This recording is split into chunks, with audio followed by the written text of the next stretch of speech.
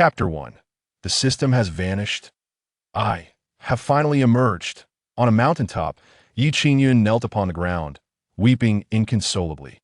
He had been trapped on this mountain for a full decade. 10 years prior, Qingyun had traversed into another realm. Initially, he believed he had arrived in a world ripe for cultivation, where a divine boon would bestow upon him the keys to ascend to the zenith of existence. However, as his hope soared, Qingyun soon discovered that the entirety of his world was confined to a mere mountaintop.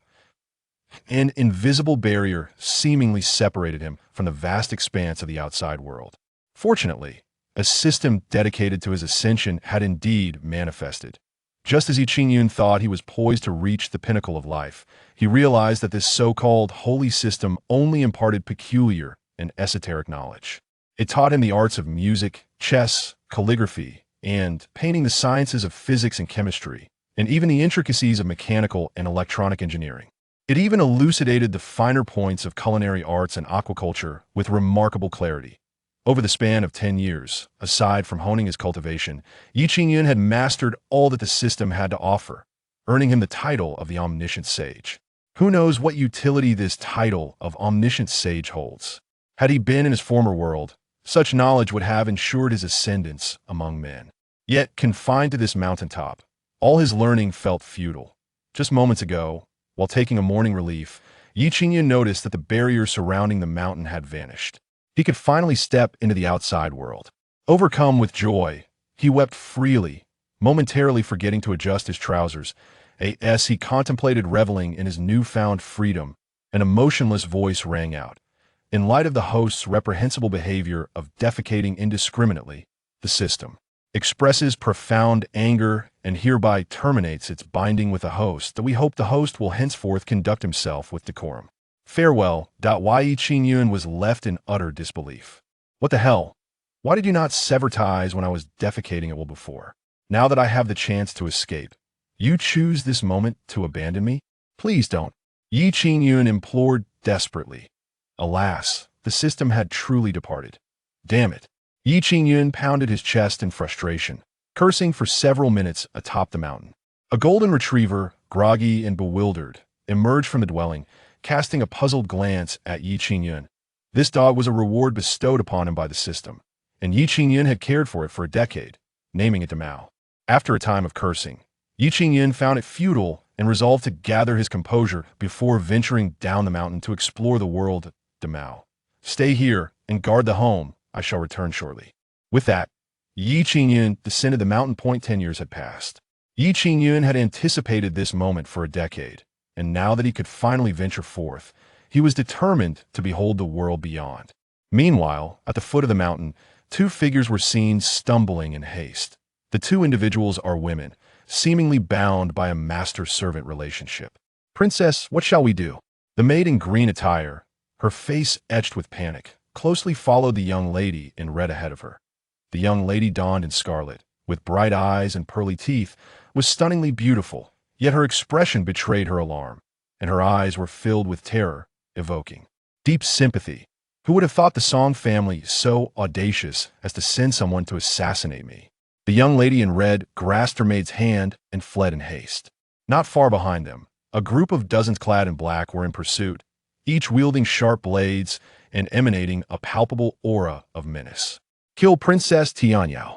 We must not allow them to escape. The leader of the black-clad figure shouted, urging his companions to hasten their pace. Suddenly, Princess Tianyao lifted her gaze. Isn't the floating cloud mountain perpetually shrouded in dark mist, rendering it inaccessible? Why is it that today the mist has dispersed, revealing a hint of ethereal light? Princess Tianyao pondered, a sense of curiosity igniting within her. Yet at this moment, there was no time for contemplation. She continued to drag her maid swiftly up the mountain. May we evade this calamity. Upon reaching the summit and passing through a grove of verdant trees, a courtyard came into view. Both women were taken aback. There are actually people living here? What a peculiar courtyard. It appears fresh and elegant, bringing a sense of tranquility. Princess Tianyao curiously surveyed the courtyard, momentarily forgetting the danger that pursued them.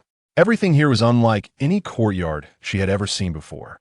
It appeared unremarkable at first glance, Yet for some reason, everything exuded a harmonious charm, perfectly blending with the surrounding scenery. One couldn't help but feel enveloped in its serenity. Could it be that an extraordinary recluse resides here? Princess Tianyao eyes sparkled with hope. If indeed a sage lived here, perhaps she might be saved. Let's investigate further. However, the maid in green expressed her concerns. Princess, could there be danger? Yet Princess Tianyao boldly stepped into the courtyard, where she was greeted by a vegetable garden, a stone table, several stone benches, and a bamboo oven recliner. It appeared no different from a common household. Is anyone here? Princess Tianyao called out. No response came. Only a golden-haired dog ambled out from within the house. Princess, there's a dog. The maid in green cried out in fright. Princess Tianyao frowned slightly. She was not afraid of dogs, but this one seemed rather ordinary. The inhabitant of this place was likely just an average person, but an ordinary person could hardly save her. At that moment, the black-clad pursuers had caught up. Princess Tianyao, cease your flight, there is no escape here. The leader of the black-clad men sneered maliciously. Princess Tianyao's complexion drained of color. If I perish, none of you will survive. The leader of the black-clad men scoffed. If you die, we few brothers will receive our reward and then live freely. What can your father do about it? You! Princess Tianyao's complexion turned ashen. At that moment, the large dog on the ground yawned sleepily. Seize them. Capture those two.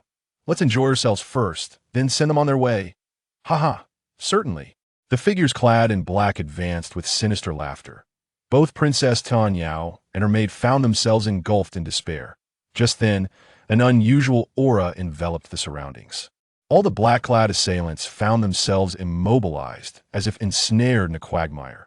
What is happening? The leader of the black-clad men was taken aback, scanning the area, but finding no one else in sight. Who is this esteemed individual present? He shouted again, yet received no reply. In the next moment, the large dog stood up and shook its golden F-word, and why master is away. Please do not brawl here and damage the flowers and plants. My master would be displeased. Did the dog just speak? Everyone was taken aback. A canine demon. The leader of the black-clad men scrutinized the large dog with a face full of skepticism. Such a mere dog demon dares to act with impunity here. With an enraged roar, the leader unleashed his formidable presence, revealing himself to be a martial arts master. However, in the next instant, a colossal golden paw descended from the sky. Boom! With a resounding crash, the leader of the black-clad men, along with a dozen others, was reduced to a pulpy mass. Princess Tianyao and her maid stood in stunned silence, feeling as though they were trapped in a dream. Chapter 2. A true master. Could it be that a dozen men clad in black were so effortlessly dispatched? Princess Tianyao and her companion rubbed their eyes, utterly incredulous at the spectacle before them. Your Highness, this, the maid in green stammered, rendered speechless. Princess Tianyao suddenly turned her gaze toward the golden-haired dog, her eyes wide with astonishment and reverence. She too was a martial artist, and while her prowess was commendable, it paled in comparison to that of the leader of the black-clad men. In her eyes, that leader was formidable, yet he had been annihilated in an instant. This golden-haired dog was undoubtedly a fearsome beast of extraordinary power. And what of its master? Surely, they were a figure of unparalleled caliber, a true recluse of the world. Shaoqing, we are saved, Princess Tianyao exclaimed, gripping her maid's hand in excitement. Shaoqing, still in a daze from the shock, was jolted back to reality by the princess's call. Miss, that was an enormous paw. They were all killed, she replied, bewildered. Princess Tianyao, suppressing her exhilaration, bowed respectfully before the magnificent creature. Esteemed canine elder? The dog yawned, still appearing drowsy. My master prefers to remain detached from worldly affairs and dislikes being considered a recluse. When my master returns, you must treat him as you would an ordinary person. Do you understand? Princess Tianyao was momentarily taken aback, but then nodded fervently. Truly, a recluse of the world, with such eccentric temperament. The golden-haired dog extended its tongue and swept over the corpses of the black-clad men. In an instant, all their bodies were drawn into its mouth, swallowed in mere moments, leaving not a single drop of blood behind. It was as if nothing had transpired at all. At that moment, a figure approached from a distance. It was Qingyun. He had returned. Initially intending to descend the mountain and explore the world, he reconsidered as he reached the foot of the mountain. That wretched system had taught him nothing about cultivation. Goodness, I'm merely a complete weakling. If I encounter danger, I would surely perish on the spot. He lamented. Never mind, the world below is too perilous. It is safer to remain on the mountain. Thus, Qingyun returned, crestfallen. Upon noticing two women standing outside his courtyard, he froze in place. No way. Could my luck be this terrible? Have they found my hideout? The two women did not appear to be benign. Qingyun turned to leave, but Princess Tianyao had already spotted him. Please, young sir, wait. She called out. She had intended to address him as senior, but remembering the golden-haired dog's warning, she quickly corrected herself. With no choice but to comply, Qingyun reluctantly approached. May I inquire what brings you two here? He asked, forcing a calm demeanor and flashing a faint smile. Princess Tianyao felt a distinct absence of martial aura emanating from Qingyun, which sent a shiver down her spine. This individual possessed an unfathomable depth of cultivation, and the fact that I cannot sense even the slightest hint of energy is truly terrifying. Little did Princess Tianyao know that the man before her, whom she viewed as enigmatic, was merely an ordinary person devoid of any cultivation whatsoever. Young master, my companion and I have been pursued and inadvertently stumbled upon this place. I hope you can forgive us. Princess Tianyao spoke with a hint of regret. Upon hearing this, Qingyun thought, pursued? Surely they want to follow me here. I have no desire to meet my end. Sensing her concern, Princess Tianyao quickly reassured him. Rest assured, the pursuers have been dealt with. Oh, that is a relief. Qingyun exhaled in relief. The large dog at the entrance yawned lazily. Have you lived here for long, young master? Princess Tianyao inquired with curiosity. Yes. I have resided here for 10 years. 10 years. Princess Tianyao recalled the legends surrounding Floating Cloud Mountain, where the summit remained shrouded in black mist for centuries. Some claimed it had persisted for 100 years, while others insisted it had been present since a millennium ago. In any case, the black mist atop Floating Cloud Mountain had existed for an inconceivable length of time, so long that no one could remember its origins. Yet, the person before her claimed to have lived here for a mere decade. Observing the surroundings, it was evident that he had been here far longer. He must have resided here long before anyone was aware. Princess Tianyao speculated quietly. Come in and sit for a while. Qingyun warmly invited the two women. After a decade of solitude, he was eager for interaction, particularly with two living beings, and even more so with women. Princess Tianyao was elated. She had been hoping to enter and explore. I hope I am not intruding. Not at all. I am quite the hospitable host. Qingyun replied as he ushered the two women inside. The moment Princess Tianyao and Shaoqing stepped into the room, their eyes widened in awe. The interior was filled with various items they had never encountered before. Over the past decade, under the compulsion of the system, Qingyun had crafted numerous inventions. Among them, his pride and joy was the entire smart home system. All the furniture and decorations within had been interconnected through this system, allowing for voice control, which was exceedingly convenient. Even in Qingyun's original world, it was an unparalleled marvel. Of course, the inhabitants of this realm were currently unable to comprehend such a sophisticated smart home system. Shaolin, activate the fresh air system, Qingyun casually called out. Princess Tianyao and Shaoqing exchanged bewildered glances. Shaolin, fresh air system? What on earth? They were utterly perplexed. Yes, master, the fresh air system has been activated. With the melodious voice of a woman, refreshing air began to flow from various corners of the room. Qingyun was naturally accustomed to such phenomena. However, Princess Tianyao was instantly taken aback. Could there truly be such an astonishing concentration of spiritual energy? As a martial artist, her sensitivity to spiritual energy was exceptionally keen. The moment the new wind system was activated, a torrent of spiritual energy surged from all directions. Princess Tianyao was left dumbfounded. The density of spiritual energy in this place was over 100 times stronger than that of her own royal residence. Undoubtedly, there must be a formidable grand formation here, capable of reversing the heavens and gathering spiritual energy from a radius of 1,000 miles.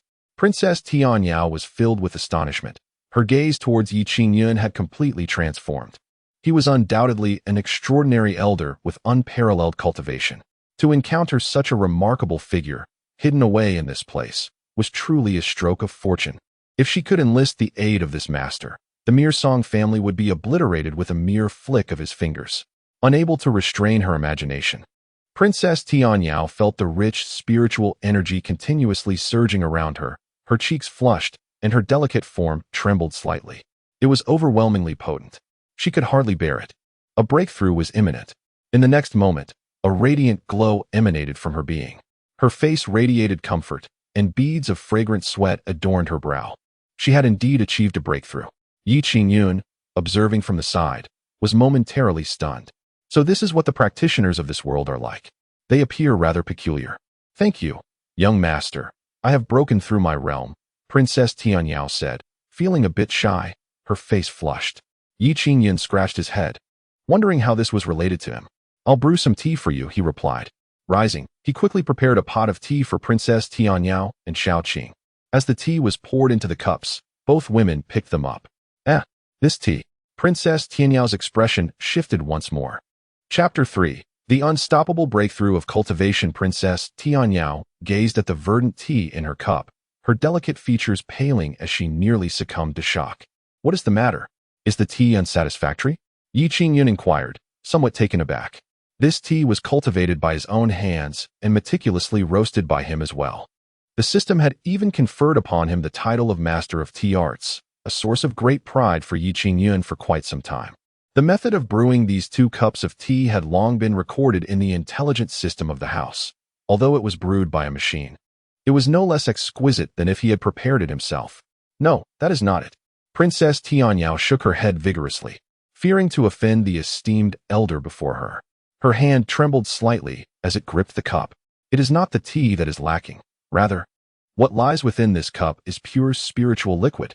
When spiritual energy reaches a certain concentration, it transforms into spiritual liquid. A single drop of this liquid harbors immense spiritual energy, and the essence contained in this cup of tea is beyond Princess Tianyao's imagination. She could not dare to drink it, for if she did, her body would be unable to endure such an overwhelming force of spiritual energy and would surely explode.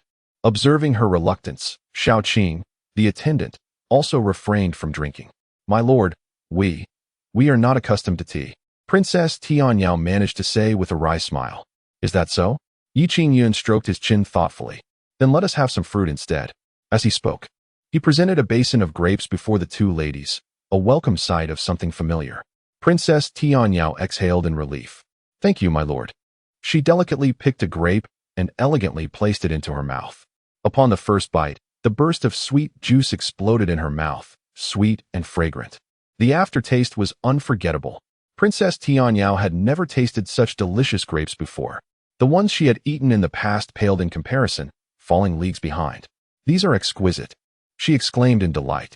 Shaoqing, equally enchanted by the flavor, found herself unable to resist, her fingers rapidly plucking one grape after another to her lips. Princess Tianyao, disregarding her image, joined in with both hands, fearful that Shaoqing would finish them all first. Shaoqing, save some for me. Seeing Shaoqing devour the grapes faster than herself, Princess Tianyao felt a pang of urgency. My lady, you are clearly eating more than I am, Shaoqing replied, her words muffled, grape juice spilling from the corners of her mouth. Qingyun looked on in bewilderment. Was it merely a basin of grapes? Why such fervor?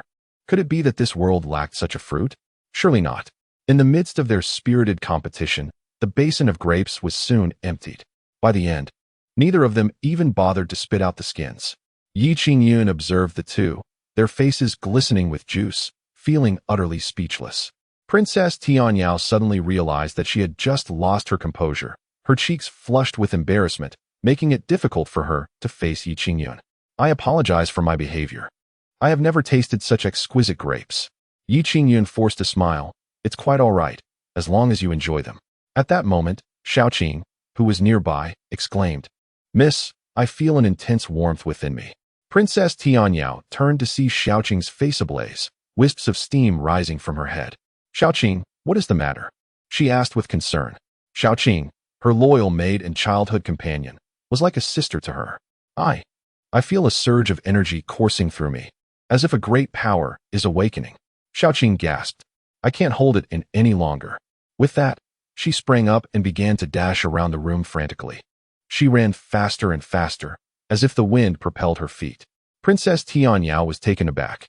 Could it be that Shaoqing had successfully opened her spiritual senses and become a warrior? Yi Qingyun was equally astonished. What on earth was happening with her? Had she consumed some sort of stimulant? Should I have her tested?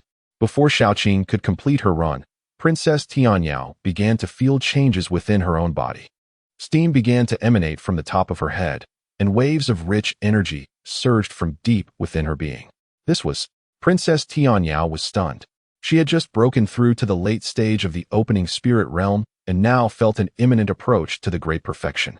In martial arts cultivation, there are 8 realms: opening spirit, gathering source, condensing Dan, connecting heaven, refining spirit, returning to aperture, transforming essence, and ascending to the summit. Each realm is further divided into early, mid, late stages, and great perfection.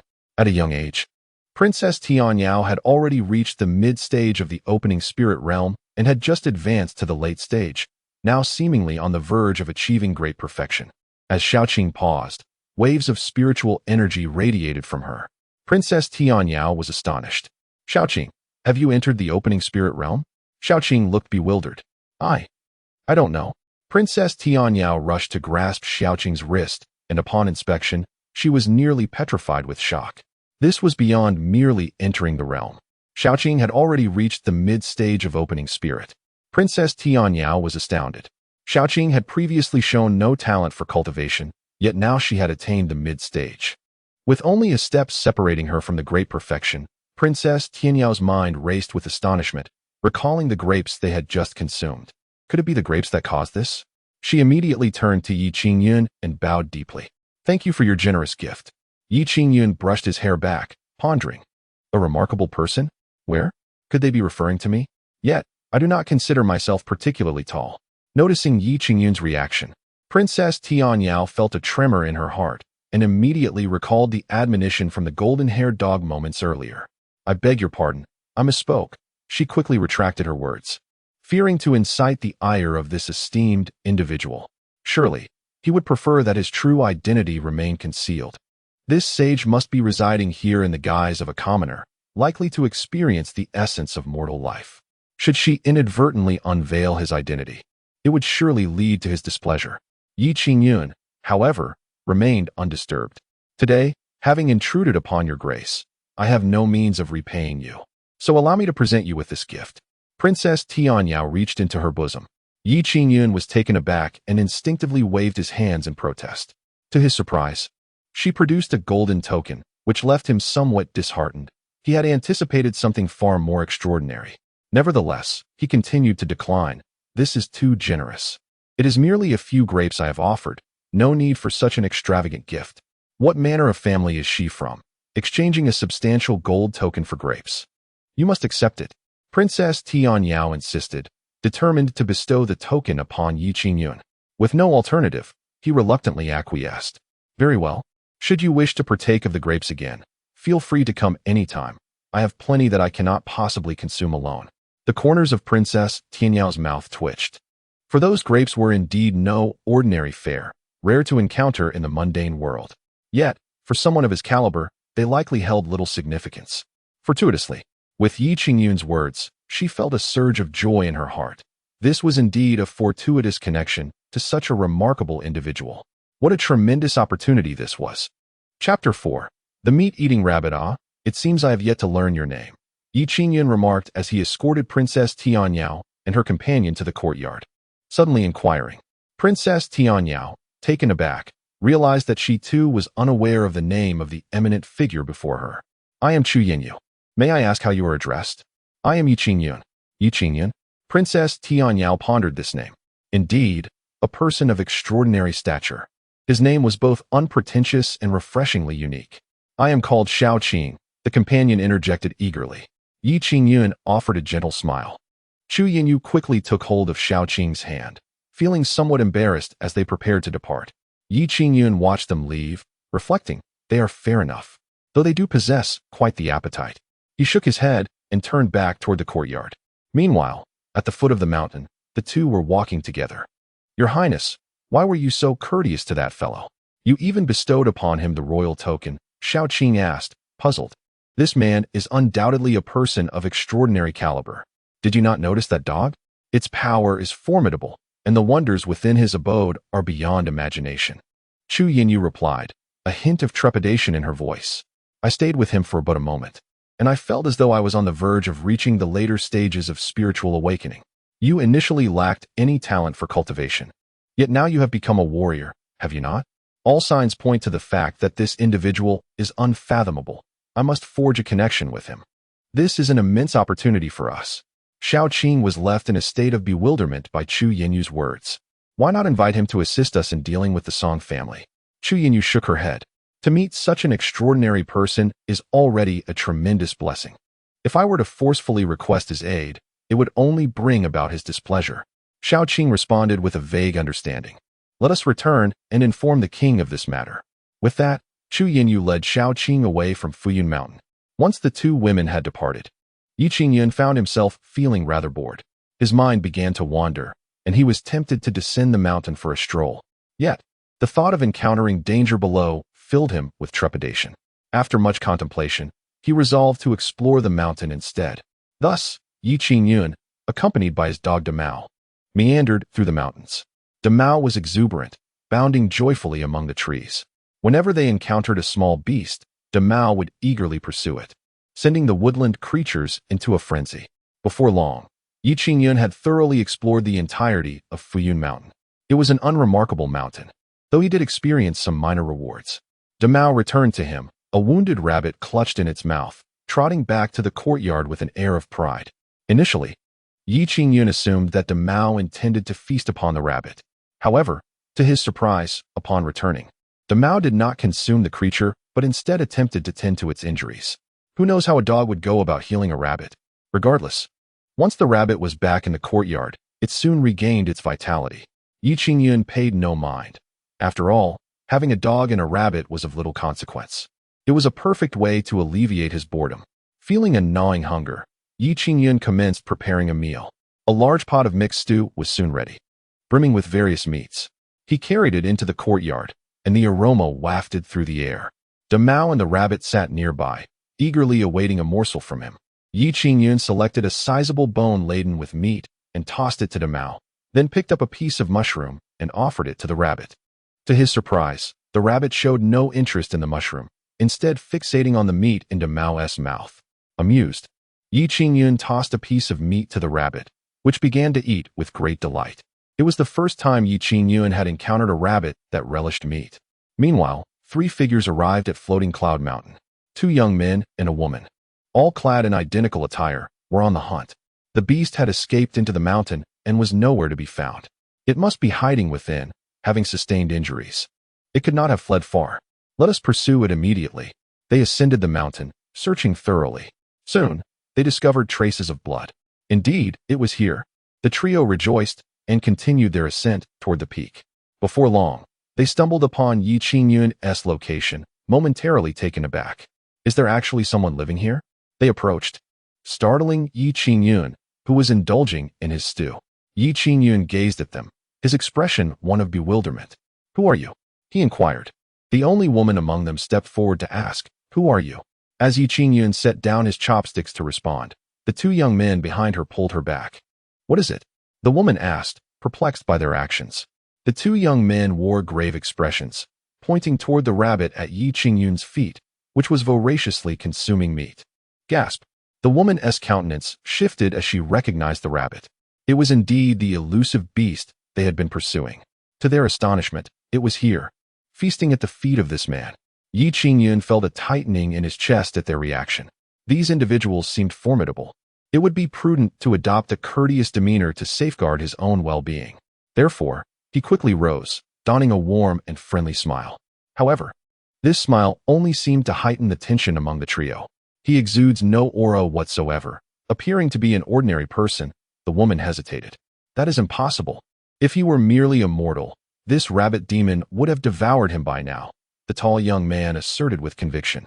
Indeed, one residing in such an isolated place cannot possibly be an ordinary human, echoed another, plump young man. The woman felt a sense of confusion. No matter how she looked at it, Qingyun appeared to be an ordinary individual. What brings you 3 here? Qingyun rubbed his hands and inquired. The tall young man immediately clasped his fists and asked, "May I inquire your esteemed name?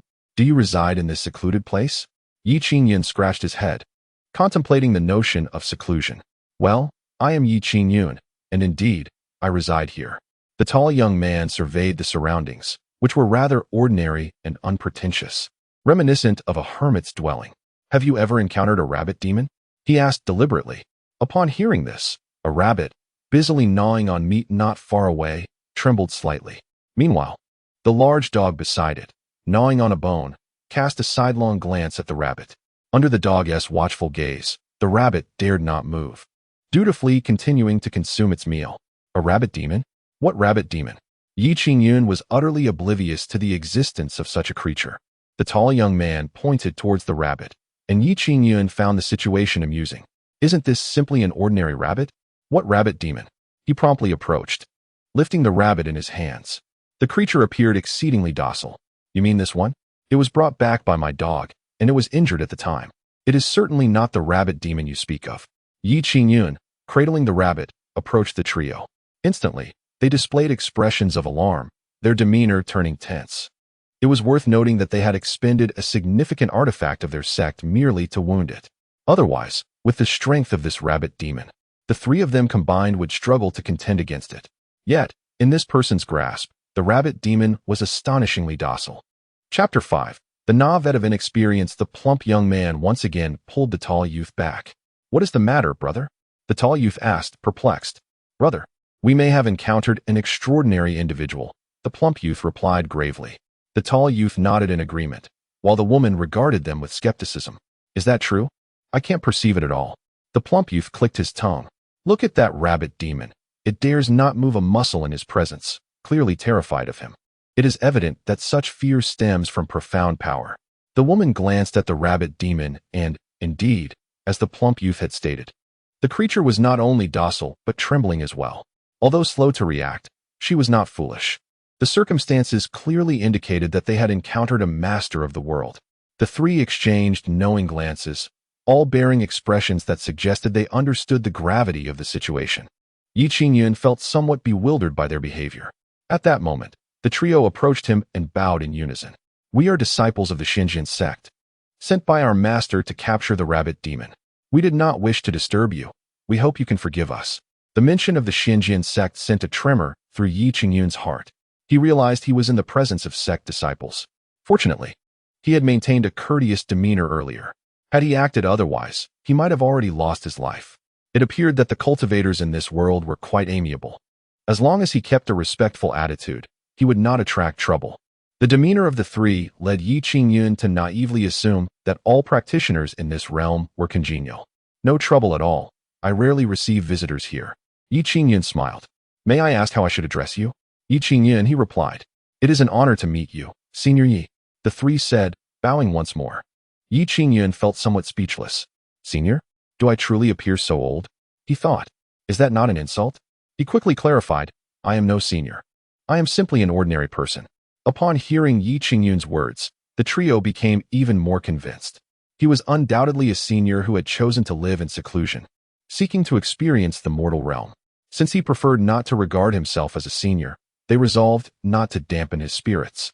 "We have been discourteous. Please forgive us." "Brother Yi," the tall youth said with a smile. After a round of introductions, Yi Qingyun learned the names and backgrounds of the three. They were all disciples of the Qingyun sect. The tall youth, the eldest brother, named Li Qingyuan; the plump youth, the second disciple, named Zhao Wanchan; and the sweet-faced girl, their junior sister, Su Jinger. As for the Qingyun sect, it was one of the three great sects within the Tianwu dynasty, led by the current sect master, Su Changfeng, who was also Su Jinger's father.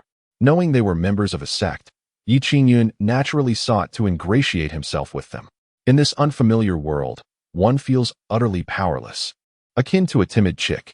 To forge connections with individuals from various sects is akin to seeking a sturdy tree to embrace for support. He eagerly welcomed the three into the courtyard. Although they were wary of the rabbit in Yi Qingyun's arms, they followed him inside. "Have you dined yet? If not, feel free to partake of some food here," Yi Qingyun inquired warmly. Li Qingyuan repeatedly gestured in refusal. No, it's quite all right." Yi Qingyun himself felt a pang of hunger. Then please, explore at your leisure while I indulge, he said, seating himself to continue enjoying a pot of mixed stew. The trio felt too awkward to genuinely wander around. Thus they stood in the courtyard, feigning admiration for the flowers and greenery. However, this pretense soon led to astonished expressions. Brother, is that not Qingyun grass? Zhao Wanshun pointed towards a lush patch of greenery, his voice filled with astonishment. Li Qinyuan gasped in realization. Indeed, it was Qingyun grass. The trio was astounded. This herb was exceedingly rare for alchemy, typically found only in ancient mountains. Yet here it flourished in such abundance, and its growth was robust. With at least 5 centuries of age, their excitement was palpable. If they could transport some back to their sect, it would be a monumental achievement. Yi Qingyun regarded the trio with curiosity. Why were they so animated over a mere patch of grass? It was simply a well-tended area, appearing orderly due to his care. What was all the fuss about? Brother, could that be the legendary 7-leaf zhu fruit? Su Jing'er exclaimed, pointing at a nearby cluster of vibrant red fruits. Li Qinyuan and Zhao Wanshun hurried over. 7-leaf zhu fruit. It truly is. Li Qinyuan was left in a state of disbelief, having already encountered the rare Qingyun grass. The 7-leaf zhu fruit was even more elusive. Once, a single fruit had appeared at the Tianxiao Merchants Association, inciting fierce competition among various factions. Yet here, there was an entire cluster. Li Qinyuan was rendered speechless. Yi Qingyun, somewhat bemused, thought, isn't that just a tomato? Why are they acting as if they've never seen such things? Could it be that the people of this world were unfamiliar with agriculture and had never encountered these commonplace items? That seemed rather pitiable.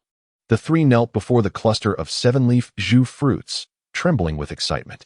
They longed to reach out and touch them, yet hesitated, fearing it might displease Yi Qingyun, leaving them in an uncomfortable state. At that moment, Zhao Wanshun noticed a fruit tree not far off. Brother, sister, look at that tree.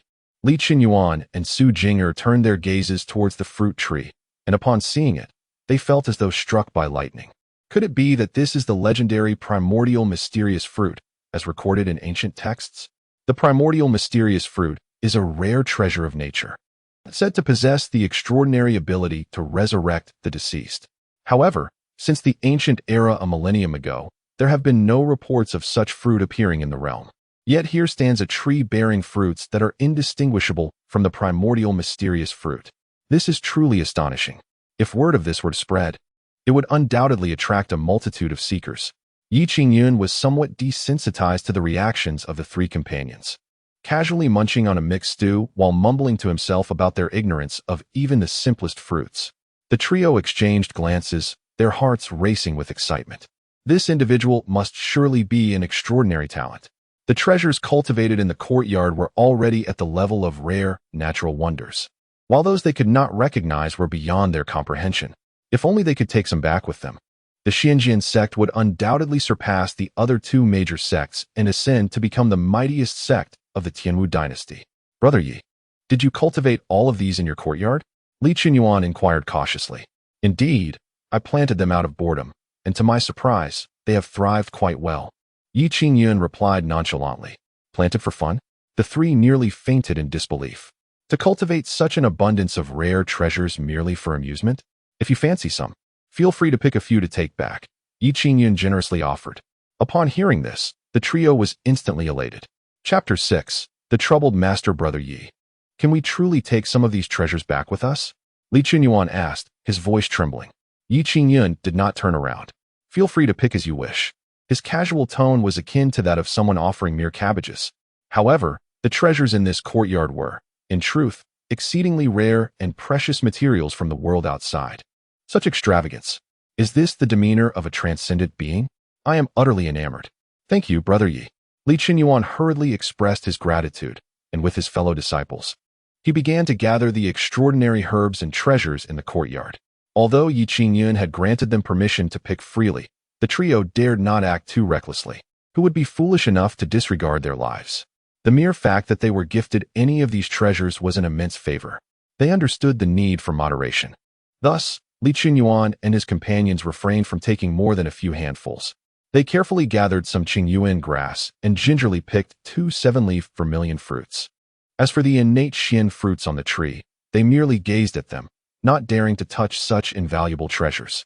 With the Qingyun grass and the 7-leaf vermilion fruits, they felt immensely satisfied. Their joy was palpable, nearly causing them to burst with delight.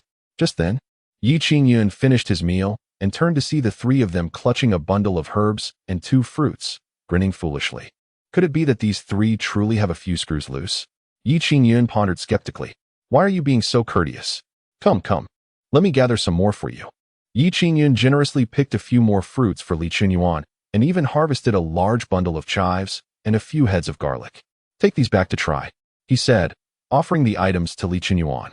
Qingyun was taken aback by the kindness. Brother Yi, you are being too gracious. We cannot accept so much. Qingyun waved his hand dismissively. What is there to be modest about? It is but a trifling amount. Take it. Seeing Qingyun's warm-heartedness, Qingyun felt compelled to accept the gifts. Thank you, Brother Yi. Su Jing'er quietly tugged at Qingyun's sleeve. Senior brother, are we not being a bit too impolite by taking so much? Upon hearing Su Jing'er's remark, Qingyun immediately realized the gravity of the situation. Indeed, they could not simply take the treasures from such a distinguished figure without offering something in return. He pondered, feeling the contents of his pouch. I only brought a few essence pills. I have nothing else. Su Jing'er replied, I have the Zixiao sword, but that would not do. The Zixiao sword was a birthday gift from Master. It cannot be given away lightly. Zhao Wanchun frowned. After a moment's hesitation, Su Jing'er finally produced the Zixiao sword. Although precious, could it truly compare to the treasures bestowed upon them by the Master? This thought rendered Zhao Wanchun momentarily speechless. The Zixiao sword is indeed a treasure. Yet when compared to the heavenly materials and earthly treasures gifted by Qingyun, it pales into insignificance. Qingyun turned his gaze towards Zhao Wanchun. I recall that you recently acquired a piece of Tianyue stone. Why not present it as well? Zhao Wanchun hesitated momentarily, reluctant to part with it, but eventually produced a silvery stone. The three gathered their items together. Brother Yi, we have no means to repay your kindness. So let these modest offerings serve as our token of gratitude. We are aware that these items are rather crude and may not meet your esteemed standards. Yet we hope you will not disdain them. Qingyun felt somewhat embarrassed. The offerings were indeed rather meager, hardly worthy of presentation. They were concerned that Qingyun might look down upon their gifts. However, these were the most valuable items they could muster. Very well, I shall accept them. Qingyun replied directly, showing no pretense. Witnessing Qingyun's amiable demeanor, devoid of any disdain, filled Qingyun and his companions with profound gratitude. This truly embodied the grace of a transcendent being. His every gesture exuded an atmosphere of ease, making one feel as though embraced by a gentle spring breeze. Brother Yi, we take our leave now, and we shall visit again in the future. Of course, Qingyun responded warmly. Qingyun and his companions did not linger, hastily departing with their bundle of items.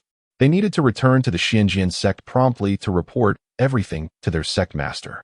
Meanwhile, hundreds of miles away at the Qingyun sect master Su Changfeng found himself troubled, holding an invitation in hand. The martial gathering of the 3 sects had been advanced by a full 2 months. What could be done about this? Su Changfeng lamented with a furrowed brow. His wife, Xin Xiaolan, stood by, casting a worried glance at him. That old fellow Gongsun Yu has just recently made a breakthrough, and Shun Gongwang emerged from seclusion last month. Their cultivation levels have now surpassed mine, and I fear that during this martial gathering, our Qingyun sect will be utterly overshadowed by their prowess. Su Changfeng's tone was grave, and he sighed repeatedly.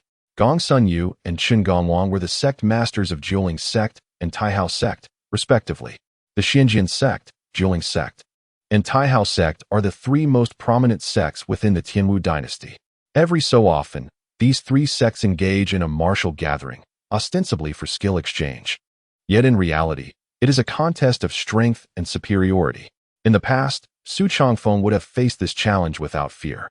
However, now that both Gongsun Yu and Qin Gongwang had made significant advancements, Su Changfeng found himself stagnating in his own cultivation for years, unable to progress. Once, their realms had been comparable, but now Su Changfeng lagged behind, leaving him without confidence to participate in the martial gathering. Husband, perhaps we should forego this gathering? Xin Xiaolan suggested. Su Changfeng shook his head. It cannot be so simple. If we were to decline, How could our Qingyun sect maintain its standing in the Tianwu dynasty? Would it not be said that we are afraid of battle? In a moment of uncertainty, Xun Xiulan found herself at a loss. Just then, the sect leader and the senior brother returned. A disciple approached to report, "Please allow them to enter." Understood. Soon, Li Chunyuan and the other two entered, their faces alight with excitement. "You three, why have you returned so soon from pursuing that rabbit demon?" Su Changfeng inquired with a frown. "Master, we were unable to catch the rabbit demon," Li Chunyuan replied. Su Changfeng's anger flared. "That rabbit demon has taken the life of our sect's disciple, and you three allowed it to escape? Master, let us set aside the matter of the rabbit demon for now. Please take a look at these items." Li Chunyuan quickly interjected, presenting the treasures they had brought back. Su Changfeng was momentarily taken aback upon seeing the collection. Xun Xiulan stood beside him, equally stunned. An array of rare materials and treasures lay before them, and in considerable quantity. These are what you brought back?"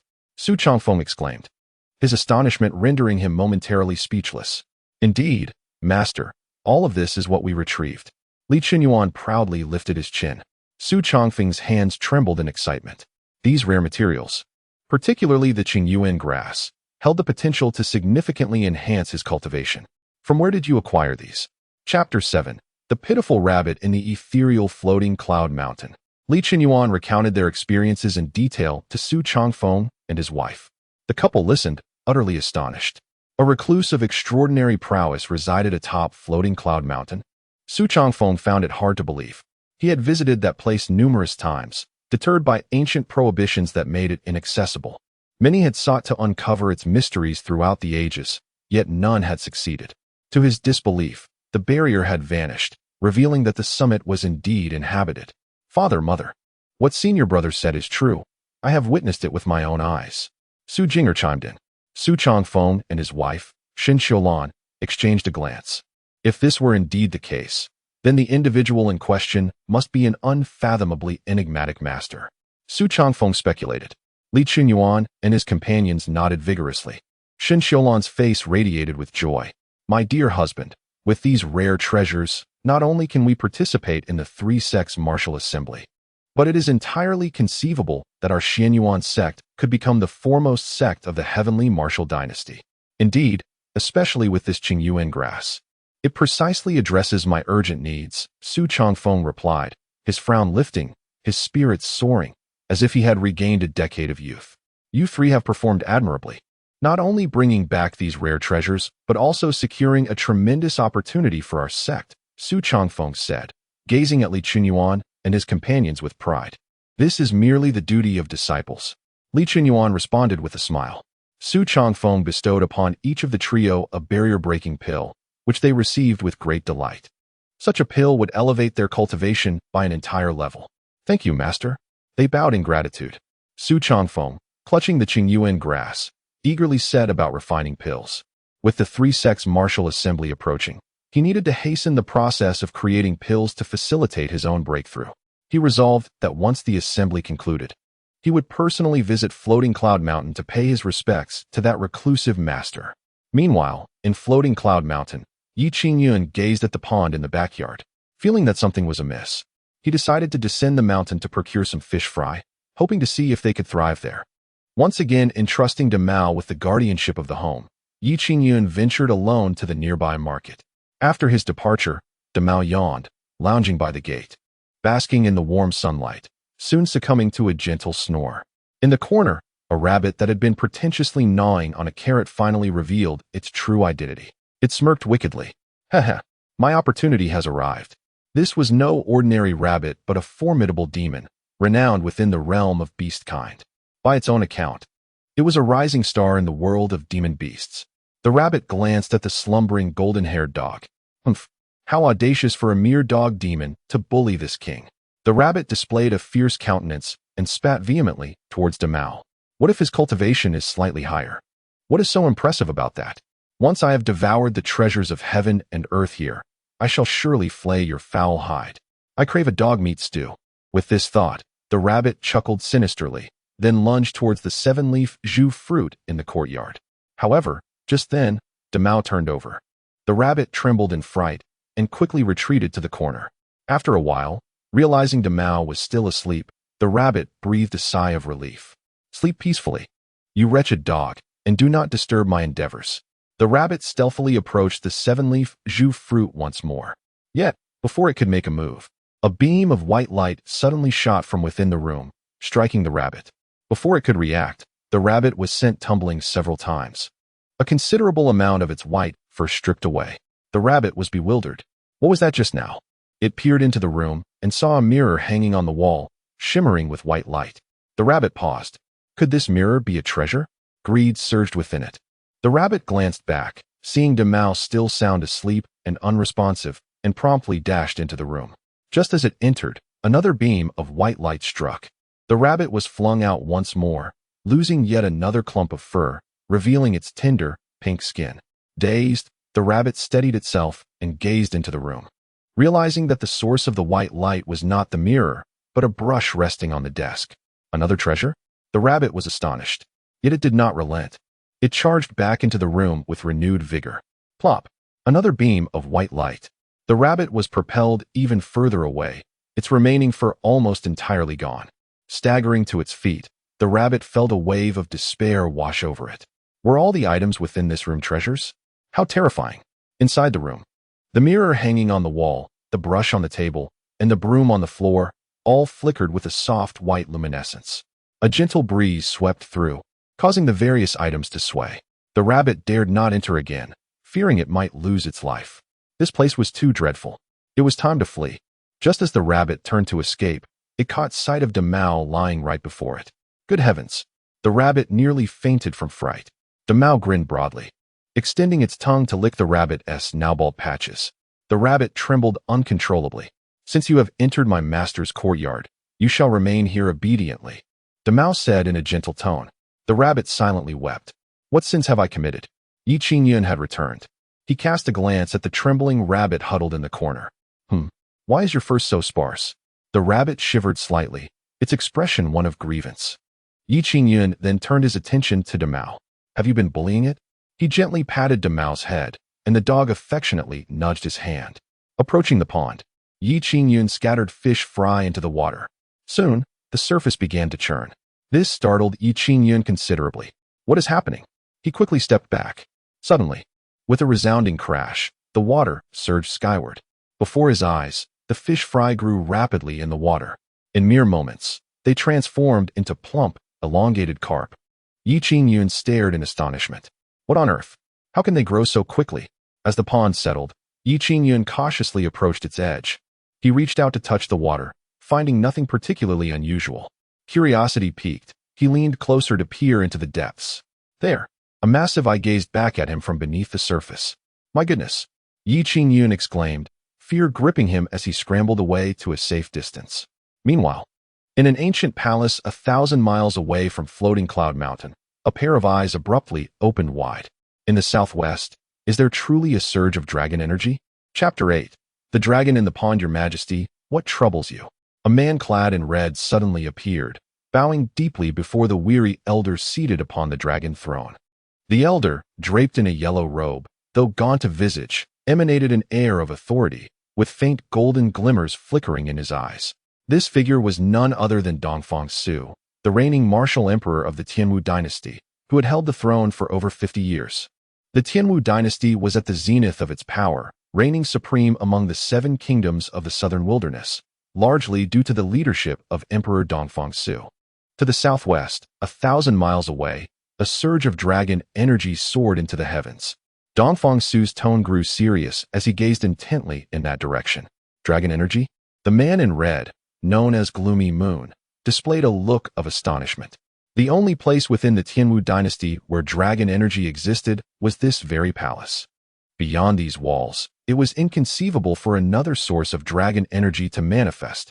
Dongfang Su's expression was grave. As the emperor and the most powerful being in the Tianwu dynasty, he bore the weight of an ancestral pact with a dragon, which had granted his lineage the protection of the dragon clan for generations. In the depths of the palace, a young dragon slumbered, the very reason for the presence of dragon energy within. Yet, the dragon energy he had just sensed was tenfold stronger than that which resided in the palace. Even a cultivator of Dongfang Su's caliber felt a shiver of primal fear resonating from the depths of his bloodline. Respect. It had been many years since Dongfang Su had experienced such an emotion. Gloomy Moon. You shall go to the southwest on my behalf and investigate the origin of this dragon energy, he commanded. At your command, Gloomy Moon acknowledged, vanishing from sight in an instant. Dongfang Su furrowed his brow, standing solemnly within the great hall. Our Tianwu dynasty has known peace for many years. Could it be that we are on the brink of chaos? As Gloomy Moon set forth, he departed the capital, heading straight for the southwest. His profound cultivation, as the emperor's personal guard, allowed him to traverse the distance with remarkable speed, reaching the vicinity of Floating Cloud Mountain in just 3 days. Gloomy Moon's gaze fell upon Floating Cloud Mountain, a flicker of doubt crossing his features. I recall that there existed ancient prohibitions upon this mountain, yet they seem to have vanished. He immediately speculated that the source of the dragon energy might well be emanating from this very mountain. Up the mountain I go. Gloomy Moon resolved, ascending the slopes. Upon reaching the midway point, he halted. In the distance, he spied a youth descending the mountain path, accompanied by a dog. A mortal? Gloomy Moon's eyes scrutinized the young man, sensing no trace of cultivation within him. This young man, leading the dog, was none other than Qingyun, making his descent from the mountain. Another visitor to the mountain, Qingyun noted, spotting the figure in red, curiosity gleaming in his eyes. Recently, he had found himself intrigued by the individuals venturing upward. With a single step, Gloomy Moon closed the distance, appearing before Qingyun in a heartbeat. Qingyun was taken aback, retreating repeatedly.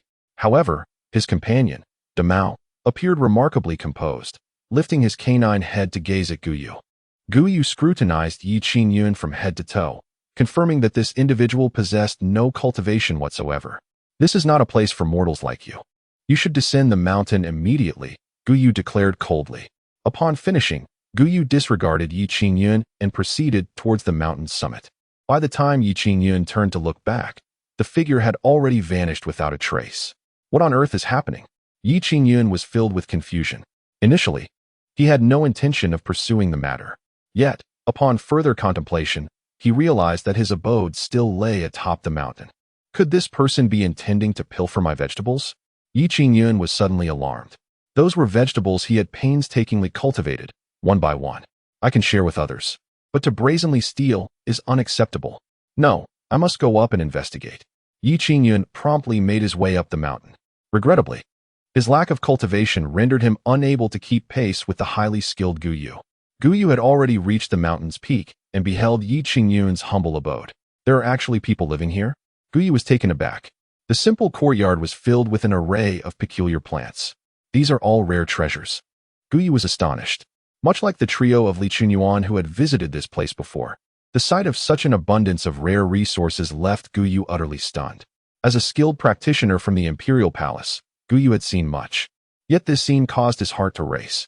Suppressing his shock, Guyu was about to step inside when a hairless rabbit suddenly leapt out. Such powerful demonic energy. Guyu's expression shifted as he observed the hairless rabbit, and a look of wariness emerged. This creature was clearly a demon rabbit, and the strength of its aura posed a palpable threat. Who are you? The rabbit inquired in a chilling voice, distinctly feminine. I am a personal guard of the martial emperor. You, a mere demonic beast, should not be so audacious. Guyu exclaimed in a low tone. Upon hearing the mention of the martial emperor's guard, ordinary demonic beasts would typically retreat in fear. However, the hairless rabbit showed no signs of intimidation. This is my master's territory. You should leave at once, the rabbit replied nonchalantly. Your master?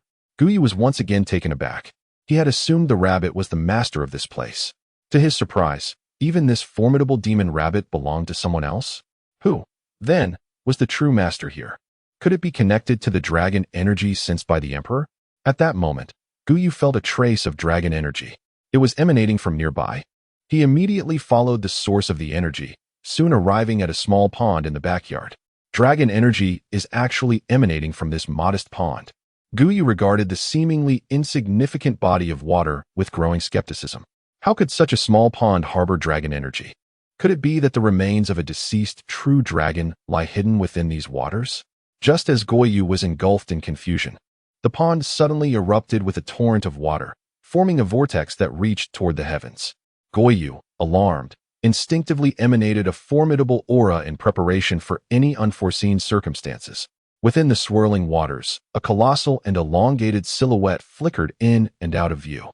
A dragon? Goyu was taken aback. The entity within the water was undoubtedly a dragon, and certainly not one of lesser lineage. This was a true dragon. The flow of water surged swiftly, only to retreat just as rapidly. When tranquility returned to the pond, Goyu still found himself reeling from the shock. It wasn't until he heard footsteps behind him that he was jolted back to reality. "Hey, what is wrong with you? Why did you come into someone else's home without so much as a word?" The dissatisfied voice of Qingyun broke the silence. Goyu turned abruptly. "Are you the master of this place?" Qingyun smirked and approached the pond's edge. "Who else would it be?" He glanced at the pond and then at Goyu. "Are you perhaps thinking of sneaking down to steal my fish?" "Steal fish?" Goyu was at a loss for words. "I wouldn't dream of it." The mortal before him was indeed insufferable. With no cultivation to speak of, it was impossible for him to be the master of this domain. Goyu regarded Qingyun with disdain, thinking him no more than an insignificant insect that should be brushed aside. Just as he contemplated pushing Qingyun away, a head suddenly emerged from the water behind him. A dragon's head. With icy eyes, the dragon fixated on Goyu, as if ready to strike at the slightest movement. Goyu's hand froze in place. To his utter horror, he realized that the dragon regarded Qingyun with the same tender affection as a pet would its owner. Am I dreaming? Goyu couldn't help but question his very existence. Chapter 9. The Astonished Emperor Dragon. "You, dragon," Goyu stammered, pointing behind Qingyun. Qingyun's anger flared immediately. "Are you deaf? My hearing is perfectly fine." Goyu, in a state of panic, exclaimed, "You! There is a dragon behind you." Qingyun was taken aback. "A dragon behind me?" He turned to look, only to see a pond gently rippling. Not a dragon in sight, nor even a sparrow. Qingyun turned back, his expression one of skepticism directed at Goyu. Could this fellow be unhinged? He pondered. Goyu, however, was utterly bewildered. For when Qingyun had turned, the dragon's head had swiftly submerged into the water. But as Qingyun turned back, the dragon's head reemerged, fixated intently on Goyu. Goyu was left in disbelief. Is this dragon targeting me? Yet it appeared that this dragon held a profound reverence for the seemingly mundane individual before him. Wait. Goyu suddenly recalled the words of the rabbit demon from earlier. The master of this place? Could it truly be this mortal? But if he were merely a mortal, how could he command the rabbit demon's loyalty? And how could this dragon exhibit such deference? Guyu's gaze towards Qingyun shifted entirely. This is certainly not an ordinary person. Rather, I am too shallow in cultivation to fathom his true depth. Goyu was resolute in his thoughts. Only such an explanation could clarify everything here. I had just treated such an unfathomable master with such insolence. It was truly a reckless act. Goyu felt a wave of regret wash over him, tinged with a hint of luck. The memory of his previous demeanor towards Qingyun made him wish to slap himself twice. Young and blind to the greatness before me, I have offended you, esteemed one. I humbly ask for your forgiveness. Goyu immediately knelt before Qingyun. This left Qingyun somewhat flustered. Why are you kneeling? It's not even a festive occasion. Hey, what is wrong with you? Are you trying to pull a fast one? Qingyun regarded him warily. Humph, I once he fall for that trick. Goyu looked up in astonishment. Pull a fast one? What does that mean? Could this be the esteemed one's guidance for me? Such a high-ranking individual, whose words and actions are beyond my shallow understanding, must surely possess profound significance. Guyu's awe deepened, regarding Qingyun with almost divine reverence. What a jest! To have a true dragon bow in submission is nothing short of a miracle. One must wonder how many individuals across the continent could command such loyalty from a dragon. Certainly, in the Tianwu dynasty, there exists no such person. Esteemed one, I beg your pardon. I was excessively disrespectful just now. Goyu lowered his head, his demeanor humble. Apart from the martial emperor Dongfang Su, this was only the second person he had knelt to. However, Gloomy Moon perceived nothing amiss. Qingyun scratched his head. I am not a senior. Please rise. Gloomy Moon cautiously stood up. What brings you here? Qingyun inquired. Gloomy Moon clasped his hands. I am Gloomy Moon, a personal guard of Emperor Dongfang Su. His Majesty sensed the presence of dragon energy in this location and specifically dispatched me to investigate. Yi Qingyun was momentarily taken aback. Emperor Dongfang Su? Is he not the sovereign of the heavenly martial dynasty? The individual before him was unexpectedly sent by the emperor, a significant figure indeed. In Yi Qingyun's previous world, such a person would be akin to a high-ranking expert from the inner palace. Oh dear. Yi Qingyun immediately adopted a more respectful demeanor. My sincerest apologies for my rudeness. With that, he bowed to Gloomy Moon, leaving him flustered and nearly kneeling once more. The two exchanged pleasantries, each more courteous than the other, almost to the point of bowing their heads in reverence. This esteemed individual must be a recluse, experiencing the mundane world, hence appearing before me in a mortal guise and consistently denying his exalted identity, Gloomy Moon mused. Since this distinguished person is reluctant to acknowledge his status, I shall refrain from exposing his identity, lest I provoke his displeasure. With this thought, Gloomy Moon steadied himself. May I inquire how to address you? Hearing Gloomy Moon's inquiry, Yi Qingyun felt much more at ease. Being constantly referred to as a senior or esteemed being was rather overwhelming. I am Yi Qingyun. Your name is truly elegant and extraordinary, devoid of the mundane, Gloomy Moon remarked with admiration. Yi Qingyun thought to himself, this individual, having become the emperor's personal guard, must possess more than just flattery. Merely a name can inspire such praise. And may I ask how you are called? Yi Qingyun reciprocated. I am Gloomy Moon. A name bestowed upon me by His Majesty the Emperor, Gloomy Moon replied with a bow. Your name is indeed rather impressive, Yi Qingyun said with a smile. Impressive? Gloomy Moon appeared puzzled. What does that term mean? You mentioned that there is a dragon in my pond. Is that true? Gloomy Moon was about to affirm it when he noticed the head of the dragon emerging from the pond, glaring at him with a warning gaze. Gloomy Moon swallowed his words. No, I must have been mistaken. He hastily waved his hand.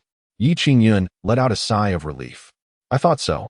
This pond is so small that it would be challenging to sustain even a few fish, let alone a dragon.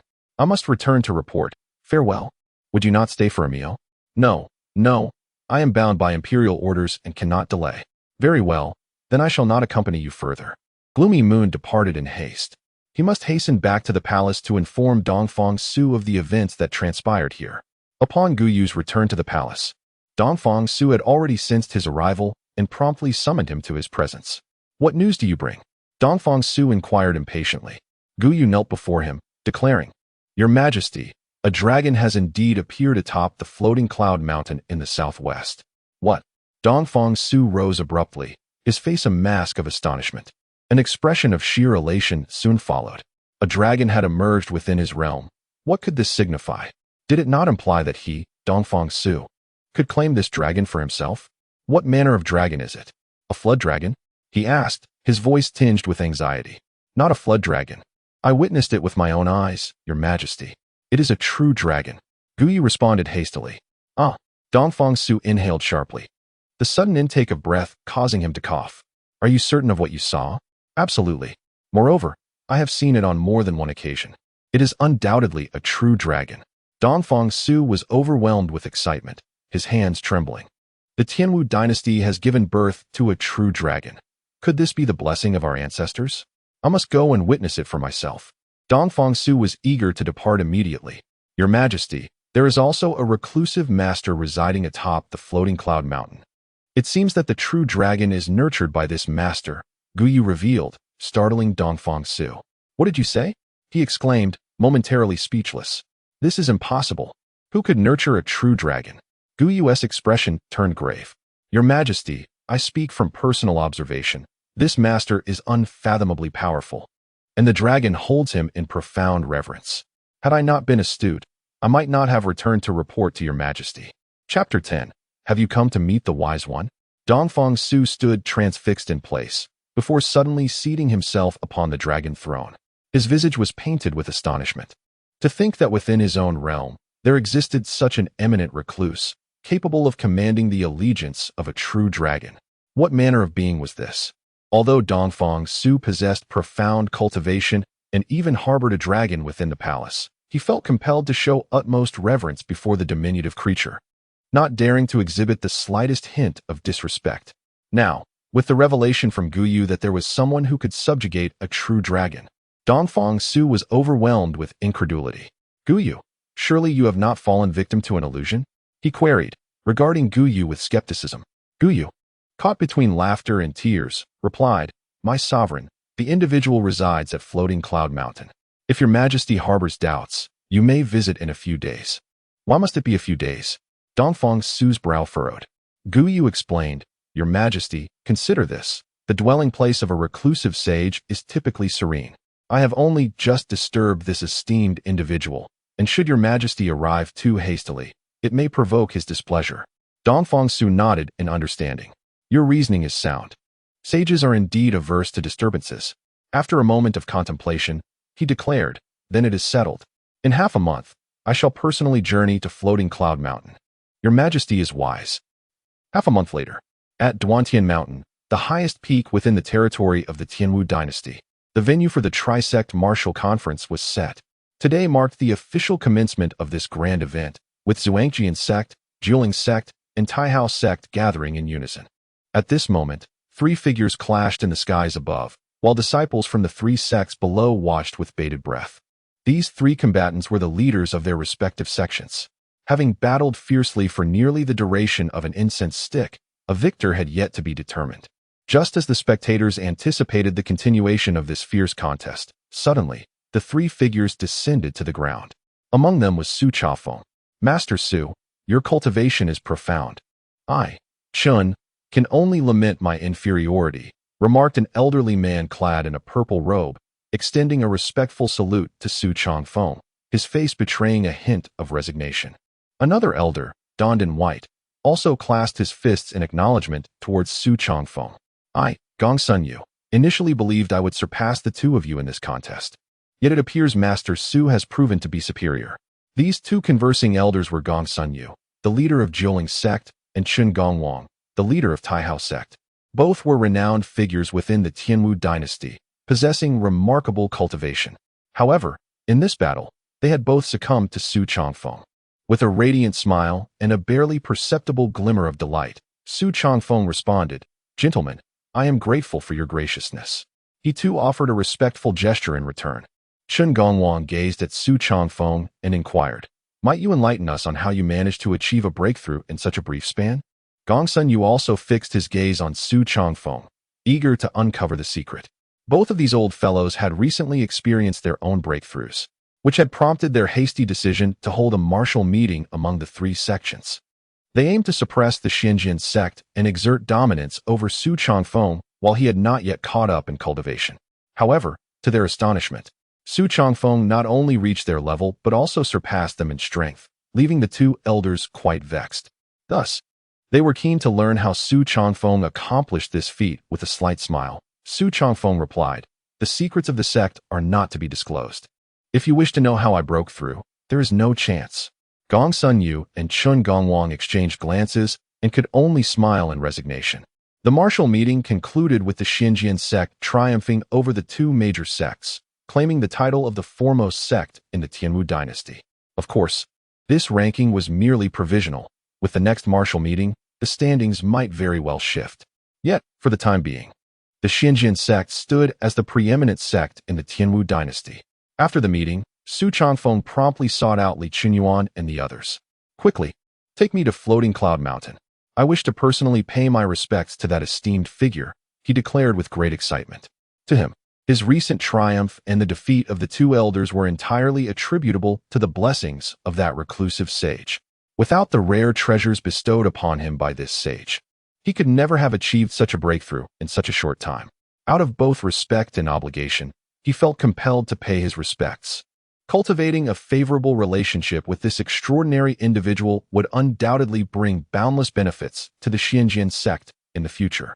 Li Qingyuan and the others, understanding the gravity of the situation, wasted no time and set off with Su Changfeng towards Floating Cloud Mountain. At the foot of Floating Cloud Mountain, over 100 armored guards escorted three young women to the mountain. Among them were Princess Chu Yenyu and her maid, Shaoqing. The third woman, clad in white attire, possessed a delicate and gentle beauty, her enchanting eyes reminiscent of an untainted orchid. Her name was Bai Suyi, a disciple of the Jiuling sect and a close friend of Chu Yenyu. Having heard from Chu Yenyu about the esteemed figure residing on Floating Cloud Mountain, Bai Suyi was filled with curiosity. As fate would have it, with Chu Yinyu planning another visit to the mountain, Bai Suyi decided to accompany her.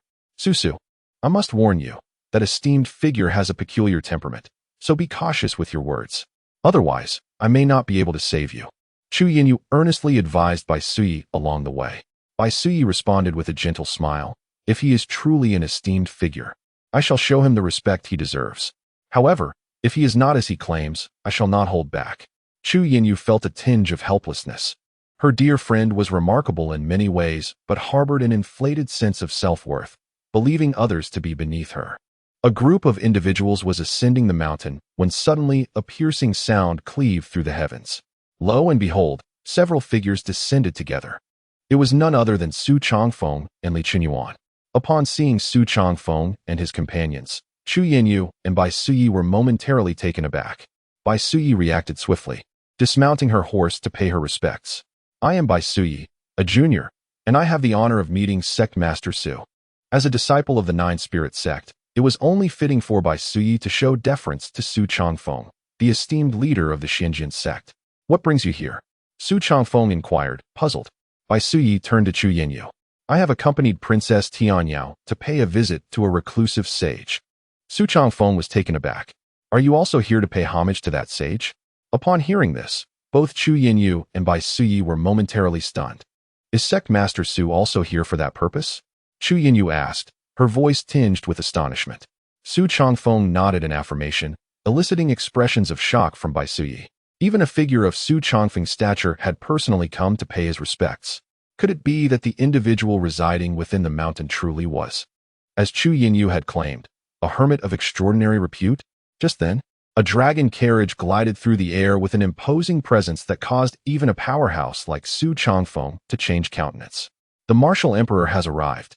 A resounding cry echoed as the dragon carriage came to a halt before Su Changfeng and the others. Chapter 11. Let's have hot pot, Your Majesty. Everyone, including Su Changfeng, was taken aback. What was happening today? Even His Majesty the martial emperor had arrived. Dongfang Su stepped out of the dragon carriage, followed closely by Gyue. Seeing the crowd gathered, Dongfang Su himself felt a bit bewildered. Master Su. Dongfang Su was the first to look towards Su Changfeng. As the leader of one of the three major sects, Su Changfeng was naturally acquainted with Dongfang Su. I have met Your Majesty. Su Changfeng bowed respectfully. Dongfang Su then turned his gaze to Chu Yinyu. Are you the young lady from the Pingshu Wang family? Chu Yinyu immediately bowed in return. I pay my respects to His Majesty the Martial Emperor. Dongfang Su smiled. Indeed, you are Chu Tianchuan's daughter. The last time I saw you, you were merely 5 or 6 years old, and now you've grown so much. Dongfang Su then looked at the side, addressing Bai Suyi. And who might this be? This is my friend Bai Suyi, a disciple of the Jiuling sect. Bai Suyi respectfully bowed to Dongfang Su. I pay my respects to His Majesty the Martial Emperor. Dongfang Su nodded, regarding her as just another disciple of the Jiuling sect without much thought. He turned back to Su Changfeng, displaying a look of curiosity. Master Su, what brings you here? Su Changfeng did not conceal his purpose. I am here to pay my respects to a high-ranking individual in the mountains. Dongfang Su was taken aback. You are also here to pay respects to a high-ranking individual? Su Changfeng nodded, then looked at Dongfang Su in astonishment. Your Majesty, you too? Dongfang Su affirmed with a hum. Chu Yinyu also appeared somewhat bewildered. Then the high-ranking individual we are both here to visit must be the same person? The expressions of Su Changfeng and Dongfang Su became peculiar. If there was not a second high-ranking individual in the mountains, then the esteemed figure they all sought to pay their respects to must indeed be one and the same. It was quite the coincidence that they all converged here today. Let us proceed together. Since we have encountered one another, we might as well visit this high-ranking individual together, Dongfang Su suggested with a smile. That would be splendid. It is an honor for Yinyu to accompany Your Majesty. Su Changfeng and Chu Yinyu naturally had no objections. Thus, the three groups joined together and ascended the mountain. Before reaching the summit, they could already catch a whiff of an enticing aroma wafting through the air. How delightful! Su Jing'er exclaimed, sniffing the air in astonishment. Achoo! Bai Suyi suddenly sneezed. Chu Yinyu furrowed her brows slightly. This fragrance carries a hint of spice. It is indeed curious. We shall find out when we go closer. Dongfang Su remarked, quickening his pace. Soon, the group arrived outside Yi Qingyun's courtyard. At that moment, Yi Qingyun was seated beside a large pot, with firewood crackling beneath it, the pot bubbling and emitting a rich, spicy aroma that filled the air. Yi Qingyun was intently gazing into the pot, his face alight with excitement and anticipation. A hairless rabbit and a languorous golden retriever lay at his feet, seemingly awaiting a delectable treat. Woof! The golden retriever, noticing the arrival of guests, offered a lackadaisical bark, merely nudging its rather sluggish master to attention. It was then that Yi Qingyun lifted his head and beheld a throng of individuals outside the courtyard. Goodness! Why were there so many people all at once? Startled by the unexpected crowd, Yi Qingyun nearly dropped the utensils in his hands. Fortunately, familiar faces among the gathering quickly restored his composure. However, Dongfang Su, Su Changfeng, and Bai Suyi were less composed. The three of them scrutinized Yi Qingyun, glancing left and right, perplexed. He bore no resemblance to the reclusive sage they had envisioned, and there was an utter lack of any fluctuation in his aura. He appeared to be nothing more than an ordinary mortal. Observing the surroundings, he seemed to embody the essence of a farmer from the mountains. How could he possibly be the profound figure they had described? Young master, this is my dear friend Bai Suyi, a disciple of the Jiuling sect, Chu Yinyu promptly introduced. Bai Suyi offered a slight bow to Yi Qingyun. Pleased to meet you, young master. Yi Qingyun assessed Bai Suyi, noting her beauty. Indeed, another lovely maiden. Yi brother. This is our esteemed master, Su Changfeng, the leader of the Qingyun sect. Li Qingyuan added. Yi Qingyun's eyes brightened at this revelation. The leader of the Qingyun sect? A significant figure indeed. It would be wise to cultivate a favorable relationship should any troubles arise in the Tianwu dynasty. Invoking the name of this esteemed leader could prove advantageous. Ah, so you are Master Su, my apologies for the oversight. Yi Qingyun clasped his hands in greeting. Su Changfeng returned the gesture, saying, You are too courteous. Nearby, Guyu could no longer contain herself. Yi brother, this is His Majesty the Martial Emperor. Dongfang Su straightened his posture. After all, he was an emperor, and one must not diminish the stature of the leader of a sect like Su Changfeng. Martial Emperor Dongfang Su? Yi Qingyun's astonishment deepened. What was the emperor doing here? How curious. However, since the emperor had graced him with his presence, he must extend a proper welcome. Surely, if he could secure the emperor's favor, he would be well on his way to achieving the pinnacle of success. Your Majesty the Martial Emperor, I sincerely apologize for the oversight. Yi Qingyun bowed deeply. No need for concern. I have come here specifically to pay my respects to you. Dongfang Su replied with a smile. Yi Qingyun felt a twinge of embarrassment as he scratched his head. Had he truly garnered such renown? Leaders of sects and emperors were personally coming to pay him homage. How delightful. The thought filled him with a touch of pride. Father, the rabbit demon is right there. Su Jing'er whispered to Su Changfeng, pointing at the hairless rabbit in the courtyard. Su Changfeng's expression darkened as he focused his gaze. Indeed, what a wretched creature. A glimmer of murderous intent flickered in Su Changfeng's eyes. The rabbit demon had previously slain disciples of the Qingyun sect, which was why Li Qingyuan and his companions had pursued it all the way to Floating Cloud Mountain. However, Su Changfeng refrained from acting rashly, opting to assess the situation first. Esteemed guests, I happen to be preparing a hot pot, and it is just about mealtime. Please join me. Yi Qingyun invited warmly. Chu Yinyu instantly perked up. She had fond memories of her last visit, where she savored grapes that significantly enhanced her cultivation, leaving her yearning for more. But what is hot pot? She pondered. What exactly is hot pot? Dongfang Su inquired, curiosity evident in his tone. Yi Qingyun was momentarily taken aback. Your Majesty has never tasted hot pot? Dongfang Su shook his head, revealing that he had not only never eaten it, but had never even heard the term before. Yi Qingyun regarded Dongfang Su with a tinge of sympathy. How unfortunate that even the emperor of this realm had not experienced such a delight. Dongfang Su found himself bemused by Yi Qingyun's gaze, feeling as though he were a simpleton who had never witnessed the world's wonders. Everyone, come gather around. A hot pot is best enjoyed with many people. It creates a lively atmosphere. Yi Qingyun ushered everyone into the courtyard as they encircled the large pot. Gazing at the bubbling concoction within, expressions of bewilderment painted their faces. This peculiar dish appeared rather strange. What on earth was being cooked? A hodgepodge of ingredients.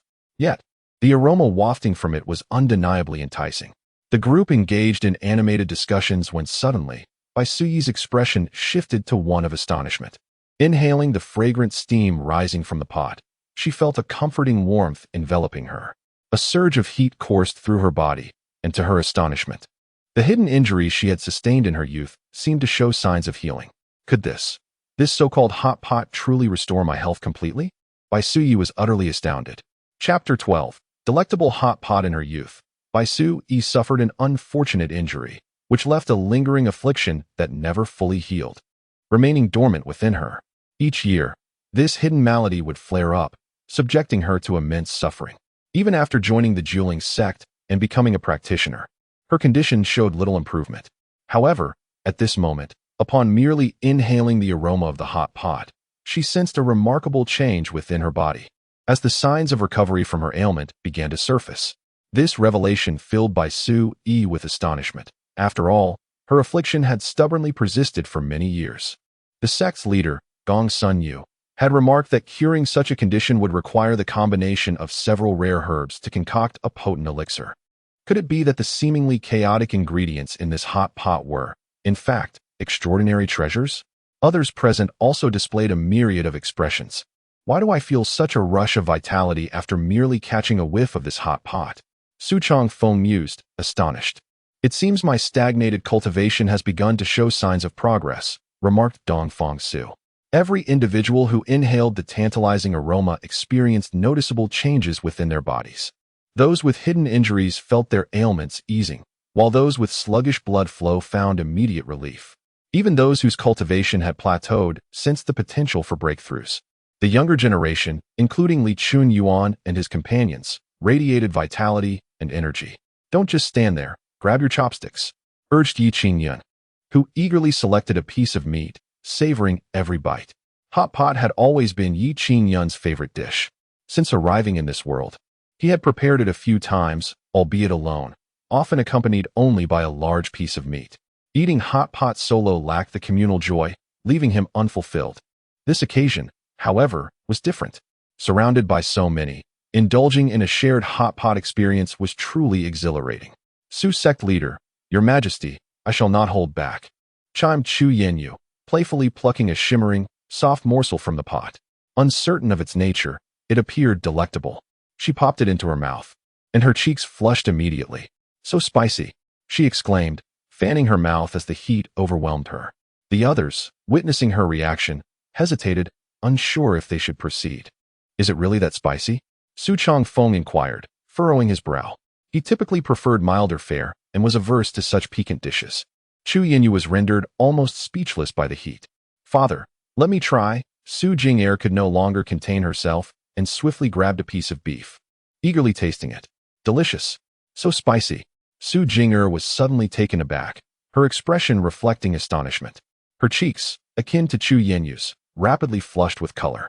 Li Qingyuan and Zhao Wangchun followed suit, picking up their chopsticks. They fared somewhat better than Su Jing'er, while they too found the dish spicy. They were predominantly captivated by its exquisite flavor. This is simply delightful.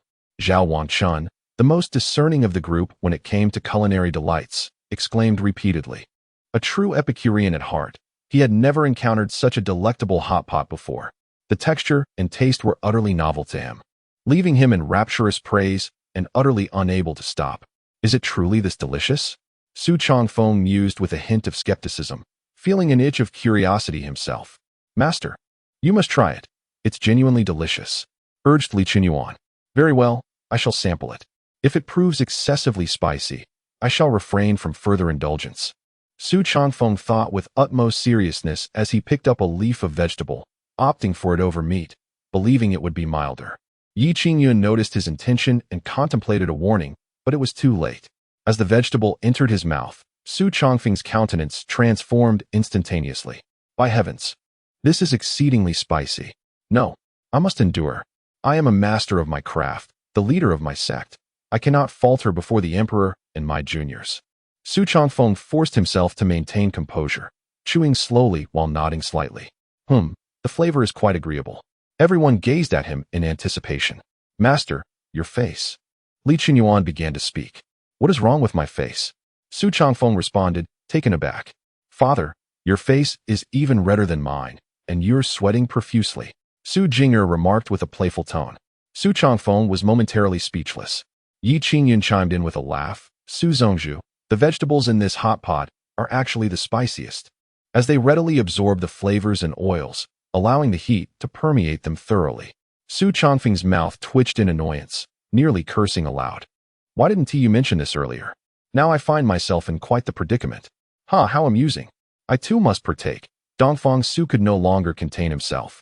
Your Majesty, perhaps allow me to sample it first, Guyu quickly interjected. Not at all. Since Su Zongzhu and the others have indulged, am I to be denied? Dongfang Su waved his hand dismissively, then picked up a pair of chopsticks and placed a morsel in his mouth. After a couple of chews, his eyes sparkled with delight. Truly delectable. As an emperor, he had tasted innumerable exquisite dishes and had grown weary of them. Yet, this hot pot offered him an unprecedented flavor experience. It was an indescribable taste. Though spicy, it was a pleasant kind of heat. Remarkably, despite the multitude of ingredients in the pot, there was no disharmony. Rather, they melded beautifully, creating a unique and sumptuous flavor. This is indeed a culinary marvel. Dongfang Su couldn't help but exclaim in admiration. Guyu looked on in astonishment. It has been many years since His Majesty displayed such an expression. He quickly took a bite. Indeed, it was delicious. At this point, only Bai Suyi had yet to pick up her chopsticks. It was not that she did not wish to partake. In fact, she was quite eager to sample the dish. However, as she gazed at the bubbling red oil in the pot, the haphazardly cooked vegetables, and the others eagerly extending their chopsticks towards the pot, an instinctive aversion arose within her. Since childhood, she had harbored a penchant for cleanliness, and the thought of sharing a pot with others was difficult for Bai Suyi to accept. Su, aren't you going to eat? This is really delicious, exclaimed Chu Yenyu, her forehead glistening with sweat, her lips flushed. Bai Suyi offered an awkward smile. I think I'll pass. You all enjoy. Very well then. Chu Yenyu replied, returning to her feast. Yi Qingyun observed the joy of his companions as they relished the meal, feeling a heightened sense of delight compared to previous hot pot gatherings. Regrettably, Demao and Tuzi had been waiting patiently nearby, but had received nothing. Before long, the large pot of ingredients was completely consumed. Zhao Wangchun, seemingly unsatisfied, lifted the pot to sip the hot pot broth. Yi Qingyun hastily intervened, exclaiming, This fellow is truly bold, even contemplating drinking the broth.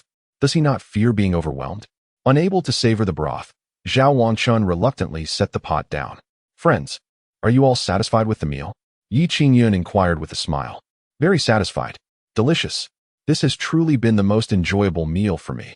The others sang praises, still yearning for more. Just then, Li Qinyuan's expression suddenly shifted. My cultivation boom. Li Qinyuan felt a fiery sensation erupting within his abdomen. In the next moment, he experienced a breakthrough in his realm. Chapter 13. The Efficacy of Hot Pot Eye. It seems I have made a breakthrough, Li Qinyuan exclaimed, his expression one of astonishment. The crowd turned their gaze towards him. As he channeled his internal energy, it was evident that his aura had strengthened considerably. I have advanced to the mid-stage of gathering origin, Li Qinyuan declared with elation. His previous cultivation was at the early stage of gathering origin, and he had anticipated that it would take at least another 6 months to reach the mid-stage. Yet, after indulging in a hot pot meal, he had inexplicably achieved this advancement. It felt remarkably effortless, as though it was a natural progression. Wait a moment. I feel as though I am about to break through as well, Zhao Wangchun remarked, and as he spoke, his aura surged abruptly. He transitioned from the pinnacle of opening spirit to the early stage of gathering origin. I have also broken through, Su Jing'er exclaimed in surprise. Her cultivation soared from the late stage of opening spirit to the pinnacle of opening spirit. The trio of senior siblings experienced consecutive breakthroughs, each ascending by a minor realm. This occurrence could no longer be dismissed as mere coincidence. At that moment, Chu Yenyu's expression shifted. I too am on the verge of a breakthrough. Before her words had fully left her lips, her aura multiplied, propelling her from the late stage of opening spirit to the pinnacle of opening spirit. Bai Suyi, standing nearby, was left utterly dumbfounded. The last time Chu Yenyu returned, she had advanced from the mid-stage of opening spirit to the late stage, which had already astonished Bai Suyi. How much time had passed? Chu Yenyu had remarkably made another leap, now matching her own cultivation level. Your Majesty, I feel I am also about to break through. Yu suddenly exclaimed. What? You two are on the verge of a breakthrough? Dongfang Su gazed at Yu in disbelief. Sure enough, Yu achieved a breakthrough. As his aura surged, he smoothly transitioned from the early stage of condensing Dan to the mid-stage of condensing Dan. While the breakthroughs of the others were somewhat acceptable, given their relatively low levels of cultivation, Yu was a different matter entirely. He was a master of the royal palace, a personal guard to the martial emperor Dongfang Su. With his cultivation at the condensing Dan realm, he could already assume the position of elder in the three major sections. Transitioning from the early stage of condensing Dan to the mid-stage typically required at least a decade. However, Yu accomplished this in an instant, which was nothing short of extraordinary. The series of breakthroughs made it abundantly clear to everyone that this was no mere coincidence. They collectively turned their attention to Qingyun, and a thought crossed their minds. Could it be that the hot pot we just consumed triggered our breakthroughs? Qingyun pondered aloud. It is highly probable. Yu nodded vigorously. Meanwhile, Su Changfeng and Dongfang Su also sensed some changes within themselves. Although their cultivation had not advanced, both experienced a sudden clarity of mind, as though they had attained enlightenment. At this moment, both individuals experienced a rare epiphany.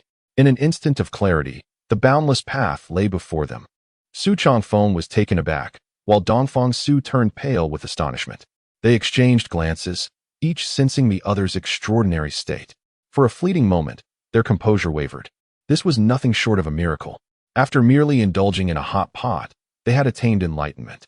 It was utterly astonishing. Dongfang Su pondered. Never did he expect to achieve such insight at his current level of cultivation. This meal had proven to be immensely worthwhile. Su Changfeng echoed his sentiment, stating that he too had gained clarity. The confounding doubts that had plagued his training now dissipated, leaving him in a state of serene elation. The onlookers were astounded. These two esteemed figures had actually experienced enlightenment? How terrifyingly remarkable. Qingyun stood by, utterly bewildered. Breakthroughs and epiphanies were occurring simultaneously. It left him somewhat dazed. Was it truly such an exaggeration, simply from enjoying a hot pot? He found himself perplexed. The ingredients were all commonplace. How could they yield such profound effects? Moreover, aside from feeling pleasantly full, he had experienced no such reactions himself. Could it be that his lack of cultivation rendered him immune to the hot pot's benefits? He contemplated this notion. At that moment, Su Changfeng and Dongfang Su rose, solemnly bowing to Qingyun. Thank you for your generous gift. Both esteemed figures paid their respects. Naturally, the others could not remain idle. Except for Bai Suyi, everyone else bowed deeply to Qingyun, expressing their gratitude. Thank you for your generous gift. Qingyun felt a twinge of embarrassment. Please, there is no need for such reverence. I truly did nothing extraordinary. I am not a venerable sage. The crowd was deeply moved by his humility. A true sage is characterized by their indifference to fame and fortune. Clearly, their achievements were a result of his influence. Yet he seemed entirely unconcerned. This exemplified the demeanor of a sage, a standard they found difficult to aspire to. Perhaps, in the eyes of this exalted figure, facilitating their breakthroughs was merely a trivial endeavor, hardly worthy of mention. The more Qingyun denied it, the more they perceived his modesty as intentional, fostering even greater admiration for him. Might I inquire if the ingredients in that hot pot were perhaps rare treasures? Su Changfeng asked tentatively. Qingyun shook his head. There were no rare treasures, merely common items from my yard, nothing of significance. Upon hearing this, the crowd's astonishment deepened. The commonplace items from his garden, carelessly thrown together, could yield such extraordinary results. If used for alchemy, wouldn't they soar to unimaginable heights? At that moment, one person felt a pang of regret, Bai Suyi. Her compulsions and psychological barriers had prevented her from partaking in the hot pot. Yet, witnessing the breakthroughs of others, the epiphanies they experienced, she remained stagnant. Bai Suyi felt a pang of regret. Had she known such bountiful rewards awaited, she would have cast aside her reservations. Now it seemed, everyone else was reveling in joy and reaping substantial gains, while she remained empty-handed, her cultivation even surpassed by her close friend. With a forlorn expression, Bai Suyi gazed at Qingyun. Master, I too wish to partake. The onlookers regarded her with sympathetic eyes. Qingyun scoffed. Not long ago, when offered a chance, you declined. Now you seek to indulge. Bai Suyi's face was etched with bitterness as she nodded in acquiescence. Perhaps next time. When I enjoy hot pot, you may join me as my guest, Qingyun proposed. Bai Suyi felt a twinge of disappointment. But before her could speak further, Su Jinger interjected, her displeasure evident. Just moments ago, the master extended an invitation to all, yet you chose to disregard it. Do you believe you deserve to trouble him now? Li Qingyuan cast a sideways glance at Bai Suyi, his expression reflecting disdain. The disciples of the Nine Spirits sect truly lacked self-awareness. Bai Suyi appeared aggrieved. Her intention was merely to seek the master's aid in healing her internal injuries. Beyond that, she harbored no aspirations of breaking through in her cultivation. Witnessing her plight, Chu Yinyu felt a surge of compassion and promptly spoke up. Young Master Yi, Su-yi actually has a request of utmost importance. Yi Qingyun, intrigued, turned his gaze towards Bai Suyi. Do share your concerns. I shall assist if I am able. Chapter 14. Cupping therapy in her childhood, Su suffered an injury that never fully healed, causing her immense pain every year when it re-emerged. I implore you, young Master Yi, to lend your assistance to Su, Chu Yinyu beseeched.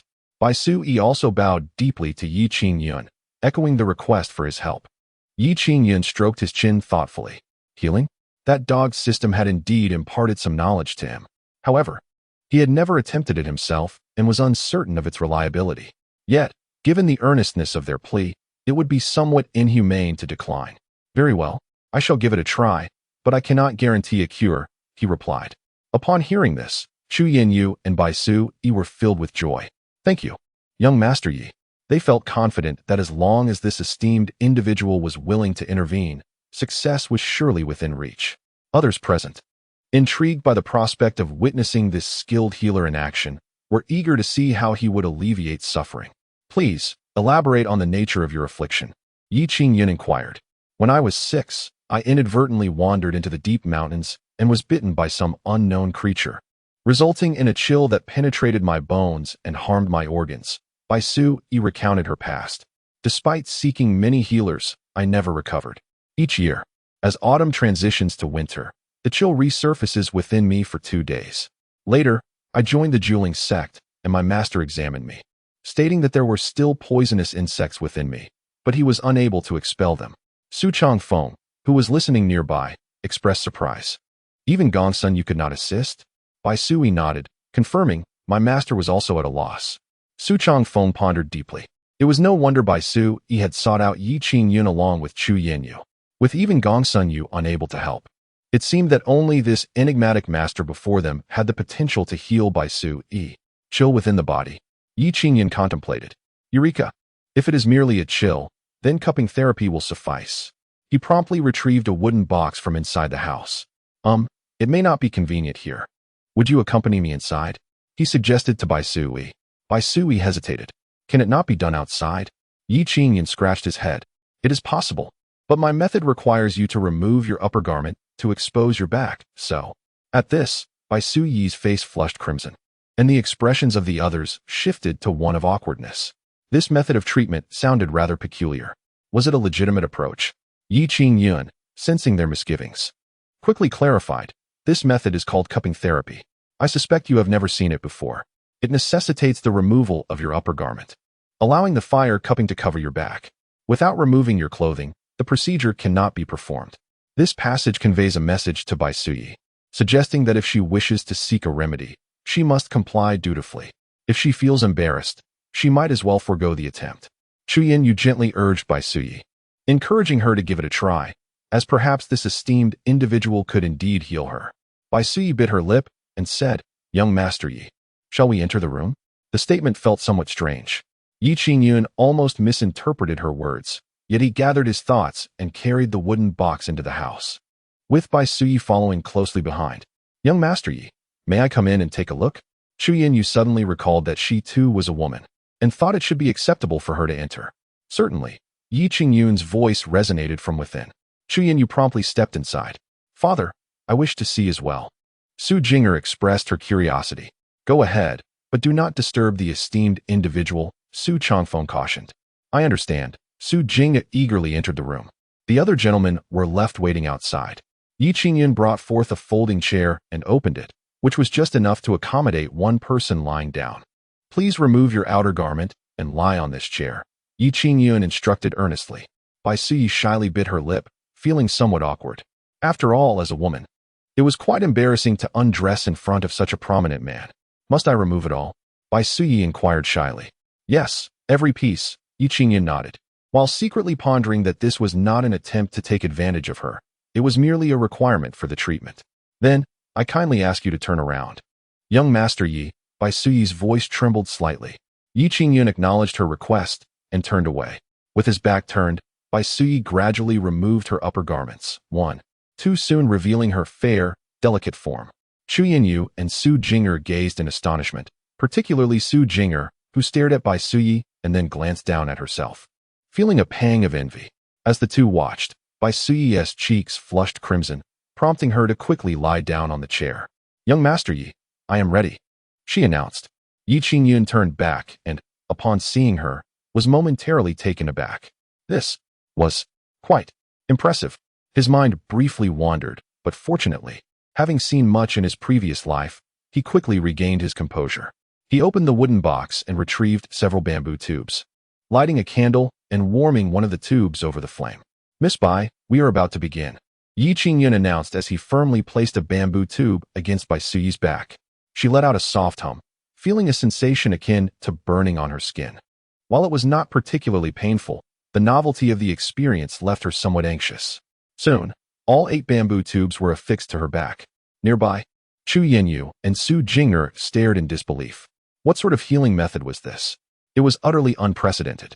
Very well, after half an hour, the tubes can be removed, Yi Qingyun said, wiping the sweat from his brow. It was not fatigue that troubled him, but rather the effort to maintain his composure. With such an exquisite beauty lying before him, focusing solely on the task of cupping was no ordinary feat. Is it really that simple? Chu Yinyu asked, her voice tinged with skepticism. Indeed, it is that simple, he replied. After the half hour had elapsed, Yi Qingyun removed the bamboo tubes, revealing 8 dark, circular marks on Bai Suyi's back that appeared somewhat menacing. Su Jing'er and Chu Yinyu furrowed their brows, feeling a twinge of nausea.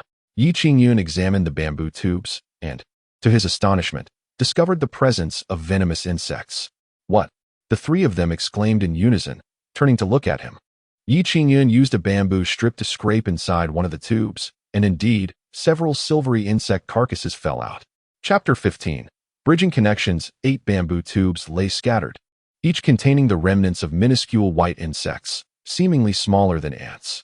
Yi Qingyun reached out to touch the insects, feeling their chilling coldness akin to ice shavings. These must have emerged from your body, he remarked to Bai Suyi. A look of terror flickered across her face. To think her body harbored such a multitude of insects. It was no wonder her hidden injuries had remained unhealed. Does this mean Suyi's condition has improved? Chu Yinyu inquired with concern. Yi Qingyun shook his head. It likely isn't completely healed yet. We should wait another fortnight before performing another cupping session. I anticipate it will be nearly resolved by then. This was his own conjecture. Should another cupping yield no further toxins, it would signify complete recovery. However, if more toxins emerged, continued treatment would be necessary. Thank you, my lord. I feel utterly revitalized. A sensation I have never experienced before, Bai Suyi exclaimed, donning her garments with evident excitement. She could distinctly sense the transformation within her body. Previously, she had always felt her vital energy was obstructed, and her hands and feet perpetually cold, devoid of warmth. Yet now, her circulation flowed smoothly, and warmth began to return to her extremities. This indicated that her health was on the mend, all thanks to Yi Qingyun's cupping technique. No need for gratitude. It is our privilege to assist others, Yi Qingyun replied nonchalantly. Bai Suyi and her companions etched those words into their memories. To assist others? Is this the demeanor of an extraordinary individual?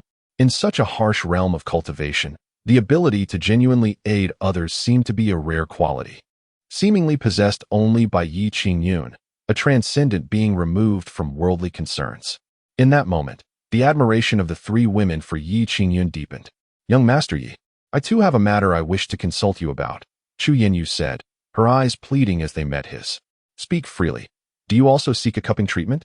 Yi Qingyun guessed. Chu Yinyu shook her head. It is my father's estate that is facing trouble. What sort of trouble? Yi Qingyun asked, intrigued.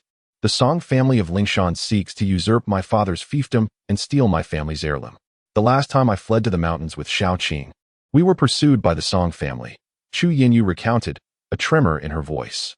Bai Suyi interjected, the Song family is notoriously ambitious, relying on their close ties with the current prime minister, Chao Yuanhua, and colluding with the elder of Taihao sect. Life at the Pingxi Wangfu has become exceedingly difficult. I believe I have heard of the Shilin Song family, Su Jinger remarked, furrowing her brow. My father and I are truly at our wits' end. I implore you for guidance and assistance to save my Wangfu. Chu Yinyu pleaded, preparing to kneel before Yi Qingyun. He hastily intervened. Alas, how is it that a prince like you and your family are subjected to such cruelty? Yi Qingyun expressed his disbelief. Chu Yinyu appeared deeply ashamed. Although the Chu family was granted the title of Pingxi Wang, they were ultimately of a different lineage. In the Tianwu dynasty, those of differing surnames wielded little power. In stark contrast stood the Song family of Shilin. The Song family, a lineage of martial prowess, boasted numerous experts and maintained connections with the current prime minister and the Taihao sect. How could the Pingxi Wangfu possibly contend with the Song family? They struggled even to safeguard themselves, let alone match the Song family's might. Were it not for the fact that the Song family still harbored some trepidation regarding the Pingxi Wang title, they would have already crushed the Wangfu with their formidable strength. Young Master Yi, please, extend your hand to assist Yinyu, Bai Suyi implored earnestly. Yi Qingyun sighed. In truth, resolving this matter was not insurmountable. Bai Suyi and Chu Yinyu were taken aback. The threat posed by the Song family left the entire Pingxi Wangfu feeling as though they were walking on pins and needles, perpetually without a strategy to combat it. Yet, to their astonishment, Yi Qingyun seemed to regard it as a trivial concern. Please, young Master Yi, illuminate our path, urged Chu Yinyu. Yi Qingyun gestured toward the outside. Have you not noticed? The influential figures who can assist you are standing right outside. You ought not to seek my help, but rather plead with them. Chu Yinyu and Bai Suyi were rendered speechless. They exchanged glances, realizing the validity of his words. Outside stood the leader of the Qingyun sect and the reigning martial emperor. If they could enlist the aid of these two, what could the Song family possibly do? Why did I not think of this sooner? Chu Yinyu chastised herself, tapping her forehead in frustration. Having shared a hot pot meal with Su Changfeng and Dongfang Su, she had neglected to consider soliciting their assistance. Truly foolish of her.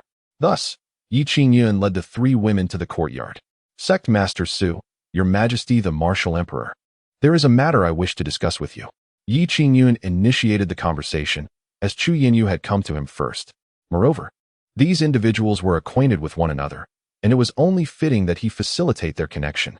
Both Su Changfeng and Dongfang Su turned their attention to Yi Qingyun. What commands do you have for us, esteemed one? Yi Qingyun, accustomed to such titles, did not dwell on the formality. He proceeded to explain Chu Yinyu's predicament to the two. This is the situation. I am but a wandering soul without the means to assist her. Hence I beseech both of you to lend your aid. Upon hearing this, Su Changfeng and Dongfang Su were left at a loss for words. If Yi Qingyun considered himself powerless, what did that make them? Worthless? Rest assured, esteemed one. Since the Song family has connections with the Taihao sect, I shall personally visit the Taihao sect and speak with Qingyun Wang. Su Changfeng declared first. He had benefited the most from Yi Qingyun's generosity. Initially, he relied on the precious gifts bestowed by Yi Qingyun to transcend his cultivation, triumphing in the martial arts competition among the three sections. His three disciples also experienced significant advancements in their cultivation under Yi Qingyun's guidance. Even he himself had moments of profound enlightenment. Such benevolence. How could Su Changfeng possibly refuse this trivial request? Thank you, Sect Master Su. Thank you, Sect Master Su. Chu Yinyu expressed her immense gratitude, repeatedly offering her thanks. Dongfang Su stroked his beard slightly, astonished by the audacity that unfolded beneath his very nose. Anger simmered within Dongfang Su. He could claim ignorance of this matter no longer. I shall not remain idle regarding this affair. Since the Song family has connections with Prime Minister Chao Huayuan, I must inquire whether he is the one secretly supporting the Song family, allowing them to behave so arrogantly. Chu Yinyu was overjoyed. Thank you, Your Majesty. With Su Changfeng and Dongfang Su intervening, the Prince of Pingxi's residence will face no further issues, no matter how formidable or brazen the Song family might be. In the eyes of Su Changfeng and Dongfang Su, they were but mere ants. At this moment, The Song family remained blissfully unaware that their fate had already been meticulously arranged. After a delightful hot pot meal, everyone felt content and departed, bidding farewell to Qingyun. He watched as they left, sighing at the sudden return of solitude. Observing the empty courtyard, he felt somewhat disheartened, as he had always favored a lively atmosphere. The mountain was too stifling. Perhaps he would venture down tomorrow.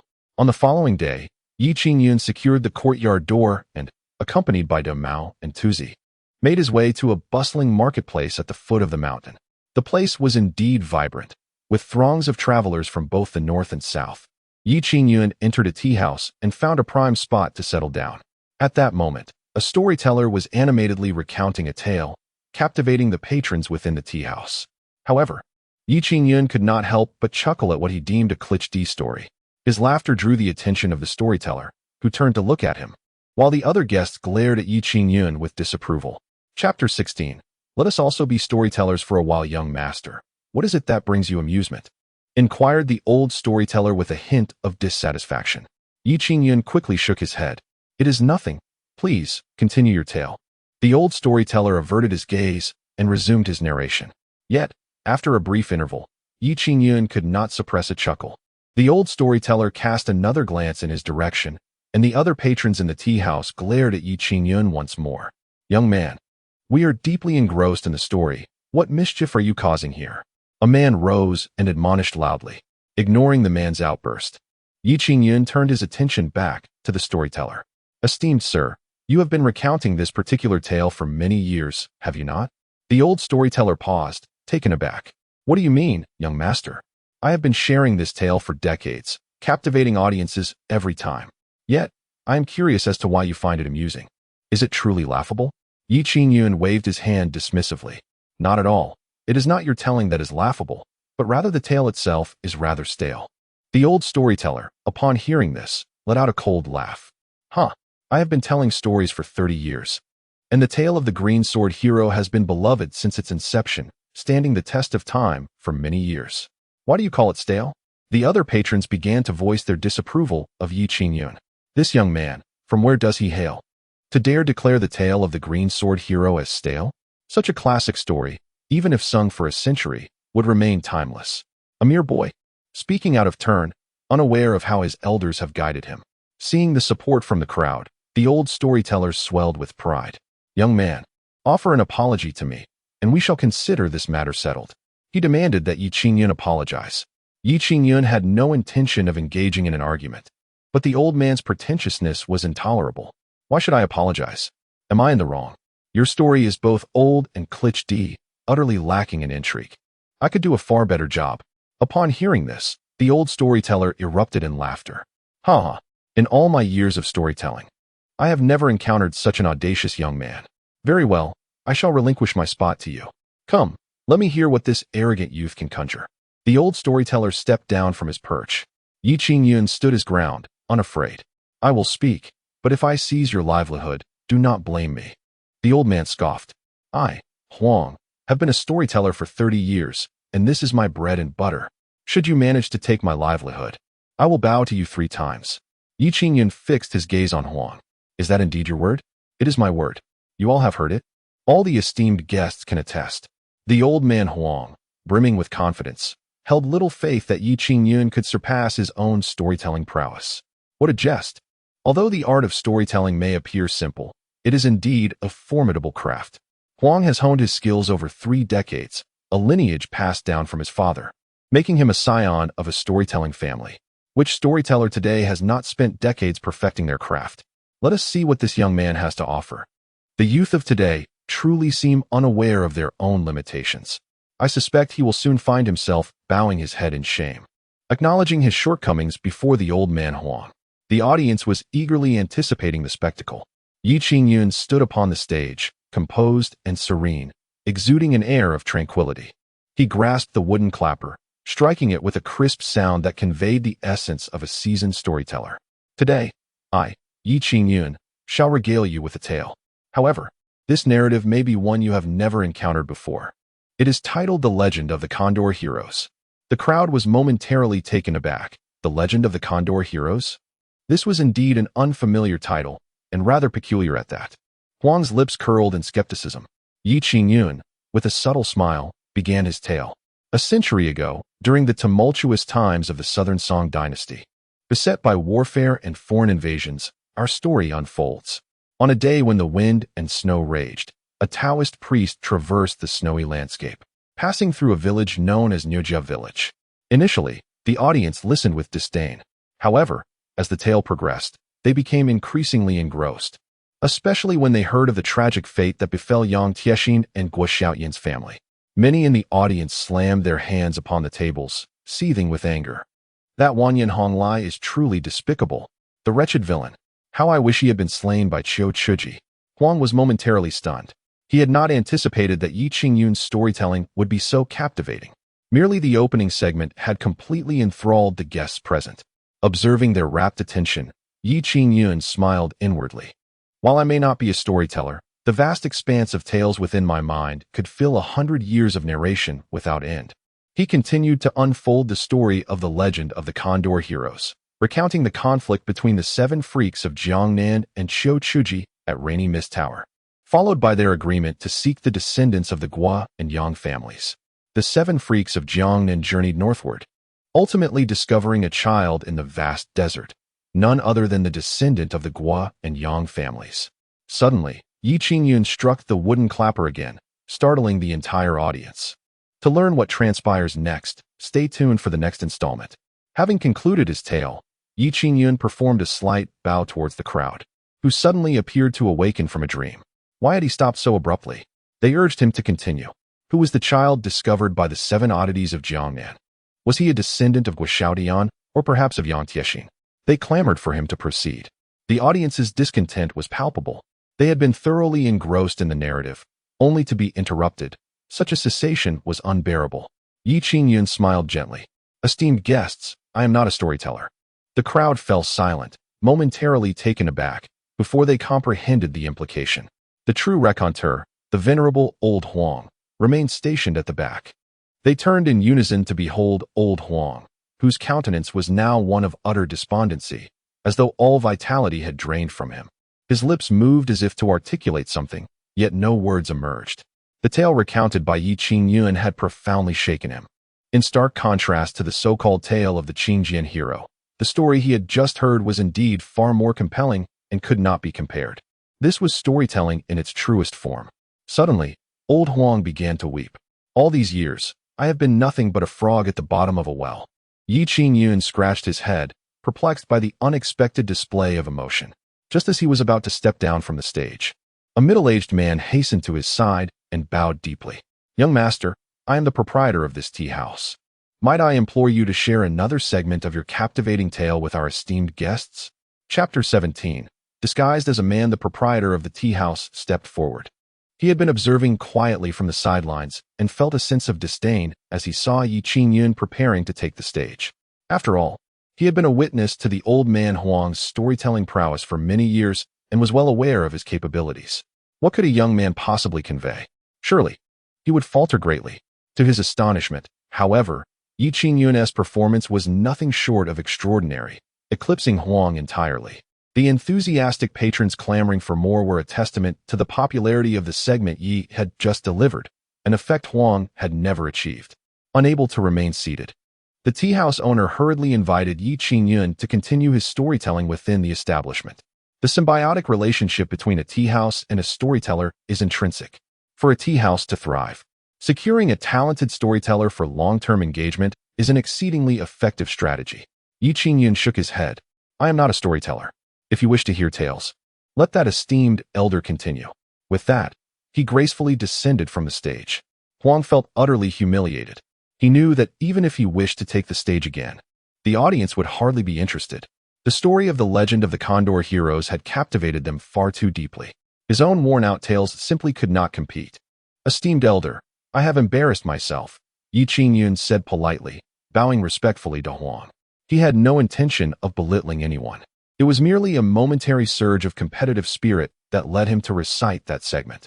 Now that he had achieved the desired effect, he would not overstep and leave Huang in an awkward position, especially since Huang relied on storytelling for his livelihood. It would be unkind to jeopardize his means of sustenance. Ah, It is I who should apologize to you, Huang said with a wry smile, bowing in return.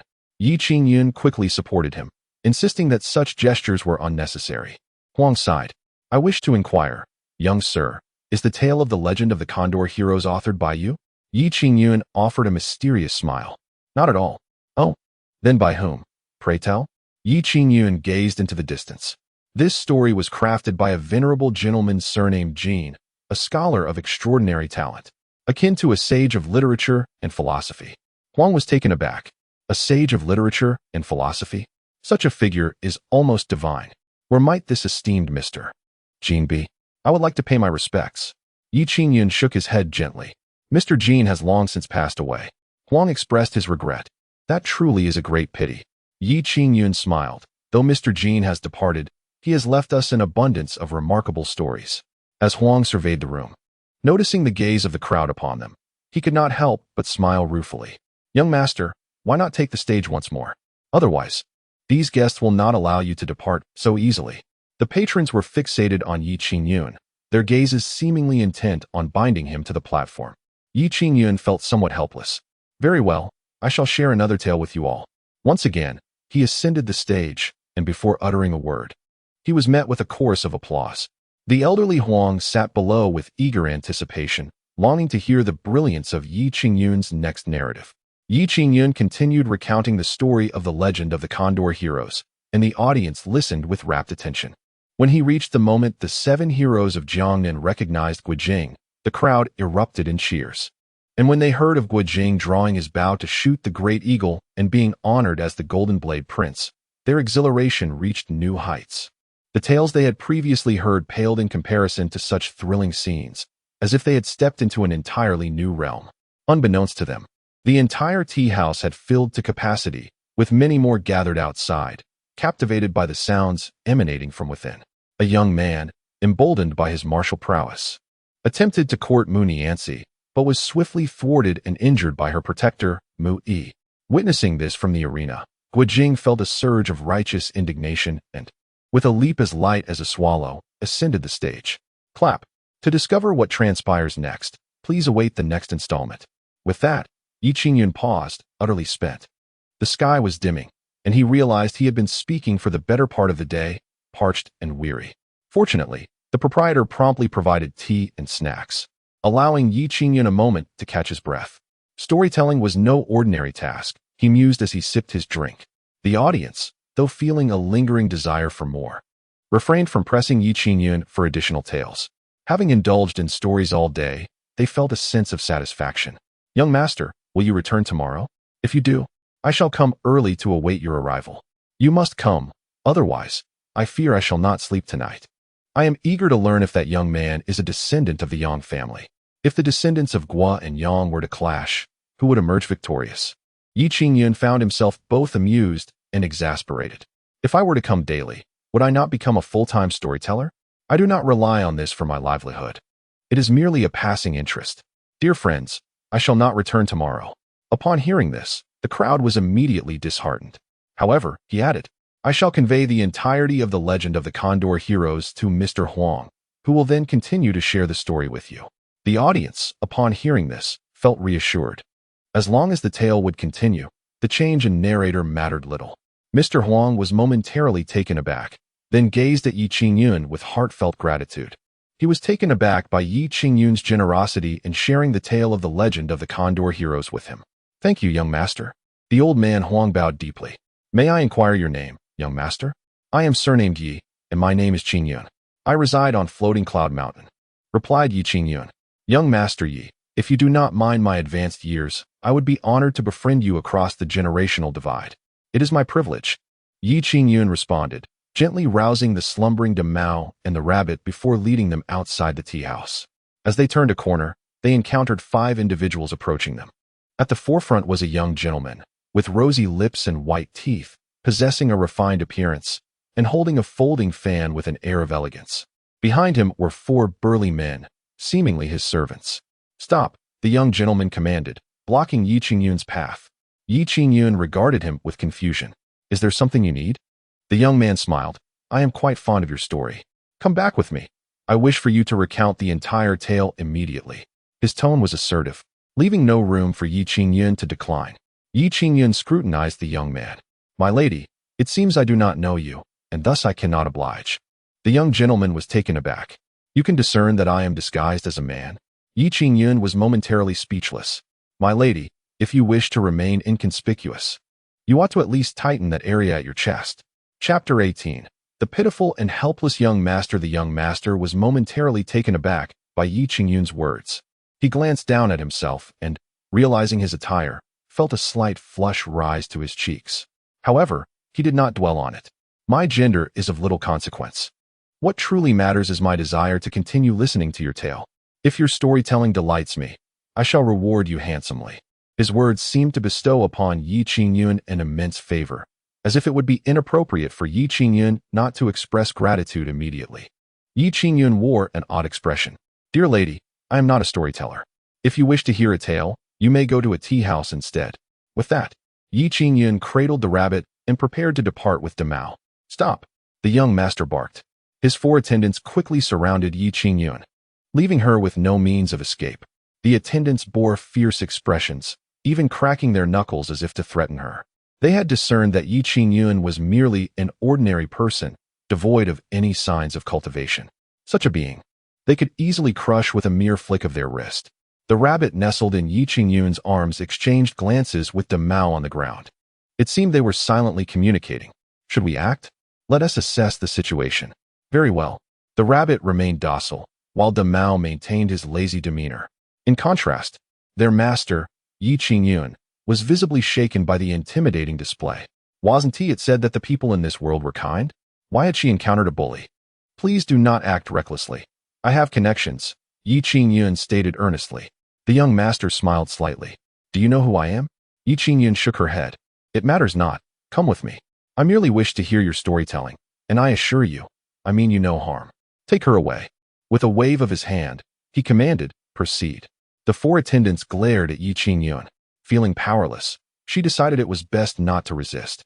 Thus, Yi Qingyun followed them forward. Before long, she beheld a splendid carriage.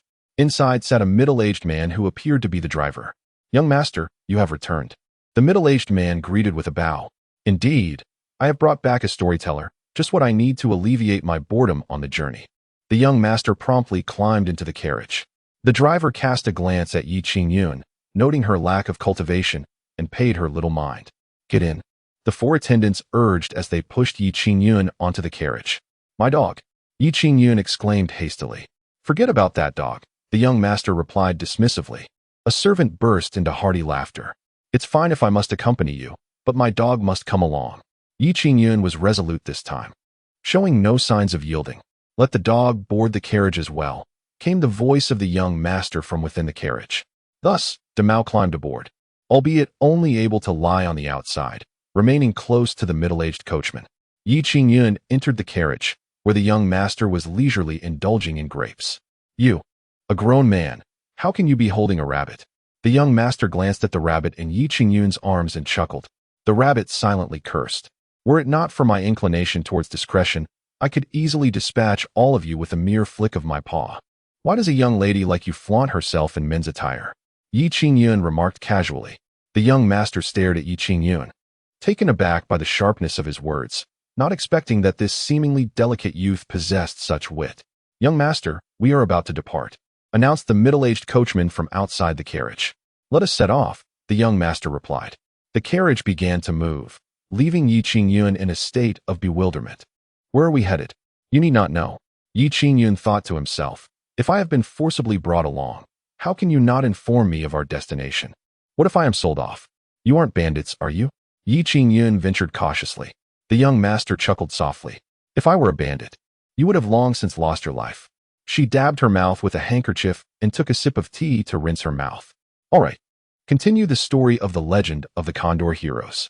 Yi Qingyun shook his head. "If you don't tell me where we are going, I shall not narrate." The young master squinted slightly. "Do you dare to negotiate with me?" Yi Qingyun bore an expression that conveyed both defiance and dignity. "Very well, I can tell you. But after I do, I fear it may cost you your life."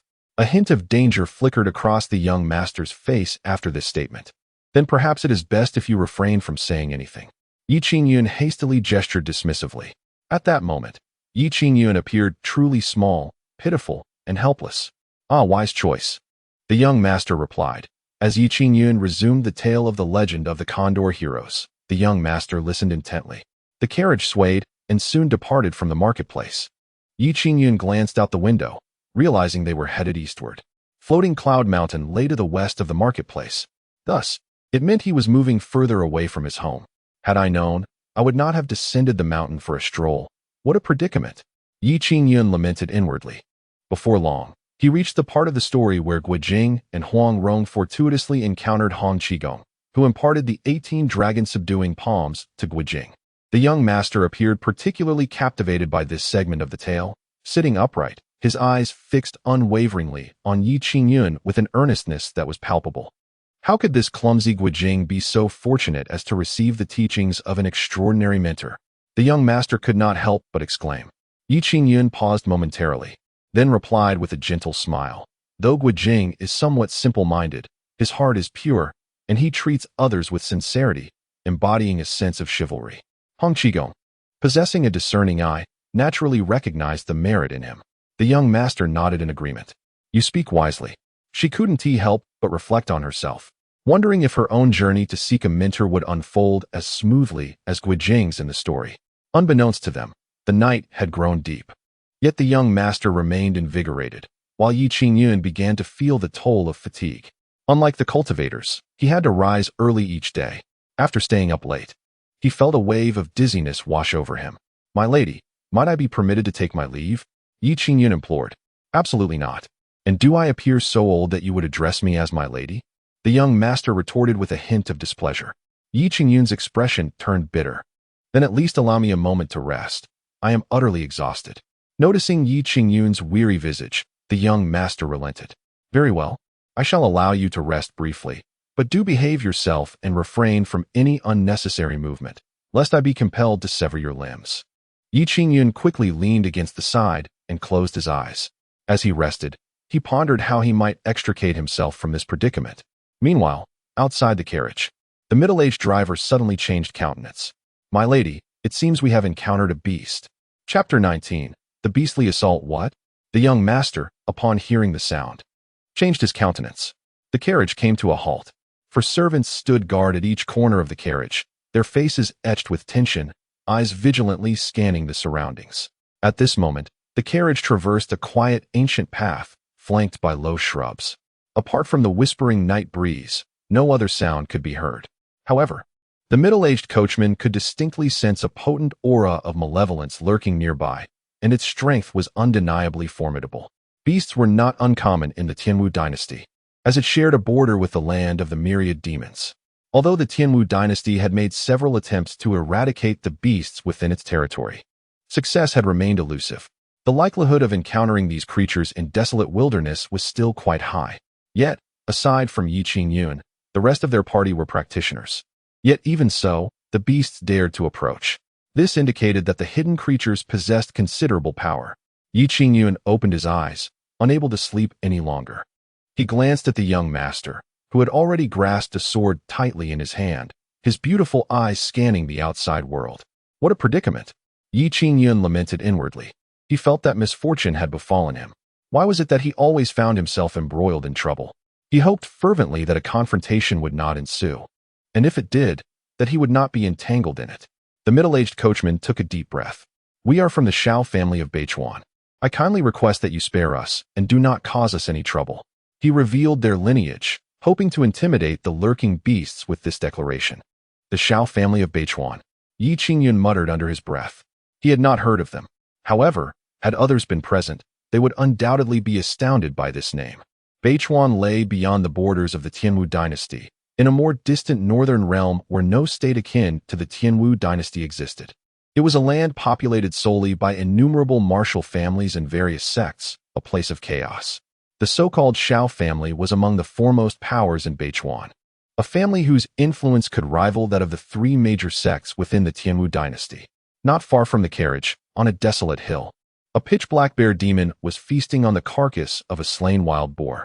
Beside the bear demon stood a wolf demon, gnawing on the boar's head, muttering to itself. The bear demon scoffed. What does it matter? Once we are on our territory, they shall pay with their lives." Indeed, the wolf demon chuckled. Both beasts rose to their feet, each exuding their formidable presence. Instantly, the tension among those in the carriage heightened. At the very least, they were confronted by beasts at the condensation realm. Not just one. The middle-aged carriage driver's expression changed drastically. He was a martial artist at the condensation stage, albeit only at its initial level. However, the two malevolent energies approaching from all directions were at least at the mid-level of the condensation stage. If there were only one beast, he could manage, but with two, he found himself at a loss. Hoping that these demonic creatures would be wary of the name of the Beichuan Shao family, Damao lounged beside the middle-aged driver, yawning in boredom while inside the carriage. The rabbit in Qingyun's arms perked its ears. "Dog brother, it seems there are two brazen beasts nearby. I am aware. Should we take action?" "No need." "Why not?" "I find it troublesome. What if those two come over?" They want tea. Why? Because they wish to live. The bear demon and the wolf demon gradually approached. Just then, the wolf demon suddenly halted. I seemed to detect the presence of other beasts. The wolf demon twitched its nose, its expression shifting to one of uncertainty. The bear demon sniffed as well. "Where? Are you mistaken?" After another sniff, the wolf demon noticed the scent had vanished. Perhaps I was overly sensitive. The two beasts no longer hesitated and charged directly toward the front of the carriage. "Protect the young lady," the middle-aged driver shouted as he leaped down from the carriage to confront the two beasts. The other four servants tightly shielded the carriage behind them, their faces reflecting evident fear. Qingyun lifted the carriage curtain and beheld the two beasts. "It's over. I'm really going to die here." She wore a gloomy expression. The young gentleman's face had turned pale. "You should leave quickly," she urged Qingyun. Qingyun was taken aback, then angered. "Are you suggesting I go down to draw their attention?" The young gentleman replied, "I was merely trying to help you escape." How did it turn into a suggestion to attract their attention?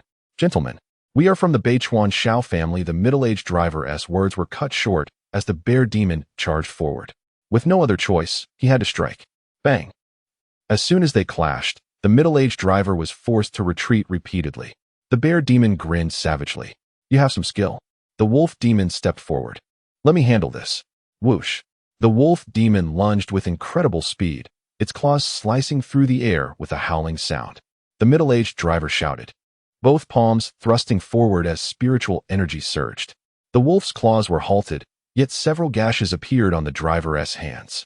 "Let us attack together. We cannot afford to waste time." The bear demon bellowed. Two monstrous beasts were about to charge simultaneously. The middle-aged coachman wore a tragic expression. "Miss, I shall take my leave first." Ignoring all else, he dashed toward the wolf demon and the bear demon, intent on using his life to delay these two creatures and secure an opportunity for his young mistress to escape. Meanwhile, on the carriage, the large horse had already stood upright, gazing at the two demons. In that instant, both the bear demon and the wolf demon sensed an unimaginable pressure, as if a sovereign of the demon realm had descended upon them. Instantly, the two beasts became rigid, unable to move. Yet the middle-aged coachman felt nothing amiss, only astonished by the sudden immobility and fear displayed by the beasts. Could it be that my aura has subdued them? What a fortuitous opportunity. Without hesitation, the coachman unleashed a flurry of strikes. Bang! Bang! The wolf demon and the bear demon were sent flying, blood spurting from their mouths, with no chance to retaliate. The middle-aged man stared at his hands in disbelief. Am I truly this formidable? It was hard for him to accept. Logically, either of these demons should have been more than a match for him. Yet now, it seemed he could easily vanquish both. As the wolf demon and bear demon lay prone on the ground, struggling to rise, the oppressive force descended upon them once more, rendering them breathless and unable to stand. A demon king. A demon king. The two beasts were filled with terror, yet no sound escaped their throats. Chapter 20. The calligraphy master Qingyun, the middle-aged coachman, launched another attack. The two demon beasts were left in despair. Despite the fact that this man was clearly not their match, they found themselves utterly incapable of retaliating, forced instead to endure the blows. It was an unprecedented humiliation. The middle-aged coachman, however, reveled in the experience. With merely the cultivation of an initial stage of the core formation, he had managed to subdue two demon beasts at the mid-stage of core formation beneath him. What a thrill! Before long, the wolf demon and the bear demon were left spitting blood, their cries of anguish echoing through the air. Damao, on the carriage, let out a yawn, and the oppressive aura weighing down on the two demon beasts dissipated in an instant. Sensing this change, the bear demon and the wolf demon hurriedly rose and fled without a backward glance. They dared not linger in that place any longer, should the oppressive force return. It could very well cost them their lives. They had not anticipated that these individuals were under the protection of a demon king, which nearly led to their demise. It was likely that the demon king had shown them mercy. Otherwise, their escape would have been impossible. The bear demon and the wolf demon fled with astonishing speed, vanishing in the blink of an eye. The middle-aged coachman did not pursue them, but quickly returned to the front of the carriage. "Miss, I have successfully driven off those two demon beasts," he announced. The young master, still shaken, inquired, "They will not return, will they?" The middle-aged coachman shook his head. "They should not." The young master sighed in relief. "That is good." The coachman hesitated momentarily. "Miss, I have a feeling that we are being aided by a powerful presence from the shadows." The young master was taken aback. "What makes you say that?" The coachman explained. "The cultivation levels of those two demon beasts are actually higher than mine. Logically, it would have been a struggle for me to deal with even one of them, let alone defeat both. Yet, they seem to be suppressed by some unseen force, allowing me to strike without retaliation. Were it not for this, I would have been no match for them." Upon hearing this, the young master found the reasoning compelling. However, the question lingered. Who might this powerful ally be? They had not summoned any expert for protection on this journey. Could it be? Both the middle-aged coachman and the young master turned their gaze towards Qingyun, who was trembling within the carriage. Could it be him? They both entertained the thought. Among them, only Qingyun remained an enigma. Yet, the young master quickly dismissed this possibility. He was merely a mortal, devoid of any cultivation. He could not possibly be a powerful figure. The young master mused silently, but the middle-aged coachman held a different perspective. He scrutinized Qingyun, attempting to discern any signs of extraordinary prowess. However, no matter how closely he examined him, he could find no trace of such qualities. Was it merely a figment of my imagination? The coachman pondered inwardly. "What are you looking at me for?" Qingyun asked, his expression one of confusion. "Nothing," the young master replied, shaking his head. The middle-aged carriage driver remained largely silent, urging the horse onward to hastily depart from the place. Inside the carriage, the young master intermittently scrutinized Qingyun, who felt quite uncomfortable under her gaze. "What is your name?" At that moment, the young master suddenly realized she did not even know Qingyun's name. "Qingyun," he replied. The young master was taken aback. "Are you from the Yi family?" Qingyun looked bewildered. "The Yi family? Which Yi family?" Observing that Qingyun was not feigning ignorance, and that anyone from the Yi family would likely possess some skill, the young master dismissed the thought. "Never mind," she said dismissively. Qingyun was at a loss for words. "What is this all about? Is your surname Shao?" he inquired. "Yes, my name is Shao Shi." "Disappearing? That name does not sound very auspicious," Qingyun remarked. Shao Shi's expression darkened. "It's not disappearing, it is Shao Shi, as in poetry and verse." "Oh, I see." Shao Shi rolled her eyes. Qingyun gently caressed the rabbit in his arms. "Perhaps you should just let me go. I am merely an ordinary person and have no use for you."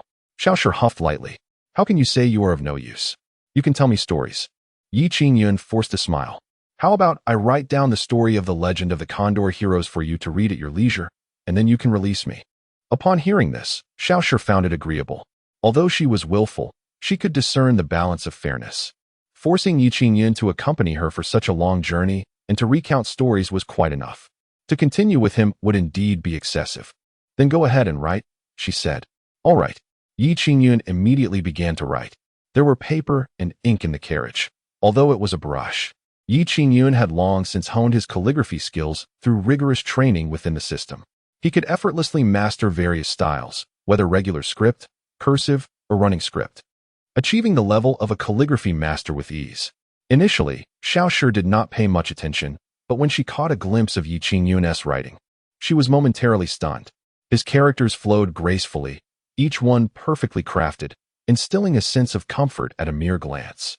Observing the elegance of his writing posture was a sheer delight.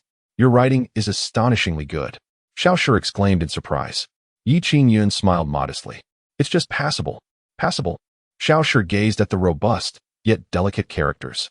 If this was merely passable, Then her own writing could only be likened to that of a dog-esque scrawl.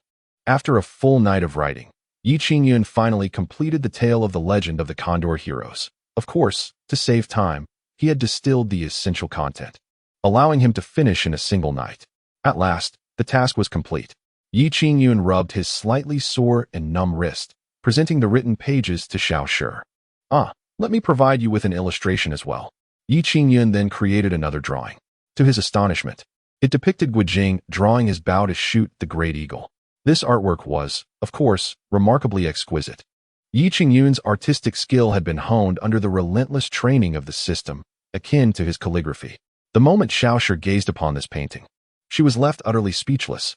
It was as if a hero, standing in the desolate wilderness, was brandishing a treasured bow, poised to shoot 2 eagles with 1 arrow.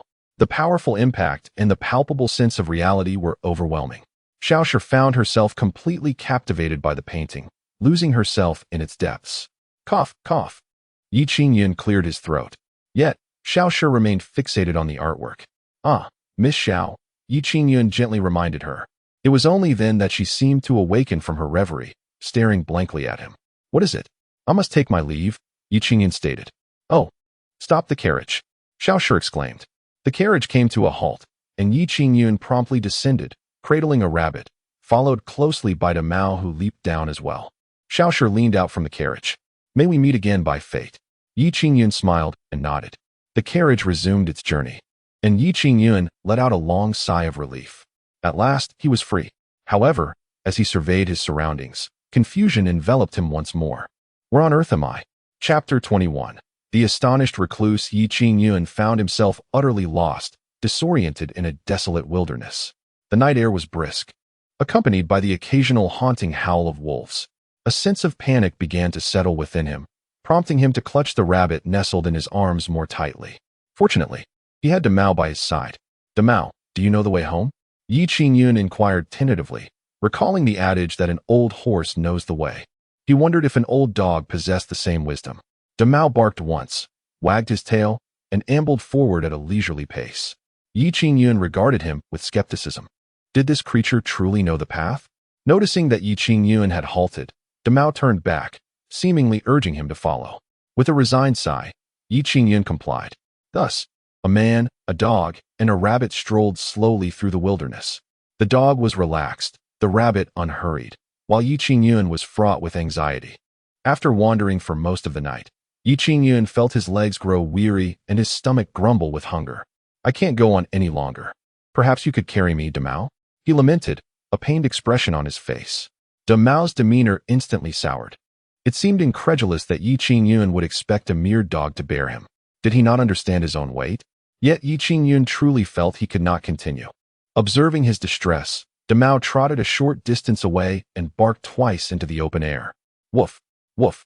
Qingyun pondered what Mao was up to when suddenly a fierce gust of wind swept through, and a large black bear charged into view. Startled, Qingyun shouted, Mao, run! He rushed forward, intent on dragging Mao away, fearing the foolish dog would become a meal for the bear. To his astonishment, Mao stood his ground, barking defiantly at the approaching creature. The bear crouched before Mao, nodding repeatedly, as if comprehending the dog's vocalizations. A peculiar dialogue unfolded between the dog and the bear, leaving Qingyun utterly bewildered. What on earth was happening? However, it seemed that Mao was in no peril. After a brief exchange, the bear lumbered closer to Qingyun. Feeling a surge of trepidation, he instinctively stepped back. To his surprise, the bear suddenly lay down, presenting its back to him. Mao, ever the enthusiastic companion, urged him with more barks. You want me to climb on? To ride this bear? Qingyun was taken aback. Mao nodded emphatically. Qingyun was astonished. Could this dog he had raised truly possess such extraordinary connections? Amusement replaced his fear as he promptly seated himself upon the bear's back. With Mao leading the way, the bear carried Qingyun onward. Mao, is this creature your friend? Woof, woof. Though the words were lost on him, Qingyun felt assured that it must be so. Woof, woof. You are truly remarkable. Mao, upon your return, I shall reward you with a grand bone. Woof. This black bear's fur is somewhat abrasive against my trousers, rather uncomfortable. The black bear retorted, How dare you say my fur is bothersome? I am a bear demon, after all. Were it not for the esteemed canine king's presence, I would have easily reduced you, a mere human, to a pulp with a single swipe of my paw. This black bear is none other than the bear demon who had previously appeared alongside the wolf demon. At this moment, he revealed his true form, summoned by Demao, serving as a mount for Qingyun. On a nearby hill, the wolf demon watched the departing bear demon, silently shedding tears. I apologize for your plight, brother bear. Miss, we have arrived at Yutian Valley. A middle-aged coachman announced as the carriage came to a halt at a narrow valley entrance. Xiaoshi stepped out of the carriage. At this moment, she had donned women's attire. Had Qingyun been present, he would surely be astounded by Xiaoshi's beauty. While in disguise as a man, her charm was not immediately evident. Yet, once in feminine garb, she emerged as one of the most exquisite women in the realm. It was precisely due to her striking appearance that she often preferred to dress as a man, seeking to avoid the incessant attention she attracted. At last, they had arrived. Xiaoshi gazed at the mountain entrance before her heart filled with anticipation. She had traveled thousands of miles from Beichuan to reach this place, all in pursuit of a reclusive master residing here, hoping to study under him. Xiaoshi's great-grandfather had once shared a friendship with this esteemed figure. Before his passing, he had informed the Xiao family that if a particularly gifted descendant were to emerge, they should be sent to Yutian Valley to apprentice under the master therein.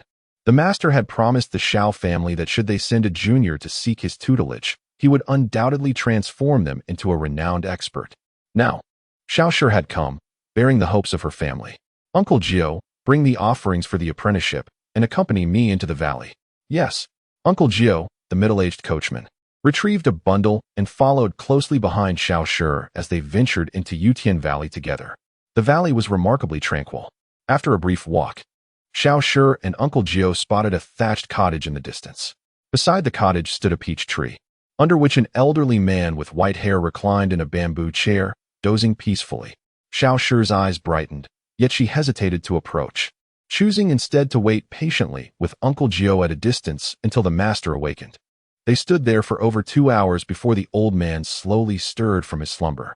Upon awakening, he noticed the two figures standing a short distance away. Oh, the girl from the Xiao family? Xiaoshi hurried forward, exclaiming, I am Xiaoshi, here to pay my respects to the esteemed elder. The old man smiled gently. Indeed, your aptitude is commendable and greatly pleases me. Xiaoshi's heart soared with joy. The disciple respectfully bows before the venerable master, prostrating 3 times in reverence. The elderly man, adorned with white hair, smiles gently, accepting Xiaoshi's homage. Master, this is a token of respect from the Xiao family, she proclaims, as she takes the parcel from Uncle Gio and presents it with both hands. The elder nods and opens the package, causing a painting to tumble out. Xiaoshi, feeling somewhat embarrassed, hastily retrieves the artwork. It was a piece drawn by Qingyun during their journey in the carriage, and somehow, it ended up alongside the offering. Master, this is not a gift of apprenticeship. It is merely an ordinary painting, Xiaoshi explains. However, the elder appears intrigued by the artwork. Bring it to me, he commands. Concerned that the painting might displease him, Xiaoshi hesitates, but the elder has already spoken, and she reluctantly hands it over. The old man immediately unfolds the painting, and upon gazing at it, his expression shifts dramatically. He rises abruptly from his wicker chair, his eyes fixated on the piece as though confronted with something profoundly terrifying. Both Xiaoshi and Uncle Gio are taken aback. Master, is there something amiss with this painting? The elder's hands tremble, his face a mask of astonishment. This painting. It is extraordinary, imbued with a supreme principle. At this declaration, Xiaoshi and Uncle Gio are left utterly bewildered. What on earth? A supreme principle? Chapter 22. The little beggar, the elderly man with white hair, gazed at the painting with immense excitement, his eyes seeming to bulge out at any moment. What an exquisite depiction of a bowman shooting an eagle. He spoke with a quivering voice. This painting exudes a sense of desolate grandeur. If one can calm their mind to comprehend it, perhaps they might touch upon a path yet untraveled by predecessors. The artist of this masterpiece must undoubtedly be an unimaginable sage, someone who has grasped the essence of the Great Way, fully understanding the world around them. It is astonishing that such a figure exists in this realm. I yearn to behold the true visage of this master. As he spoke, the old man began to pound his chest in excitement. Xiao Shi and Uncle Gio were left in astonishment. Could this painting truly be so remarkable? Was it not merely a casual creation by Qingyun? While the artistry was indeed impressive, to claim it contained the essence of the Great Way seemed rather exaggerated. Master, this should just be an ordinary painting, right? Xiao Shi cautiously suggested. The elderly man immediately glared at her. This is certainly not an ordinary painting. The one who created this work is undoubtedly an extraordinary recluse. This painting alone is worth more than my hundreds of years of arduous cultivation. What? A single painting equating to hundreds of years of toil? Xiao Shi and Uncle Gio were utterly stunned, exchanging bewildered glances. Could it be that the seemingly mundane Qingyun was, in fact, an unfathomable, extraordinary master? Where did this painting originate? The old man fixated his gaze on Xiao Shi, eagerly wanting to know the painting's backstory. Xiao Shi, naturally, did not dare to conceal the truth. Master, this painting was created by a young man named Qingyun. The elderly man appeared to ponder. A young man? That cannot be the true identity of a sage. Such an adept must have long since cultivated to great heights, effortlessly altering their appearance. Xiao Shi felt somewhat awkward. Master, that Qingyun is actually an ordinary person, devoid of any cultivation. The elderly man was taken aback. An ordinary person? Impossible. He could not accept it. Could a mere mortal create a painting imbued with the essence of the Great Way? Absolutely not. The artist of such a work must be a figure so elevated that even the elderly man would look up to them in awe, an unparalleled one at that. Perhaps it is your own limited perception that prevents you from seeing the true nature of this master. Mistaking him for an ordinary person, the elderly man asserted. Upon hearing this, Xiao Shi and Uncle Gio began to doubt their own understanding of reality. Was it possible that the young man truly was a transcendent sage? Xiao Shi furrowed her brows in deep thought, while Uncle Gio suddenly had a realization. Miss, we encountered two demonic beasts on our journey. Initially, I was no match for them, but they seemed to be suppressed by some force, allowing me to easily chase them away. Xiao Shi's eyes widened in disbelief as she processed this revelation. Are you suggesting that it was Qingyun who acted in secrecy at that time? Master Ju nodded repeatedly. Hiss. Xiao Shi was taken aback. This revelation made perfect sense. Both the painting and the circumstances on the road were sufficient to indicate that Qingyun was far from the ordinary individual they had perceived. He was, in fact, a remarkable sage of the world. What are you two discussing? The elderly man with white hair looked at them with a hint of confusion. Master, it is as follows. Xiao Shi then recounted their encounter with Qingyun and the events that transpired along the way to the elderly man. After hearing the tale, the white-haired elder regarded them with a gaze that seemed to wish to reprimand them. Xiao Shi and Master Gio felt profoundly embarrassed. A sage had traveled alongside them, and yet they had failed to recognize him, treating him in such a manner. As they reflected on this, both were filled with trepidation. You too. The elder shook his head repeatedly. Fortunately, that esteemed sage is magnanimous and has not held this against you. Otherwise, you would not have been so fortunate to remain alive. The two could only nod in agreement. Such a remarkable figure, if not personally visited, would leave one with an insatiable longing. The elder carefully rolled up the painting and placed it into his storage pouch. Quickly, take me to this esteemed sage. I wish to seek his guidance personally. Xiao Shi was somewhat astonished. It was supposed to be her seeking a master, yet now her own mentor was eager to meet someone else. Master, what about the gifts for apprenticeship? What gifts for apprenticeship? This painting is your finest offering. Take everything else back with you. Very well, Xiao Shi replied. Feeling somewhat helpless, the elder, in a state of urgency, urged them to set off promptly. Upon learning that Qingyun had appeared at the market at the foot of Floating Cloud Mountain, the elder grasped both Xiao Shi and Master Gio, lifting them into the air. Whoosh! The white-haired elder soared through the air, carrying them toward Floating Cloud Mountain. Meanwhile, Qingyun returned to Floating Cloud Mountain. Gazing at his cozy abode, he felt a profound sense of peace. Indeed, home was the ultimate sanctuary. After being away for some time, he deeply appreciated the warmth of his home. Gurgle. His stomach grumbled with hunger, prompting him to hastily eat something to satiate himself. Once he was full, Qingyun indulged in a delightful slumber. He did not awaken until the following day, well past noon. Rising comfortably, he opened the door, only to find someone outside. What are you doing? Noticing the person sneaking about, attempting to pluck pears from the tree, Qingyun bellowed. The individual was startled, Losing their balance and tumbling from the pear tree, they landed rather harshly, letting out a yelp as they sat on the ground, unable to rise.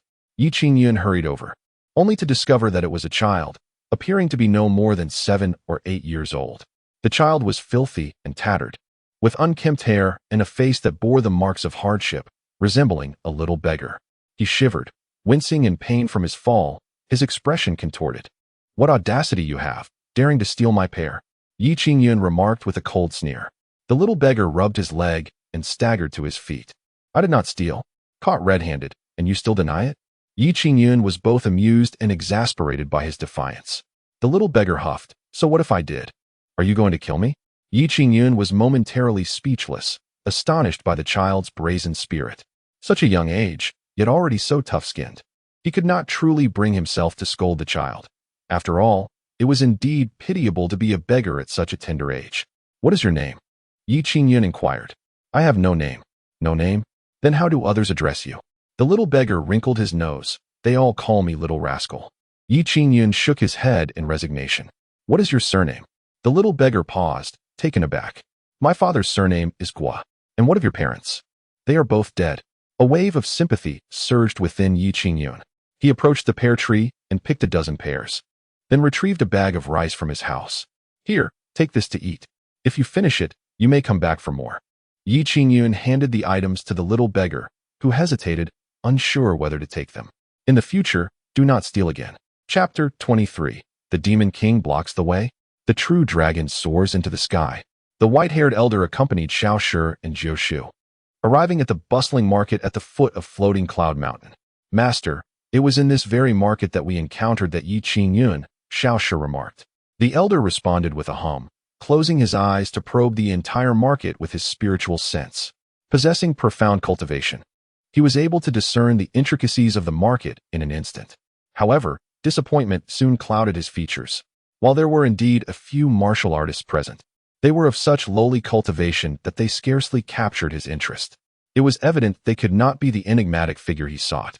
Yet, upon reconsideration, the elder pondered that perhaps this high individual had been concealing their true prowess, choosing to wander through the mortal realm in the guise of an ordinary person.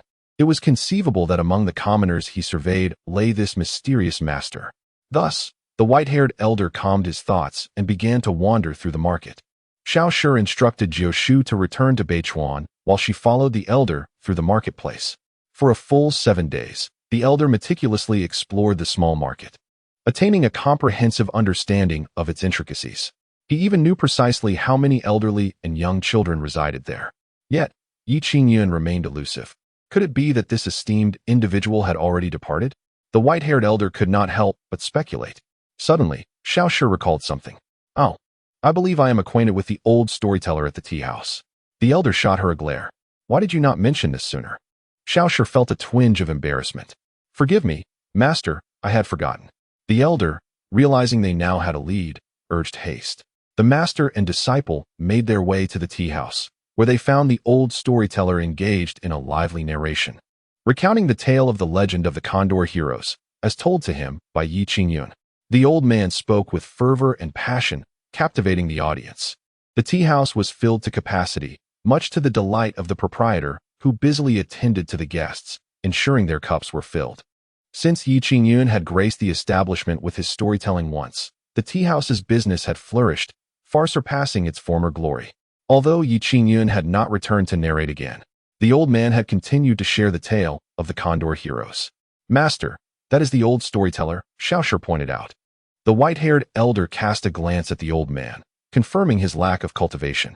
He chose not to interrupt, but instead listened intently to the story. Before long, the elder found himself engrossed, his thoughts completely entwined with the narrative spun by the storyteller. Once a segment of the tale concluded, many guests began to disperse. The elder then instructed Shaolin to inquire further. Shortly thereafter, Shaolin returned. "Master, I have inquired, and it appears that Qingyun resides nearby on Floating Cloud Mountain." Floating Cloud Mountain? The white-haired elder furrowed his brow slightly. This place, he recalled, seemed familiar to him. Upon careful reflection, the elderly man with white hair recalled an encounter from a century ago. He had once clashed with a formidable adversary, a pursuit that led him through the Floating Cloud Mountain. At that time, He had been astounded by the prohibitions that enveloped the mountain. "Let us proceed to Floating Cloud Mountain," he declared. Without any delay, the two set forth. As the elderly man beheld the summit of Floating Cloud Mountain, no longer shrouded in black mist, a look of surprise crossed his visage. The barriers of your had, astonishingly, vanished. He vividly remembered that during his previous passage, he had assumed the black mist to be a mere commonplace phenomenon, only to trigger the prohibitions and narrowly escape with his life. Now, however, the mist had completely dissipated, signifying the dissolution of the barriers. Could it be the work of that esteemed figure? The elderly man pondered. Regaining his composure, he ascended the mountain alongside Xiao Shi. Before long, he came to a halt. "Master, what troubles you?" Xiao Shi inquired, gazing quizzically at the elderly man. He remained silent, his expression grave as he fixed his gaze ahead. Following his line of sight, Xiao Shi beheld a golden-haired dog lounging lazily atop a nearby rock, basking in the sun, its belly exposed in a display of utter relaxation. "That is the dog accompanying Qingyun," she recognized instantly. As she moved to approach it, the elderly man swiftly restrained her. "What is it, master?" she asked, bewildered. The elderly man's demeanor was profoundly serious, even tinged with a hint of fear. He stared intently at the golden dog, his breathing growing heavy.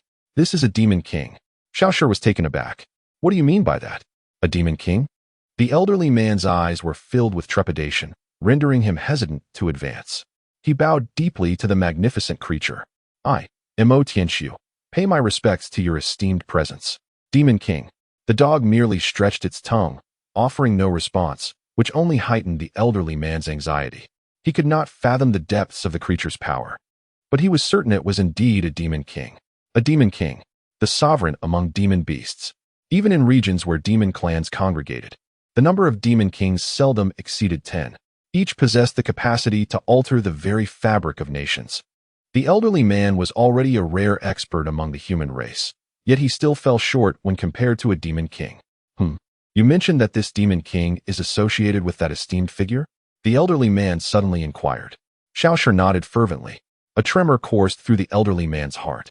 Indeed, Qingyun was undoubtedly an extraordinary personage. The ability to command a demon king was a terrifying prospect. What kind of formidable existence could wield such power?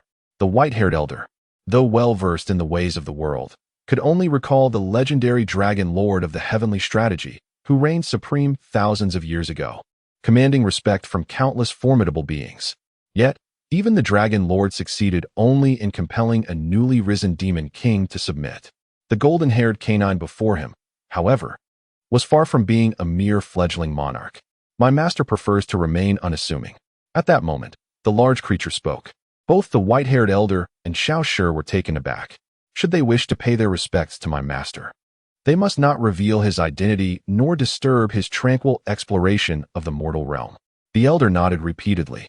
"Naturally, since this esteemed being has chosen to seclude himself here, it is undoubtedly to savor the experiences of the earthly plane.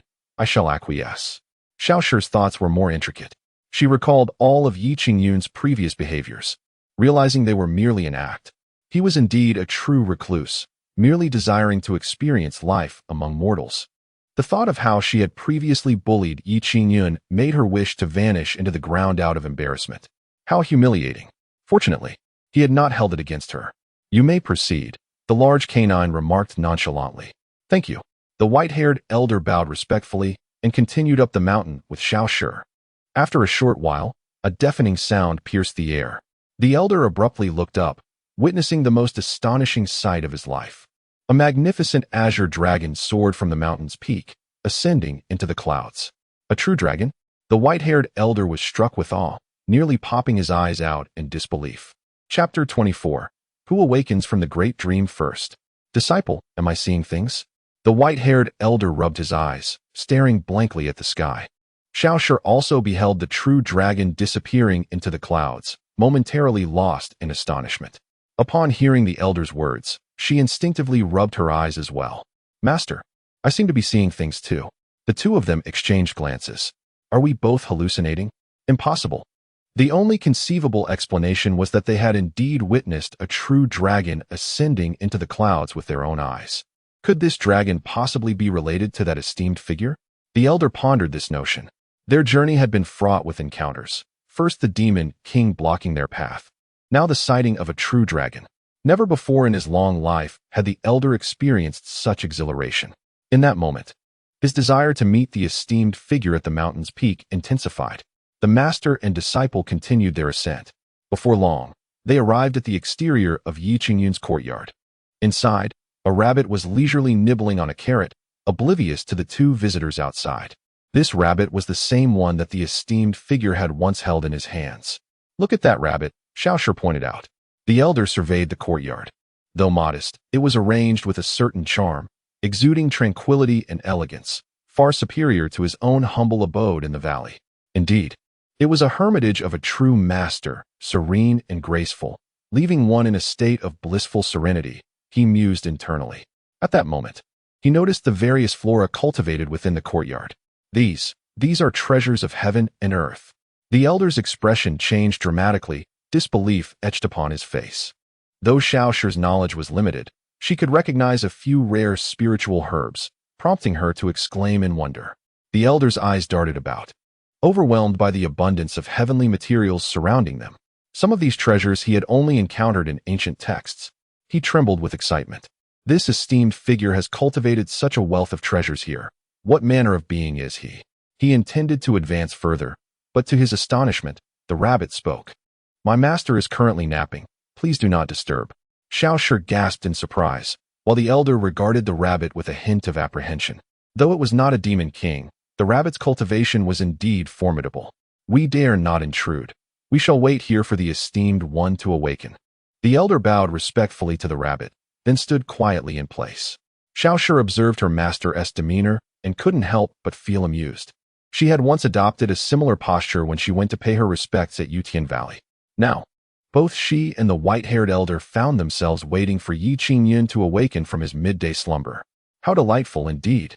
The rabbit continued to munch on the carrot, paying no further heed to the two outside. Meanwhile, Qingyun was indeed enjoying a nap, having eaten a hearty meal and taken a leisurely stroll in the mountains before collapsing into restful slumber. The two individuals waited for 2 hours, until the sun began its descent. Only then did Qingyun, well rested, awaken leisurely. As he sat up from his bed, he felt a profound sense of tranquility and could not resist stretching.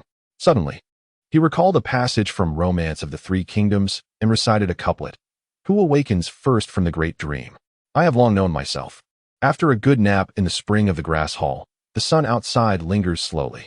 Qingyun had recited these lines in a moment of inspiration, but the people outside the courtyard heard him clearly. The elderly man with white hair fell into deep contemplation upon hearing the poem. Soon, a look of astonishment crossed his face. What a splendid poem! Although simple and unadorned, it seems to penetrate the essence of profound truths, revealing the ephemeral nature of all things. Truly, a master is deserving of the title. Even a casual verse, born from an afternoon nap, can possess such depth. Beside him, Shaoshir wore a puzzled expression. While the poem did sound quite impressive, could it truly be as remarkable as the master suggested? "Disciple, one must never be disrespectful in the presence of a master," the elderly man admonished Shaoshir. "Understood," she replied hastily. At that moment, Qingyun emerged from the room, only to find two figures standing in the courtyard, an unusual-looking elderly man with white hair and a delicate young woman, whom he thought looked somewhat familiar. "Who are you?" Qingyun inquired curiously. The elderly man quickly bowed, introducing himself. "I am the humble Shen Tianhua. Upon hearing of your esteemed presence in this secluded place, I have come to pay my respects. This is my disciple, Shaoshir." Shaoshir also bowed in greetings, esteemed senior. "Shaoshir, isn't she the one who disguises herself as a man?" Qingyun observed closely. Indeed, it was her. What brought her here, and why did she bring her master along? I believe you may have mistaken me for someone else. "I am not an esteemed senior," Qingyun replied awkwardly. Upon hearing this, the master and disciple recalled the words of the previous canine demon king.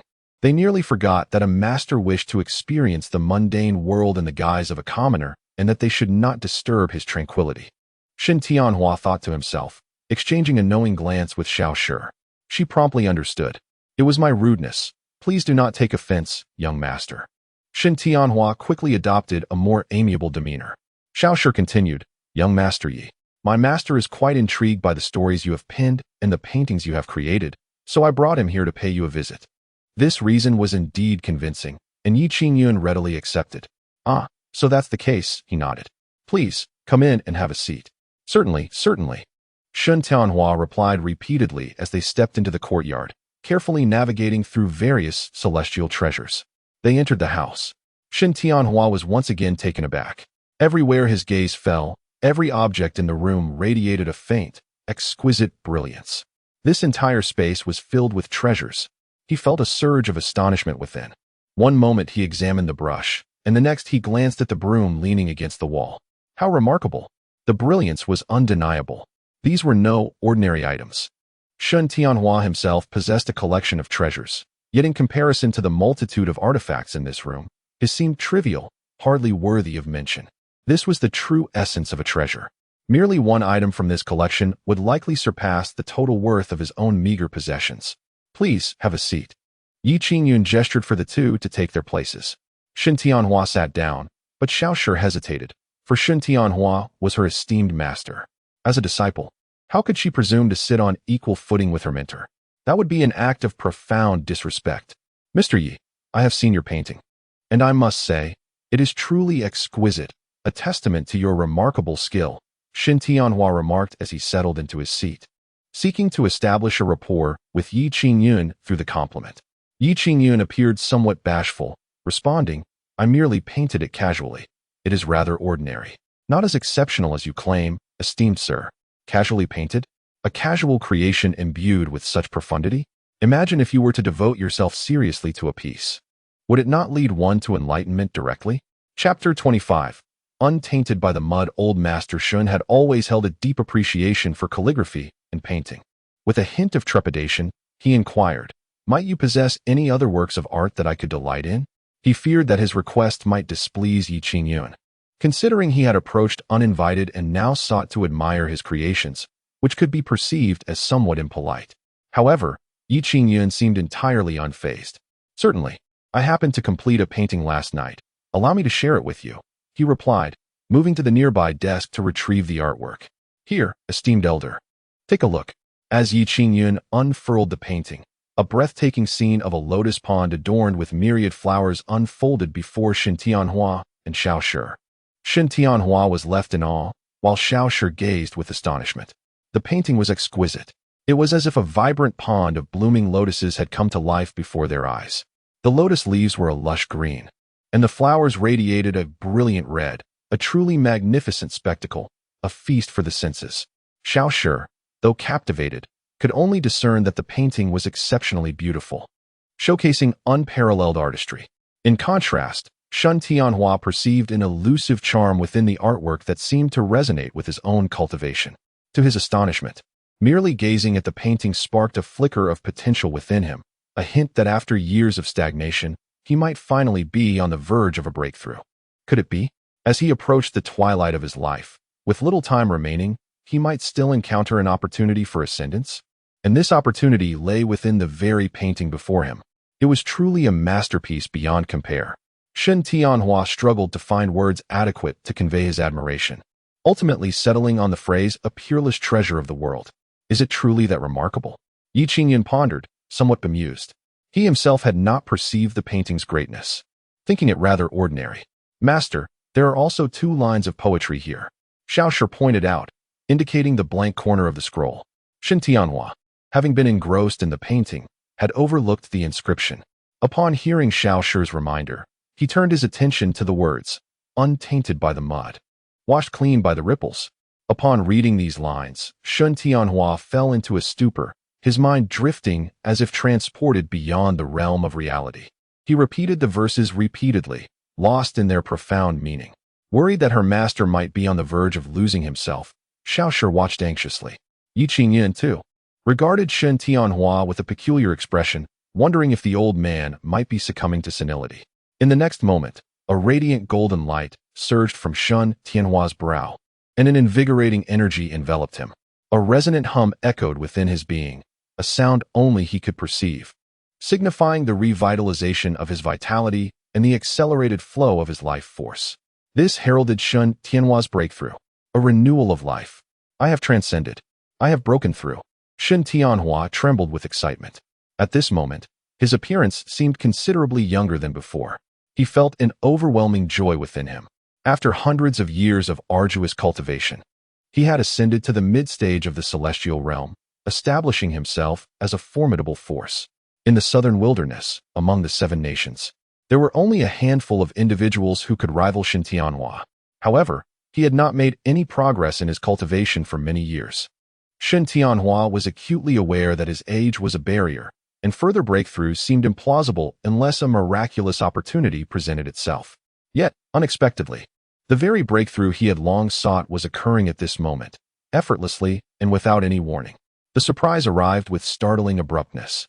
Shen Tianhua immediately rose and bowed deeply to Yi Qingyun, his demeanor exceedingly solemn, imbued with profound respect, akin to a junior seeking guidance from a venerable elder. This left Yi Qingyun somewhat bewildered. What was the old gentleman doing? He assisted Shen Tianhua to his feet, who was nearly in tears. Young Master Yi, I am overwhelmed with emotion at the sight of such an extraordinary painting. I could not contain myself. Yi Qingyun breathed a sigh of relief. No worries. If you truly admire this painting, I shall gift it to you. Shen Tianhua trembled with astonishment. Are you serious, young master? You truly wish to bestow this painting upon me? Indeed, Yi Qingyun replied, blinking without a trace of hesitation or reluctance. This was merely a work he had created casually, and he could produce dozens of such paintings in a single day without a hint of regret. In his eyes, these artworks held little monetary value. Thank you, young master. Thank you, Shen Tianhua exclaimed, his hands trembling with excitement. It's nothing, really. If you like it, I can give you a few more, Yi Qingyun offered generously, which startled Shen Tianhua immensely. He hastily waved his hands, insisting, one is sufficient, just one. What a jest. This single painting would provide Shen Tianhua with ample insights for a long time. If he were to receive more, he feared he would overreach and only complicate matters for himself. Shen Tianhua rummaged through his storage pouch and retrieved a crystal stone. Young master, this is an item I acquired years ago. Though it pales in comparison to your painting, it is the most valuable possession I own. Since you have gifted me this painting, I must reciprocate. Please accept this. Yi Qingyun curiously accepted the crystal. It was a deep azure hue, slightly larger than a fist, and felt warm to the touch. Beyond that, Yi Qingyun could discern no special attributes of the crystal. It appears to be quite visually appealing. Indeed, this stone is remarkable. Yi Qingyun nodded and casually placed it on the table. Shaoshi expressed some dissatisfaction, for it was a rare treasure bestowed upon the other by her esteemed master. Yet it was treated with such indifference. However, Shen Tianhua seemed utterly unconcerned, viewing it as a matter of course. Although the ancient mysterious stone was precious, in the eyes of such a venerable figure, it could only be regarded as an ordinary object. I have exchanged this ancient stone for a painting of such exquisite value. I have truly struck a remarkable bargain, Shen Tianhua mused quietly. Were other warriors to learn of this transaction, they would surely be left astounded. The ancient mysterious stone is reputed to be a material capable of forging divine weapons. Throughout the entirety of the 7 nations of the southern wilderness, it is unlikely that another piece exists. Yet here, Shen Tianhua has traded this singular stone for a mere painting, and he even believes himself to have profited from the exchange. By the way, how about sharing a meal together? Yi Qingyun warmly invited, feeling that dining alone lacked charm. A larger gathering would surely bring more liveliness. Shen Tianhua was naturally pleased by the invitation, although he had abstained from food for many years. How could he refuse the invitation of such a distinguished individual? It was indeed an honor. Chapter 26. The gourmand's feast. Please wait a moment. I shall prepare the meal, Yi Qingyun said, immediately heading to the kitchen. Upon witnessing Yi Qingyun's intention to personally cook, Shen Tianhua was taken aback. How could one of such stature engage in such labor? He quickly turned to Shaoshi. Disciple, assist young Master Yi. Shaoshi hesitated, feeling somewhat conflicted. It was not that she was unwilling. Rather, she had been pampered her entire life and had never partaken in such mundane tasks at the Shao household. Not only had she never cooked, but she could hardly recognize all the vegetables growing in the garden. Nevertheless, under her master's command, she reluctantly followed Yi Qingyun into the kitchen. Before long, however, Shaoshi emerged with a crestfallen expression. What happened? Shen Tianhua inquired. a hint of dissatisfaction evident in his tone. I was asked to leave by young Master Yi. He said I was clumsy and only caused chaos in the kitchen. Xiao Shi replied, her face a picture of grievance. She felt truly wronged. After all, she was the esteemed young lady of the Shao family, and yet, due to her lack of culinary skills, she was dismissed with disdain. Shen Tianhua could only sigh in response. Very well, you may sit quietly over there. Yes, master. Xiao Shi returned to her seat, her frustration growing. I shall see what delectable dishes you manage to create. Moments later, an enticing aroma wafted from the kitchen. Upon catching a whiff, Xiao Shi's stomach grumbled audibly. Even Shen Tianhua, who had refrained from eating for many years, felt his appetite stirring. How delightful! He exclaimed, somewhat astonished. Even his aged frame found itself anticipating the culinary delights Yi Qingyun would present. However, after a while, an unpleasant odor began to permeate the air from the kitchen. The expressions of the master and disciple darkened instantly. The stench was all too reminiscent of something foul. One might think Yi Qingyun was unwell in the kitchen. Master, perhaps we should take our leave? Xiao Shi suggested, a hint of trepidation in her voice. Shen Tianhua, however, remained composed, a serene expression on his face. There is no need for concern. Those of exceptional talent often operate outside the norm. This may well be a test for us. A test, indeed? That is plausible. Xiao Shi conceded, though the stench was overwhelmingly repulsive, making her stomach churn. The mingling of delightful and foul scents filled the room, leaving both master and disciple in a state of anxious anticipation. At last, Yi Qingyun emerged from the kitchen, bearing a tray. Upon it were 3 dishes, braised pork, stinky tofu, and scrambled eggs with tomatoes. He placed the dishes on the table, saying, there is also a pot of soup simmering. Let us dine first. With that, he served each of them heaping bowls of rice. The pair stared at the towering mounds of rice before them, momentarily taken aback. I cannot consume this much, Xiao Shi said, feeling overwhelmed. Shen Tianhua shot her a glare, prompting her to quickly amend her statement. With a bit of effort. I can finish it. Yi Qingyun flashed a grin, saying, then eat more. The dishes I prepared are quite delectable. Delectable?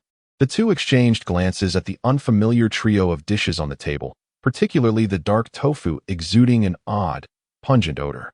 They were left questioning the validity of Yi Qingyun's claim regarding its flavor. Come on, dig in. Don't be shy. It's best enjoyed while hot. Yi Qingyun wasted no time and began to eat heartily. As a true aficionado of hearty meals, there was no moment more earnest than this. The master and disciple had no choice but to follow suit. Xiao Shi dared not even glance at the plate of stinky tofu, finding the braised pork slightly overwhelming. Thus, she opted for a bite of the scrambled eggs with tomatoes. The flavor. Just that first bite illuminated her senses. The eggs and tomatoes blended harmoniously, whetting her appetite. Shen Tianhua began with a piece of braised pork, frowning as he popped it into his mouth.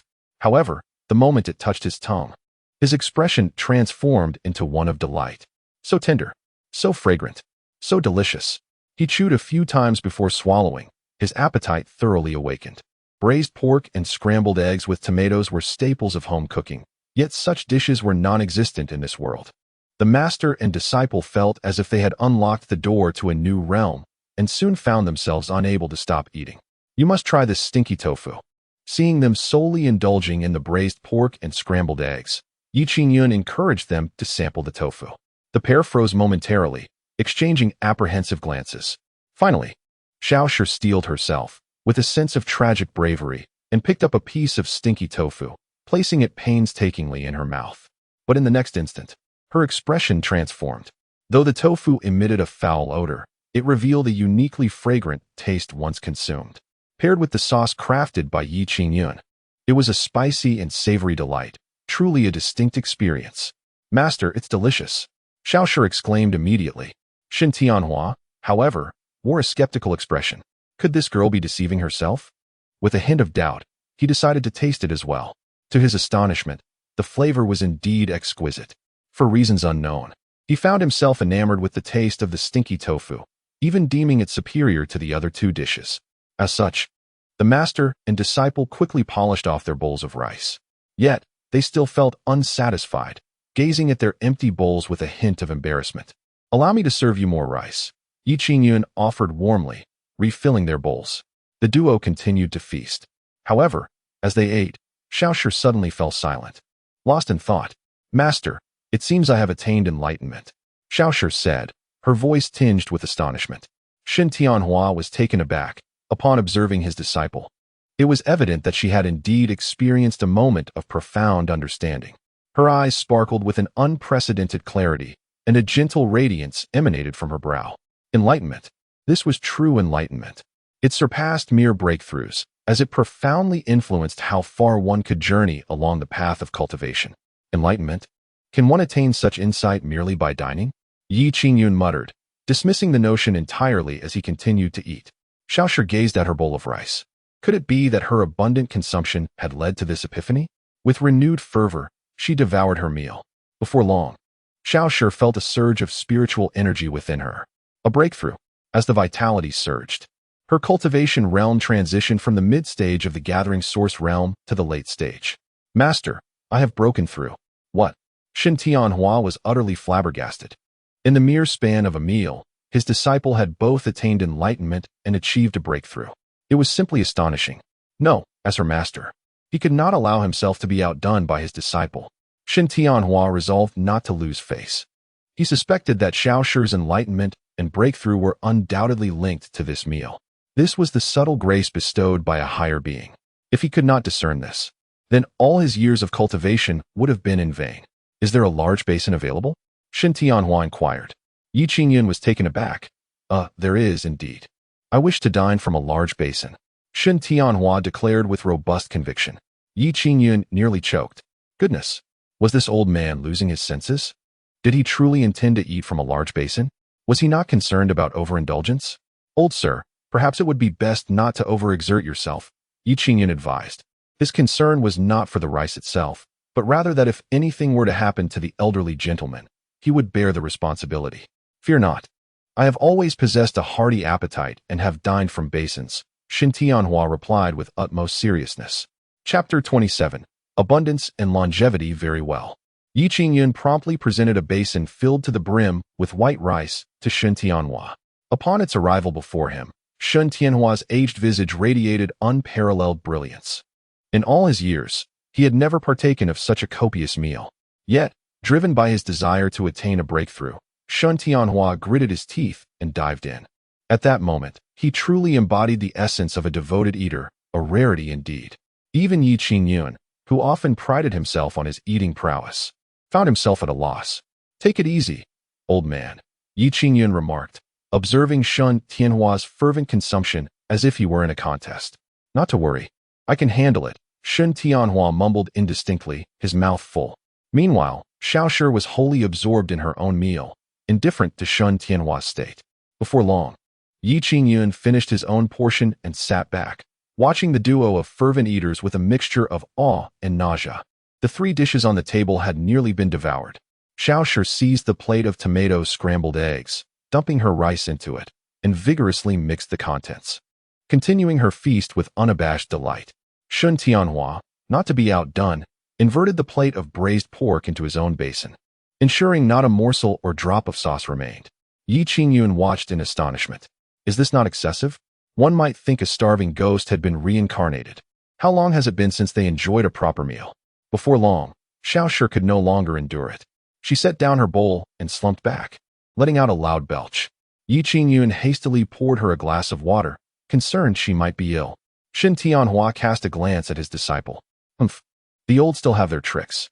You, my dear girl, ought to practice a few more years. He continued his eating, though a sense of perplexity gnawed at him.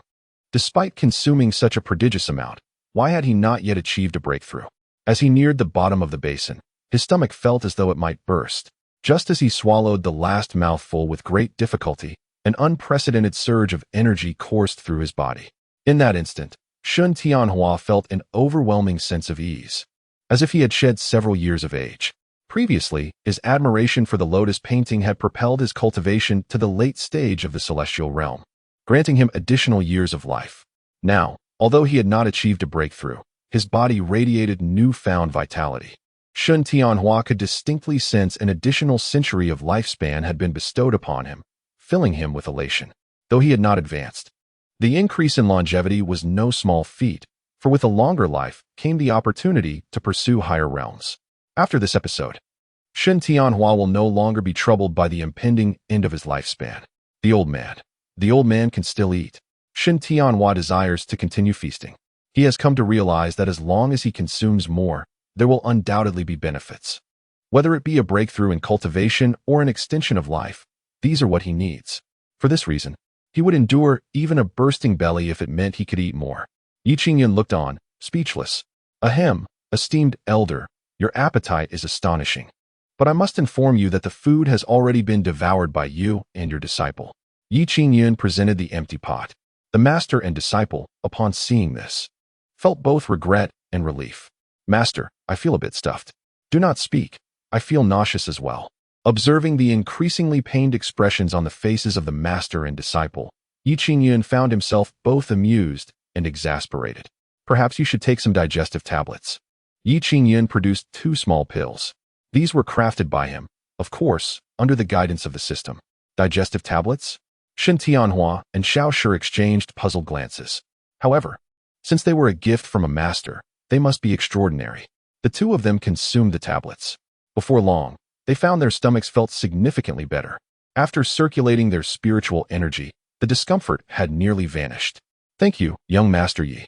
Shen Tianhua, along with Shaolin, bowed respectfully to Qingyun. Qingyun waved his hand dismissively. Esteemed elder, you must refrain from such excessive eating in the future.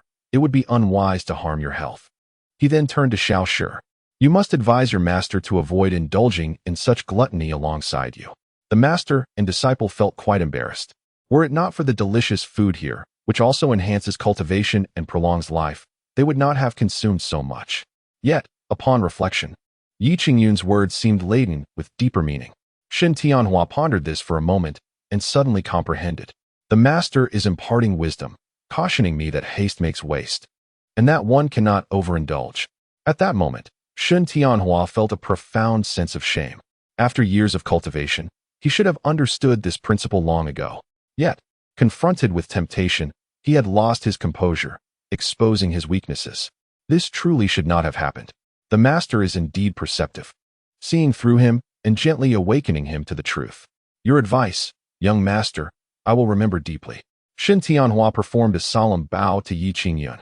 After finishing their meal, Shen Tianhua and Shaolin chose not to linger, bidding farewell instead. Their visit had been fruitful, having successfully met Qingyun and gained much wisdom. It was certainly not in vain. Qingyun escorted them to the gate, watching as they descended the mountain. Upon reaching the foot of the mountain, Shen Tianhua looked back at floating Cloud Mountain, filled with immense sentiment. Who would have thought that a master of such extraordinary caliber resided within these mountains? Opening my eyes to new horizons today. Master, this esteemed individual resides in seclusion here. Perhaps we should frequently pay our respects, as we might glean further wisdom from him, suggested Shaolin. However, Shen Tianhua's countenance darkened. It is absolutely inadvisable. Shaolin was taken aback. Why so? This venerable sage has chosen this solitude for the purpose of profound cultivation, and to engage with the world as an ordinary person. Have you not noticed? He has never regarded himself as a sage, nor has he ever spoken of matters pertaining to cultivation. Perhaps this sage has attained an exceedingly profound and inscrutable realm, having forgotten his own existence, genuinely perceiving himself as an ordinary mortal. As Shen Tianhua spoke, reverence shone in his eyes. If we were to intrude upon him frequently, we might disturb his tranquility, and should he take offense, it would be a grave transgression. Upon hearing this, Shaolin felt the wisdom in her master's words. I have been foolish, she admitted. Shen Tianhua regarded her and replied, It is good that you understand. Just as the master and disciple were about to depart, they suddenly noticed a woman approaching from the distance. The woman, upon seeing the duo, exhibited a hint of curiosity. Pardon me, are you two descending from Floating Cloud Mountain? She inquired as she stepped forward to pay her respects. It was none other than Bai Suyi. Indeed, are you planning to ascend the mountain? Shaolin observed Bai Suyi, noting her youthful beauty, which elicited a rather peculiar expression from her. Chapter 28. The Lonely Man and the Solitary Woman. I am ascending the mountain to pay a visit to young Master Yi, Bai Suyi stated. Indeed, she was there to seek Qingyun. Previously, she had accompanied Chu Yanyu to Floating Cloud Mountain, where Yi Qingyun had assisted her by performing cupping therapy. Now, after a fortnight, Bai Suyi returned as promised. Shen Tianhua glanced at Bai Suyi and immediately discerned that her cultivation level was not high, merely at the late stage of the awakening realm. However, her innate talent was exceptional, a natural prodigy in cultivation. Compared to Xiaoshi, she was only slightly inferior. Shen Tianhua could not help but entertain the thought of taking her as a disciple. "Child, which sect do you belong to?" Shen Tianhua inquired. Bai Suyi, not daring to be neglectful, bowed deeply. "I do not wish to hide it from my esteemed elder. I am a disciple of the Nine-Spirit Sect." Shen Tianhua nodded. A disciple of Gong Sun Yu, yet such remarkable talent wasted under his tutelage. Bai Suyi felt a twinge of embarrassment. After all, she was a disciple of the Nine-Spirit Sect, and the elderly man before her was seemingly belittling her master, Gong Sun Yu. This displeased her. "Esteemed elder, though my sect may be small, I ask you to be cautious with your words," Bai Suyi retorted. Xiaoshi curled her lips slightly. "Do you know who my master is?" "Merely the Nine-Spirit Sect. Even if your master Gong Sun Yu stood here, he would have to address my master as junior." Bai Suyi's anger flared. "Both of you insult my sect. Even though my cultivation is modest, I must defend its honor." Xiaoshi found amusement in this. Her inherently willful nature led her to take a disliking to Bai Suyi for reasons she could not fully comprehend. Seeing Bai Suyi ready to engage in combat only fueled her desire for a confrontation. "Heh, with your level of cultivation, do you dare to flaunt your skills before me?" Xiaoshi scoffed, stepping forward and displaying her cultivation at the gathering origin realm. Bai Suyi's expression changed dramatically. The gathering origin realm. That was a level surpassing the awakening realm. Though Bai Suyi possessed late-stage awakening realm skills, she stood no chance against a practitioner of the gathering origin realm and would be utterly crushed. To her astonishment, the woman, seemingly of her age, had such formidable strength. Bai Suyi felt a wave of shock wash over her. Xiaoshi, brimming with pride, mockingly regarded Bai Suyi. "What now? Do you still dare to challenge me?" Bai Suyi fell silent, yet she exhibited her own cultivation level, late-stage awakening realm. Though her abilities paled in comparison to Xiaoshi's, she refused to back down. Shen Tianhua did not intervene. He was curious to see just how much strength Bai Suyi possessed. Just as the two women were about to engage, a sudden clap of thunder resonated from the sky. The sound was earth-shattering, startling all three present. They turned their gazes upward, witnessing the once clear sky now shrouded in dark, ominous clouds, as if a torrential downpour were imminent. Shen Tianhua furrowed his brow. Why is the weather so extraordinarily capricious? In the next moment, Shen Tianhua comprehended the reason behind the sudden transformation of the sky. A true dragon flickered in and out of the dark clouds, stirring up the elements. Shen Tianhua felt a surge of apprehension. This was the very dragon he had glimpsed during his ascent of the mountain. To his astonishment, it still lingered amidst the clouds. Meanwhile, atop the mountain, Yi Qingyun gazed at the sky, puzzled. Why was it suddenly about to rain? He hurriedly trotted outside to gather his drying clothes. Thunder rumbled ominously as the clouds thickened. Shen Tianhua seemed to realize something and urged Xiaoshi, "We must depart swiftly. Let us not invoke trouble." Xiaoshi was taken aback, somewhat bewildered. Yet, Shen Tianhua offered no further explanation, seizing her hand and taking to the air. Witnessing their abrupt departure, Bai Suyi was astonished yet relieved. After they left, the once overcast sky unexpectedly brightened, as if the thunder and clouds had never existed. What was happening? Just as Yi Qingyun had retrieved his clothes, the heavens cleared once more. He cursed under his breath and spread the garments out to dry again. Before long, Bai Suyi arrived at the mountain. "Yi Gongzi," she called from outside the courtyard. Yi Qingyun opened the door, and upon seeing Bai Suyi, he welcomed her inside. "Yi Gongzi, after your treatment with that cupping method, I feel much improved," Bai Suyi said shyly. The memory of her previous treatment, with others present, had not stirred such strong feelings within her. However, this time, it was just the two of them in the room. A lone man and woman, sharing a space, employing such a unique method of healing. How could Bai Suyi not feel bashful? She had initially intended to bring Chu Yinyu along, but Chu Yinyu was currently absent from the Pingxi Wangfu. Thus, Bai Suyi had no choice but to come alone. "As long as it proves effective, let us continue today," Yi Qingyun remarked casually, having already set out the cupping apparatus. Bai Suyi felt a wave of embarrassment. "Yi Gongzi, please turn around." Yi Qingyun was taken aback, but quickly complied. His breath quickened, and his heart raced. After all, he was a young man filled with passion. Natural reactions were inevitable. Yi Qingyun, you must maintain your composure. Never act impulsively. She is a disciple of the Shaolin Sect, a presence you cannot afford to offend. At the same time, Bai Suyi wrestled with her own anxieties. What if, after disrobing, Yi Gongzi decided to take liberties with her? Yi Gongzi was a venerable figure, someone even the emperor of martial sovereigns would seek an audience with. What if he truly intends to harm himself? Can she resist? Yet, if she were to acquiesce, would it not render her frivolous? Perhaps it would be more fitting to feign a symbolic resistance before ultimately yielding. With such thoughts swirling in her mind, Bai Suyi's cheeks flushed crimson, and she soon found herself leaning there. Young Master Yi, I am ready, Bai Suyi whispered softly. Yi Qingyun turned around. Although he had witnessed this once before, the previous occasion had been marred by the presence of others, rendering the experiences entirely dissimilar. Ahem, then I shall begin, Yi Qingyun declared, maintaining his focus as he diligently prepared to apply the cupping therapy on Bai Suyi's back. Both harbored their own thoughts, and the atmosphere within the room grew somewhat ambiguous, tinged with an indescribable awkwardness. In no time, 8 bamboo tubes were firmly placed upon Bai Suyi's back, and Yi Qingyun thoughtfully draped a blanket over her. Noticing that Yi Qingyun seemed to refrain from any inappropriate actions, Bai Suyi sighed in relief, yet internally felt a twinge of regret. Alas, young Master Yi, a true recluse, perhaps perceives no distinction between me and an ordinary woman, Bai Suyi mused bitterly. Half an hour later, Yi Qingyun removed the bamboo tubes, revealing a multitude of tiny white insects scraped from within, though significantly fewer than last time. It appeared that the venomous creatures within Bai Suyi had dwindled considerably. It seems Miss Bai's internal toxins have been greatly reduced, Yi Qingyun remarked with a smile, only to witness Bai Suyi's complexion suddenly turn ashen. A spurt of crimson blood erupted from her lips as she collapsed to the ground, succumbing to unconsciousness. Chapter 29.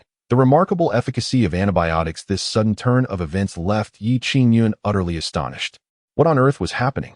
He hastily assisted Bai Suyi in lying down on the bed. As he gently touched her face, he was met with an icy chill, akin to that of a block of ice.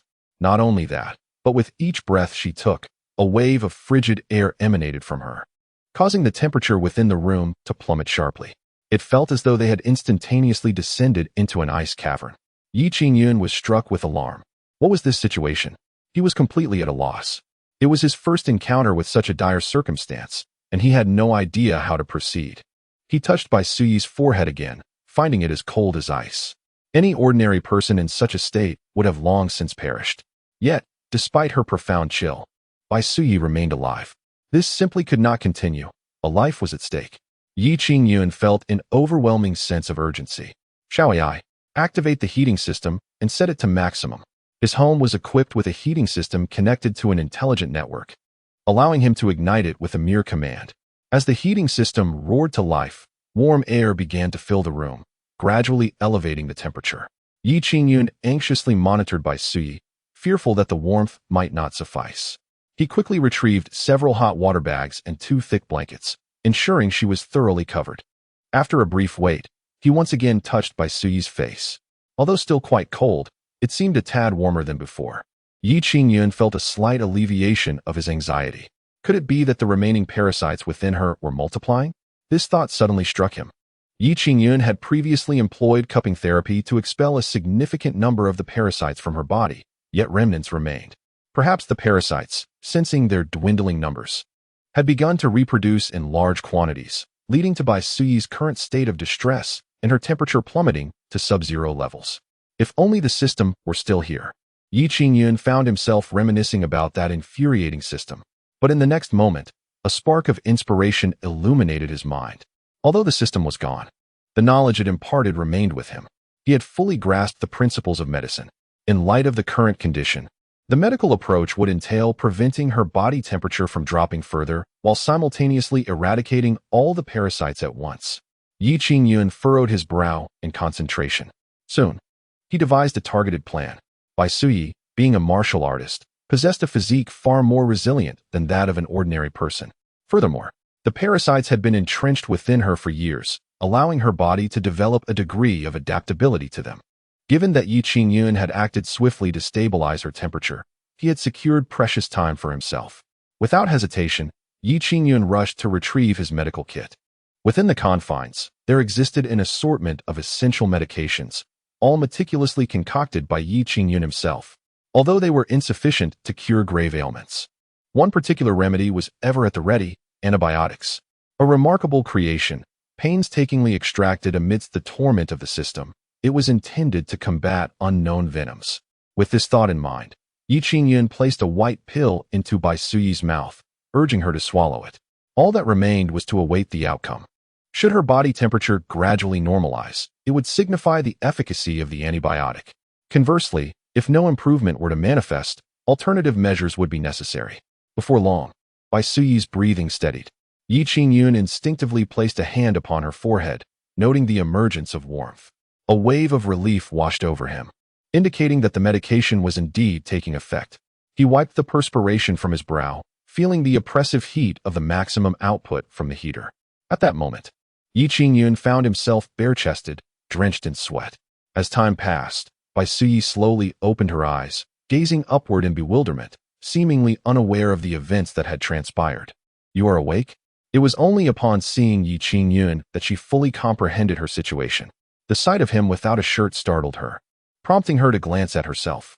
Though her garments remained intact, she found herself sprawled upon Qingyun's bed, drenched in perspiration and utterly fatigued. A look of helplessness crossed her features. Had she been subjected to something untoward?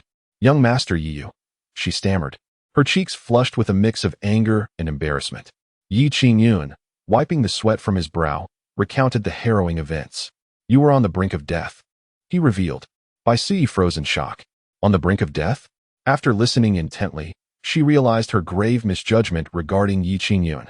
It dawned upon her that he had committed no wrongdoing. Rather, he had salvaged her life. A twinge of shame struck her, recognizing that a man of his caliber could not be tainted by the base thoughts of ordinary individuals. She felt unreasonably foolish for her earlier accusations. "Thank you, young Master Yi, for saving my life," she expressed earnestly. Qingyun waved his hand dismissively. "To save a life is more meritorious than constructing a 7-tiered pagoda. How could I possibly stand idly by while you perished?" The profundity of his words momentarily left Bai Suyi speechless, as she sensed an indescribable essence of enlightenment within his statement. "Young Master, you please refrain from speaking. Your body is still weak. You should rest," she urged, deciding to lie down and continue recuperating. As dusk approached, Bai Suyi rose and stepped outside. "Young Master Yi, I must take my leave now." Qingyun surveyed her from head to toe. "Are you feeling well?" Bai Suyi nodded, her face radiating gratitude. "I believe I have completely recovered." Qingyun mused to himself. Could it be that his antibiotics truly possess such remarkable efficacy? "It's already dark. Perhaps you should wait until tomorrow to descend the mountain," he suggested. Bai Suyi shook her head. "I cannot spend the night here. There are matters entrusted to me by my sect. Should I delay even for a night, I fear I would be unable to report back in time." "What could be so urgent?" Qingyun inquired, intrigued. Bai Suyi did not withhold the truth. "Recently, there have been sightings of malevolent cultivators within the heavenly martial dynasty. These individuals are specifically abducting children, and many innocent lives have already been lost. The 3 major sects, along with the heavenly martial dynasty, have commenced a hunt for these wicked beings. I must join my fellow disciples to investigate their whereabouts." Upon hearing this, Qingyun recognized the gravity of the situation. "Please take care," he urged. Bai Suyi nodded and then descended the mountain into the night.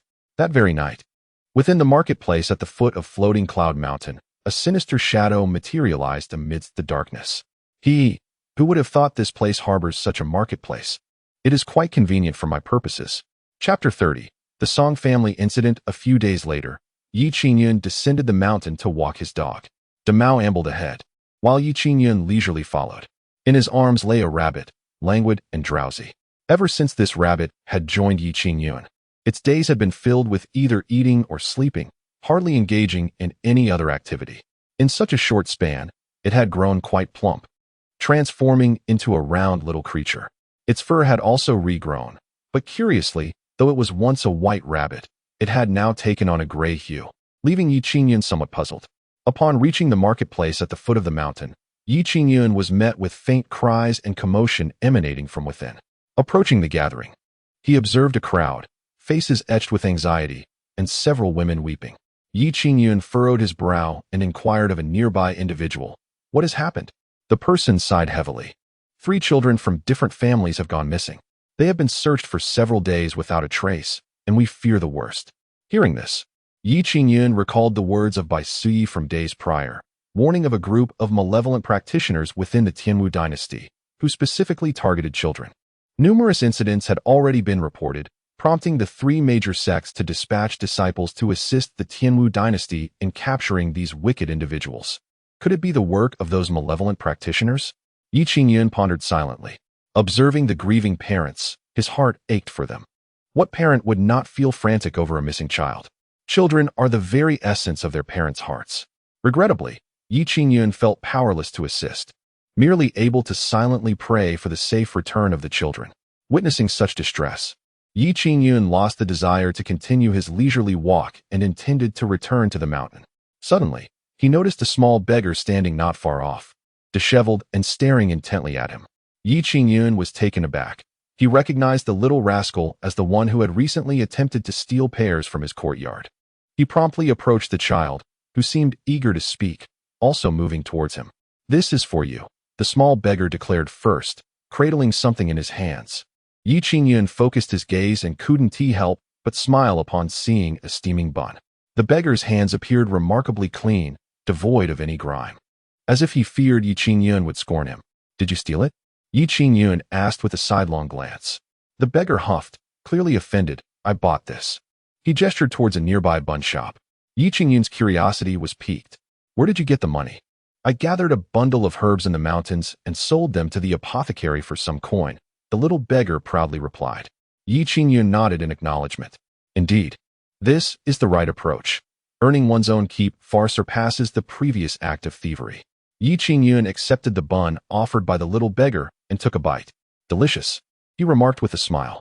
The little beggar, noticing that Yi Qingyun bore no disdain towards him, felt a surge of excitement, and a smile spread across his face. "I took 20 of your pears. I shall repay you with 20 buns, starting with this one," he stated earnestly. Yi Qingyun chuckled, amused by the little fellow's sense of gratitude. "There's no need for repayment. Keep your money for your own sustenance," he replied. However, the little beggar stubbornly shook his head. "I see you live on the mountain and cultivate your own land. It must be difficult for you, so I cannot allow myself to owe you." Yi Qingyun sighed, conceding, "All right then, it seems I am pitted by a beggar." Who would have thought that Yi Qingyun is indeed a farmer? He added, "Well, I shall await your buns." "Yes." After finishing the bun, Yi Qingyun turned to leave, but suddenly the little beggar followed him. "What is your name?" he asked innocently. "Yi Qingyun," came the reply. The little beggar paused, his eyes widening. "Your name is so lovely," he said, lowering his gaze. "Unlike me, who doesn't even have a name." Yi Qingyun halted. "Would you like to have a name?" The little beggar was taken aback and nodded vigorously, his eyes shimmering with desire. "I don't want others to keep calling me little rascal." Yi Qingyun gently ruffled his hair. Though it was messy, he felt no revulsion. On the contrary, he found a fondness for this little beggar. At least the lad had spirit, something Yi Qingyun deeply admired. "How about I give you a name?" The little beggar looked hopeful yet cautious. "Really? Why would I lie? I remember you mentioned your father's surname is Gua, correct?" The little beggar nodded. His memories of his parents hazy, only recalling that his father's surname seemed to be Gua, though he was unsure. "Then how about Gua Xiaobao?" Yi Qingyun suggested. The little beggar pouted. "That sounds like a child." Yi Qingyun chuckled. "Aren't you a child? Then let us try another. How about Gua Xiaoyan?" The little beggar tilted his head in contemplation. "That name is quite nice. Thank you for naming me. From now on, I shall be called Gua Xiaoyan." With a wave, the little beggar Gua Xiaoyan joyfully dashed away towards a group of similarly aged beggars who were beckoning him. Suddenly, Yi Qingyun recalled something. "Be careful. It has been rather unsafe around here lately." Understood. As Yi Qingyun departed from the market, he intended to return to the mountain when he was unexpectedly confronted by a group of people. "They are right here." At the forefront stood a man clad in black armor, who pointed at Yi Qingyun and shouted loudly. Yi Qingyun appeared utterly bewildered. What was happening? A throng of individuals surged forward, swiftly encircling him. Yi Qingyun felt a twinge of caution. "What do you intend to do?" I have no money. The armored man scrutinized Qingyun for a moment before letting out a derisive laugh. So, it is merely an unrefined mortal devoid of any cultivation. I had anticipated that this so-called expert would possess greater prowess. He commanded, "Take him away." Several burly men emerged from behind the armored figure, binding Qingyun and hoisting him onto a horse. They then departed with haste. Only Demao remained, standing still, yawning as he watched Qingyun being taken away. "Little rabbit, your master has entrusted you to me." With a slight shake of its head, it ambled leisurely up the mountain, seemingly unperturbed by Qingyun's predicament. Bound on the horse with his hands restrained, Qingyun found it difficult to move. The rabbit, however, remained nestled in his embrace. "Who are you? Why are you abducting me?" Qingyun inquired, perplexed. The armored man sneered, "We are from the Song family. Hearing rumors of an esteemed recluse atop Fuyun Mountain, we have come to bring you back." The Song family? Qingyun was taken aback. Could it be the very Song family from Shaolin that Chu Yinyu had previously mentioned? Chapter 31. You have the wrong person. Qingyun vividly recalls that the Chu family's Pingxi Wangfu was grievously bullied by the Song family of Shaolin, even pursued by their formidable assassins. However, through Qingyun's mediation, Chu Yinyu received assistance from the martial emperor Dongfang Su and Su Changfeng, the leader of the Qingyun sect. Logically, the Song family should have been unable to stir up any further trouble. Why, then, are they attempting to kidnap him now? Could it be that the Song family is aware of his scheming on behalf of Chu Yinyu and seeks to exact revenge? This predicament is quite alarming for Qingyun. As an ordinary individual devoid of any martial prowess, he fears the inhumane torments he might endure should he fall into the hands of the Song family. If they were to turn against him, he would have no one to rescue him. "Perhaps you could consider releasing me?" Qingyun implored in a tone of utter humility. The man clad in black armor merely chuckled coldly, disregarding his plea. Qingyun felt tears welling up in despair. After a prolonged and tumultuous ride, he felt as though he might be sick. Fortunately, they finally came to a halt. With a pale visage, he lifted his gaze to behold a grand mansion before him. A plaque bearing the characters of the Song residence hung prominently above the entrance. Qingyun was taken aback. He had been directly abducted to the Song family. As anxiety swirled within him, the black-armored man seized Qingyun and carried him into the Song mansion. "Master, young master, we have brought the person back," the man announced as he unceremoniously tossed Qingyun into the hall, addressing the father and son seated within. Within the hall sat two figures. One appeared to be in his 50s, exuding an air of authority with a gaunt face, while the other, in his 20s, was quite handsome, yet bore a similarly thin visage. Their striking resemblance made it evident they were father and son. These two were Song Shaodian, the head of the Song family, and his son Song Chenglong. The Song family of Shaolin was notorious. The father and son were infamous, not for their virtues, but for their malevolence. In his youth, Song Shaodian had employed despicable means to seize the cultivation of a martial arts master, significantly enhancing his own power. Subsequently, he led the Song family to annihilate several smaller clans, allowing the family to grow in strength. Song Chenglong inherited his father's nefarious traits, engaging in rampant misconduct and even setting his sights on the Pingxi County princess, Chu Yinyu. The Song family's continuous oppression of the Pingxi Wangfu was not solely to usurp its foundation, but also because Song Chenglong coveted Chu Yinyu. Recently, however, the Song family's fortunes had taken a turn for the worse. Their long-standing ally, the Taihao Sect, had severed ties with them. Furthermore, the sect's leader, Qingyun, directly warned Song Shaodian to temper the Song family's actions, lest calamity befall them. Almost simultaneously, an envoy from the capital's Xiangfu arrived at the Song residence. The envoy from the ministerial residence informed the Song family that henceforth, they would no longer extend any form of protection to them. Any issues arising from the Song family would have no connection to Prime Minister Chao Huayuan. After delivering this message, the envoy departed without a moment's hesitation. This demeanor unequivocally signified a complete severance of ties with the Song family. The father and son of the Song family were left dumbfounded. The Taihao Sect and Prime Minister Chao Huayuan were their greatest pillars of support.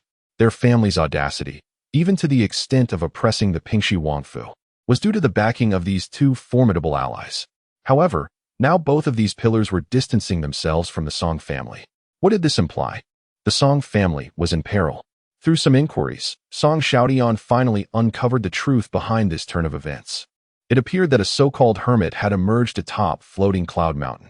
This hermit had saved Qingyun's life and devised strategies that prompted both the Taihao sect and the ministerial residents to sever ties with the Song family. Naturally, the Song family was unwilling to remain passive. The father and son deliberated and decided to take decisive action, opting to abduct this so-called hermit to discover his true identity. Initially, they held little hope, yet unexpectedly, they succeeded in bringing him back. At this moment, the Song father and son scrutinized Qingyun, their gazes penetrating, as if they could strip him bare with their eyes. Qingyun felt exceedingly uncomfortable under their scrutiny. May I ask how you two are addressed? He awkwardly inquired. Song Shaolion's expression darkened. Song Tao, you fool. The man in black armor was taken aback.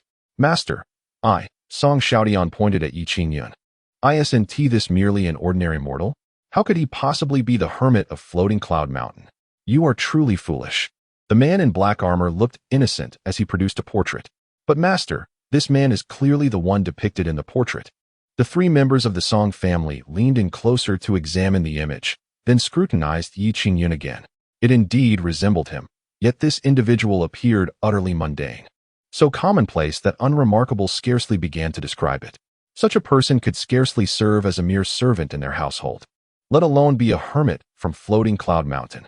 Are you named Qingyun? Song Chenglong inquired, frowning. Qingyun thought to himself, if I admit it, I might not survive this encounter. No, I absolutely cannot acknowledge that I am Qingyun. Qingyun? I am not Qingyun, he replied, feigning confusion. The three members of the Song family exchanged looks of bewilderment, particularly the man in black armor, who began to doubt his own judgment.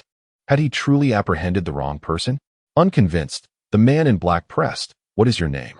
Why did you previously head towards Floating Cloud Mountain? I am Ouyang Feng, not Qingyun, he declared. The reason I am heading to Floating Cloud Mountain is to gather herbs within its depths.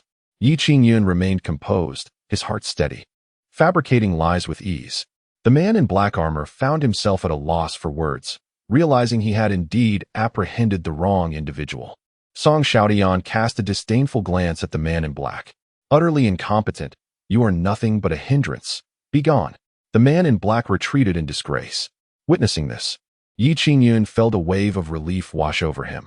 It seemed he would evade disaster today. By the way, the person you seek is Qingyun. I, Ouyang Feng, have no connection to this matter and shall take my leave. With that, Qingyun made his way toward the exit, eager to escape. I must hurry. Should they realize their mistake, I would be in dire straits. Such insignificant creatures, wasting our precious time. However, unexpectedly, Song Chenglong launched a swift palm strike toward Qingyun's back. Since he was merely a useless mortal, irrelevant to the exalted beings of Floating Cloud Mountain, it was best to eliminate him outright. Qingyun was completely unprepared, unaware of the lethal strike approaching from behind. Just as Song Chenglong's palm was about to make contact, a surge of invisible energy suddenly enveloped Qingyun. In an instant, Song Chenglong's hand froze, halting mere inches from Qingyun's back, unable to advance any further. The expression on Song Chenglong's face shifted dramatically. Chapter 32. Lay down the knife and become a Buddha. Song Chenglong felt an indescribable immense force that bound his entire arm, rendering him incapable of inflicting even the slightest harm upon Qingyun. He found himself utterly immobilized. Bang! Another surge of tremendous power erupted. Song Chenglong let out a cry, his body flying backward. Thud! He fell to the ground in a most undignified manner, face first, losing a front tooth and bleeding profusely from his nose. Son! Song Shaolion exclaimed in alarm as he rushed to support Song Chenglong. Meanwhile, Qingyun, alerted by the commotion, turned in astonishment. What on earth happened? He wore a look of confusion. Someone, quickly, stop him. He must not escape. Song Shaolion shouted fervently. Instantly, numerous warriors from the Song family surrounded Qingyun, each of them glaring at him with predatory intent. Qingyun was bewildered. I haven't done anything. Why am I suddenly being barred from leaving? Qingyun, you nearly deceived me. Song Shaolion glared fiercely, his eyes sharp as a hawk's. Qingyun, striving to maintain his composure, insisted, I am truly not Qingyun. You have mistaken the wrong person. With a cold snort, Song Shaolion replied, you still claim you are not Qingyun? My son has been injured by you. Yi Qingyun gazed at the bloodied Song Qinglong, puzzled. When did I strike him? Moreover, as an unrefined mortal, how could I possibly overpower a martial artist like Song Qinglong? This is an injustice. At that moment, the gray-furred rabbit nestled in Yi Qingyun's arms smirked mischievously. Hee, it was I, Lord Rabbit, who took action. How dare you lay a hand on my master? You truly have a death wish. If my master sustains even the slightest injury, I fear that upon returning, Lord Dog might devour me whole. Seize him, Song Xiaodian commanded. Instantly, a throng of Song family warriors lunged at Yi Qingyun. This is dire. Terrified of being struck, Yi Qingyun quickly closed his eyes, crouching down and shielding his head. Yet, as soon as he crouched, a chorus of anguished cries erupted around him. Ouch! Oh my! Ah! Accompanied by the sounds of chaos, soon only the lamentations of the wounded filled the air. After waiting for what felt like an eternity, Yi Qingyun felt no assault upon himself. What is happening? He could not help but open his eyes and survey his surroundings.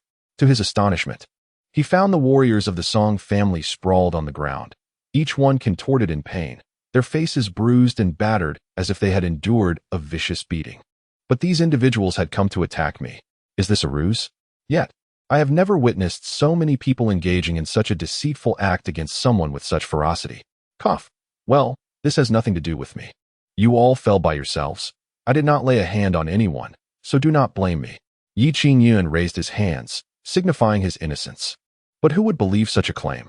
It seems you are indeed adept at concealing your true nature. It falls upon me to subdue you.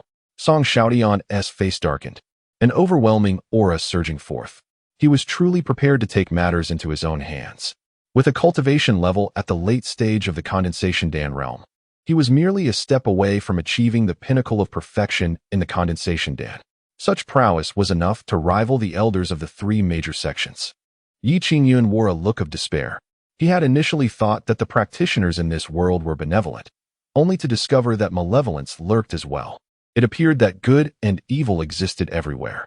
Song Xiaodian dared not act carelessly. He unleashed his full strength from the outset. A colossal hand descended with thunderous force, bearing the weight of 1,000 mountains. Yi Qingyun had never witnessed such a spectacle. He was paralyzed with fear, unable to move. I am doomed.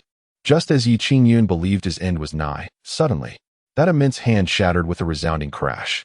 Immediately, a backlash of force struck Song Xiaodian. Ah! Song Xiaodian cried out, spewing blood, and was sent hurtling backward. Father! Song Qinglong gasped in alarm. Is even my father no match for this Yi Qingyun? This individual is indeed formidable. Song Xiaodian staggered backward, crashing against the wall. Boom! The entire wall collapsed. Blood continued to pour from Song Xiaodian's mouth. His face turned pale, his eyes filled with terror. This person's cultivation was unfathomable and truly terrifying. Song Xiaodian was utterly shocked. He had exerted his utmost effort, yet it was utterly futile. He could not even discern how Yi Qingyun had struck. He was already gravely injured. Moreover, Song Xiaodian could tell that his opponent had likely held back. Otherwise, he would surely be a corpse by now. Fear gripped Song Xiaodian. He was thoroughly terrified, especially when he considered the reactions of the Tai House sect and the Prime Minister's residence. He realized in that moment the truth. It must be this extraordinary figure. Both the Tai House sect and the Prime Minister's residence must fear this person, which is why they have distanced themselves from my Song family. His strength must be formidable enough to compel both factions to bow in submission. How foolish for my father and I to even contemplate abducting such a person. Truly, we were courting death. I will fight you to the end. Young and impetuous, Song Qinglong was ready to clash with Yi Qingyun. Song Xiaodian hurriedly grasped his son. Father? Song Qinglong stared at his father in disbelief. Do not show any disrespect towards this esteemed figure. Immediately kneel and apologize. Song Xiaodian commanded sternly. What? Song Qinglong was dumbfounded. I must kneel and apologize to this fellow? Father, you cannot be serious. Slap. Song Xiaodian delivered a resounding slap, rendering Song Qinglong dazed and seeing stars. He promptly knelt before Yi Qingyun, exclaiming, O exalted one, we, father and son, have been blind to your greatness and have offended you gravely. We beseech your forgiveness. As he spoke, Song Xiaodian began to bow his head in reverence. Witnessing this, Song Qinglong had no choice but to follow suit, though his heart brimmed with resentment. Yet, Confronted by Yi Qingyun's formidable strength, he acquiesced. Yi Qingyun, meanwhile, found himself pondering this unexpected display. Why were the Song father and son suddenly prostrating before him, pleading for mercy? The perplexity lingered, for he was entirely unaware of any misdeed on his part. Perhaps it was my noble character that has moved them, he mused, for he could conceive of no other explanation. With this in mind, Yi Qingyun clasped his hands behind his back, adopting an air of an enlightened master. Have you come to realize your errors? He inquired. Indeed, we have erred gravely, beyond measure. Song Xiaotian responded with profound regret, repeatedly acknowledging his faults. Yi Qingyun nodded slightly, affirming, it is well to recognize one's mistakes, for as the saying goes, acknowledgement can lead to improvement. Errors are not to be feared. Relinquishing the blade and embracing compassion can transform one's essence. Every soul deserves the chance for absolution. Upon hearing these words, the Song father and son felt as if a resounding bell had rung in their ears, awakening their spirits. Particularly behind Yi Qingyun, an ethereal image of a Buddha emerged, casting a radiant light throughout the Song residence. Buddhism, the profound truths of the Buddha? Song Xiaotian exclaimed in astonishment, immediately placing his hands together in a gesture of utmost reverence, his face a mask of sincerity. Chapter 33, Master. I have enlightened. Yi Qingyun was unaware of the Buddha's ethereal shadow behind him. Upon witnessing Song Xiaotian kneeling with hands clasped in reverence, he assumed that Song Xiaotian had embraced Buddhism. If he has faith, then it would be simple to enlighten both father and son. Yi Qingyun felt a sense of calm within. Song Xiaotian and Song Chenglong, you have committed numerous wrongdoings, accumulating a plethora of karmic retributions that will ultimately befall you. Yi Qingyun endeavored to present a visage of enlightenment, envisioning the esteemed monks of Buddhism and striving to imitate their demeanor. Perhaps due to this effort, the Buddha's shadow behind him grew increasingly solid, even taking on certain resemblances to Yi Qingyun himself. This left the Song father and son utterly astounded. They were in the presence of a remarkable figure from the Buddhist realm. The father and son were profoundly shaken. Though there existed a Buddhist sect within the Tianwu dynasty, it was not substantial. It was said that beyond the southern wilderness, in the western lands, Buddhism thrived, with an entire Buddhist nation where all revered the monks, granting them unparalleled respect. The Song family had never anticipated that Yi Qingyun was also a practitioner of Buddhism, and it appeared he was indeed a figure of profound mystery within the sect. In that moment, regret consumed the father and son. Had they known of his formidable nature, they would not have provoked him. Esteemed one, we have not committed that many misdeeds, Song Xiaotian said, somewhat evasively. Yi Qingyun shook his head. Buddha is omnipresent. What you have done or not done is all seen by the Buddha. Nothing escapes the gaze of the enlightened one. No sooner had he spoken than the Buddha's shadow behind him suddenly illuminated, casting its radiant light upon the Song father and son. They trembled at the touch of the Buddha's gaze, feeling as if their hearts had been purified. Their past deeds unfolded vividly before them, each malevolent act starkly clear. The pallor on their faces deepened as they came to a profound realization of their many wrongdoings. Overcome with shame, they bowed their heads deeply. Meanwhile, Yi Qingyun wore a perplexed expression. Where did this golden light emanate from? Such an enigma. He turned to glance around, but saw nothing amiss. While others could perceive the Buddha's shadow, Yi Qingyun himself remained blind to it. Esteemed one, we acknowledge our errors. We truly recognize our faults. The father and son repeatedly bowed before Yi Qingyun. He nodded with a sense of satisfaction. Though you have committed many wrongs, my Buddha is compassionate. Every individual has the opportunity for forgiveness. From this day forth, you must engage in acts of kindness and harbor benevolent thoughts, and you shall surely be able to dispel the consequences of your past misdeeds. Upon hearing this, the Song father and son were immediately filled with excitement. As long as they can eradicate the malevolent consequences, they are willing to undertake any endeavor. Not to mention, performing good deeds is but a trifling task. Good deeds? Is that not exceedingly simple? We have taken note, exclaimed Song Xiaotian. I have not yet finished. Continued Yi Qingyun. The most crucial aspect is to recite the Buddhist sutras daily. Buddhist sutras? Both father and son wore expressions of bewilderment. Master, we do not comprehend the sutras at all, said Song Xiaotian. No matter, the humble monk. I shall impart a sutra to you. Remember to recite it thrice each day, morning, noon, and night. The father and son rejoiced. "Thank you, master." Yi Qingyun responded with a nod and promptly began to recite the sutra. This sutra is known as the Heart Sutra of Prajnaparamita. The father and son quickly fetched paper and pen, their faces earnest, resembling students taking notes in class. Ahem. Avalokiteshvara Bodhisattva, while practicing deep Prajnaparamita, clearly perceived that the five aggregates are empty, thus alleviating all suffering. Shariputra, form does not differ from emptiness, and emptiness does not differ from form. Form is precisely emptiness, and emptiness is precisely form.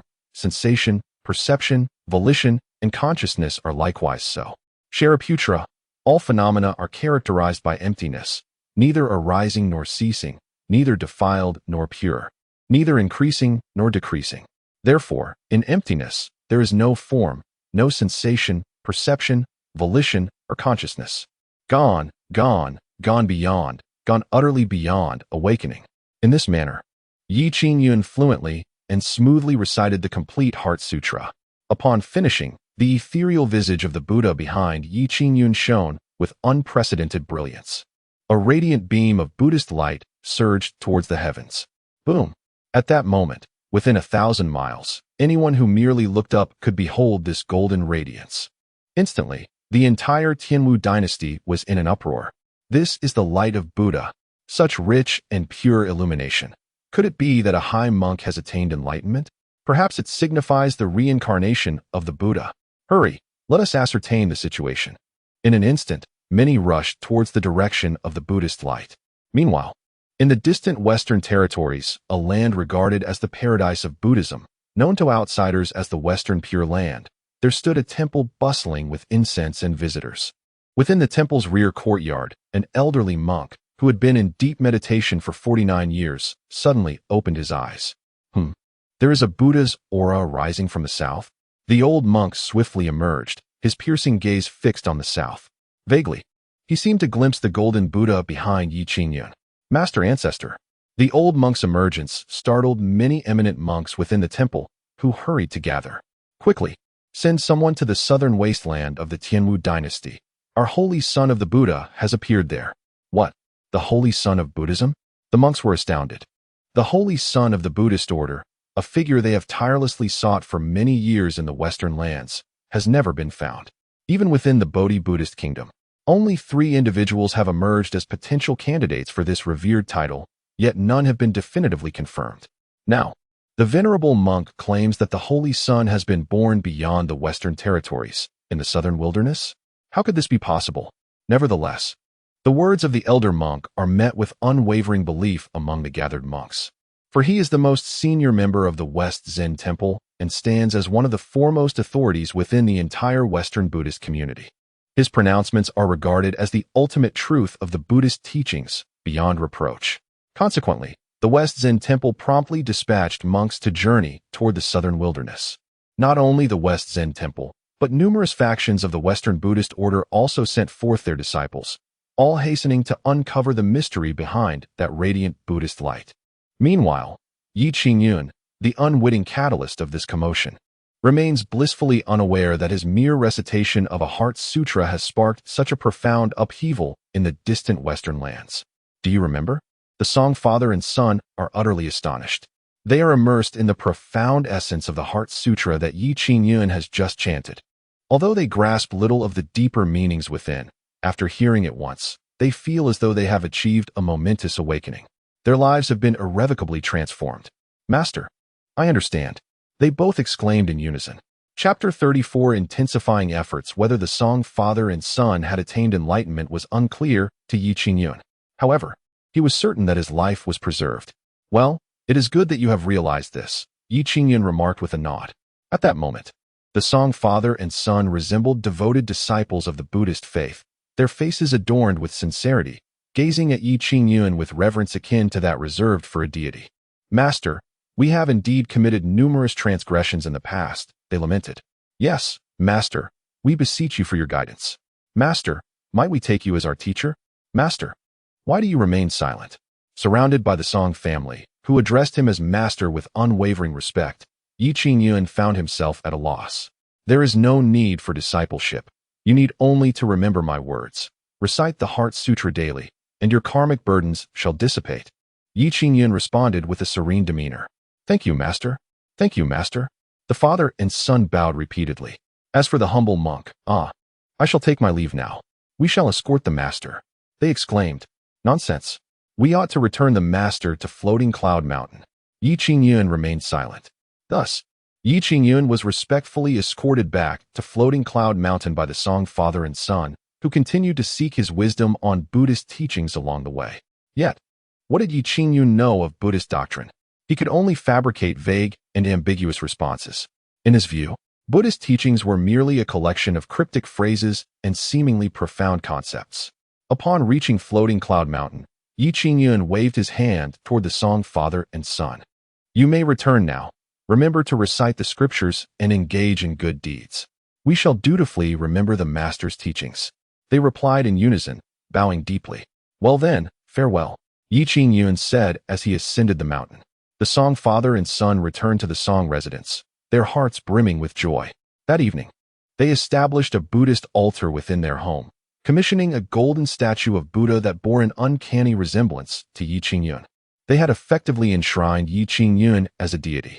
Had Qingyun known, he might have been infuriated to the point of spitting blood. Throughout the night, the Song father and son recited the Heart Sutra, their voices echoing throughout the household with unwavering devotion. The sincerity was palpable. The following day, despite having lost a night's rest, the Song father and son felt a clarity of mind and an unprecedented sense of well-being. Father, I feel so at ease. The son declared. Son, I too feel quite at ease, replied the father, sharing a knowing smile. In their quest to alleviate their karmic burdens, the Song father and son resolved to heed Qingyun's advice and engage in more charitable acts. They set forth with the warriors of the Song family, seeking opportunities to perform good deeds. However, upon the arrival of the Song family, the local populace hastily retreated, fearing to approach them. Witnessing this, the Song father and son were filled with profound shame. It seems that in the past, my father and I have committed numerous misdeeds. Determined to amend our ways, we vowed never to engage in any wrongdoing again. Father, look at that elderly woman. Is she trying to cross the river? Song Qinglong pointed towards an old woman standing by the riverbank. Upon seeing her, Song Xiaoyan's eyes lit up.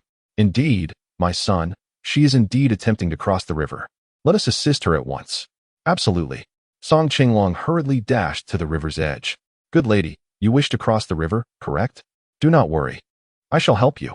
With an enthusiastic demeanor, Song Qinglong lifted the elderly woman effortlessly, channeling his energy as he walked across the water. In no time, they reached the opposite bank. After gently placing the bewildered woman down, he even helped her adjust her clothing. No need to thank me, dear lady. It is my duty, he said, waving his hand as he strode away. The exhilaration of doing good deeds is unparalleled. Song Qinglong felt a surge of pride, as if he had transcended his former self. The elderly woman, recovering from her shock, exclaimed, What in the world? I was just at the river's edge, and now he has carried me back. She began to curse loudly. The father and son continued their quest for the next opportunity to perform a good deed. Soon, they spotted several young children, merely 7 or 8 years old, playing joyfully around a well, chasing and laughing without a care. Father, look at those children playing by the well. It is far too dangerous. What if one of them falls in? Song Qinglong expressed his concern. Song Xiaoyan nodded in agreement. You are absolutely right. It is indeed perilous. We must intervene for the safety of these innocent children. With that, he approached them. Children, please step back, he said kindly. The little ones, bewildered by his presence, instinctively retreated, frightened by his unusual smile and distinguished appearance. These children are truly delightful, Song Xiaoyan remarked with a smile. Before summoning his energy, suddenly, a large mass of earth lifted into the air with a thunderous roar. With a sweeping motion of his arm, he filled the well with soil. Now the children can play without the fear of falling in, he thought contentedly as he turned to leave. Having performed yet another good deed, he imagined how their master would surely commend their efforts. However, shortly thereafter, a few men from the village arrived with buckets to draw water, only to discover that the well had been filled. Who on earth has dared to fill our village well? This is utterly outrageous. They deserve divine retribution. Days passed, and the reputation of the Song family for their charitable deeds spread far and wide. Yet, whenever the villagers spotted the father and son, they would hastily retreat, more swiftly than ever before. Wherever they went, not even a single chicken dared to remain. The Song father and son observed the panicked citizens fleeing in haste, finding the situation rather perplexing. Why do we seem to be even less welcome than before? Song Xiaodian pondered in confusion. Frowning, Song Qinglong remarked, "We must not have done enough good deeds. We should intensify our efforts." "You are right, my son. We must indeed amplify our endeavors." On this particular day, Qingyun was engaged in drying sweet potatoes. Though the quantity was modest, each piece had been cultivated and harvested by his own hands. Not far away, an individual came rushing in a state of disarray. Qingyun glanced over. The person appeared disheveled, a beggar, yet he was not the familiar Guoxiaoyan. "Are you Qingyun?" The beggar, seemingly no more than a decade old, approached, breathless and anxious. "I am. Who are you?" Qingyun inquired, puzzled. The beggar caught his breath, his expression fraught with urgency. Guoxiaoyan is in trouble. Qingyun's demeanor shifted abruptly. What has happened to him? Last night, a figure clad in black abducted Guoxiaoyan. A chill ran through Qingyun's heart. Could it be that Guoxiaoyan has fallen victim to the malevolent cultivator mentioned by Bai Suyi? "Do you know where he has been taken?" Qingyun hastily asked. "I am uncertain, but the man in black headed eastward." Chapter 35. A shot for each the eastern path? Qingyun furrowed his brow. He genuinely wished to rescue the person in peril, yet he was acutely aware of his own limitations. He feared that his intervention might lead to his own demise, for they were practitioners of the dark arts. Those who dabbled in such malevolence were invariably ruthless and merciless. Qingyun dared not gamble with his life. Thus, he resolved to seek assistance. Qingyun was acquainted with numerous skilled individuals, but alas, he found himself unable to reach out to them. What to do? What to do? Qingyun felt a swell of anxiety. Although his encounter with Guoxiaoyan had been fleeting, he had developed a genuine fondness for the spirited little beggar.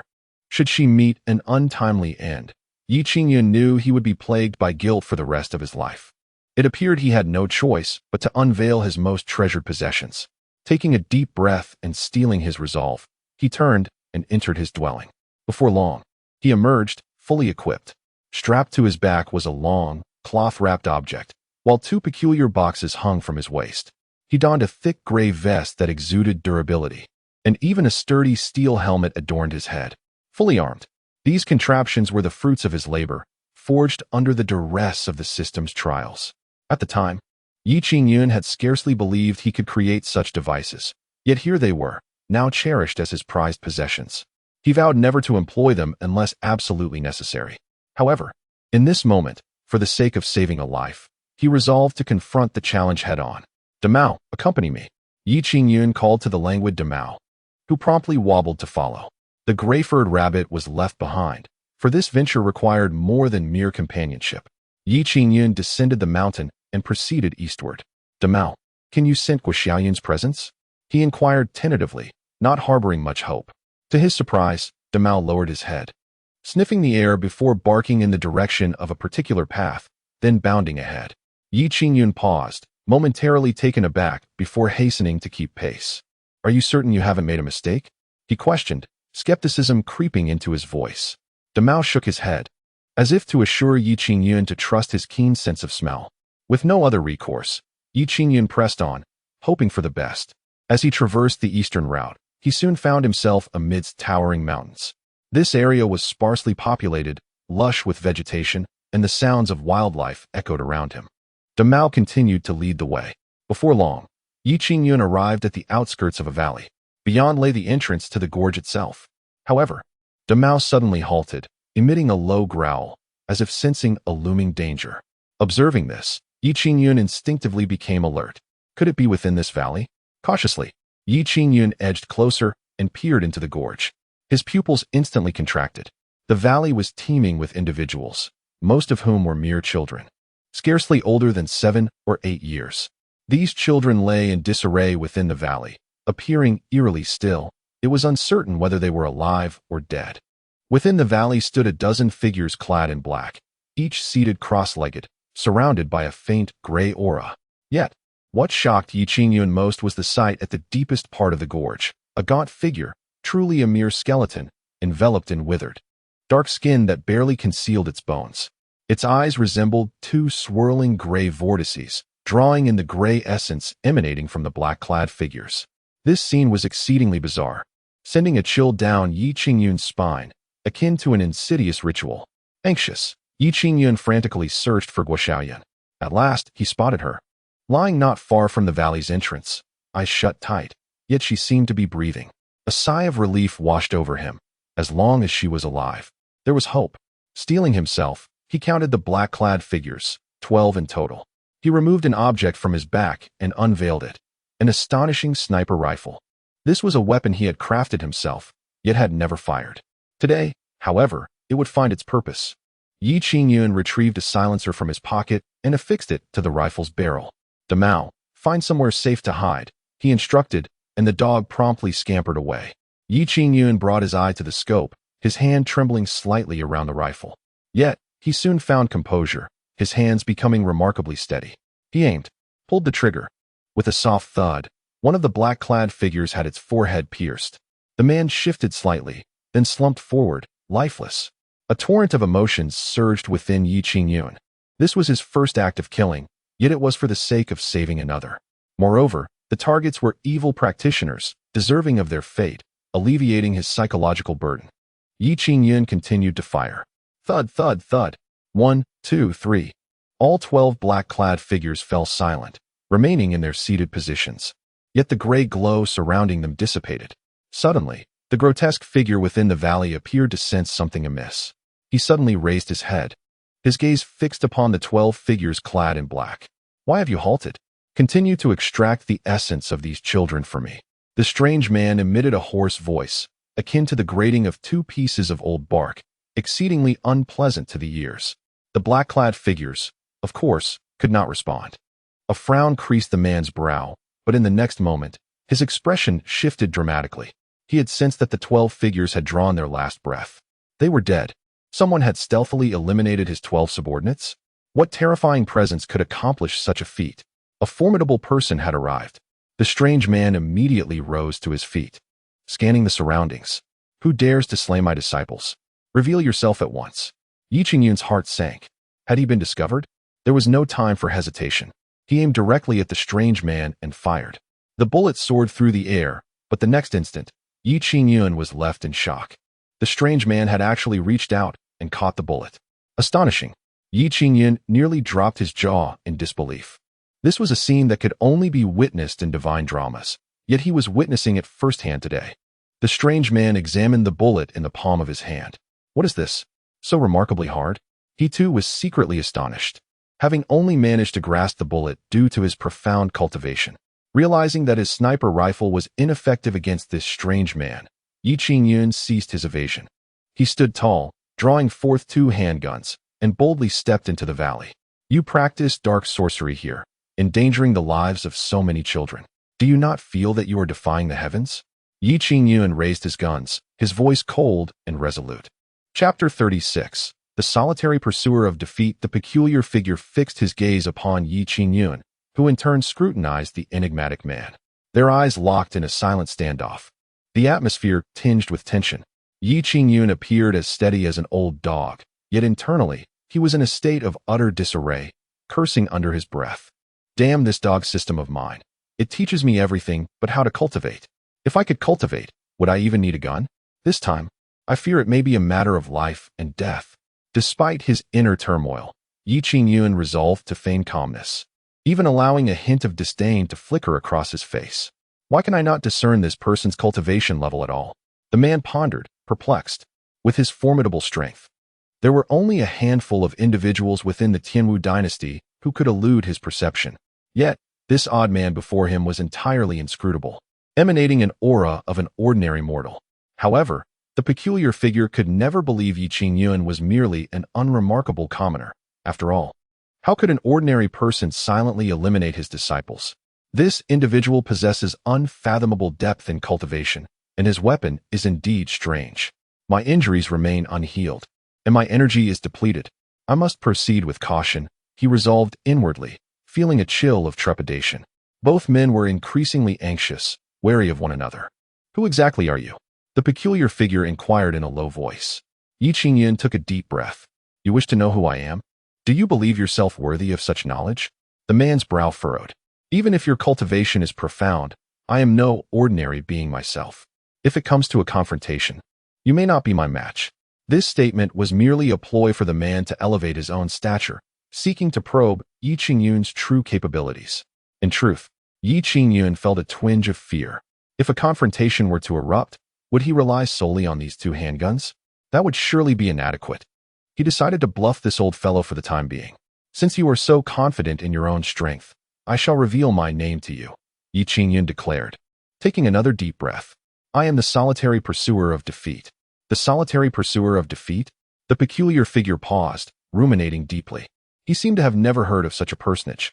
Yet, the name was undeniably imposing. Pursuer of defeat reeked of arrogance. Humph, I have never heard of this name. The peculiar man retorted coldly. Yi Qingyun scoffed. How could a frog at the bottom of a well ever know of my name? You may inquire of Su Changfeng from the Qingyun sect. He sought me out thrice to learn martial arts, and with just a few pointers from me, he has reaped immeasurable benefits, attaining his current accomplishments. Yi Qingyun continued unabashedly, weaving a tale of grandiosity. The peculiar man was indeed taken aback. Su Changfeng, that renowned figure, had actually been guided by this man. What kind of person was Su Changfeng? However, he is the leader of the Qingyun sect, currently the most formidable powerhouse of the Tianwu dynasty. Although the eccentric possesses profound strength, he would still retreat in the face of Su Changfeng. If the eccentric were to regain his peak prowess, he might contend with Su Changfeng for superiority. Then there is the martial Emperor Dongfang Su, who, before ascending to the throne, foolishly challenged me. With a mere flick of my finger, I defeated him, imparting to him the lesson that there are greater beings beyond oneself. Yi Qingyun continued to spin his tales. The eccentric trembled in fear. He had even been defeated by the martial Emperor Dongfang Su, though it was in his youth. Dongfang Su was indeed a formidable expert. To have vanquished him with just a finger? What terrifying strength that entails. By the way, do you know Shen Tianhua? Yi Qingyun inquired once more. Shen Tianhua? This time, the eccentric's expression drastically changed, and fear flickered in his eyes. The elder of the seven absolutes, Shen Tianhua. It was at his hands that the eccentric had once suffered a crushing defeat, resulting in severe injuries and nearly losing his life.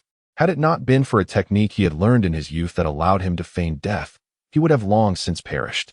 Due to that devastating loss, the mere mention of Shen Tianhua's name now filled the eccentric with dread.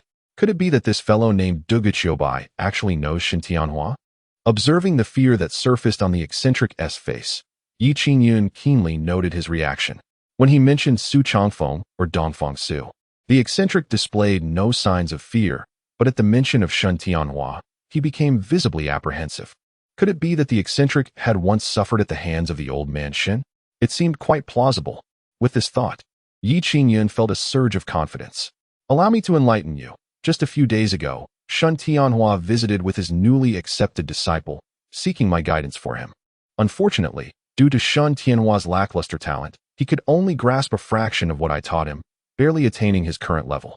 Yi Qingyun wore an expression of disappointment, as if the esteemed expert Shen Tianhua was nothing more than mediocre in his eyes. The eccentric stared in disbelief at Yi Qingyun. You actually provided guidance to Shen Tianhua? Indeed. Do you think I have any reason to deceive you? Yi Qingyun responded nonchalantly. The eccentric finally felt fear. If even Shen Tianhua had received guidance from this Duguqiubai, then he must be stronger than Shen Tianhua. Having suffered a crushing defeat at Shen Tianhua's hands, he now faced an existence even more terrifying. Was this truly the will of heaven against him? At that moment, the eccentric began to question his very existence. Seizing this opportunity, Yi Qingyun acted without hesitation, drawing his weapon. Bang! Bang! 2 shots rang out, 2 bullets striking the eccentric squarely in the chest. Plop! The bullet penetrated the creature's hide, yet, strangely, no blood flowed forth. It was as if the creature's lifeblood had long since desiccated, leaving only this shell and skeletal frame. The creature, struck, lowered its head to inspect the wound at its heart, then let out a wretched scream as it collapsed to the ground. A gust of gray mist billowed forth from the 2-minute bullet holes, as though air were escaping. With trepidation, Yi Qingyun summoned his courage and approached the creature. Spare me, esteemed one, he implored. To his astonishment, The creature suddenly knelt before him, pleading for mercy. Yi Qingyun's expression remained impassive as he raised his pistol once more, aiming it at the creature. How does my divine weapon feel? The creature gazed at the firearm in fear, having never encountered such a treasure, yet fully aware of its terrifying power. Lacking sufficient vitality, it knew it could not withstand the force of this gun. Please, esteemed one, I acknowledge my transgressions. I shall never again commit such heinous acts. The creature bowed repeatedly before Yi Qingyun. However, Yi Qingyun had no intention of sparing it. So many innocent children had fallen victim to its hands. Such a crime warranted execution 100 times over. Just as Yi Qingyun was poised to act, footsteps echoed from outside the valley. Hurry! The abducted children are here. Accompanied by cries of alarm, dozens of figures rushed into the gorge. At the forefront stood an elder, exuding an ethereal presence and remarkable bearing, followed by a group of young men and women. Among them was the unmistakable figure of Bai Suyi. Chapter 37. The thoughts of Gong Sun Yu. Upon spotting Bai Suyi, Yi Qingyun realized that the members of the Shaolin sect had arrived. The elder, exuding an ethereal aura, was likely Gong Sun Yu, the sect leader of Shaolin, renowned alongside Su Changfeng, the leader of the Qingyun sect. Yi Qingyun sheathed his spear, allowing himself to relax completely. With the arrival of Shaolin sect, he felt assured that the remaining matters no longer required his intervention. Gong Sun Yu, having noticed Yi Qingyun and the peculiar figure kneeling before him, shifted his expression, intently gazing at the strange individual. Could this person possibly be the infamous Xie Tian Lao Guai? Young Master Yi? Bai Suyi exclaimed in surprise upon recognizing Yi Qingyun, not expecting to encounter him here. Moreover, his current appearance was markedly different from their last meeting on Floating Cloud Mountain. At this moment, Yi Qingyun donned a bulletproof vest, a steel helmet, and a handgun at his waist, creating an oddly striking image. Yi Qingyun cast a glance at Bai Suyi. I have already subdued this individual, he stated, gesturing towards the incapacitated figure on the ground. Bai Suyi's eyes widened in astonishment, quickly followed by a sense of relief. Had it been anyone else, she would have been incredulous. However, knowing Yi Qingyun's formidable abilities, she felt reassured that he could effortlessly handle these malevolent practitioners. Xie Tian Lao Guai, you have committed numerous atrocities, and today you have finally been captured, Gong Sun Yu declared sternly, his gaze fixed on the notorious figure. Xie Tian Lao Guai responded with a grim smile. Were it not for falling into the hands of this esteemed individual, how could you mere mortals ever hope to subdue me? Esteemed individual? Gong Sun Yu glanced skeptically at Yi Qingyun. This oddly garbed youth, what could he possibly know of greatness? Esteemed one, I would prefer not to perish at the hands of these mediocre beings. Please, grant me a swift end, Xie Tian Lao Guai implored Yi Qingyun earnestly. Gong Sun Yu was incensed by this blatant disrespect. As the leader of the Shaolin sect and a top expert within the Tianwu dynasty, he found it intolerable to be so openly belittled. I shall send you on your way, Gong Sun Yu proclaimed, without a moment's hesitation. He unleashed a powerful palm strike directly onto Xie Tian Lao Guai's crown. The expression of the latter froze in a mocking sneer, and in the next instant, his emaciated form crumpled to the ground, lifeless. Yi Qingyun's lips twitched slightly at the display of decisiveness. Gong Sun Yu was indeed a man of action, showing no hesitation whatsoever. Young master, was it you who subdued this Xie Tian Lao Guai? Gong Sun Yu finally inquired of Yi Qingyun. One could say that. Yi Qingyun replied nonchalantly. Gong Sun Yu furrowed his brow, for he discerned not a trace of cultivation within Yi Qingyun. He appeared to be an entirely ordinary mortal. How could a mere mortal possibly stand as a rival against such a formidable adversary as Xie Tian Lao Guai? Upon witnessing her master's suspicion, Bai Suyi promptly spoke, Master. This is the esteemed young master Yi Qingyun whom I previously mentioned to you. He is the one who has healed my long-standing hidden injuries. Oh, so you are Yi Qingyun? Gong Sun Yu expressed surprise. He had long been informed of this individual's existence by Bai Suyi, though she had not divulged much. Only that Yi Qingyun had treated her wounds. Young Master Yi, allow me to introduce you to my master, Gong Sun Yu, Bai Suyi continued. It is an honor to meet you, Yi Qingyun said with a respectful gesture. However, Gong Sun Yu appeared somewhat dismissive of Yi Qingyun, merely performing a perfunctory salute without much regard. Bai Suyi felt a twinge of embarrassment, as she could perceive her master's condescension towards Yi Qingyun. This caused her considerable concern. for she was well aware of Yi Qingyun's extraordinary capabilities. Even the martial emperor Dongfang Su sought him out personally. If her master continued in such arrogance, it might provoke Yi Qingyun's displeasure, potentially bringing calamity upon the entire Nine Spirits sect. Yet, Yi Qingyun seemed unperturbed. He approached Guo Shaoyun, crouching down to inspect him. Guo Shaoyun's eyes were tightly shut, though his breathing remained steady, albeit his complexion was rather pale. Yi Qingyun placed a hand upon his forehead, finding his temperature normal, then felt his wrist to check his pulse, which was also steady. He gently slapped Guo Shaoyun's face, urging, "Wake up." After several attempts, Guo Shaoyun's eyes slowly fluttered open. "Where am I?" he murmured, and upon seeing Yi Qingyun, he began to comprehend. "All is well. I have come to rescue you," Yi Qingyun said with a warm smile. Guo Shaoyun finally grasped the situation, sitting up to survey his surroundings. Upon noticing the multitude of children, his face was etched with fear. "I almost died," Guo Shaoyun exclaimed. Still in shock, Yi Qingyun sighed, recognizing that the boy was indeed quite traumatized, likely believing he was doomed before losing consciousness. Yi Qingyun himself felt a chill of dread. Had he not mustered the courage to come to the rescue, Guo Shaoyun might have perished. "I will take you home." "Yes." Yi Qingyun prepared to escort Guo Shaoyun away. As for the other children, some had already succumbed, while others still clung to life. The members of the Nine Spirits sect would naturally attend to these matters, requiring no further concern from Yi Qingyun. "Please, hold on," Gong Sunyue suddenly interjected. Yi Qingyun paused, turning back in confusion. "Is there something else, sect leader Gong Sun?" With a slight smile, Gong Sunyue replied, "With such a remarkable achievement in vanquishing the evil heavenly old monster, young master, Ye's name shall surely echo throughout the realms. Why not depart with us, so that more may come to acknowledge your merits?" Yi Qingyun displayed no interest in this proposal, shaking his head. "This honor I shall bestow upon sect leader Gong instead." With that, he took Guo Shaoyun and departed. Gong Sunyue's expression turned cold. You are quite perceptive." He originally intended to monopolize the credit for vanquishing the malevolent elder Xietian. However, he deliberately adopted a strategy of retreat to gauge whether Yi Qingyun harbored any ambitions for recognition.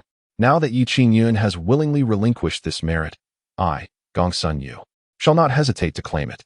This opportunity will serve to temper Su Chongfeng's arrogance and allow my Jiuling sect to once again surpass the Qingyun sect. "Master, how can you act in such a manner?" Bai Suyi exclaimed urgently. Gong Sunyue shot her a glare. "How dare you speak to master in that tone?" Bai Suyi replied hastily. "Though young master Yi does not seek glory for himself, you should not exhibit such an attitude, master. Young master Yi is no ordinary individual. At this point, Bai Suyi found herself at a loss for words, for she understood that Yi Qingyun preferred to remain low-key, desiring to be perceived as an unremarkable person. Is he not merely a young man with some medical knowledge? What is so remarkable about that? Gong Sunyue scoffed. Bai Suyi was left speechless. "Master, both sect Master Su of the Qingyun sect and His Majesty the Martial Emperor have visited young Master Yi." There was no alternative. Bai Suyi could only speak quietly. Gong Sunyue was taken aback. "What did you say?"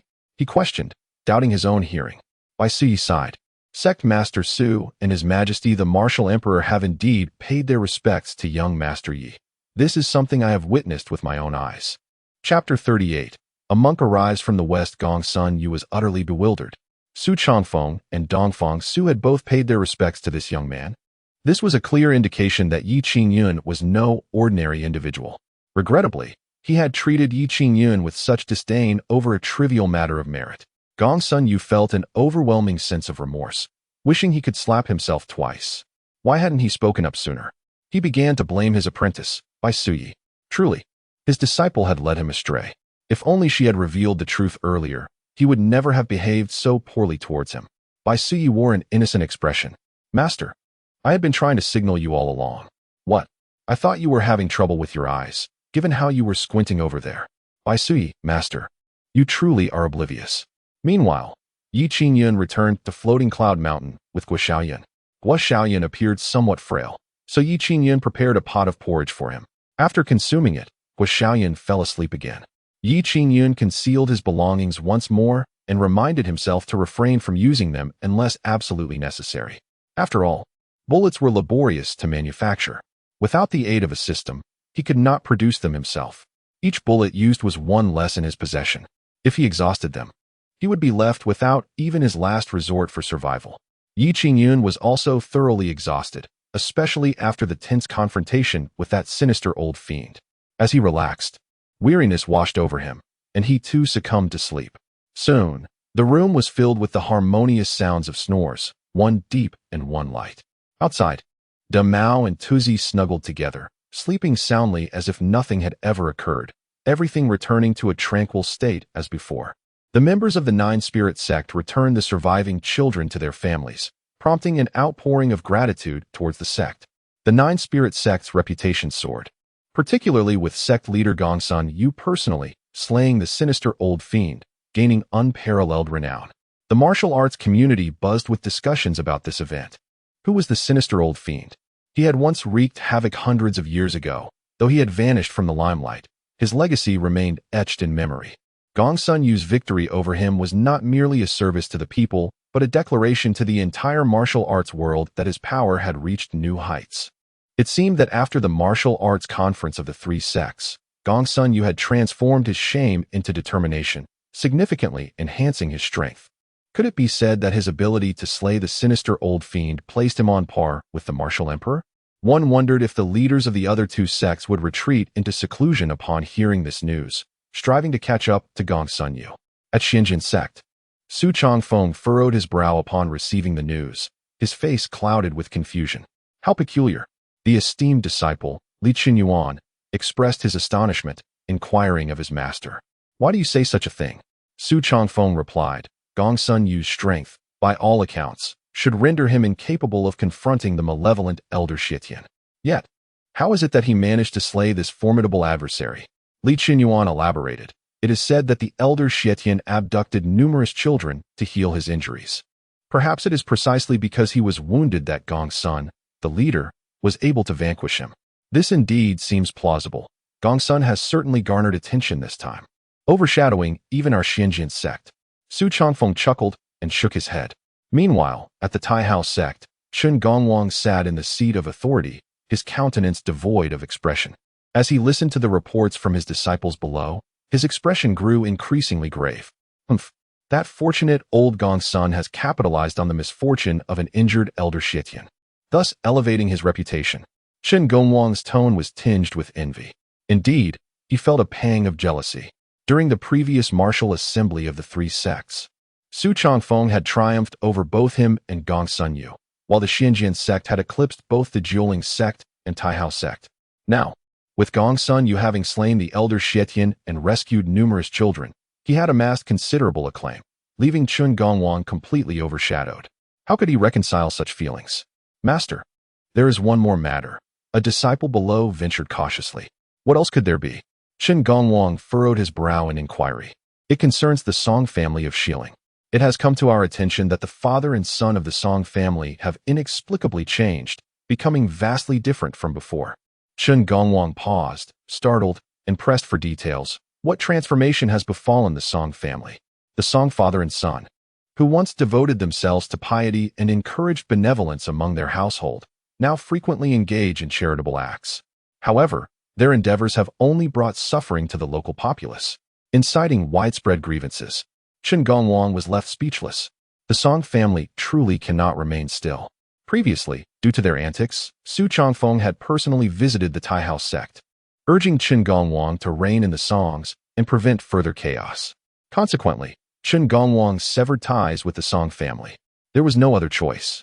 He had to honor Su Changfeng's standing. Yet, it seemed the Song family persisted in their disruptive ways. Keep a watchful eye on the Song family. Should their actions become excessively egregious, we must intervene to safeguard the reputation of Taihao sect. Chen Gongwang instructed wearily, rubbing his temples. Understood.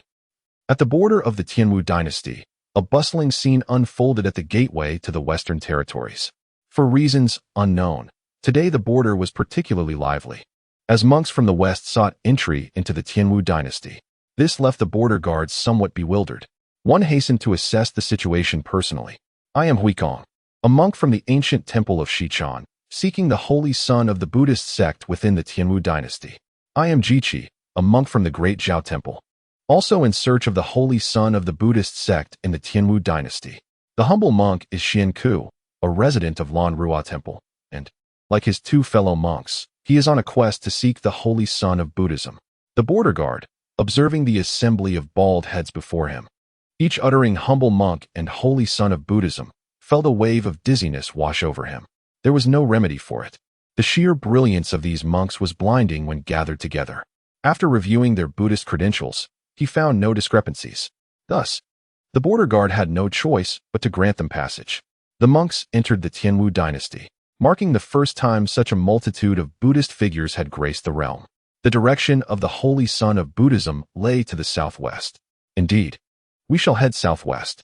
We must not allow the holy son of Buddhism to linger in a place devoid of Buddhist ambience. The holy son of Buddhism, returning to the Buddhist realm. On floating Cloud Mountain, Qingyun awoke. As he stepped out of his courtyard, he spotted a small figure diligently watering the numerous vegetables planted within. Nearby, freshly washed garments hung on the clothesline, sun-drying in the gentle breeze. "Brother Yi, you are awake," Shaolin said, wiping the sweat from her brow. Qingyun felt a twinge of helplessness. "You need not engage in such tasks." Shaolin paused, a hint of hurt evident as she lowered her gaze. With a sigh, Qingyun proposed, "How about this? I shall take you as my disciple and teach you some skills, enabling you to support yourself. What do you say?" Chapter 39. Pleasing the disciple is no different master. "I bow to you," exclaimed the disciple Shaolin. Qingyun had merely uttered these words in jest, yet to his surprise, the little fellow eagerly knelt before him, bowing his head. This left Qingyun momentarily taken aback. "Well, from this day forth, you shall be my disciple," he declared, affectionately ruffling Shaolin's hair before hastily retreating indoors. Before long, he emerged once more, bearing a red envelope. "This is for you," he said. Shaolin took it, perplexed. "Master, what is this?" "A red envelope for you," replied Qingyun with a smile. "A red envelope?" Shaolin was utterly bewildered. "According to the customs of my homeland, since you have chosen to be my disciple, it is only fitting that I, as your master, present you with a red envelope." "Oh," Shaolin said, as he opened the envelope to reveal a silver note. 100 taels. His eyes widened in astonishment. 100 taels. That's a fortune. Panic set in as his hands trembled. This is far too much. Qingyun, however, remained unfazed. He possessed numerous silver notes, all gifted by Chu Yinyu. He accepted the entirety without hesitation, viewing them merely as pieces of paper, while for Shaolin, they were a source of great intimidation. "Put it away. From now on, as my disciple, you need not beg in the marketplace anymore," Qingyun assured him. "Yes," Shaolin nodded vigorously, filled with joy. "From this moment onward, I, Shaolin, have a master." Since he became aware of his surroundings, Shaolin had lived a solitary existence, surviving by begging on the streets. He had endured countless hardships and injustices, barely scraping by. In truth, he was already 8 years old, yet he appeared no older than a 5 or 6-year-old child. In countless dreams, Shaolin longed for the companionship of parents, for a home that, while not necessarily affluent, was warm and inviting. After waking in tears countless times, he was forced to confront the harshness of reality. But now, his humble wish had finally come to fruition. He had a home, a kind master, and a name that belonged to him, Shaolin. He desired nothing more than to live peacefully alongside his master. "Master, will you teach me to cultivate?" "To cultivate? Yes. I know there are warriors in this world who can cultivate, capable of soaring through the skies and performing incredible feats." "Ah, I cannot cultivate either." "That cannot be. Did you not save me from those villains?" "I did rescue you, but I truly cannot cultivate." "All right." Qingyun sensed Shaolin's disappointment, but could understand his feelings. At this age, children yearn for the ability to soar through the skies and traverse the earth. In his childhood, Qingyun even aspired to become the great sage equal to heaven. "If you wish to cultivate, I happen to know some individuals who could escort you to a cultivation sect, should you desire it," Qingyun remarked. In truth, he harbored some reluctance at the thought of Shaolin departing for a cultivation sect. However, if Shaolin truly wished to go, he would not stand in her way. "No, I believe it is best for me to remain by my master's side," Shaolin unexpectedly declined. Qingyun was taken aback. "Didn't you wish to cultivate?" Shaolin flashed a smile. "One can be formidable without cultivation, much like you, master." Yi Qingyun gave her a thumbs up. Well said. Being by my side is equally impressive. Bai Suyi was quite literally dragged to Floating Cloud Mountain by her master, Gong Sun Yu. Having learned of Yi Qingyun's identity as an extraordinary recluse, Gong Sun Yu grew increasingly apprehensive and concerned. He resolved to personally pay a visit to this esteemed figure, hoping to ease the relationship and perhaps cultivate a closer rapport. However, Bai Suyi was not keen on the idea. She found it difficult to face Yi Qingyun, especially considering her master's previous demeanor towards him, which she found quite embarrassing. She could envision that, despite Yi Qingyun's outward calmness, he likely held some disdain for the two of them. Master, it is acceptable to visit young Master Yi, but I must make a few stipulations first. Very well. You may dictate the terms. Firstly, you must not reveal young Master Yi's true identity. He prefers not to be regarded as a recluse. Understood. This young Master Yi is undoubtedly the type who yearns to experience the mundane world, and I shall keep my tongue in check. Moreover, the place where young Master Yi resides is exceedingly tranquil. You must exercise utmost caution upon your arrival and refrain from any unruly behavior. Do not worry. I am not that sort of person. Observing her master's foolish grin, Bai Suyi couldn't help but roll her eyes. She knew him all too well, proud and rather uncouth, yet not entirely devoid of merit. Deep down, she held a profound respect for Gong Sun Yu.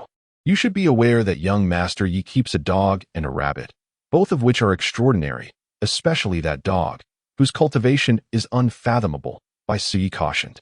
A dog with unfathomable cultivation? Gong Sun Yu expressed his surprise. As they spoke, the master and disciple had already ascended the mountain. From a distance, they beheld a courtyard with several ordinary-looking houses. A lazy dog lounged at the entrance while a rabbit nibbled on a carrot in the yard. A slender youth was seen wielding a hoe, seemingly engaged in planting something. Gong Sun Yu and Bai Suyi approached closer. Bai Suyi slightly inclined her body towards the slender youth, saying, "Esteemed young sir, is Master Yi present?" Guo Shaolin lifted his head, wiping the sweat from his brow. "Who are you?" he inquired. Bai Suyi replied politely, "We are friends of Master Yi, come to pay him a visit." "Oh, my master has gone down the mountain to purchase some supplies. If you wish, you may come in and wait for him," Guo Shaolin responded. Hearing this, both Gong Sun Yu and Bai Suyi were taken aback. However, their expressions soon brightened. Since Master Yi was absent, it would surely be advantageous to curry favor with his disciple. "So you are the esteemed disciple of Master Yi. But may I inquire your name?" Bai Suyi asked hastily. Guo Shaolin scratched his head, saying, "I am Guo Shaolin, a name given to me by my master. Please, there is no need for such formalities, as it makes me feel rather embarrassed." Bai Suyi immediately exchanged a knowing glance with Gong Sun Yu. Understanding the cue, Gong Sun Yu stepped forward and retrieved an item from his waist. "As you are the esteemed disciple of Master Yi, it is customary to present a token of our first meeting. Please accept this gift, young sir." Guo Shaolin, looking puzzled, accepted the object from Gong Sun Yu's hands. It was a jade vial containing several elixirs. "What is this?" he asked. "Ah, this is a specially crafted Qingyun pill from our Jiling sect. It can alter one's constitution and refine one's muscles and bones, proving most beneficial for young individuals such as yourself," Gong Sun Yu elucidated. Chapter 40. The loquacious monk Guo Shaolin found it somewhat difficult to comprehend these matters, yet he recognized that these elixirs were advantageous for him. Naturally, anything beneficial ought to be accepted. "Thank you," Guo Shaolin said graciously. Gong Sun Yu breathed a sigh of relief upon seeing Guo Shaolin accept the elixirs. It appeared that this disciple of Yi Qingyun was rather agreeable, albeit somewhat simple-minded, resembling an ordinary mortal. However, having previously underestimated Yi Qingyun, Gong Sun Yu dared not truly believe Guo Shaolin to be an ordinary person. Perhaps this disciple, like his master, was concealing extraordinary abilities. "Please, come in and have a seat," Guo Shaolin invited. Certainly, Gong Sun Yu and Bai Suyi entered the courtyard. Guo Shaolin courteously brewed a pot of tea and poured a cup for each of them.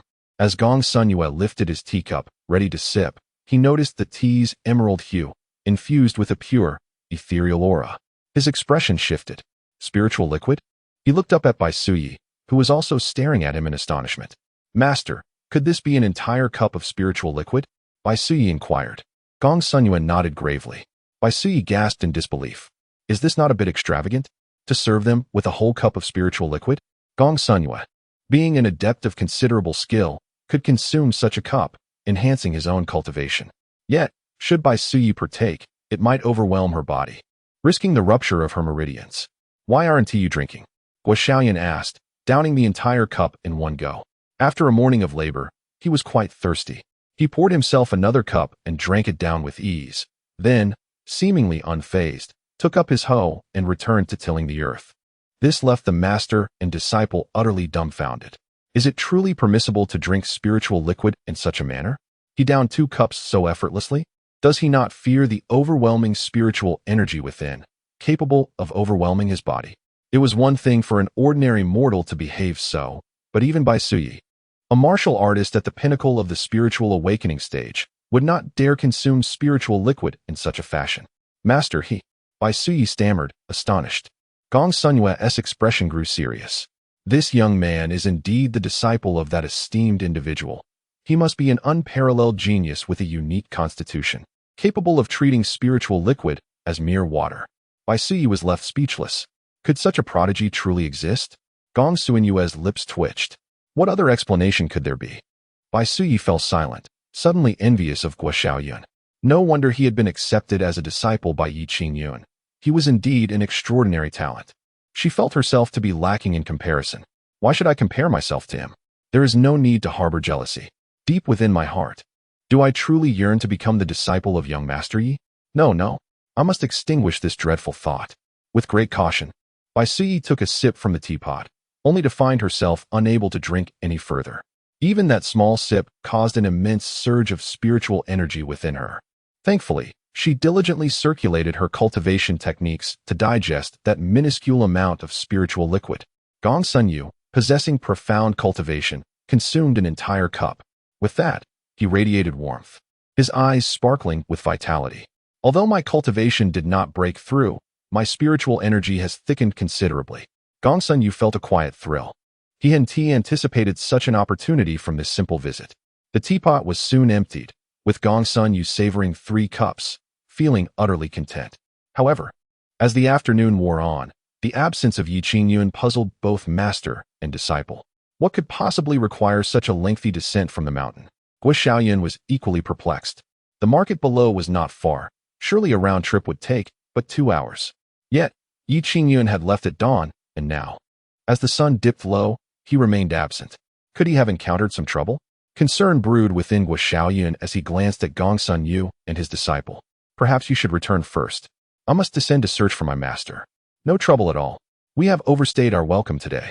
We shall visit again another time. Gong Sunyu replied, rising. Although they had not seen Qingyun, their visit was not in vain. At the very least, they had delivered their respects and established a connection with Qingyun's disciple. The two departed the mountain. Guo Xiaoyan waited a while longer, but still no sign of Qingyun's return. Anxiety began to take hold. Damao, let us go down and search. Woof. Guo Xiaoyan secured the courtyard door and set off down the mountain with Damao. Meanwhile, Qingyun was indeed facing some troubles. Having completed his shopping, he intended to return to Fuyun Mountain when suddenly, a monk appeared out of nowhere, proclaiming himself a holy son of the Buddhist sect and insisting on taking Qingyun back to the Western realm. This left Qingyun utterly bewildered. I am perfectly well. I have not renounced the world, nor have I visited any temple. How have I inexplicably become a holy son of Buddhism? The title was quite alarming. Benefactor, I assure you, I am not a fraud.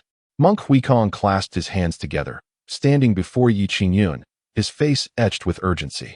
Qingyun was on the verge of losing his composure. This monk had clung to him for a full 2 hours, rambling about various Buddhist histories, tales of the Holy Sun, and the illustrious grandeur of the Buddhist faith. Monk Huikong spoke incessantly, devoid of any clear purpose, leaving Qingyun in a state of utter confusion. Enough. As the monk Huikong seemed poised to prattle on, Qingyun hastily interjected.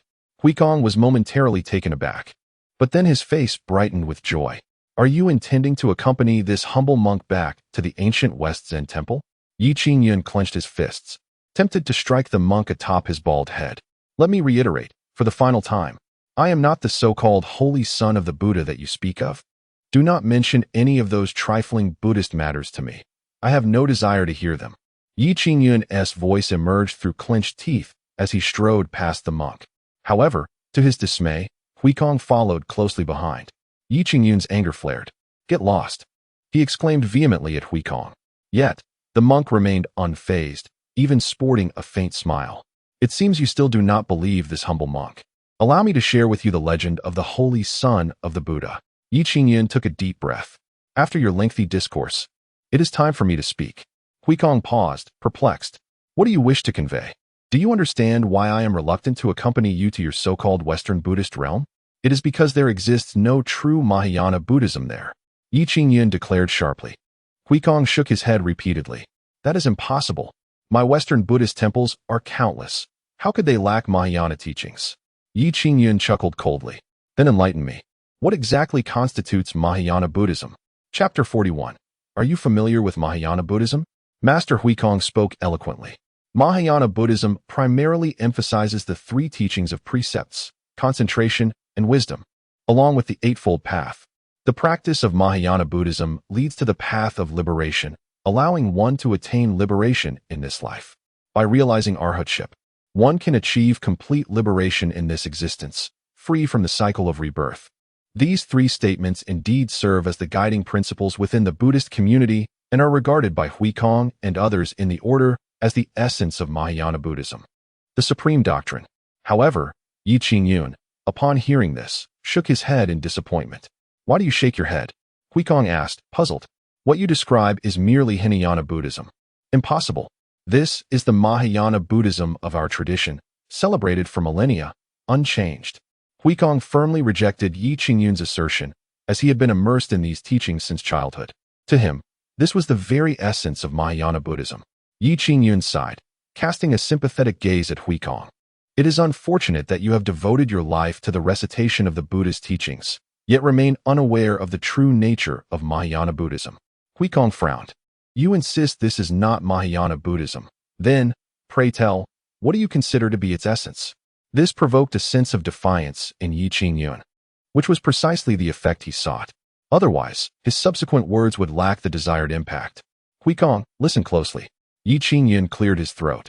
"The term Mahayana Buddhism encompasses not only the three teachings and the Eightfold Path you mentioned, but also the practice of the six perfections and the four means of attraction, which are intrinsic to the Bodhisattva path. Bodhisattva practitioners willingly forsake the opportunity to hear the Buddha's teachings and attain arhatship, vowing instead to become bodhisattvas, ultimately to achieve Buddhahood and guide others towards arhatship or to be reborn as disciples of the future Buddha.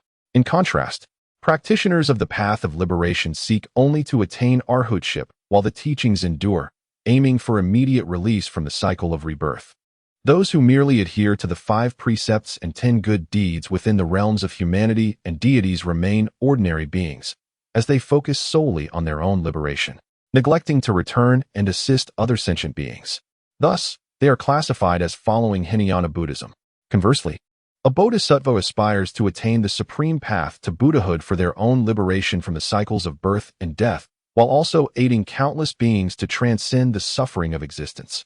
This is the true Mahayana Buddhism. At this juncture, Yi Qingyun paused. "Huikong, do you comprehend?" His voice resonated like the fierce roar of a vajra within the Buddhist realm. Huikong stood frozen, captivated by the weight of Yi Qingyun's words. This declaration shattered the very foundation of Huikong's long-held beliefs about the teachings he had practiced since childhood. Yet, he still found it difficult to accept the notion that after years of dedication, he had merely engaged with Hinayana Buddhism. How could this be? Huikong shook his head repeatedly, his once bright eyes now devoid of luster. Yi Qingyun's expression was cold, filled with disappointment. In the Western Buddhist tradition, it is believed that Hinayana Buddhism encompasses the entirety of the Buddhist teachings, with no awareness of the existence of Mahayana Buddhism. Such absurdity! How dare they still proclaim to be a sacred Buddhist sanctuary? Huikong appeared even more despondent, his countenance tinged with shame. "Even if I were truly the son of the Buddha, I would not venture to such a place as your Western Buddhist realm." At this juncture, Yi Qingyun gestured towards his feet. Huikong looked on, bewildered. "The Buddha dwells in the heavens, upon the earth, within the hearts of men, and in all things. The Buddha exists everywhere. As long as one harbors the Buddha in their heart, why must one confine themselves to the notion of practicing within a temple?" This profound declaration deeply shook Huikong's spirit. The youthful Huikong, under the cunning persuasion of the shrewd Yi Qingyun, began to question the very essence of his existence. The Buddha is omnipresent? Huikong murmured this phrase, as if a newfound understanding dawned upon him. Suddenly, with a resounding thud, Huikong knelt before Yi Qingyun, startling him. What is this? Is he attempting to deceive me? Yet, Huikong repeatedly bowed his head to the ground, his face suffused with regret and devotion. Holy Son, I have finally discerned the true teachings of Buddhism, Huikong exclaimed, tears glistening in his eyes. Today, in the presence of the Holy Son, I realize that my years of practice have been in vain. I wish to follow the Holy Son, dedicating myself to the practice of Mahayana Buddhism, with the mission of enlightening sentient beings. I beseech the Holy Son to grant me this. Huikong said fervently. What? Yi Qingyun was momentarily taken aback. He had intended to dismiss this fellow, to rid himself of further annoyance. Instead, the situation had backfired. Huikong did not wish to depart, but rather sought to accompany him. How am I to manage this? Am I truly to be burdened with a monk's company? This is rather peculiar, is it not? Furthermore, should I genuinely take Huikong under my wing? What if the monks from the ancient temple in the west come seeking trouble? This cannot be allowed. You need not follow me, Yi Qingyun stated. Huikong looked up, gazing at Yi Qingyun with confusion. To practice is not to follow any individual. As long as one holds the Buddha in their heart and takes the enlightenment of sentient beings as their duty, then even without following anyone or residing in any temple, one is still engaged in practice. The Buddha will see you. Yi Qingyun revealed a gentle smile. To others, this expression might seem trivial, but to Huikong, it radiated with brilliance, encompassing boundless Buddhist teachings. A mere glance at it brought tranquility to Huikong's heart. Suddenly, Huikong rose to his feet, his face reflecting a profound realization. The Holy Son is right. Even outside a temple, I can practice. I have made my decision. I shall not return to the ancient temple in the west, but rather practice here. Yi Qingyun was rendered speechless and turned to leave. This time, Huikong did not pursue him. With his hands clasped together, he recited Buddhist scriptures, his eyes devoid of doubt and confusion. He no longer wished to take Yi Qingyun back to the Western Buddhist realm, for even Huikong himself no longer desired to return. What significance does the Western Buddhist realm hold, devoid of the Mahayana teachings? If the Holy Son is present here, then this place is indeed the true Buddhist sanctuary. I must inform my fellow practitioners of the existence of the Mahayana doctrine, for only in doing so can I honor the Holy Son's teachings bestowed upon me. With resolute determination, Huikong immediately set out to gather other Buddhist monks. Before long, he had assembled dozens of them. The sight of so many shaved heads gathered together was quite dazzling, their scalps gleaming as if coated in oil. Huikong, what is the purpose of summoning us? One monk inquired. Did you not go in search of the Holy Son? Have you found him? What manner of person is he? Pray, share your experience with us.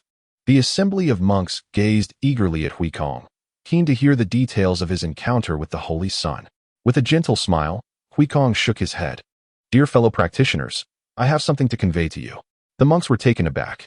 From this day forth, I shall no longer return to the Western Zen temple, nor to the Western realm, Huikong declared.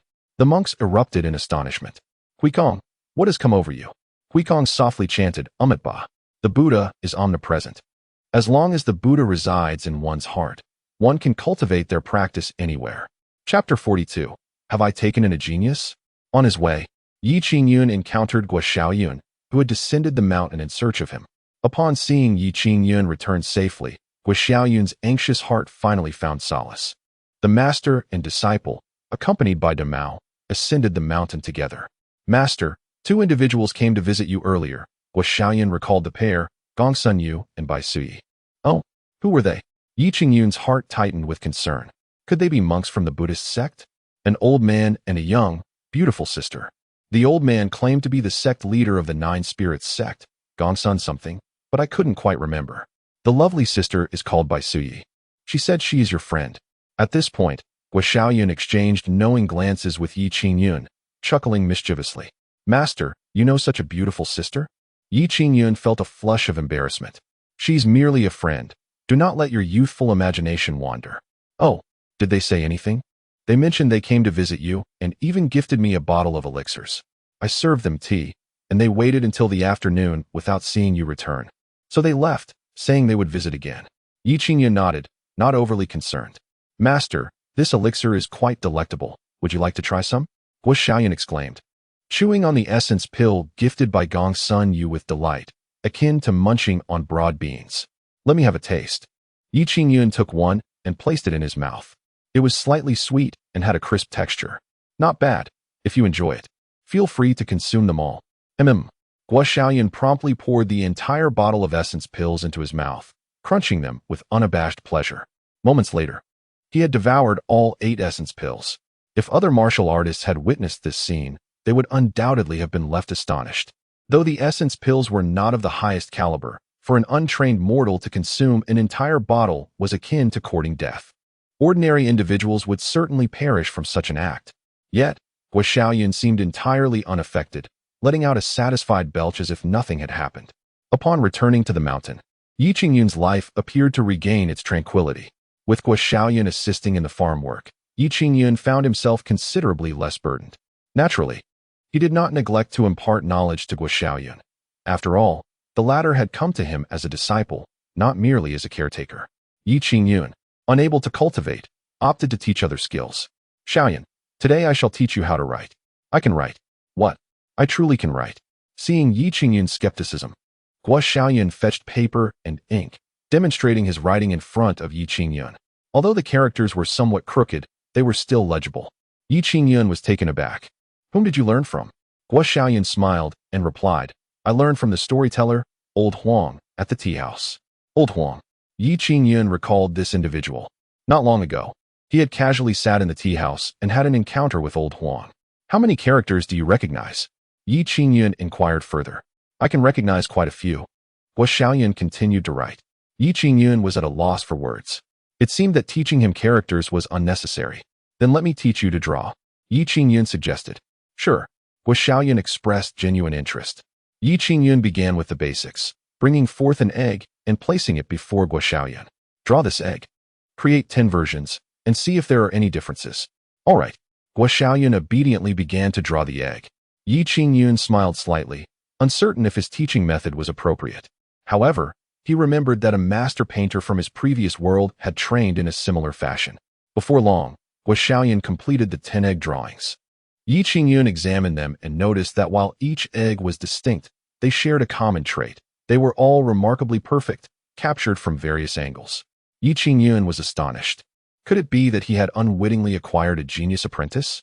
He then presented a pair for drawing. Go ahead. Moments later, Guo Xiaoyan finished the drawing. Upon inspection, Yi Qingyun's suspicions were further confirmed. Guo Xiaoyan was indeed a prodigy. Draw this. Good. Now that. Excellent. Throughout the day, Yi Qingyun did not allow Guo Xiaoyan to engage in any other activities, focusing solely on drawing. They progressed from the initial egg to landscapes. Guo Xiaoyan seemed innately capable, effortlessly producing art without any guidance from Yi Qingyun. Moreover, the quality of Guo Xiaoyan's work was impeccable, devoid of any flaws. Have you studied painting before? Yi Qingyun asked. Somewhat astonished, Guo Xiaoyan shook his head. No. Then how can you draw so well? Guo Xiaoyan chuckled bashfully. I don't know. I just see something in front of me, think about it for a moment, and my hands can recreate it. Yi Qingyun was left speechless. Genius. It could only be explained as genius. Meanwhile, at the foot of Floating Cloud Mountain, a group of monks arrived, led by Huikong. These monks gazed upon Floating Cloud Mountain with reverent expressions. The Holy Sun is meditating within the mountain, Huikong remarked. Since the Holy Sun is here, we shall remain as well. Indeed, the Chosen One has selected this place for his cultivation, and there must be profound reasons behind this decision. Following the Chosen One is undoubtedly the right path for us. Fellow practitioners, why not establish a temple here to safeguard the Chosen One? Such an idea is splendid. Agreed. Agreed. The consensus among several dozen monks, including Huikong, was unanimous. They commenced the construction of a temple at the foot of the mountain, which naturally drew considerable attention. Why have so many monks suddenly appeared on this mountain? Given their demeanor, could it be that they intend to build a temple? Indeed, it seems so. What is happening? Yi Qingyun was unaware that his Floating Cloud Mountain had already begun to bustle with activity. Particularly, when the Song family learned of the temple construction at the mountain's base, events began to unfold in an increasingly peculiar direction. Son, hurry. Let us go to Floating Cloud Mountain at once. A temple is being built at Master Ye's mountain. We must assist in any way we can. Rest assured, Father, I understand and shall endeavor to contribute generously to this noble cause. The father and son of the Song family, accompanied by the martial artists of the Song clan, hastily made their way to Floating Cloud Mountain. The monks welcomed the Song family with open arms, especially delighted to witness their sincere devotion to Buddhism. Why have you chosen to build a temple at Master Ye's mountain? During their conversation, Song Shaolin inquired with curiosity. Master Yi, are you referring to the Chosen One? Huikong responded, astonished. Chosen One? What Chosen One? Song Shaolin asked, puzzled. Yi Qingyun is the Chosen One of our Buddhist order, possessing profound and inscrutable wisdom. We have traveled from the western realms of Buddhism to follow him, hence our endeavor to construct a temple here. Chapter 43. Let it be called Shaolin Temple. Upon hearing this, the Song father and son were struck with realization. It was no wonder that Yi Qingyun had appeared as if the Buddha had manifested himself. He was, after all, a true scion of the Buddhist realm. Their reverence for Yi Qingyun deepened, and they resolved to gallop forth on the path towards enlightenment. Father, since we are wholeheartedly devoted to Buddhism, why not take the step to shave our heads and become monks? Song Qinglong exclaimed, his eyes suddenly alight with inspiration. Song Shaolin paused, as if a veil had been lifted from his understanding. Indeed, in the past, the Tianwu dynasty lacked temples, leaving them with no means to ordain as monks. They could only engage in vegetarianism, chant sutras, perform Buddhist rites, and do good deeds. Now, however, the followers of Buddhism from the Western lands had arrived, intent on constructing a temple here. This presented a splendid opportunity for them to immerse themselves in the Buddhist faith. Seize the moment. Transform their lives.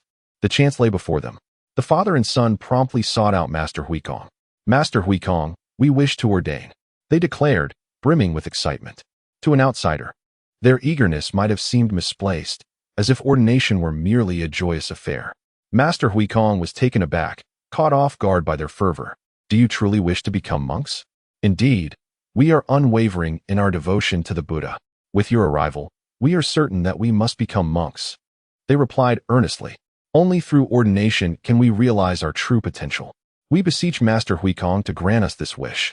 We would willingly part with all our worldly possessions for this chance. The determination of the Song father and son was resolute, almost as if they were poised to shave their own heads. Master Huikong was deeply moved. He couldn't help but bow in reverence towards the Floating Cloud Mountain. Truly, this was a sacred place where even the heads of prominent families yearned to join the Buddhist fold. Master, please grant our request, Song Shaolin implored. Master Huikong nodded in agreement. Since you are so steadfast in your devotion, the Buddhist community shall certainly welcome you. Thank you, Master. Thank you. The father and son were overwhelmed with joy. We can finally ordain. Subsequently, Master Huikong performed the shaving ceremony for them. Soon, the Song father and son became two bald monks. You kneel before me as my disciples. Upon entering the Buddhist community, you shall be given dharma names. From this day forth, you shall be known as Su Hai and Su Zhu. Su Hai was the dharma name for Song Shaolin, and Su Zhu for Song Qinglong.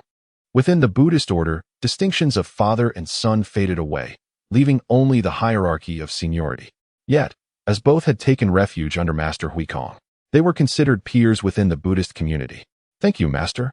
The two bald monks bowed in unison. In that moment, it was as if they had achieved profound enlightenment, their hearts liberated from all worldly attachments. By the way, Master, what is the name of our temple? Song Shaolin inquired. Huikong paused, taken aback. This was a question he had not contemplated before. With Song's family's assistance, the progress of constructing the temple had been astonishingly swift. It was estimated that within 10 days, a brand new temple would be completed. Before that, they needed to decide on a name for the temple. Otherwise, they would be at a loss as to what sign to hang out front. It was imperative that the name be bestowed by the Holy Son himself. Otherwise, the temple would lack significance. Huikong resolved to ascend the mountain and seek out Yi Qingyun to request a name for the temple. Without hesitation, Huikong made his way up the mountain, determined not to let anyone else beat him to it. If a suitable name were to be claimed by another, his temple would be left without an illustrious title. Upon reaching the summit, Huikong beheld Yi Qingyun's dwelling, a tranquil and elegant abode, simple yet refined. He could not help but reflect on how the Holy Son epitomized the essence of a recluse, even in his choice of a serene and graceful retreat. Truly a paragon for those of the monastic life. Approaching the courtyard, Huikong noticed Yi Qingyun picking pears from a tree. "Holy son," Huikong called out. Yi Qingyun turned to look, his expression instantly filled with dismay. Why had this monk come up the mountain? He seemed to be an unwelcome specter. "What do you want?" Yi Qingyun asked, irritation evident in his voice. Huikong, however, wore a broad smile. "Esteemed monk here is constructing a temple at the foot of the mountain. Yet I am uncertain of its name, hence my visit to beseech the Holy Sun for a title." "What?" Yi Qingyun exclaimed, astonished. "You are building a temple down there?" "Indeed. Not only myself, but also other fellow practitioners of Buddhism are engaged in the same endeavor," Huikong affirmed with a nod. Yi Qingyun felt slightly disoriented. "Wait, what is going on?" Huikong elaborated. "Ever since the Holy Sun enlightened me about the distinctions between Mahayana and Hinayana Buddhism, I resolved to remain here and follow the Holy Sun in my spiritual journey. Upon learning of this, my fellow practitioners made similar determinations. They are all constructing temples to be closer to the Holy Sun and to facilitate our protection of him." Yi Qingyun's lips twitched in disbelief. "Good heavens! If a circle of temples is built at the foot of the mountain, what will this place become? A sacred site of Buddhism? Quickly, take me to see." "Certainly," Huikong replied, leading Yi Qingyun down the mountain. Standing at a vantage point, Yi Qingyun was soon struck by a magnificent sight: a dozen temples under construction, forming a circle that encircled the base of floating Cloud Mountain. Henceforth, anyone wishing to ascend or descend the mountain would inevitably pass these temples. Yi Qingyun appeared utterly bewildered. "Otherwise, you should return to the Western domain. If you do not, the people from the Buddhist sect will come looking for you," Yi Qingyun advised. However, Huikong stubbornly shook his head. "Rest assured, Holy Sun, should the Buddhist followers arrive, we will persuade them to stay with us. Where the Holy Sun is present, that is the true Buddhist sanctuary." Yi Qingyun found himself perplexed. What is the meaning of this? Am I inexplicably burdened with the title of the Holy Sun of the Buddhist sect? Never mind. Let it be. With a sense of disinterest, he turned to leave. "Holy Sun, you have yet to name my temple," Huikong quickly interrupted him. Yi Qingyun, lacking the inclination, casually remarked, "Let it be called Shaolin Temple." He then turned and walked away. Huikong stood there, murmuring the name Shaolin Temple. After a prolonged contemplation, his eyes suddenly sparkled with brilliance. "The Holy Sun is truly remarkable. Shaolin Temple. Ha ha. My temple shall indeed be called Shaolin Temple." Huikong joyfully dashed down. Meanwhile, in the capital of the Tianwu dynasty, Emperor Dongfang Su was in the court discussing matters with his ministers.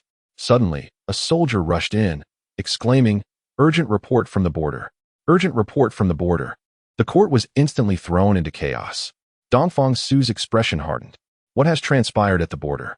A guard knelt before him, presenting a battle report. The report was swiftly delivered into Dongfang Su's hands. Upon reading it, he immediately rose with a furious countenance. The Qingyun dynasty, the Ziri dynasty, and the Fengwu dynasty have actually formed an alliance to attack our eastern border. At this moment, the border has been breached, and the million-strong coalition of the three dynasties has already invaded our Tianwu territory. As these words were uttered, the assembly was engulfed in astonishment. Chapter 44.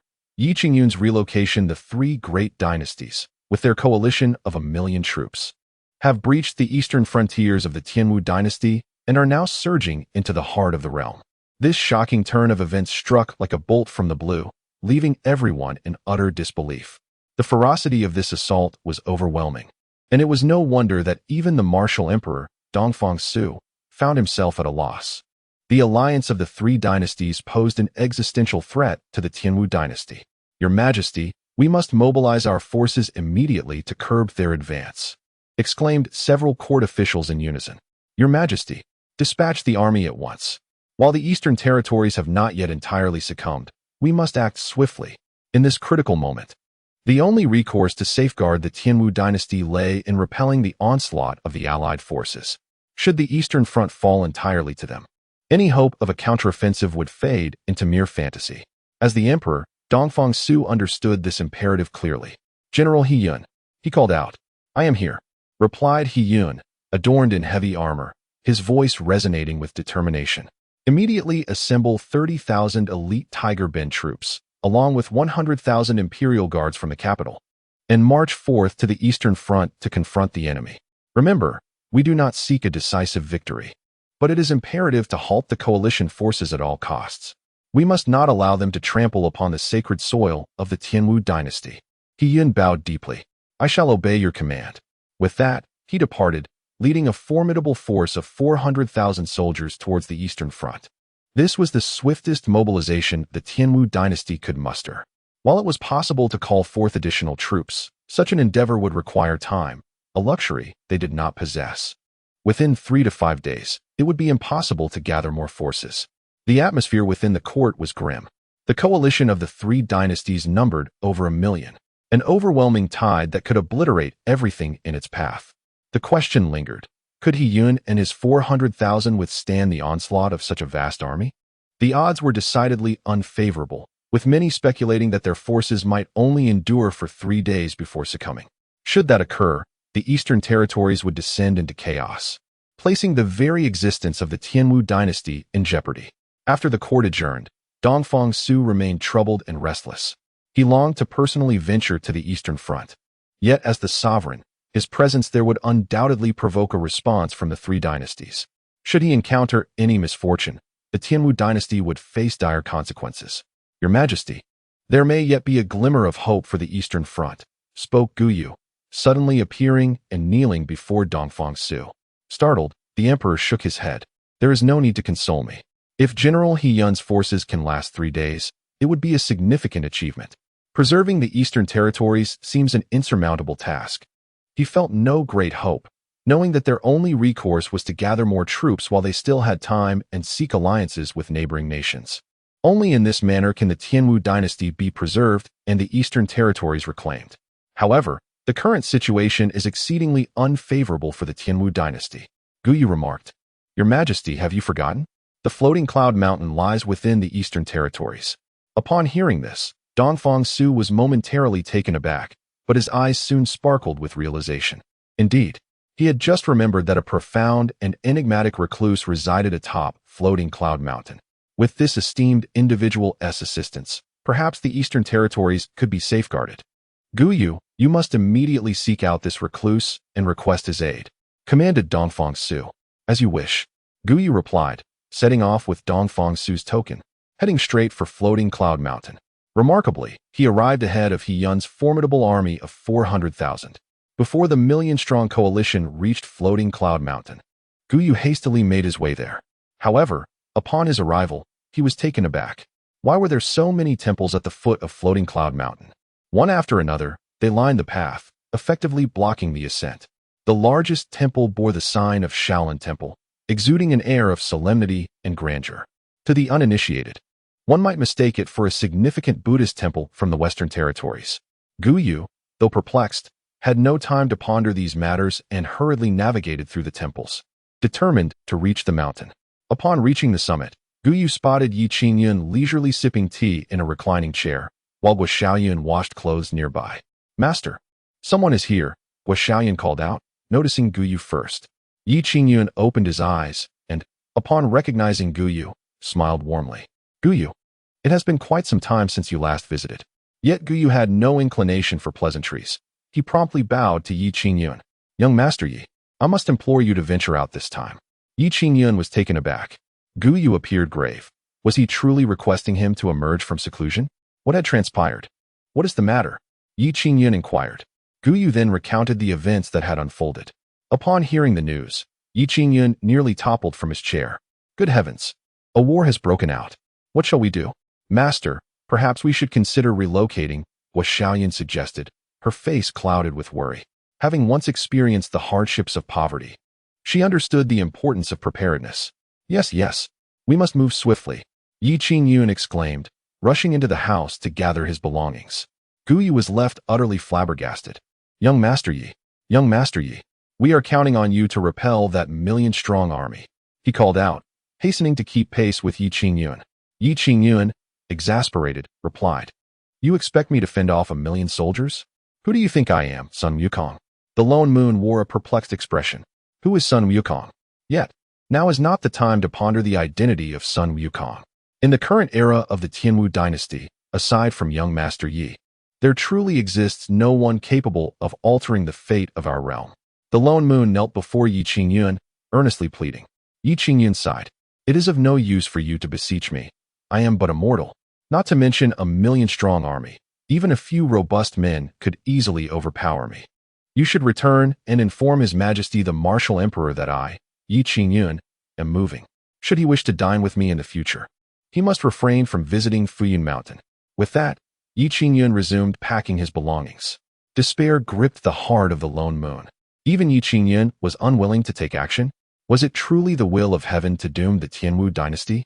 With no options left, the lone moon could only turn and depart. Shortly after the lone moon's exit, Qingyun led an army of 400,000 to the battlefield, while the enemy's million-strong forces advanced menacingly. A fierce battle erupted not far from Qingyun Mountain.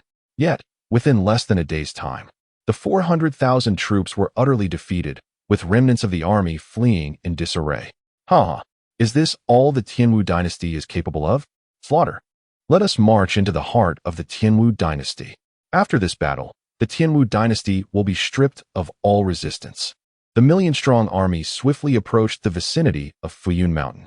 At this moment, Yi Qingyun had just finished packing his belongings with Shaolin and was preparing to descend the mountain to escape. However, at that moment, Monk Huikong arrived with a multitude of monks. Holy Son, the army below is heavily besieged. We shall fight to the death to ensure your safety. Monk Huikong declared with unwavering determination. Chapter 45. Vow to protect the Holy Son. What on earth is happening? Yi Qingyun was utterly bewildered. Just as he had finished packing his belongings, intending to leave promptly, he was informed that the army had already besieged the mountain. How could this be resolved? Do not panic, Holy Son. With our protection, you shall remain unharmed. Huikong declared, his hands pressed together in reverence. Indeed, Holy Son, you need only to stay at the summit in peace. Even in the face of a million-strong army, we shall repel them. Other monks echoed in agreement. Yi Qingyun's expression was one of deep concern. He harbored doubts about the capabilities of these monks. Could they truly withstand an army of such magnitude? However, at this juncture, the thought of relocating had become utterly impractical. He was left with no choice but to remain atop the mountain and leave his fate to the heavens. Very well, my life is now in your hands, Yi Qingyun conceded. Rest assured, Holy Son. Huikong and the others descended the mountain, resolutely committed to safeguarding Qingyun Mountain, protecting Yi Qingyun, and defending their holy son of the Buddhist sect, even to the point of death without regret. The news of Qingyun's defeat soon reached the Imperial court, sending shockwaves throughout. How could such a rapid defeat occur? Qingyun, a general of our dynasty, fell so easily? Was he perhaps cowardly, deliberately fleeing from battle? Now is not the time for idle speculation. We must consider how to preserve the Eastern Territory. Alas, the Eastern Territory is likely beyond salvation, as the enemy's million-strong army has probably already seized it entirely. Sigh, has the Tianwu dynasty truly reached a dead end? The court was in chaos, panic gripping the hearts of the officials. Initially, they believed that Qingyun's 400,000 troops could withstand at least 3 days. Yet, the unexpected defeat came in just 1 day, catching them completely off guard. Now, attempting to dispatch reinforcements was futile, as time was no longer on their side. They could only watch helplessly as the million-strong coalition rampaged through the Eastern Territory. Gloomy Moon hurried back, immediately seeking an audience with Emperor Dongfang Su. What news? The emperor inquired anxiously. Your Majesty, the esteemed master refuses to intervene. Gloomy Moon replied, his expression filled with sorrow and indignation. At this revelation, Dongfang Su felt as if struck by lightning, aging a decade in an instant. It seemed they had underestimated the master, leading to their dire predicament. With the master unwilling to lend a hand for salvation, regret washed over Dongfang Su. Had he foreseen this day, he would have made more efforts to visit Qingyun Mountain and foster a relationship with the esteemed master. Perhaps the situation would not have become so dire. What shall we do now, Your Majesty? Gloomy Moon implored, his urgency palpable.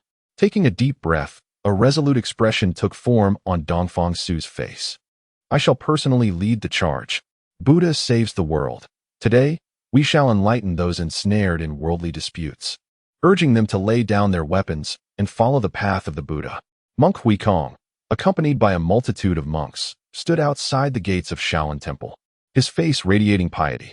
The assembly of monks mirrored his demeanor. Even in the face of a million-strong army, they exhibited no trace of fear, as if before them stood not a formidable host, but a congregation of bewildered children in need of guidance. This embodies the very essence of a monk's duty. As the army approached, a sea of figures appeared, a dense throng that darkened the horizon. To the ordinary observer, such a spectacle would invoke terror. Yet, not a single monk quivered in trepidation. Even the recently ordained Song father and son remained composed, their hearts anchored in the Buddha, fearless.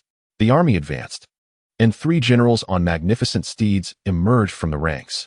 Each hailed from a different dynasty and served as the vanguard of this colossal force. It was they who had previously led the charge, shattering the 40,000 troops commanded by Qingyun in a single battle. How intriguing it is to discover such a gathering of monks within the realm of the heavenly martial dynasty, remarked General Zhao Jingming of the Qingyun dynasty with a smile. This is my first encounter with true monks. Their shorn heads are quite amusing. General Wu Sanjing of the Ziri dynasty added, might there be a significant figure from the Buddhist order residing upon this mountain? General Sun Zhaoqing of the Fengwu dynasty expressed his confusion, pondering the monk's presence. At that moment, Monk Huikong stepped forward, palms pressed together.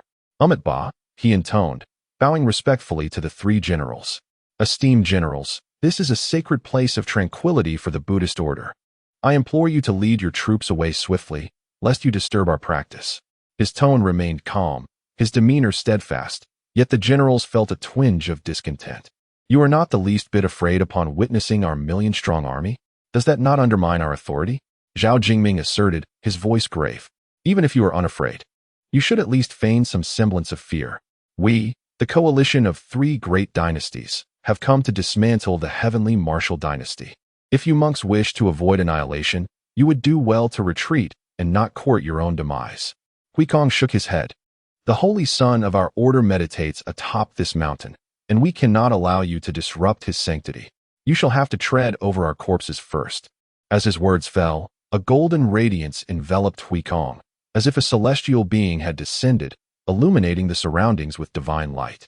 The other monks, too, were similarly adorned in a resplendent glow, mirroring Huikong's brilliance. Even the newly initiated Song family father and son radiated a subtle golden glow. The 3 generals furrowed their brows at this sight, recognizing that these monks from the Buddhist sect possessed extraordinary cultivation.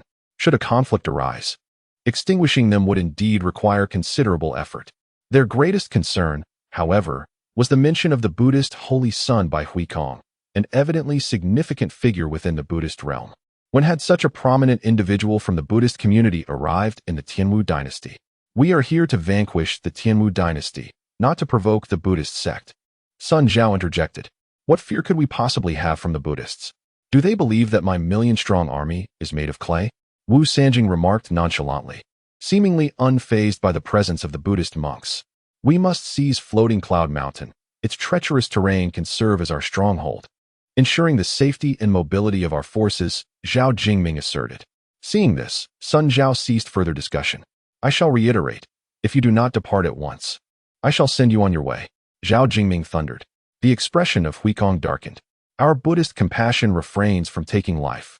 Yet, when the moment demands, even the Buddha can unleash the wrath of the King of Wisdom.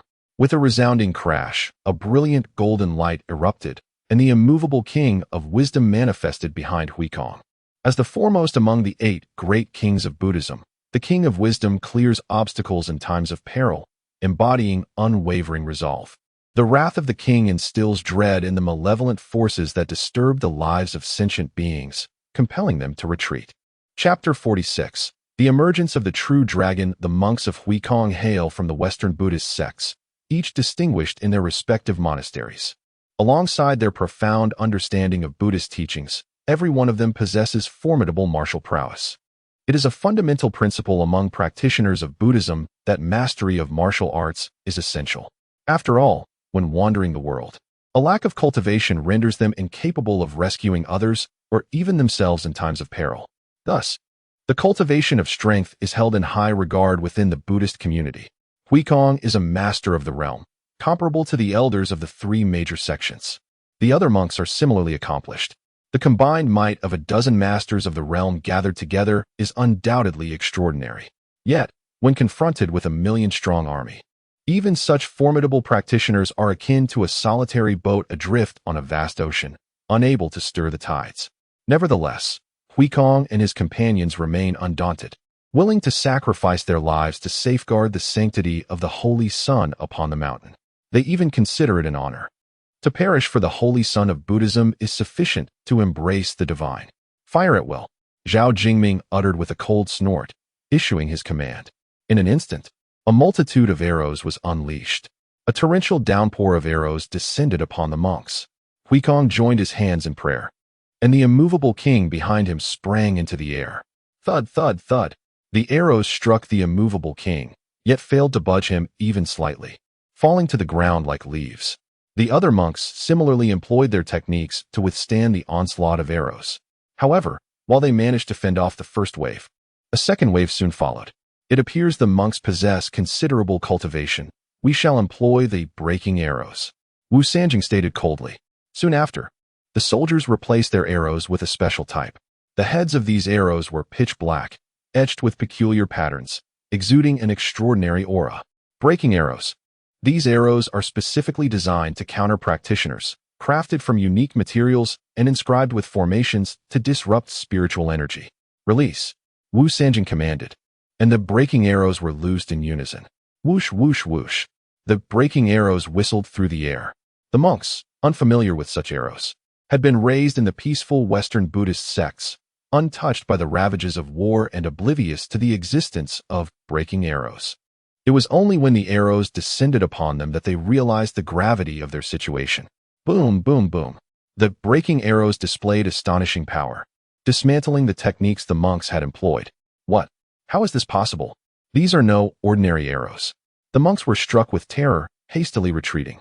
Kill. Seizing the opportunity, Zhao Jingming immediately commanded an assault. In an instant, cavalry charged forward, wielding long blades as they advanced upon the monks. Huikong and his companions fought valiantly to resist the onslaught. Beneath the floating clouds, blood flowed like a river. Huikong and the others were undaunted. Although they could not counter the arrows of destruction, they still held an absolute advantage against ordinary soldiers. While the Buddhist teachings prohibit killing, there are moments when such prohibitions may be set aside, especially in this dire situation. Huikong and his companions showed no mercy. These monks were formidable, each possessing the cultivation of the condensation pill realm. Zhao Jingming expressed his astonishment. Indeed, they were impressive, yet their numbers were too few. If they had over 100, we might truly struggle to seize this mountain, Wu Sanjing remarked. Is it wise for us to act now, with the Buddhist saint on the mountain? If that saint proves formidable, we might find ourselves in peril, Sun Zhao voiced his concerns. Unlike Zhao Jingming and Wu Sanjing, Sun Zhao had witnessed the prowess of the Buddhist practitioners firsthand. He recalled an elderly monk from the Buddhist sect who had traveled far and wide, once arriving in the Fengwu dynasty. At that time, the young General Sun Zhao witnessed this monk effortlessly prostrating over a dozen strong warriors of the Fengwu dynasty, impervious to any harm. That scene left a deep impression on young Sun Zhao, instilling a lasting wariness towards the Buddhist practitioners. Now, upon hearing that the Buddhist saint was in the mountain, he felt a twinge of trepidation, despite having 1,000,000 soldiers behind him. The title of Buddhist saint was indeed intimidating. What is there to fear? That Buddhist saint does not even dare to show his face and leaves these monks to die on the mountain. How formidable could he possibly be? Zhao Jingming scoffed. Sun Zhao furrowed his brow, choosing not to argue, yet a sense of foreboding lingered in his heart, as if something ominous awaited. At this moment, the monks before the Shaolin Temple were beginning to falter. Their strength was undeniable, and ordinary soldiers were insignificant in their eyes, but they were overwhelmed by sheer numbers. The relentless throngs of soldiers seemed endless, no matter how fiercely they fought. Soon, Huikong and the others found their spiritual energy dwindling. Suddenly, one monk, caught off guard, was wounded by a spear, drastically reducing his combat effectiveness. Seeing this, Huikong acted without hesitation. The lioness roar of the Buddhist sect was unleashed, reverberating through the heavens. Instantly, the surrounding soldiers collapsed in agony, relieving the pressure on the monks. Yet Huikong's face turned pale, teetering on the brink of collapse. The lioness roar, while immensely powerful, exacted a great toll on the monks. Huikong had originally been able to endure for a while longer, But in his desperation to save his fellow practitioners, he was forced to unleash the lioness roar, leaving him with little spiritual energy remaining. A profound sense of gratitude enveloped the assembled disciples, yet they were acutely aware that once the lion's roar was unleashed, Huikong would likely be unable to endure for long. "Protect Huikong," cried a monk, prompting others to swiftly converge, encircling him for protection. "Kill!" The army surged forth once more, plunging the monks into a fierce battle. Almost every individual bore wounds, teetering on the brink of demise. At that moment, the sky abruptly darkened. Ominous clouds gathered with startling swiftness. In an instant, howling winds swept through, accompanied by flashes of lightning and the rumble of thunder, heralding an impending deluge. The onlookers below displayed expressions of astonishment, collectively raising their gazes skyward. A deep dragon's roar resonated through the air, as a sinuous dragon silhouette flickered in and out of the ominous clouds. In that fleeting moment, all present were rendered speechless, be it the three vanguard generals, the monks like Huikong, or the vast army of 1,000,000. They stood frozen in place. I must be mistaken, right? Is that a dragon? Indeed, it was a dragon, a true dragon. As the 1,000,000-strong army collectively found themselves in a stupor, the true dragon emerged from the clouds. Boom! An indescribable, formidable aura erupted from its maw, cascading down to the earth. With a thunderous crash, a substantial portion of the ground vanished, giving rise to a colossal pit. Along with the earth, thousands of soldiers disappeared, their lives extinguished in an instant, no trace of their remains left behind. They had simply evaporated. Chapter 47. The enemy's retreat. The true dragon emerges. With a single breath of dragon fire, thousands perished. Such is the power of the true dragon. It crushed all living beings beneath its might. In an instant, the 1,000,000-strong allied forces were rendered utterly dumbfounded. The soldiers, filled with terror, yearned to flee at once. The morale of the army was in disarray, teetering on the brink of collapse. Do not panic. This is merely an illusion conjured by the enemy. It is not real. 3 leading generals shouted desperately, striving to stabilize the wavering hearts of their troops. Under their fervent cries, the faltering morale found a semblance of steadiness. Yet, the second breath of dragon fire descended. Boom!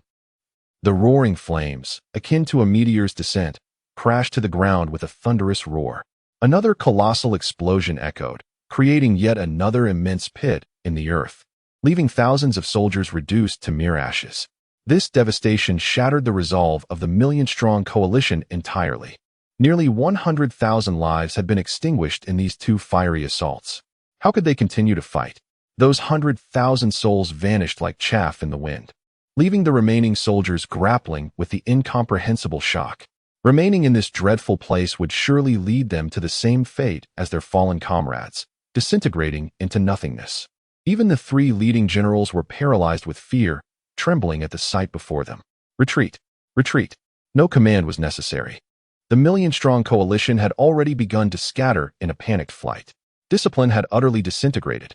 The once valiant soldiers now cursed their very existence, wishing they had been born with 2 extra legs to flee faster. Run! This place is too terrifying. Mother, I want to go home. The Tianwu dynasty possesses a true dragon. It is invincible. Amidst the astonished gazes of Huikong and his companions, the vast army dissipated like a tide ebbing away, leaving behind a field strewn with corpses and 2 terrifyingly large craters. Beyond that, there were no traces left of the 1,000,000-strong host. The true dragon has emerged. Could this be the dragon nurtured by the saint's son? It must be. I witnessed it with my own eyes. The true dragon soared from the peak of Floating Cloud Mountain into the stormy skies. Heavenly Father, the saint's son has made his move. Is this the extent of the saint's son's prowess? Huikong and the other monks were filled with exhilaration. Some had seen the true dragon ascend from the summit of Floating Cloud Mountain into the clouds. This dragon must be connected to Qingyun, most likely the very dragon he nurtured. Unbelievably, the saint's son exhibited such formidable strength that he need not lift a finger. The dragon he raised was sufficient to repel this 1,000,000-strong army. Huikong trembled with excitement, increasingly aware that their decision to remain in this place and follow the saint's son was indeed the wisest choice. The mere ability to command a true dragon surpasses the realm of any individual within the Buddhist sect. The assembly hastily tended to their wounds. And once their injuries had eased, we resolved to ascend the mountain to express our gratitude to the Holy Sun. Agreed. The monks commenced their healing. Each bore significant injuries. Yet fortunately, no lives were lost, which was indeed a stroke of luck. Simultaneously, news of the million-strong army's defeat reached the imperial court without delay. Your Majesty, Your Majesty, a resounding victory in the Eastern Territory. The coalition of the three great dynasties suffered casualties of 100,000 and fled in disarray. They are completely routed. A stream of jubilant reports flooded into the court, transforming the previously tense atmosphere into one of lively exhilaration. The assembly was taken aback just moments ago. Tidings of Qingyun's defeat had led them to believe that the Eastern Territory was doomed to fall. Yet, how swiftly had the tides turned. A mere short while had passed, and already news of victory arrived. 100,000 enemies slain. A complete rout? What could have transpired? Even the emperor, Wu Huang Dongfang Su, sat momentarily stunned, struggling to regain composure, as this unexpected delight overwhelmed him. Quickly, elaborate, Dongfang Su urged. The messenger, brimming with excitement, relayed, Your Majesty. The million-strong coalition advanced upon Floating Cloud Mountain, initially thwarted by the monks stationed there. The monks found themselves ensnared, yet suddenly, a true dragon descended from the heavens. A true dragon? The assembly gasped in disbelief, their expressions shifting dramatically. Dongfang Su's gaze flickered with intrigue. A true dragon? Could it be that the esteemed figure had intervened? Upon the dragon's arrival, 2 torrents of dragon fire descended, annihilating 100,000 enemies in an instant. Witnessing this, the enemies' morale shattered, their ranks disarrayed, and they fled in panic. Now, the assembly understood the reason behind the retreat of the million-strong army. It was the emergence of the true dragon that had decimated 100,000 foes. Who would not be struck with fear at such a sight? While the assembly rejoiced, they were also beset with questions. Why were there monks within the borders of the Tianwu dynasty? And how did a true dragon manifest? Only Dongfang Su comprehended the underlying reasons. He was already aware that the monks had come in search of a certain Buddhist saint. As for the true dragon, he had long known it to be nurtured by Qingyun in the pond of his courtyard. The appearance of the true dragon, repelling the enemy, was undoubtedly the doing of Qingyun. Dongfang Su's emotions became complex. He had initially thought Qingyun would remain aloof, yet at this critical juncture, he had chosen to act, ultimately salvaging the Tianwu dynasty. In this light, Qingyun's benevolence towards the Tianwu dynasty was immeasurable, leaving Dongfang Su at a loss as to how to repay such a monumental debt. Immediately deploy troops to re-establish the eastern defense line, remaining vigilant of the movements of the 3 major dynasties to guard against any potential resurgence of the enemy. Dongfang Su commanded. Although the forces of the 3 great dynasties had retreated, the uncertainty of their return loomed over them. Thus, it was imperative to swiftly reinforce the eastern defense line to avert unforeseen calamities. Upon returning from the court, Dongfang Su entered the inner palace. Guyu, your servant is here. Guyu appeared promptly. Accompany me to Floating Cloud Mountain. Yes, Guyu exclaimed with enthusiasm, aware that the martial emperor intended to personally express gratitude to Qingyun for his life-saving assistance. Moreover, it was essential to bring along significant gifts. After some contemplation, Dongfang Su decided to access the Imperial treasury and select the most precious items to present. It would be quite unseemly to visit Qingyun empty-handed. Meanwhile, atop Floating Cloud Mountain, Qingyun and his disciple Shaolin cowered inside their dwelling, trembling in fear. Disciple, do you think those soldiers will come charging at us? How would I know? But if they do, what shall we do? What can we do? We can only kneel and plead for mercy. Indeed, pleading for mercy is paramount for our survival. Master, it seems there was thunder outside just now, when our lives are at stake. Do you still concern yourself with the weather? All right. The master and disciple huddled beneath the bed, exchanging anxious glances, their hearts in turmoil. Just then, footsteps echoed outside the courtyard. It's over. They have truly come. Qingyun silently lamented. Chapter 48. The promising title of Su Zhu disciple, when you kneel later. Remember to be resolute in your posture. We must not allow others to suspect any ill intentions between us. Yes, I will remember. Furthermore, should they truly attempt to take our lives, we cannot simply await our fate. Ensure you handle what I have bestowed upon you with care. Do not let your hands tremble. Rest assured, Master, I have mastered its use. Excellent. Our survival today hinges upon the fortune of both teacher and disciple. With a heavy heart, the two awaited the arrival of their adversaries in silence. However, after a considerable wait, there was no violent intrusion, nor any shouts to be heard. "Is the Holy Sun present?" The voice of monk Huikong echoed from outside. "Huikong?" Qingyun was momentarily taken aback, but soon elation filled his heart. The enemy forces had not breached their sanctuary, undoubtedly thwarted by Huikong and his companions. To his surprise, the monks proved themselves quite resourceful. A sense of relief washed over Qingyun. "Let us go and see." He and Shaolin cautiously emerged from beneath the bed and opened the door. Indeed, outside the courtyard, there were no enemy troops, only Huikong and a group of monks. They bore the marks of battle, wounds adorning their bodies. Yet their expressions were filled with excitement and fervor. "It is you. You nearly frightened me to death," Qingyun exclaimed, stepping outside and releasing a long breath. To his astonishment, Huikong and the others knelt before him, performing a grand gesture of respect. "What are you doing?" Qingyun asked, bewildered. With a countenance of reverence, Huikong responded, "We have come to express our profound gratitude for the Holy Sun's life-saving grace." "What?" Qingyun's face was a picture of confusion. "What life-saving grace? Shouldn't I be thanking you?" Beside him, Shaolin wore a similarly puzzled expression, glancing between his master and the monks, equally uncertain of the situation. No. It is I who should be thanking you. Had you not repelled the enemy, my disciple and I would surely have met our demise." Qingyun hurried to aid Huikong and the others in rising. At his words, the monks were momentarily taken aback. "Holy Sun, it is not you," one monk began, but Huikong swiftly silenced him with a glance. "The Holy Sun embodies the essence of the mundane, devoted to his cultivation. We must not disturb his tranquility," Huikong conveyed through a secretive technique known only to the monastic order. Indeed, the Holy Sun possesses great wisdom and virtue, yet remains indifferent to such accolades. It is this humble pursuit of enlightenment in a mortal guise that truly exemplifies a sage. We are indeed far from his greatness. The Holy Sun surely endures this for the salvation of humanity, a noble endeavor worthy of being celebrated by our order for millennia.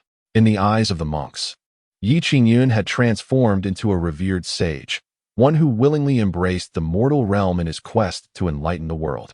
All the remarkable deeds accomplished by Qingyun have not gone unnoticed, yet they remain unspoken. It is precisely this silence that facilitates the smooth progression of Qingyun's cultivation, a sentiment shared by Huikong and the others. Observing the monks exchange glances and various expressions, Qingyun found himself somewhat perplexed by their behavior. "Saint Sun, we shall not disturb you any longer. We will descend the mountain to continue our cultivation," declared the monk Huikong. "Very well, I shall visit your temple another day," Qingyun replied casually. The mere prospect of the Saint Sun gracing them with his presence filled them with immense honor, igniting their enthusiasm for an immediate audience with him. Qingyun scratched his head in bewilderment. "I merely spoke in jest, yet you truly seem delighted." You two seem somewhat familiar," he suddenly remarked, pointing at two kneeling monks.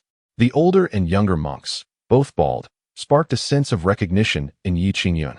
They were none other than the Song father and son. Overjoyed that Qingyun still remembered them, Song Shaodian exclaimed, "Saint Sun, I am Song Shaodian, and this is my son, Song Chenglong." "Oh, it is you." Qingyun nodded. "What brings you to monastic life?" Song Shaodian explained, "Ever since that fateful day when the Saint Sun imparted wisdom to us, my son and I have devoted ourselves to Buddhism, yearning to embrace the monastic path. Coincidentally, Master Huikong arrived to construct a temple here, and we came to assist him, seeking to be ordained." Song Chenglong added, "Saint Sun, my father's dharma name is Shuhai, and mine is Shuju." Qingyun raised an eyebrow. "Your dharma name is Shuju?" Song Chenglong nodded vigorously. "Indeed, that was bestowed upon me by Master Huikong." Qingyun chuckled in a peculiar manner. "That is a fine dharma name. It suggests a promising future." Song Chenglong beamed with delight. "Does even the Saint Sun believe it to be promising? I too sense great potential in it." Not long after Huikong and the others departed, Emperor Dongfang Su and the solitary Yu soared through the skies, hastening from the Imperial capital. Upon nearing the vicinity of Floating Cloud Mountain, they spotted two large craters on the ground below. Both were struck with a sense of awe. Such power can only belong to a true dragon. Dongfang Su marveled. Your Majesty, indeed, numerous temples have been established at the foot of Floating Cloud Mountain, you pointed out. Dongfang Su gazed in that direction and confirmed the presence of over a dozen temples, the most magnificent of which was the Shaolin Temple. With all these monks gathered here, could it be that Qingyun is the holy son of Buddhism? He pondered aloud. The solitary moon cast a look of astonishment. It is highly likely that only such a remarkable individual deserves the title of the holy son of the Buddhist sect. Dongfang Su felt a deep sense of reflection.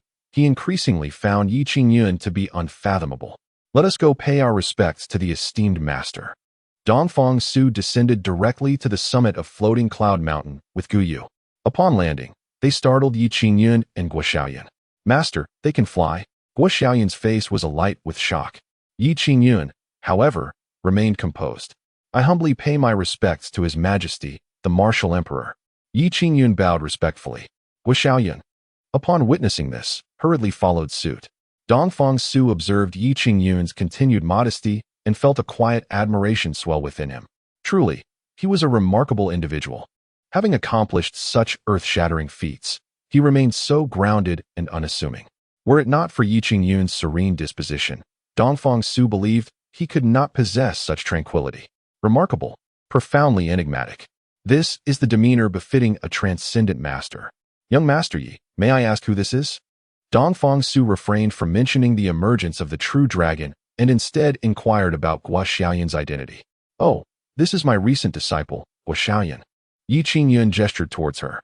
This is His Majesty, the martial emperor of our heavenly martial dynasty. Guoxiaoyun stared at Dongfang Su in stunned silence, her astonishment immeasurable. His Majesty, for someone who once lived as a beggar, Guoxiaoyun could hardly fathom the significance of such a figure. Chapter 49. The Movements of the Three Great Dynasties. Qingyun's disciple? Both Dongfang Su and Guyu were somewhat taken aback. A master has actually taken on an apprentice?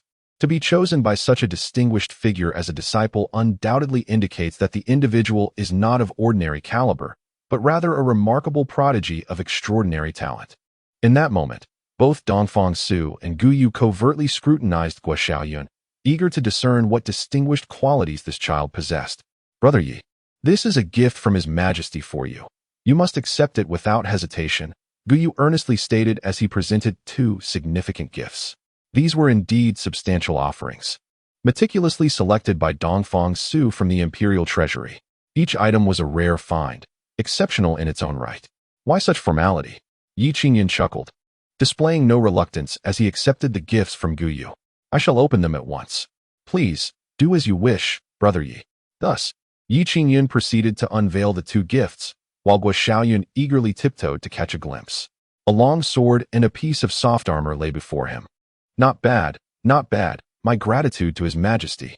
Qingyun acknowledged, nodding appreciatively at Dongfang Su. Upon witnessing Qingyun accept the gifts, Dongfang Su felt a wave of relief wash over him.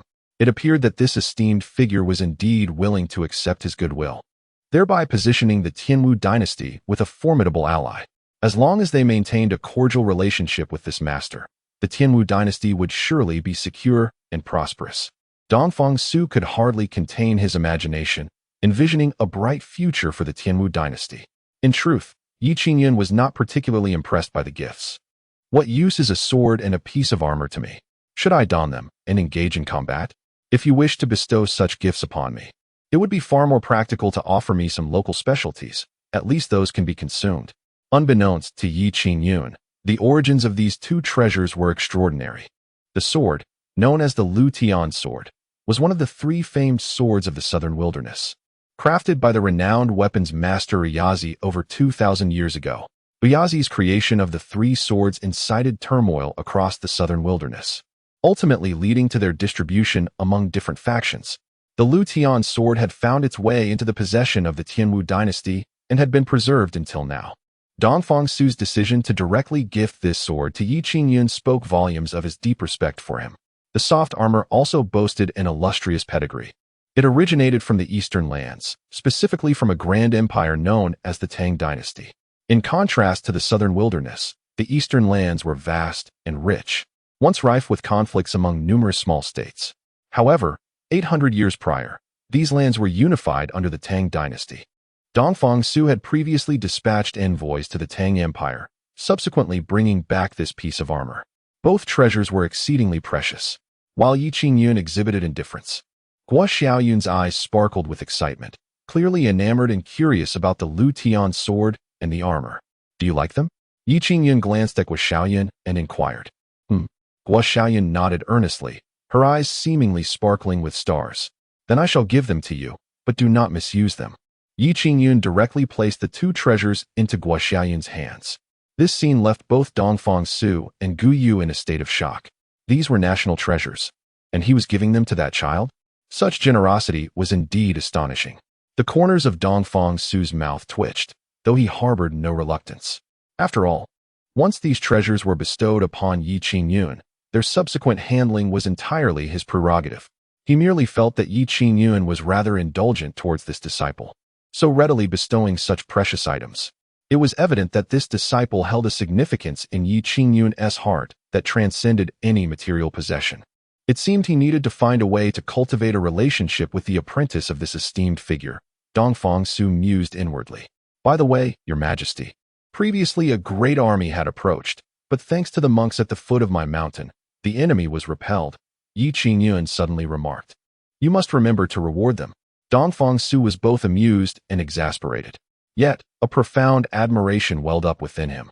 This was the demeanor of a true sage. Despite achieving monumental feats, he remained unassuming, attributing credit to others. What noble character this was! It was truly moving and exemplary. Were he not an emperor, at that moment, he would have wished to pay his respects to Yi Qingyun. Rest assured, young Master Yi, I shall reward them handsomely, Dongfang Su replied with a serious expression. Since the sage had indicated a desire to reward those monks, he would play along with this charade. Dongfang Su did not linger long and soon departed with Gu Yu. Upon returning to the capital, Dongfang Su immediately ordered that numerous rewards be sent to Floating Cloud Mountain, intended for monks such as Huikong. Although they initially hesitated to accept, upon learning that the rewards were requested by Yi Qingyun, Huikong and the others graciously accepted them. Rewards solicited by the Holy Sun were not to be refused, lest they diminish his goodwill. Meanwhile, news of the three great dynasties' defeat reached their respective realms. In an instant, shock reverberated throughout the three dynasties. They found it impossible to accept such an outcome. This was nothing short of a farce. How could the combined might of 1,000,000 troops from the three great dynasties be utterly vanquished? One could only question how such a formidable army met its downfall. How many soldiers did the Tianwu dynasty even possess? How could they possibly defeat 1,000,000 troops so effortlessly? Initially, no one believed that the Tianwu dynasty had triumphed over the three great dynasties. They suspected that the commander of the 1,000,000-strong army harbored ulterior motives, deliberately allowing for defeat. However, as more and more information emerged, the initial fury and skepticism of the three great dynasties gradually transformed into bewilderment. It is common knowledge that the 1,000,000 alliance was not vanquished by the formidable army of the Tianwu dynasty, but rather by a true dragon. Can it be that the Tianwu dynasty possesses such a creature? This revelation has sent shivers down the spines of the inhabitants of the three great dynasties. It is worth noting that the Tianwu dynasty is the most powerful among the 7 nations of the southern wilderness, and the other 6 have a profound understanding of its capabilities. Though the Tianwu dynasty is indeed strong, the existence of a true dragon seems utterly implausible. While there are certainly flood dragons residing in the capital of the Tianwu dynasty, a genuine dragon appears to be an outrageous claim. Have you heard? A mysterious master has emerged within the Tianwu dynasty, and it is said that this dragon is under their care. Is that even possible? To nurture a true dragon? Such a feat is extraordinary. It is reported that this master has connections to the Western Buddhist sect, and Buddhist temples have begun to spring up within the territory of the Tianwu dynasty. A master of the Buddhist realm? That is indeed somewhat alarming. Presently, the martial world of our three great dynasties is in a state of unrest, with masters from all corners preparing to make a journey to the Tianwu dynasty to meet this so-called master. It is sure to be an event of considerable excitement. The three great dynasties are abuzz with speculation, and indeed, the martial circles are restless as the news spreads. Strong practitioners are moving swiftly, all heading towards the Tianwu dynasty to catch a glimpse of the true visage of this alleged master. Chapter 50. A Grand Commotion, Your Majesty. The martial experts of the three great dynasties have all mobilized. Within the Imperial palace of the capital, Gloomy Moon held a report in hand. His face etched with worry as he reported to the martial emperor, Dongfang Su. Dongfang Su furrowed his brow. Who exactly are they? Gloomy Moon replied. The experts include Situ Xian and Shun Lianhua from the Qingyun dynasty, the spectral sword master, and from the Zirizi dynasty, Zhao Wujia, Chen Daolin, Zhuge Ming, as well as the Jinin Shuangxiu and Dao Wujia from the Fengwu dynasty and Luo Yuankong. All these individuals are among them. Upon hearing these names, Dongfang Su's expression turned gravely serious. These 9 are the pinnacle experts among the three great dynasties, each possessing cultivation beyond the heavenly realm. Each one is comparable to the leaders of the three great sections. Even I, Martial Emperor Dongfang Su, cannot confidently claim to suppress all 9 of them. To think they have all gathered, Dongfang Su said solemnly. Besides these 9, there are other experts, totaling approximately 30 in number. Gloomy Moon added. Are they here to confront the esteemed ones? Indeed. Dongfang Su snorted coldly. How could the eminent ones of the Tianwu dynasty allow such disturbances? Gloomy Moon was startled. What are your majesty's plans? Send word to the three great sects, instructing them to immediately proceed to Floating Cloud Mountain. We must also show our support for the eminent ones. Understood. Gloomy Moon promptly conveyed the message. Soon after, the three great sects received communications from Martial Emperor Dongfang Su. It was not a request, but a command. The three great sects must be present. Otherwise, they will face consequences. Such a stringent order from Dongfang Su towards the three great sects was unprecedented. The leaders of the three sects recognized the gravity of the situation and acted without hesitation. The three great dynasties have truly lost their minds, daring to disrespect the eminent ones. In the Qingyun sect, Su Chongfeng stood with his hands clasped behind his back, gazing in the direction of Floating Cloud Mountain. Master, I fear the eminent ones may become enraged this time, said Li Qingyun with a hint of worry. Oh, why do you say that? Su Chongfeng inquired curiously. The eminent ones prefer solitude and wish not to be disturbed. However, with so many experts from the three great dynasties arriving, it is likely that they will not appreciate such intrusions. Li Qingyun explained. Su Chongfeng nodded in agreement. It seems that Floating Cloud Mountain may witness a tempest of bloodshed. In the next moment, Su Chongfeng declared, regardless of the circumstances, we must stand by the side of the eminent ones. Let us depart at once. Yes, a similar situation unfolded in the Jiuling sect and the Taihao Gate. The leaders of the three great sects displayed no hesitation, immediately dispatching elders from their ranks to hasten to Floating Cloud Mountain. In Yutian Valley, Shen Tianhua was admiring a painting hanging on the wall. This painting was the one gifted to him by Yi Qingyun, though he had gazed at it for many days. Shen Tianhua found it perpetually captivating, as if every glance revealed new insights. Master, there is trouble. At that moment, Xiaoshi rushed in, breathless. What is the matter? Why the urgency? Shen Tianhua inquired, his brow furrowed. He felt a twinge of helplessness. His disciple had many admirable qualities, but her impulsive nature rendered her unstable. A grave situation has arisen. The coalition of the three great dynasties has attacked the Tianwu dynasty, only to suffer a disastrous defeat, retreating in disarray. It is rumored that a master from Floating Cloud Mountain intervened, leading to the collapse of the million-strong army. Xiaoshi exclaimed.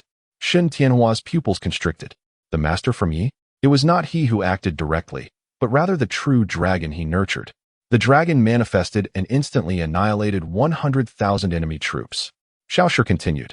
A true dragon? Shen Tianhua was visibly shocked. He recalled witnessing the majestic sight of the dragon soaring when he visited Yi Qingyun. Now it became evident that this dragon was indeed the one raised by Yi Qingyun. Truly, a master of unparalleled caliber. To him, 1,000,000 soldiers were likely as inconsequential as mere chaff. However, now the experts from the three great dynasties are heading to Floating Cloud Mountain, Xiaoshi urged. Shen Tianhua's expression darkened. A group of reckless fools. The three great dynasties are courting death, daring to disturb a master's tranquil retreat. They are truly asking for trouble. Xiaoshi gazed at Shen Tianhua with eager anticipation. Master, will you take action? Shen Tianhua snorted. I have received the master's grace. Now that he is in peril, I cannot stand idly by. Let us proceed to Floating Cloud Mountain at once. I wish to see if these individuals from the three great dynasties possess the audacity to show disrespect to a master. I shall eliminate them all. Excellent, Xiao exclaimed, her excitement palpable. This promises to be quite the spectacle. I must witness it. Perhaps I may even behold Yi Qingyun in action, an opportunity not to be missed. At Floating Cloud Mountain, Yi Qingyun remained blissfully unaware of the imminent commotion. He had just moved an ancient zither from his dwelling into the courtyard. Dust cloaked the instrument, clearly indicating it had lain untouched for an extended period. Shaolin, seeing the zither, looked puzzled. Master, can you still play? Yi Qingyun smiled faintly. Of course, there is nothing I cannot do. What about cultivation? Yi Qingyun was rendered speechless. Except for cultivation, he emphasized firmly. Shaolin chuckled. Yet, it was true that Yi Qingyun was indeed skilled at playing the zither. Under the tutelage of the sage system, he had mastered various arts, achieving a level of excellence that marked him as a true maestro. This ancient zither was a reward he received upon completing the system's trials. Initially believing it to be a precious treasure, Yi Qingyun spent considerable time examining it, only to discover it was merely an ordinary guqin. Disheartened, he refrained from playing it for an extended period. However, today, with nothing to occupy his time, he resolved to take the guqin out for a leisurely play. Perhaps if Shaolin showed interest, he could impart some knowledge of the instrument.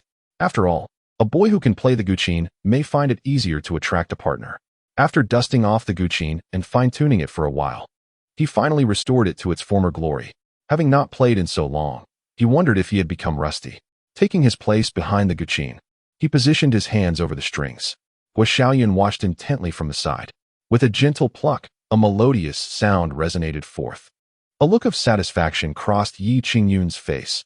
It appeared that the instrument had retained its excellent sound quality despite the long period of disuse. He continued to strum the strings, not attempting to play any particular piece, but rather indulging in casual plucking. Yet, the notes remained enchanting and delightful. Shaolin, captivated by the sound, seemed entranced. At that moment, masters from the three great dynasties, along with members of the three major sects, had already arrived in the skies above. What is that sound? Upon hearing the music, they paused mid-air, collectively gazing downward, where they beheld Yi Qingyun immersed in his performance. Chapter 51. Terrifying indeed, what is he doing? Could it be that he intends to play the piano? Humph, has he not noticed our arrival? The masters of the three great dynasties could not help but furrow their brows at this peculiar scene. On one hand, they found the situation below exceedingly strange. On the other, they harbored doubts about this so-called eminent figure, Yi Qingyun. There seemed to be no fluctuations of spiritual energy emanating from him. Indeed, not only was there a lack of such waves, but even his vital essence appeared remarkably feeble. So weak, he is nothing more than an ordinary mortal. Could it be that we have all been deceived? The masters of the three great dynasties murmured among themselves. In their eyes, an extraordinary individual capable of commanding a true dragon ought to possess an ethereal bearing and exceptional poise. At the very least, one would expect a person of remarkable grace and charm. Yet, upon closer inspection, he appeared exceedingly mundane. Far from being a transcendent figure, he resembled an average person utterly unversed in the art of cultivation. Some, harboring the intent to probe his true nature, prepared to descend from the sky. Yet just then, Yi Qingyun began to play the piano earnestly. His expression transformed into one of utmost concentration as his hands gently rested upon the strings. As he plucked the strings, melodious notes flowed forth like a gentle stream. In that moment, whether above or below, all who heard the music were rendered speechless. It was exquisite. This was a melody unlike anything they had ever encountered. The music resonated in their ears, causing their very blood to surge in response.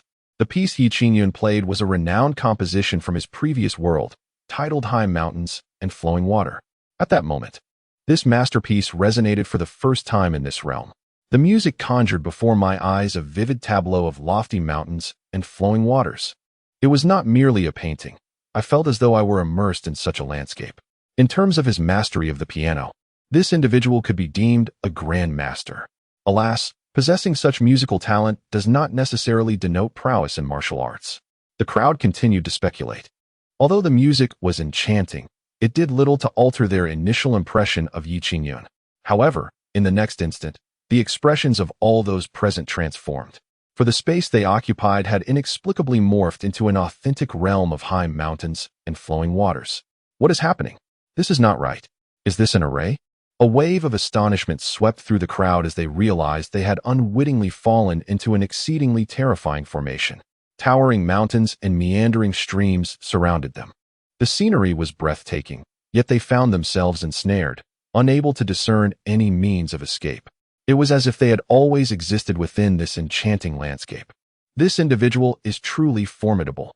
To think he could weave an array from the music of his piano, an elderly man quavered, revealing himself to be the esteemed Master Situ Xian of the Qingyun dynasty, a connoisseur of musical compositions. Yet, he could scarcely fathom that someone could wield music with such profound mastery. A single melody had transformed into a formation, ensnaring countless adept practitioners. What a remarkable feat! How shall we escape? A voice, tinged with despair, lamented the decision to embark on this treacherous journey. We must wait.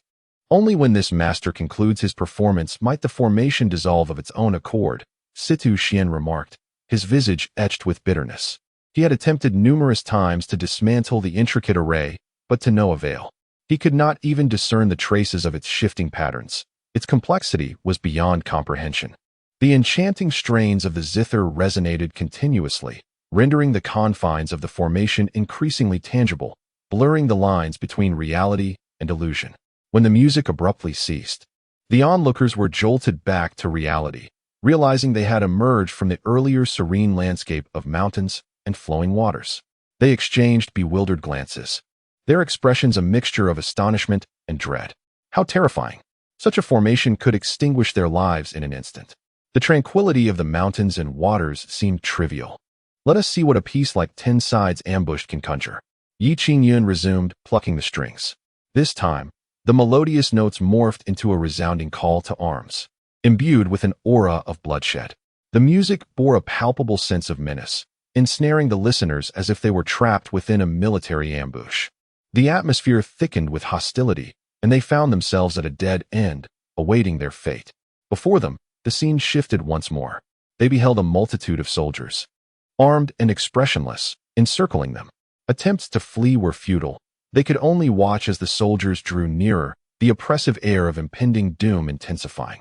Beads of sweat adorned their brows as fear etched itself upon their faces. The murderous intent woven into the music was overwhelmingly potent. Combined with the formation, it became suffocating. Some could bear it no longer. A cry of anguish erupted as a master from the Fengwu dynasty coughed up blood, his complexion turning ashen. With one, there followed another. As an array of masters succumbed to the onslaught, each one crying out in despair. Only a handful of exceptionally skilled practitioners managed to withstand the cacophony of death. Yet they too struggled, their faces pale and their vital energy tumultuous. Meanwhile, members of the 3 major sects had arrived. Even from a distance, they beheld a throng of individuals suspended in a stupor, the majority of whom were spitting blood. These were the warriors of the 3 great dynasties. Su Changfeng furrowed his brow. At this moment, the haunting strains of the zither continued to echo. The individuals from the 3 major sects were equally captivated by the enchanting melody. Instantly, they found themselves ensnared in the illusion conjured by the sound. Akin to the warriors of the 3 great dynasties. It was not until the music came to an abrupt halt that they emerged from the trance. Some plummeted to the ground with a resounding splash. Following this, a multitude fell, while only a select few managed to maintain their aerial stance. The presence before them was too formidable. Engaging in combat was out of the question. Such unfathomable abilities. In comparison, we are but mere insects. We must flee. He has deliberately chosen to spare us. Alas, after years of arduous cultivation, we find ourselves so woefully inadequate. The warriors of the 3 great dynasties were thoroughly terrified, casting fearful glances at Qingyun. At this moment, one word encapsulated their thoughts about him. Terrifyingly powerful. They were on the verge of gasping in astonishment. The people of the 3 dynasties speculated whether this exalted being had intentionally shown mercy, refraining from annihilating them entirely. Had it not been for his restraint, the lethal melody would have easily claimed their lives multiple times over. Now, none dared to linger. Thus, under the watchful eyes of Su Changfeng and the others from the 3 major sects, the warriors of the 3 dynasties took flight, completely unwilling to remain here any longer. Have we come here for naught? Su Changfeng and his companions exchanged glances. Chapter 52. A joyous gathering. Su Changfeng and his companions had come to support Yi Qingyun. Although they were aware that the likelihood of their intervention was slim, they were taken aback to find that upon their arrival at Floating Cloud Mountain, the masters of the three great dynasties had already fled in disarray. What a peculiar occurrence. Had their visit been in vain? Nonetheless, they had also been affected by the haunting melodies of the ambush, witnessing the menacing apparitions, which helped them comprehend why the formidable warriors of the three dynasties had retreated. If they were to face such a terrifying presence, they too would undoubtedly flee without hesitation. Fortunately, their connection with the extraordinary was a boon. As Su Changfeng and the others descended, Yi Qingyun was about to play another piece when suddenly a multitude of figures descended from the sky, startling him greatly. Guo Xiaoyun was equally taken aback, but soon gazed at Su Changfeng and his companions with admiration, clearly envious of those who could soar through the air. Greetings, young Master Yi. Su Changfeng was the first to bow respectfully, followed by Chun Gongwang and Gong Sunyu, who also offered their salutations. It was Chun Gongwang's first encounter with Yi Qingyun, and he silently marveled at how young he appeared, yet his cultivation was profoundly unfathomable. What is the meaning of this? Yi Qingyun was somewhat bewildered. With so many people suddenly arriving, he was at a loss regarding their purpose, especially as they had descended from the heavens. Quite unsettling indeed. Do not take offense, young Master Yi. We have heard that there may be ill intentions directed towards you, so we have come to offer our protection, Su Changfeng explained. Yi Qingyun scratched his head in confusion. Surely not. I haven't wronged anyone. Who would wish me harm? Su Changfeng and the others exchanged peculiar glances. Had he not just effortlessly defeated the masters of the three great dynasties with a single melody? Why did he now feign ignorance? Su Changfeng quickly realized that this was characteristic of extraordinary individuals. Thus, they chose to say no more, letting silence convey their understanding. Now that we see young Master Yi is safe, we shall take our leave, Su Changfeng stated. Having come all this way, why not stay a while longer? I have just brought out my guqin. You should join me in listening to my performance and see how I play, Yi Qingyun said warmly. Listen to you play? Su Changfeng's eyes sparkled with interest. Was he inviting them to learn from him? We wouldn't want to intrude, Chun Gongwang began to say, but was swiftly interrupted by Su Changfeng. With such a gracious invitation from young Master Yi, we must certainly show our support. Su Changfeng declared enthusiastically. Yes, we shall all stay and listen to young Master Yi play the guqin. Gong Sunyu chimed in beside him. Chun Gongwang wore a perplexed expression. The two exchanged knowing glances, and it dawned on him. Could this be an opportunity? His heart raced, and he chided himself for his earlier foolishness. This nearly resulted in missing a grand opportunity. I am also willing to stay, Chun Gongwang promptly declared. Yi Qingyun smiled and said, Very well, you shall listen to my music, and we shall dine here shortly. Excellent. Su Changfeng was thoroughly delighted. The last time they dined here over hot pot, he gained some insights. If he could enjoy another meal here, who knows what benefits might arise. Such opportunities are indeed rare and cannot be sought after easily. Disciple, prepare the meal. Certainly. Guo Xiaoyun eagerly rolled up his sleeves to cook for everyone. Disciple? Upon hearing this, everyone turned to look at Guo Xiaoyun, astonished.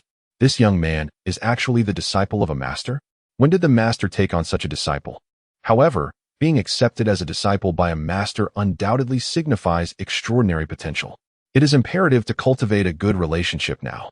Since he is young Master Yi's disciple and arrived in haste without bringing anything, this exceptional spirit stone shall serve as a token of our meeting. I too came in a rush and only have this high-quality spirit sword with me, which I shall gift to this young brother. I possess a Tianyuan pill. Su Changfeng and the other three sect leaders took out their gifts. Yi Qingyun repeatedly declined, saying, You are all too courteous. But Su Changfeng and the others insisted on giving them. Left with no choice, Yi Qingyun accepted on behalf of Guo Xiaoyun. At that moment, two figures descended from the heavens, one old and one young. It was Shun Tianhua and Xiao Shi, who had come upon hearing the news. This master and disciple flew non-stop from Yutian Valley, but still arrived a step late. Where are the people from the three great dynasties? Why is not a single one present? Upon his arrival, Shun Tianhua only saw members of the three great sects and none from the three great dynasties, leading to some confusion. Seeing Shun Tianhua and Shao Shi suddenly appear, the members of the three great sects assumed that the experts from the three great dynasties had returned, and their expressions turned wary. Yi Qingyun greeted, "Mr. Shun, it has been a long time." Shun Tianhua quickly clasped his hands in respect. "Young Master Yi, I have come to disturb you again." Yi Qingyun waved his hand dismissively, saying, "There is no disturbance. It is just right that the members of the three great sects are also here, so let us enjoy this lively gathering together." Upon realizing they were familiar with each other, the members of the three great sects relaxed their vigilance. "May I inquire as to how I should address you, old sir?" Su Changfeng asked proactively. "I am Shin Tianhua." The moment these words were spoken, the members of the three great sects exhibited expressions of shock. You are the legendary three absolute elder Shin Tianhua who once dominated the southern wilderness? Shin Tianhua smiled gently. "Indeed, that is me." Everyone inhaled sharply. Shin Tianhua's reputation is immensely formidable. The three absolute elder, a figure who once instilled awe across the southern wilderness. The elder martial artists of the southern wilderness are undoubtedly familiar with the illustrious figure of the three absolute elder. Even among the younger warriors, tales of his renown are widely circulated. He stands as one of the most formidable beings in the southern wilderness, and only a handful of individuals could possibly rival the esteemed Shin Tianhua. The emergence of such a legendary figure before them incited profound astonishment among the onlookers. Moreover, the manner in which Shin Tianhua regarded Yi Qingyun was akin to that of a junior, further amplifying their astonishment.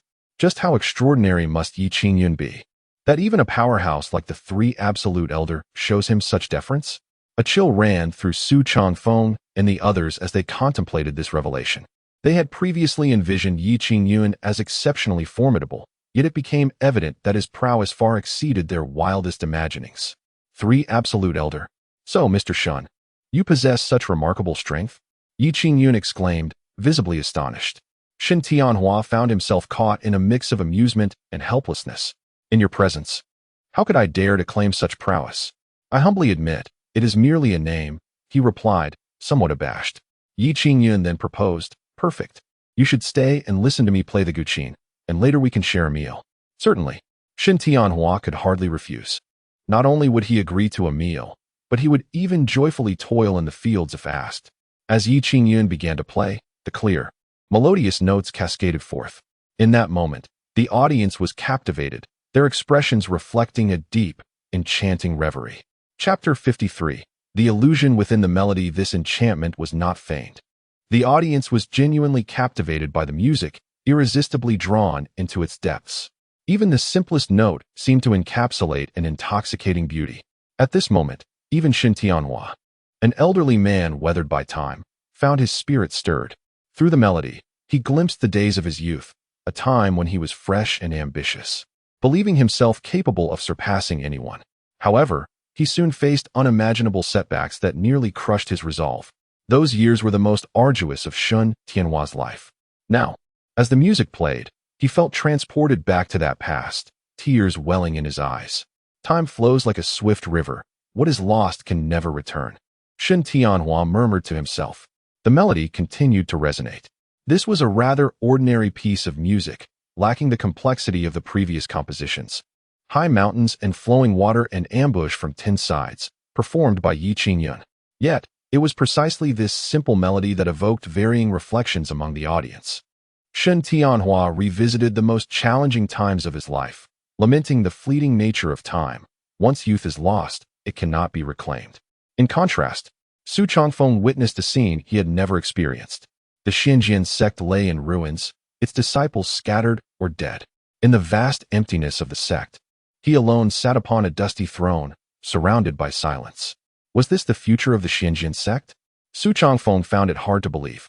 At that moment, the vision before him shifted again. The sect transformed into wisps of smoke. Su Changfeng, now aged, stood atop the once mighty mountain of the Qingyun sect, gazing at the remnants of what had long ceased to exist, his face betraying neither joy nor sorrow. The elder Su Changfeng locked eyes with the present-day Su Changfeng, as if recognizing each other's existence. In that instant, Su Changfeng's heart found an unprecedented tranquility. He sensed the inner world of the elder Su Changfeng. Two kindred souls connected across the expanse of time, their thoughts intertwining. In a world where all is ephemeral, as long as the heart remains, so too does the sect. Tears silently streamed down Su Chongfeng's face. At that moment, his state of mind ascended to an unparalleled realm, stepping into a new dimension of existence. This was an unimaginable opportunity. Chen Gongwang, too, witnessed his own vision. He beheld himself as a child, before embarking on the path of cultivation. At merely 7 years old, Chen Gongwang was just an ordinary boy, blessed with a humble yet loving father and a gentle, kind mother. While his parents toiled in the fields, he played among the crops.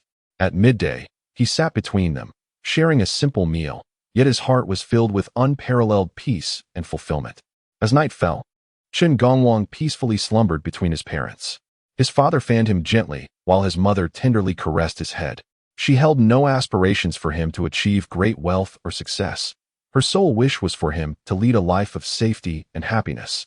In a moment of reverie, Chen Gongwang seemed to glimpse his father's jovial face and his mother's soothing whispers. At that instant, a pang of deep emotion pierced his heart, for these were the warmest moments of his life, now long forgotten over the span of a century. Yet, beneath the melody of the Qin, memories resurfaced. Father, mother, Chen Gongwang, now the leader of a sect, found tears streaming down his face as he emitted a hoarse cry. Alas, his parents had long since faded into the annals of time. In his sorrowful lament, he yearned to relinquish everything he possessed, to forsake his profound cultivation and the esteemed position of sect leader, all to return to his childhood, to be reunited with his parents, to call out to them once more and hear their voices again. Regrettably, such a humble wish had become an unattainable dream, forever separated by the chasm of time. In stark contrast, Gongsun Yu beheld a scene entirely different from others. Born into a noble family as the eldest son of the Gongsun clan, he was a prodigy, far surpassing his peers. After joining the Jiuling sect, he became a celebrated disciple, basking in the limelight. Yet, the vision he witnessed now was a memory from his early days in the sect, moments shared with a young girl named Xiao Kaier, who was also a disciple and his junior. They were of similar age and had entered the sect together, fostering a close bond. Gongsun Yu cherished Xiao Kaier, often looking after her, and she reciprocated his affection. To outsiders, they appeared as a pair of golden children. Gongsun Yu believed such bliss would last indefinitely, until one fateful day when Xiao Kaier perished. Her body twisted, blood spilling from her mouth, her eyes bursting. She died outside the sect. The elders claimed she had been tormented to death by a demon beast. Gongsun Yu gazed upon her contorted corpse, driven to madness. He screamed in anguish, spitting blood and fainting. For 10 long days, he lay in bed weeping, until blood tears streamed from his eyes. From that day forth, Gongsun Yu wore no smile, and his heart turned to ice. He harbored an intense hatred for the demon beasts and all evildoers. He trained fervently, tirelessly honing himself, with every endeavor directed towards avenging Xiao Kaier. As he reflected on the past version of himself within that vision, a torrent of emotions surged within him. He had occupied the position of sect leader for many years, yet the memory of Xiao Kaier's death remained a thorn in his heart, a wound that refused to heal, tormenting him for most of his life. Suddenly, the figure of Xiao Kaier appeared before Gongsun Yu's eyes. He stood in stunned silence, tears welling as he gazed at her. Junior sister. With a sweet smile, Xiao Kaier extended an ethereal hand, gently caressing the weathered visage of Gongsun Yu. Elder brother, Kaier has departed. You must take good care of yourself and release the memories of me. Unravel your heart's knots, reconcile with yourself. As her words faded, Xiao Kaier's figure dissipated into the air. Yet, on Gongsun Yu's face, one could almost sense the lingering warmth of her touch. Junior sister, rest assured. I have found peace within myself. A faint smile graced Gongsun Yu's features, as the thorn in his heart dissolved into nothingness. All present were profoundly moved by the melodies of the zither. They confronted the greatest obstacles within their souls and recognized their most significant regrets in life. Tears streamed down their faces as they stood in silence. Some cried out, while others wept quietly. It continued until the music came to an abrupt halt, leaving everyone still entranced, as if caught in a dream. Qingyun, lost in rapture and pride, thought to himself, this performance was exquisite, simply flawless. He glanced around, bewildered. What has happened to these people? Are they bewitched? Why do they all alternate between laughter and tears? Completely perplexed, Yi Qingyun had no inkling of the events that had transpired. It was only after a brief moment that those affected by the music began to awaken from their reverie. Chapter 54. Daga Mian. The crowd exhibited expressions akin to awakening from a dream. Some touched their faces, realizing, to their embarrassment, that tears had streamed down their cheeks. In unison, they turned their gazes toward Yi Qingyun. Thud! Shen Tianhua immediately knelt on the ground, followed closely by Su Changfeng and two others who also bowed down. All the elders followed suit, kneeling as well. This startled Yi Qingyun, who wondered why such a grand display of reverence was necessary when it was not even a festive occasion. What is going on? Please, rise, Yi Qingyun said, somewhat flustered. Yet, the crowd remained on their knees. Young Master Yi, we are immensely grateful for your music. It has profoundly benefited us. Shen Tianhua expressed with deep emotion. Indeed, young Master Yi's melodies have transformed my understanding, another added. Me as well. I feel as though I have attained enlightenment. Echoed others. Each person voiced their sentiments, revealing that their inner realms had been elevated through the music. From this moment onward, their paths of cultivation would be unimpeded, flowing with newfound ease, an insight that no amount of arduous practice could yield. It was a moment of sudden awakening. In their eyes, Yi Qingyun had intentionally retained them, using his music to enlighten them, a gift of immeasurable value. They felt a profound mixture of admiration and gratitude, recognizing him as a true master. His influence was subtle yet profound, embodying nobility and greatness. Had they not known of Yi Qingyun's humble desire to remain among the common folk, they might have eagerly sought to take him as their teacher. Yi Qingyun himself was taken aback. He had merely played a tune, unaware it would have such an effect. I truly did not do much. Perhaps it was your own realizations that brought this about, and my music had little to do with it. He scratched his head. Speaking modestly, the crowd smiled wryly. This esteemed figure was profoundly humble. Despite bestowing such significant blessings upon them, he feigned ignorance. What exemplifies a true sage? This was the very model of a transcendent being, inspiring profound reverence. Shen Tianhua and the others were utterly convinced. In their hearts, Yi Qingyun had ascended to a divine status, unreachable and unfathomable. Since the sage was reluctant to acknowledge his status, they chose to refrain from further discussion, lest they offend him. Indeed, the sage likely does not wish for us to dwell on such matters. To him, enlightening us is probably a commonplace act. Thus, he remains indifferent. They communicated among themselves. Just then, a delightful aroma wafted through the air. Come, let us rise. The meal is about to be served. Yi Qingyun beckoned. At this, the crowd stood up, their faces alight with anticipation, especially Su Changfeng, who had previously savored hot pot in this very place. Understanding that dining here is indeed a rare opportunity not to be missed, Shaolin soon emerged, pushing a large bucket before her. The crowd gathered eagerly. Yet upon closer inspection, their expressions became somewhat peculiar. Inside the bucket lay a substantial amount of cooked noodles. Although they emitted a fragrant aroma, such ordinary noodles seemed unlikely to satisfy these esteemed individuals. Aside from Su Changfeng and Shen Tianhua, the others felt a tinge of disappointment, though they dared not show it. Perhaps this was simply the humble fare of someone enlightened. Yes, the wise prefer to remain low-key, so indulging in noodles is perfectly reasonable. It had been years since anyone had tasted noodles. Today, they would partake in a meal alongside someone of great stature. Master, there are too many people. I can only prepare the noodle dish, Shaolin remarked, wiping the sweat from her brow. Yi Qingyun nodded in agreement. The noodle dish sounds delightful. I wonder if everyone will find it to their liking? Noodle dish? What kind of noodles are those? It sounds rather intriguing. Someone exclaimed. How could we complain? Young Master Yi is treating us to noodles, which is indeed an honor. Another added, indeed. Whether it's noodles or mere vegetable leaves, it is a privilege for us. Honestly, I've loved noodles since childhood.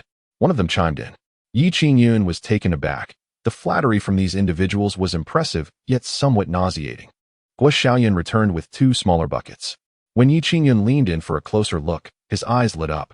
Each bucket contained a different sauce. One was a tomato and egg sauce, and the other, a meat sauce, each exuding its own delectable aroma. Yi Qingyun's mouth watered. He had a particular fondness for meat sauce noodles and could easily devour 3 large bowls in one sitting. Since becoming a disciple, Shaolin had also acquired some culinary skills under Yi Qingyun's guidance. particularly in making these noodles, which had become her specialty. Come, everyone, do try this. It is my disciple's signature dish, Qingyun proclaimed. The crowd, understanding the unspoken cue, seized the moment for flattery, regardless of the taste. Since it was prepared by the beloved apprentice of a revered figure, it must surely be delicious. Even if it turned out to be unpalatable, they would feign delight to ensure that the praise for the disciple was both clear and resounding. Shaolin served the noodles, generously ladling sauce atop each bowl. Soon, everyone held a bowl in their hands, ready to mix before indulging. Remember to mix well before eating, Qingyun reminded them. Of course, they responded, beginning to stir the noodles. However, as they gazed into their bowls, which appeared sticky and unkempt, doubt crept into their minds. Can this be eaten? It looks rather unappealing. There was one individual, completely indifferent to the others, who began to address the bowl of noodles before him. That person was Su Changfeng. A bunch of fools. Su Changfeng mocked inwardly as he ate. He was acutely aware that the meals prepared by the master here were imbued with opportunities. Why bother with any reservations? Just indulge. Surely, there could be no mistake. The flavor. Su Changfeng initially expected the taste of the noodles to be rather ordinary, perhaps even unpalatable. However, to his astonishment, with the first mouthful, he was greeted by a delightful flavor. The silky texture was simply exquisite. The noodles harmonized perfectly with the sauce, achieving just the right balance. Not a pinch more, nor a dash less. It was an entirely different sensation compared to the hot pot he had previously experienced. This simple yet profound taste captivated Su Changfeng immensely. Delicious, he exclaimed, and in a flurry of slurping, he finished the entire bowl. Another bowl, please. Su Changfeng handed his bowl to Shaolin. Seeing Su Changfeng's delight in the noodles she had prepared, Shaolin felt a surge of joy and quickly filled another bowl to the brim for him. Try this sauce, she suggested, ladling a spoonful of tomato and egg sauce over the noodles, having previously served him a meat sauce. Great. Su Changfeng paid no mind and once again dug into the bowl with fervor. Observing this, the others quickly grabbed their chopsticks as well. In no time, the courtyard was filled with the sounds of slurping and enjoyment. Chapter 55. A group of gluttons. Is this noodle dish not exquisite? I have never tasted such delectable noodles in my life. Though they appear plain and unassuming, the flavor is simply extraordinary. The taste of these noodles evokes memories of my dear mother. Oh, how I weep. Crying over a bowl of noodles is rather pitiable. The flavor of the noodles astonished the masters of the heavenly martial dynasty present.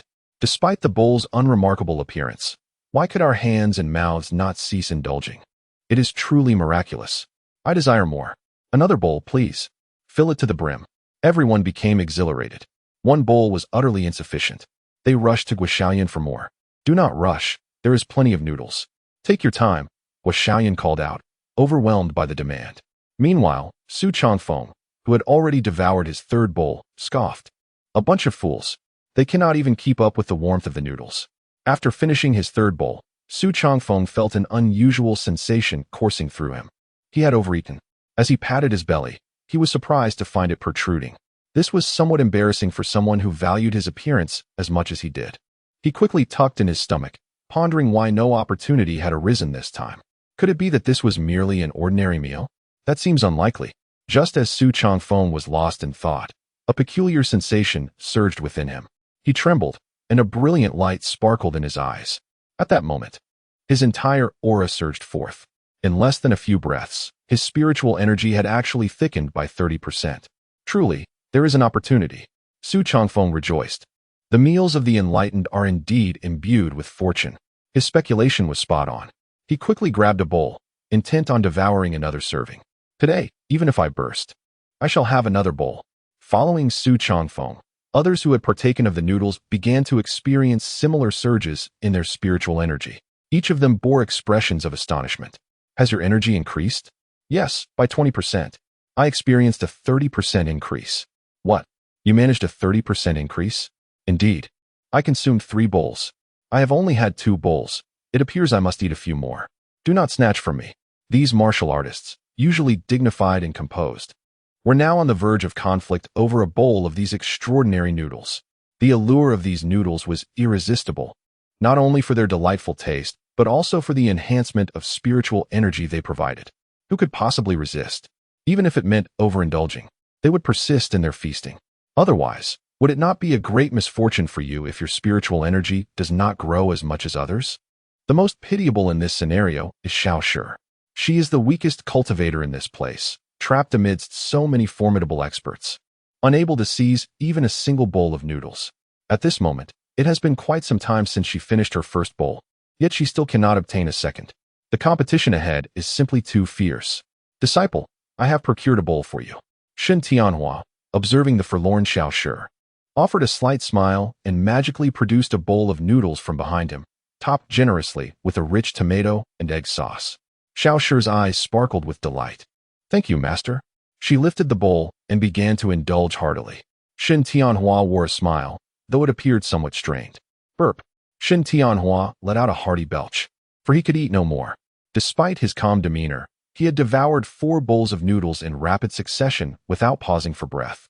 However, the 5th bowl proved too much for him, leading him to remember his unfortunate disciple and thus bestow the 5th bowl upon Shaolin. Alas, I truly am getting old.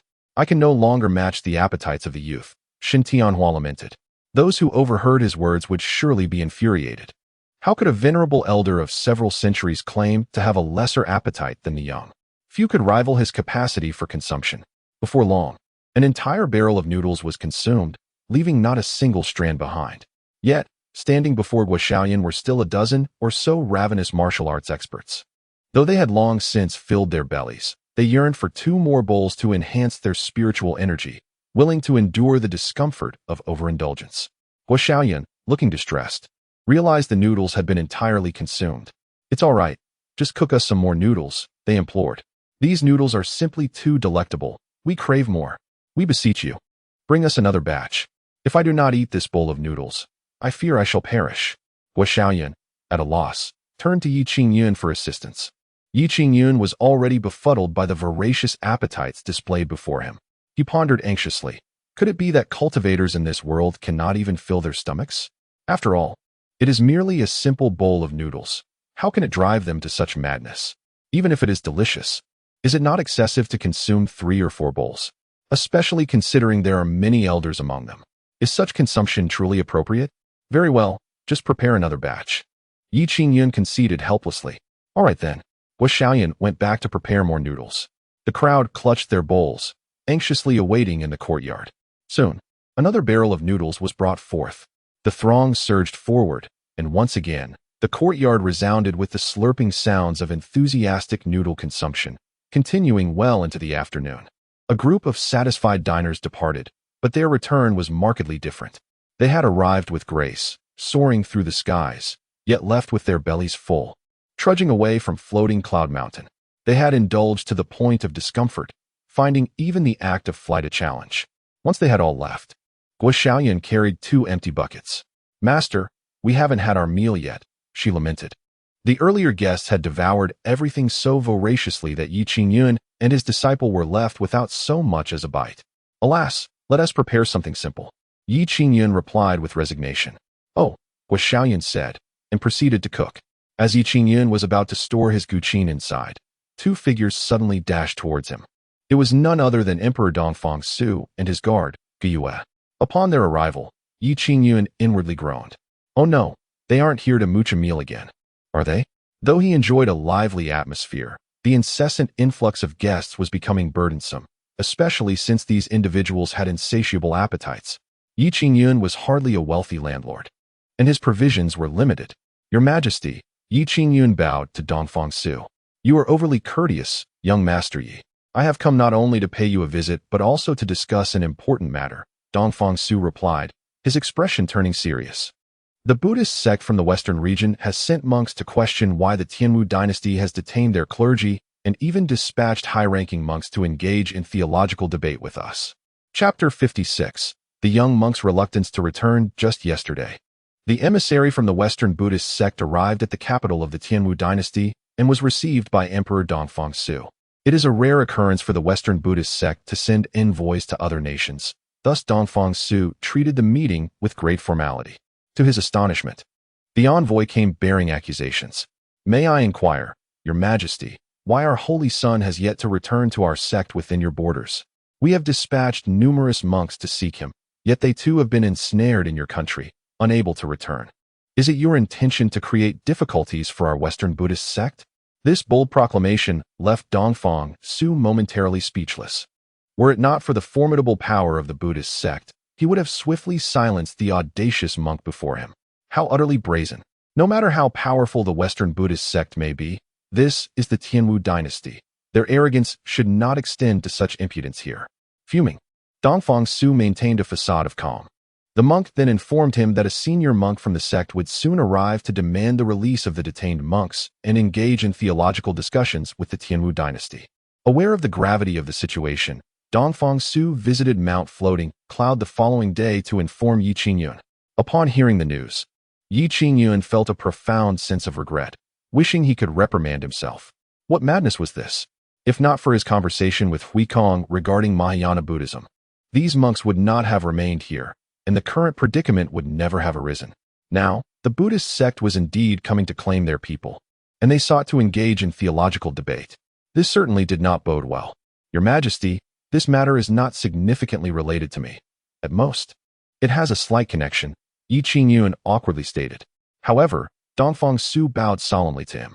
We are well aware of your profound understanding of Buddhist principles, young Master Yi. Given that the Buddhist sect is sending representatives, we implore you to address this matter. Otherwise, the dignity of our Tianwu dynasty will be utterly trampled by the Western Buddhist sect. Yi Qingyun felt overwhelmed. What do I know about Buddhist principles? I am not a monk. Who should I reason with? Perhaps I could persuade the monks at the foot of the mountain to return quickly, and that might prevent further inquiries from the sect. Yi Qingyun proposed this solution, and Dongfang Su nodded in agreement. That may be a viable option. I shall seek them out at once. With that, Yi Qingyun hurriedly made his way down the mountain. Before long, he arrived at Shaolin Temple. Gazing at the Grand Temple's sign, he felt a twinge of discomfort. Huikong had indeed affixed the name of Shaolin Temple above the entrance. Sensing Yi Qingyun's arrival, Huikong promptly emerged with two other monks. Holy Son! Huikong was filled with excitement as he hurriedly approached Yi Qingyun and bowed deeply. Behind him stood the two monks of the Song family, making a total of 3 monks in the entire Shaolin Temple, including Huikong and the Song father-son duo. With the arrival of the Holy Son, the 3 of them felt immensely honored, eager to know what commands he had. Huikong exclaimed with a face full of enthusiasm. Yi Qingyun wore a troubled expression. You are yet unaware that someone from the Buddhist sect has arrived. He then recounted the matters spoken by Dongfang Su to Huikong and the others. Upon hearing this, Huikong fell into silence. I suggest you all return to the Buddhist sect promptly. Otherwise, I may suffer dire consequences, Yi Qingyun urged. However, Huikong shook his head. Resolute determination etched on his face. The little monk shall not return. What? The little monk shall not return? Yi Qingyun was taken aback. If you do not go back, what am I to do? If the people from the Buddhist sect come seeking me, how shall I respond? Am I to truly debate Buddhist doctrines with them? Wouldn't that be utterly embarrassing? Huikong, listen to me. It matters not where one cultivates, the essence remains the same. There is no need to be entangled in such matters. Should you return to the Buddhist sect, you can still practice the Mahayana Buddhism I speak of. Moreover, by returning, you would alleviate troubles for the Tianwu dynasty, thus accumulating great merit. Please, do as I ask and return. After much pleading, Yi Qingyun was nearly on the verge of kneeling before Huikong. Yet, Huikong's resolve was unwavering. He even believed that Yi Qingyun was deliberately testing him to ascertain the steadfastness of his commitment to Buddhism. This left Yi Qingyun utterly at a loss. In despair, he could only sigh and retreat to the mountains. How did it go? Dongfang Su inquired upon Yi Qingyun's return. Cough. I have exhausted all my persuasive words. Yet they remain unyielding. Alas, such is my charm, I suppose. What does charm mean? Others could hardly comprehend. It seems I must once again beseech young Master Yi to confront those from the Buddhist sect, Dongfang Su said with a bow. Yi Qingyun's face was filled with bitterness. Very well, I shall reluctantly give it a try. But should I embarrass myself, Your Majesty, you must not hold it against me. Dongfang Su was rendered speechless. Who would dare blame you? I have approached you with utmost caution, fearing to upset you. Sigh, being an emperor is truly difficult. Dongfang Su and Guyu departed. Yi Qingyun continued to fret over the impending discussions on Buddhist doctrine. Shaolin suggested, Master, why don't we just relocate? Yi Qingyun shook his head. This time, We cannot leave. The monks down the mountain are watching. Wherever we go, they shall follow. Shaolin pondered this and agreed. With so many monks in tow, it would be difficult to remain inconspicuous. Nevertheless, one must trust that the river will flow naturally to the bridge. Qingyun suddenly felt a sense of relaxation wash over him. He had devised a plan. If the monks truly came, would it not simply be a discourse on Buddhist teachings? As Qingyun mused, he thought to himself, is there anything I cannot engage in, even if it is mere banter? The esoteric doctrines of Buddhism could easily be articulated in a manner that feigned profundity. Furthermore, should I find myself outmatched in debate, it would be entirely reasonable, for I am not a monk. This line of thought brought him a certain comfort. Disciple, hurry and prepare a meal. I am famished. Very well. Shaolin quickly set about cooking.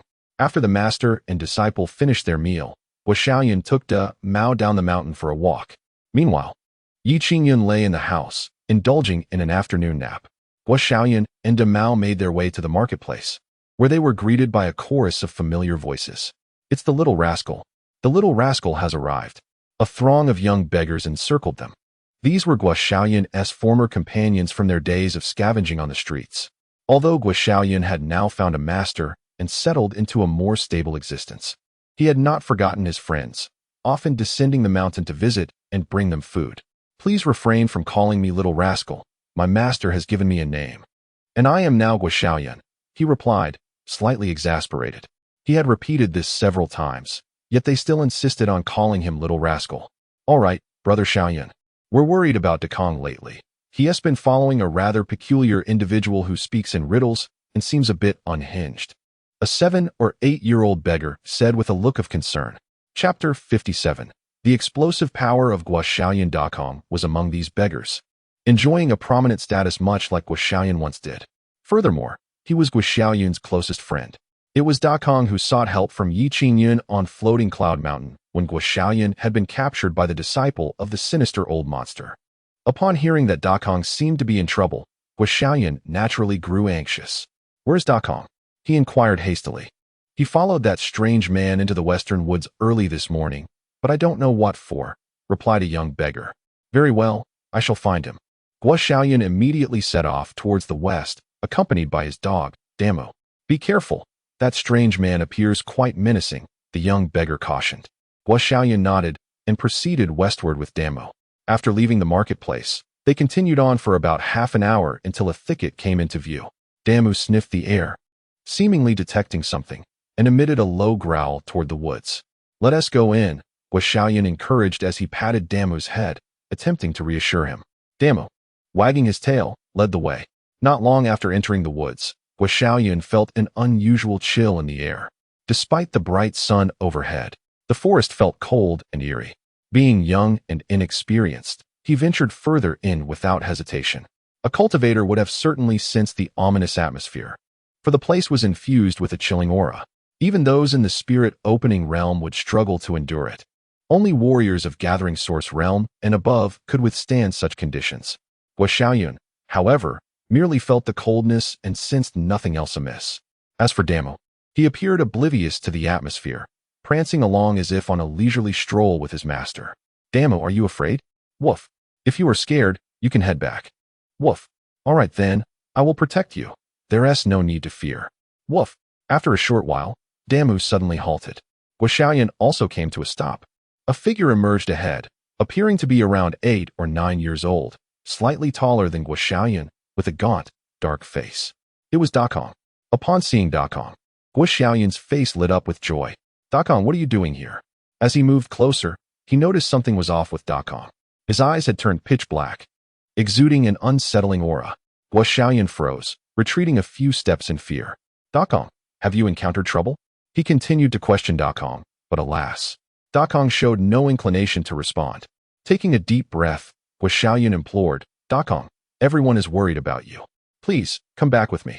As the conversation unfolded, Shaolin mustered his courage and approached Dakong. Damo stood by, watching silently, without making any move. At that moment, a man clad in black materialized behind Dakong. Startled, Shaolin inquired, who are you? The man appeared to be in his 40s, with a gloomy countenance and an aura of darkness surrounding him. I am Dakong's father. The middle-aged man replied in a low, somber voice. Shaolin was taken aback. Dakong's father? He remembered distinctly that both he and Dakong were orphans, having wandered the streets from a tender age. How could a father suddenly emerge? You are lying, Shaolin retorted sharply. Little one, if you wish. I can also be your father, the black-clad man chuckled sinisterly. Shaolin felt a chill run down his spine. Dakong, come here quickly, he called out. But Dakong remained unresponsive, merely standing blankly before the man in black. The latter patted Dakong's head, grinning eerily. He is a well-behaved child, and he now belongs entirely to me. Shaolin's expression darkened. What have you done to him? If you wish to know, come closer, the black-clad man beckoned.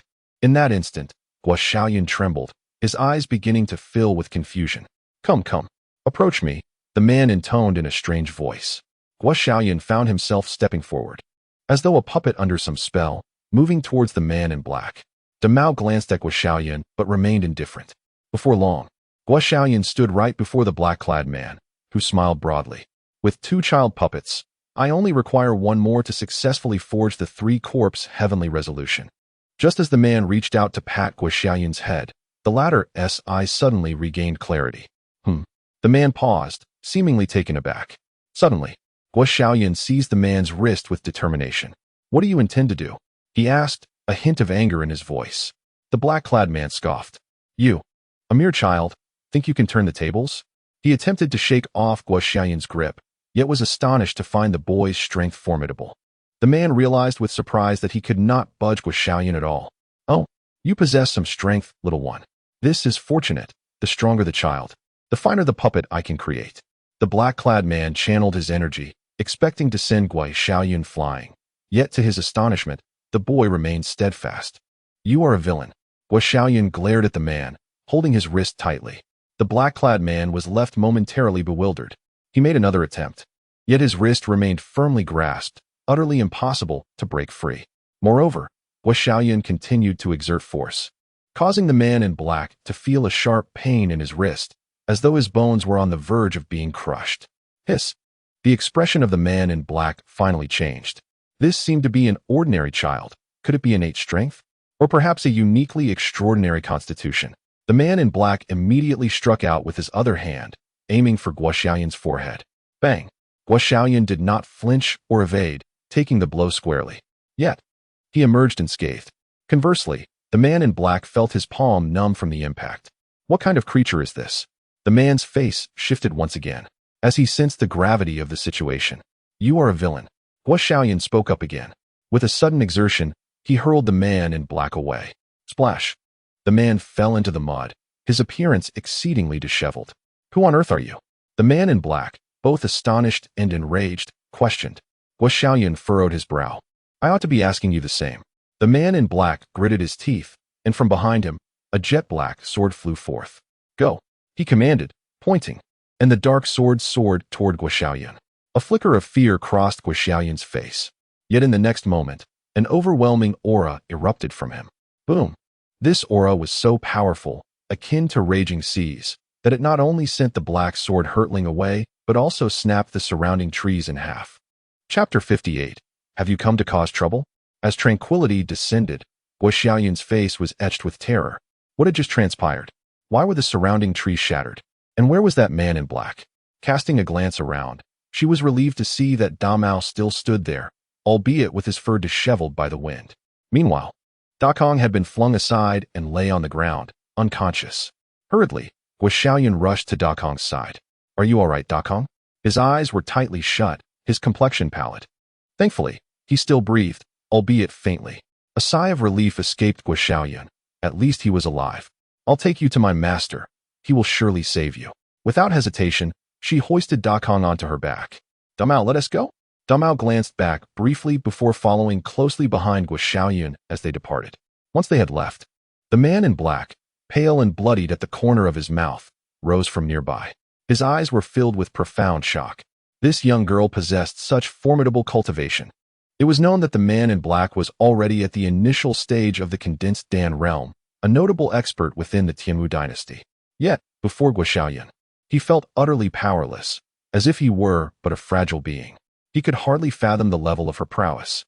Could it be that such a young child had already reached the celestial realm? As this thought crossed his mind, he shuddered. A 7 or 8-year-old in the celestial realm. Such a notion was utterly absurd. No, he must investigate this child further. With a flicker of determination in his eyes, the man in black resolved not to relent so easily. He first retrieved a medicinal pill and consumed it to alleviate his injuries. Then he stealthily followed the direction in which Shaolin had departed. I shall uncover what you truly are, Shaolin, with Dakong on her back, sprinted back to the marketplace and then tirelessly made her way back to Fuyun Mountain. She did not pause for a moment until she reached the mountainside. When it suddenly struck her, why did she feel no fatigue at all? Dakong was even heavier than she, yet after running for the better part of half an hour, she felt invigorated rather than exhausted. Could it be that I'm unwell? Shaolin pondered, a twinge of concern creeping in as she recognized that something was amiss. Nevertheless, the pressing matter was to ensure her master could save Dakong. Upon returning to the mountain, she found Qingyun still napping. Master, master, she called out loudly. What is it? Qingyun responded, somewhat disgruntled at being disturbed. Master, please come quickly to save someone. Shaolin exclaimed anxiously. Only then did Qingyun hurriedly emerge. What has happened? As Qingyun emerged, he immediately noticed Shaolin carrying someone behind her, and his expression shifted dramatically. Quickly, put him down so I can see. Shaolin complied, gently placing the individual on the ground. After a thorough examination, Qingyun's countenance grew grave. The injuries were severe, numerous bones were fractured, and more critically, it was evident that the internal organs were also damaged. Blood continued to pour from the person's mouth. Master, his name is Dakong, a dear friend of mine. You must save him, Shaolin implored, anxiety etched across her face. Qingyun furrowed his brows in concern. The injuries were too critical. He feared that Dakong would not last much longer. Shaolin, upon hearing this, became increasingly frantic. Master, is there truly nothing you can do? In her eyes, her mentor was capable of everything. It was unimaginable that even he could not preserve Dakong's life. I will attempt to help, Qingyun replied, rushing back into the house to retrieve a vial of medicinal pills, the origin of which was unknown to him. He recalled that these pills possessed remarkable healing properties. He would soon discover their efficacy. Qingyun extracted one pill and placed it into Dakong's mouth. Almost instantly, a faint azure glow began to emanate from Dakong's body. Qingyun checked his pulse, noting that it felt slightly stronger than before. Master, has his life been saved? Shaolin inquired with deep concern. It is too early to tell. Let us observe his condition, Qingyun responded, shaking his head, uncertain whether the pill would indeed save the boy's life. Ultimately, it depended on Dakong's will to survive. Let us carry him inside. Certainly. Together, Shaolin and Qingyun transported Dakong into the house. Shaolin, filled with worry, remained by his side.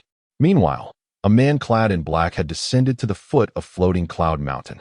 Is there truly such an abundance of temples here? The black-clad man surveyed the circle of temples below, momentarily taken aback. The largest among them was known as Shaolin Temple. Could it be located here? He muttered to himself, proceeding straight to the entrance of Shaolin Temple. At that moment, a monk was sweeping the grounds. It was Su Zhu, a monk of Shaolin Temple and the son of the Song family. Upon seeing the visitor, Su Zhu pressed his palms together in greeting. What brings you here, benefactor? The black-clad man squinted his eyes, encountering a genuine member of the Buddhist community for the first time. However, the monk appeared so youthful that he seemed insignificant. Get away, the black-clad man coldly commanded.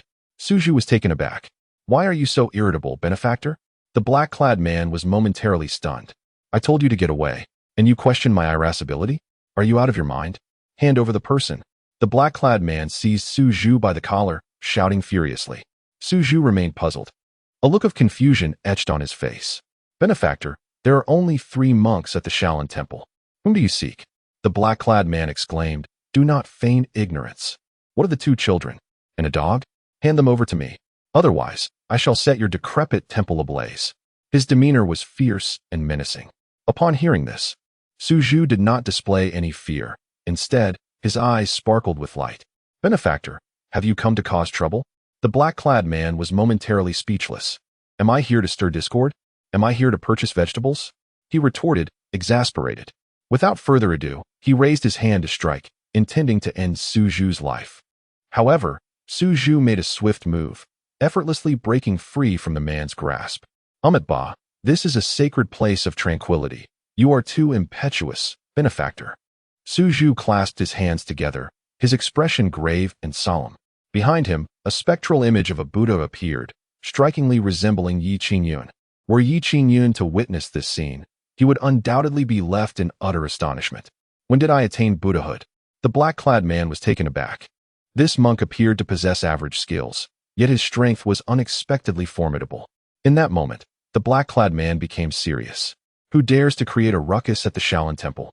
Just then, Suju's father, Su-hai, emerged, wielding a demon-subduing staff, his face contorted with anger. Huh. Let all of you come forth. I wish to see how much prowess these bald monks truly possess. The black-clad man wore an arrogant expression. Although he had previously suffered at the hands of Shaolin, he believed it was a lapse in his vigilance.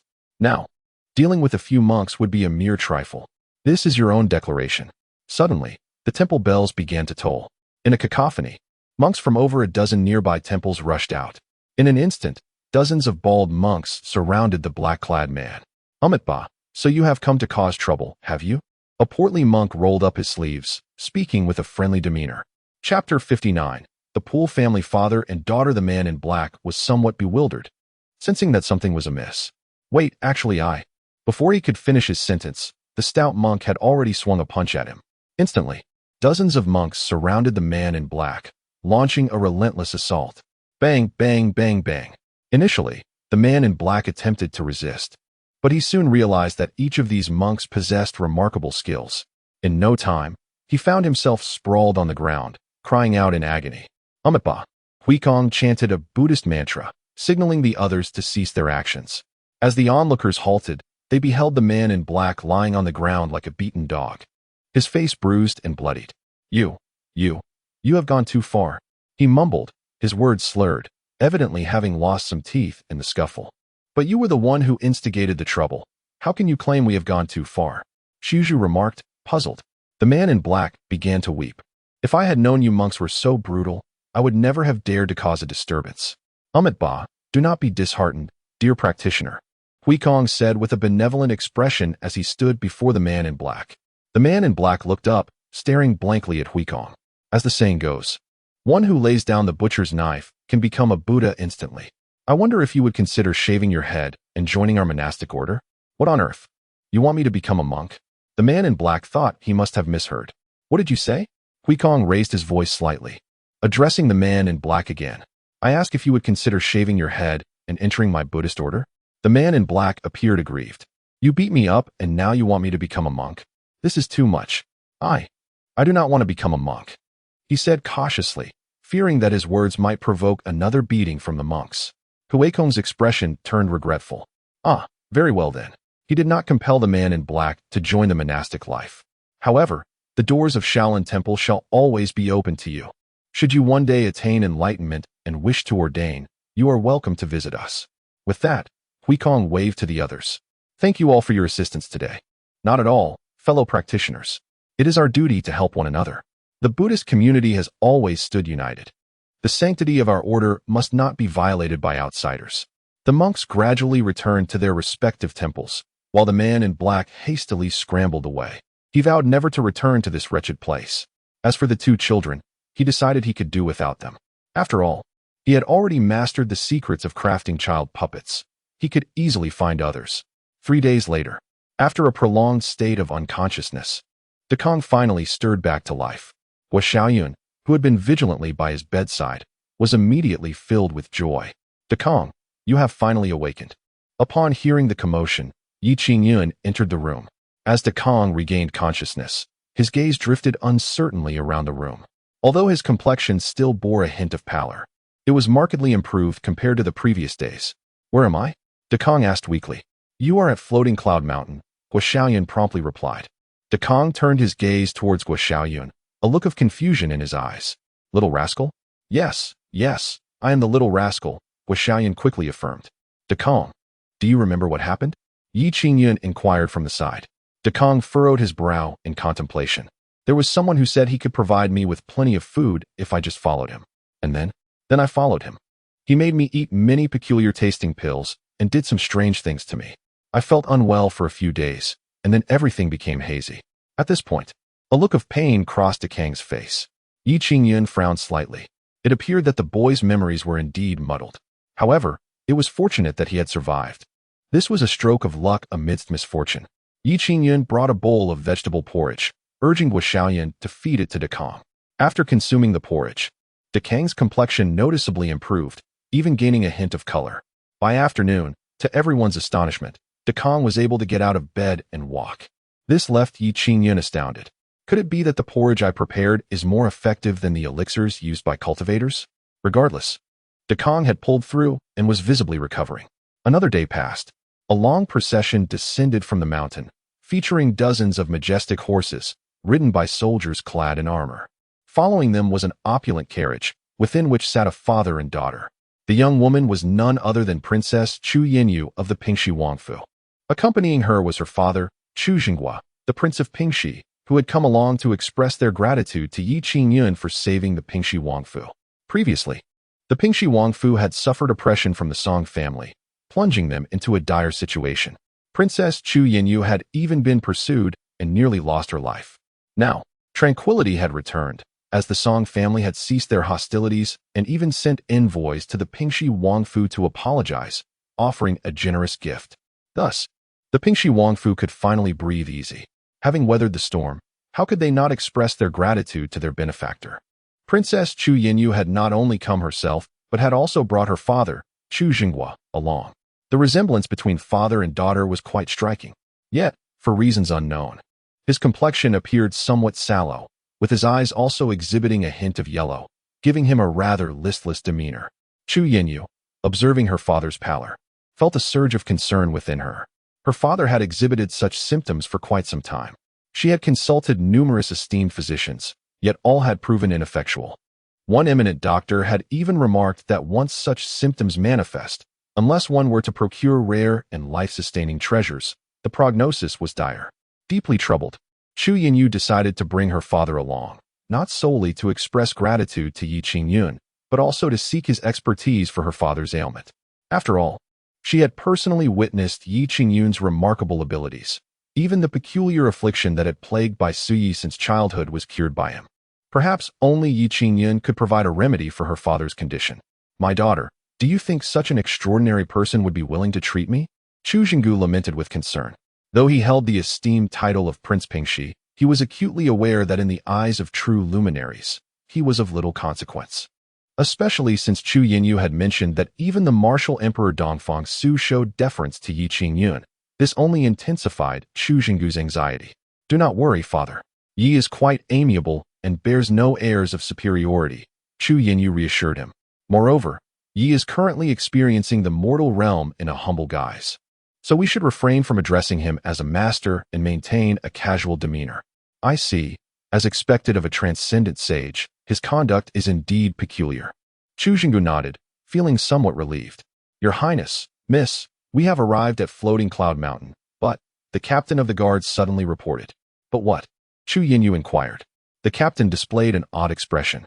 "It appears that numerous temples have been constructed at the foot of Floating Cloud Mountain, and we now find ourselves halted before a temple known as Shaolin Temple." "A temple?" Both Chu Yinyu and Chu Jinggu were taken aback. "I shall go down and take a look." Chu Yinyu promptly alighted from the carriage and made her way directly to the entrance of Shaolin Temple. Just then, Su Zhu emerged with a broom, ready to sweep. The two happened to cross paths. "Song Chenglong," Chu Yinyu exclaimed in astonishment. "How could this debauched scion be here?" Chapter 60. Do you enjoy drinking? Su Zhu was startled by the sudden call, nearly dropping the broom in his hand. Upon closer inspection, he realized it was Chu Yinyu. He was slightly taken aback, but soon a gentle smile graced his lips. It was the princess. It had been quite a while since their last encounter. Chu Yinyu's expression shifted to one of caution. "Song Qinglong, what are you doing here? Are you still contemplating an attack on my Wangfu?" It was understandable that she felt this way, as her surprise at seeing Song Qinglong was palpable. Given his previous conduct, it was difficult for her to fathom a reformation in his character. Su Zhu chuckled.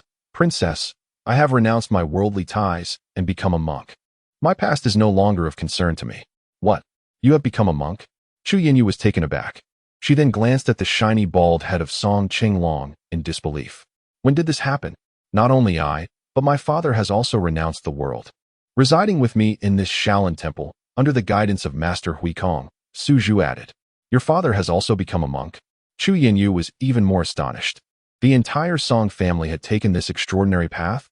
It was indeed as if the sun had risen from the west. The once notorious Song family had transformed into monks of the Buddhist order. Such a transformation was astonishing. Soon after, Su Zhu's father, Su Hai, emerged from the temple. Upon seeing him, Chu Yinyu nearly dropped her jaw in disbelief. The two had truly taken the monastic vows, and their heads gleamed with an almost ethereal brightness. Amitba, Chu Shizhu, I offer my respects, Su Hai said, placing his hands together and bowing deeply to Chu Yinyu. This gesture left her momentarily flustered. I return your greetings, she managed, mimicking the gesture awkwardly. It felt quite strange to see the once fierce and arrogant Song father and son now displaying such gentleness and courtesy. Chu Shizhu, my father and I have renounced the world. Our past grievances are but fleeting memories, long let go. I hope you can understand, Su Hai spoke with a serene smile, as if conversing with an old friend. Were it not for the history between their families, one might even assume they were long-standing friends. However, the truth was that the Song family and the Wangfu had been bitter enemies. What will happen to the Song family now that you both have become monks? Chu Yinyu inquired, puzzled. Su Hai smiled gently. The Song family remains. I have entrusted its management to a distant nephew, allowing him to oversee the family affairs. Oh, Chu Yinyu nodded in understanding. Are you planning to ascend the mountain to meet the Holy Sun? Su Zhu asked from the side. The Holy Sun? Who is that? Chu Yinyu was momentarily confused. It is Master Yi, Su Zhu clarified. This revelation left Chu Yinyu even more bewildered. Yi Qingyun, is he not a reclusive sage? How has he come to be regarded as a holy son? Just how many identities does this esteemed individual possess? Well, I shall take my father to pay a visit to Yi Qingyun, Chu Yinyu remarked. Do hurry, for he should be laboring in the fields with his disciples at this moment, Su Hai replied. Indeed, farewell. Chu Yinyu returned to the carriage, which then passed by the Shaolin Temple, ascending the mountain. Upon reaching the halfway point, the others remained behind, while only the Chu father and daughter ventured upward. As they approached the summit, Chu Zhongwa's anxiety grew increasingly palpable. Observing her father's demeanor, Chu Yinyu felt a twinge of helplessness. Upon reaching the peak, the pair spotted Yi Qingyun and a child tending to the garden from a distance. Disciple, hasten to prepare this patch of land, for when summer arrives, the watermelons will sprout vigorously. All right. Have you ever tasted watermelon? No. Wait, Master, what is watermelon? No way. You don't even know what a watermelon is? I truly don't. Very well, a watermelon is a delightful fruit, juicy and sweet, and quite large. A single watermelon is sufficient to satisfy several people. That sounds truly delectable. Hee hee, you will know once the watermelons ripen. As the master and disciple conversed, their diligence in work intensified. At that moment, the Chu father and daughter approached closer. Young Master Yi? Chu Yinyu called out. Yi Qingyun turned around, revealing a smile upon recognizing Chu Yinyu. Ah, the princess. It has been quite some time since your last visit. She had not returned since their last gathering over hot pot. Chu Yinyu performed a respectful bow, with Chu Zhongwa following suit. Young Master Yi, I have come to express my gratitude. Yi Qingyun quickly extended his hand to assist her, only to realize it was covered in dirt, which then stained Chu Yinyu's garments. An awkward silence ensued. My apologies, I forgot to wash my hands. Chu Yinyu, however, did not mind in the slightest. Even if his hands had been sullied with something far worse, she would remain unfazed. Young Master Yi, this is my father. Chu Zhongwa stepped forward, exhibiting evident nervousness.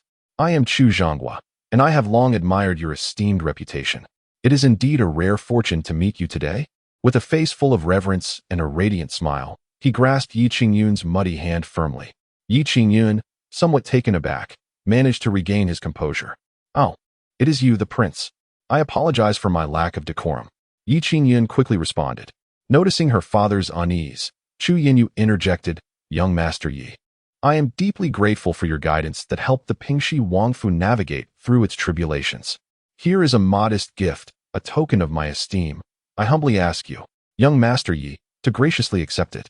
Chu Yinyu presented a storage pouch with both hands. Your Highness is too courteous. My previous reminder was merely a small gesture. Not deserving of such grandiosity, Qingyun replied, genuinely modest, feeling that he owed no significant debt to the Chu family. Naturally, he felt reluctant to accept such a gift, especially since Chu Yinyu had already bestowed upon him numerous items. His daily expenses had largely been supported by her generosity. Otherwise, he would have faced dire financial straits. Young Master Yi, you must accept it. Chu Yinyu suddenly knelt down. With no choice left, Qingyun hastily took the storage pouch. Please, rise, he urged. And Chu Yinyu stood up.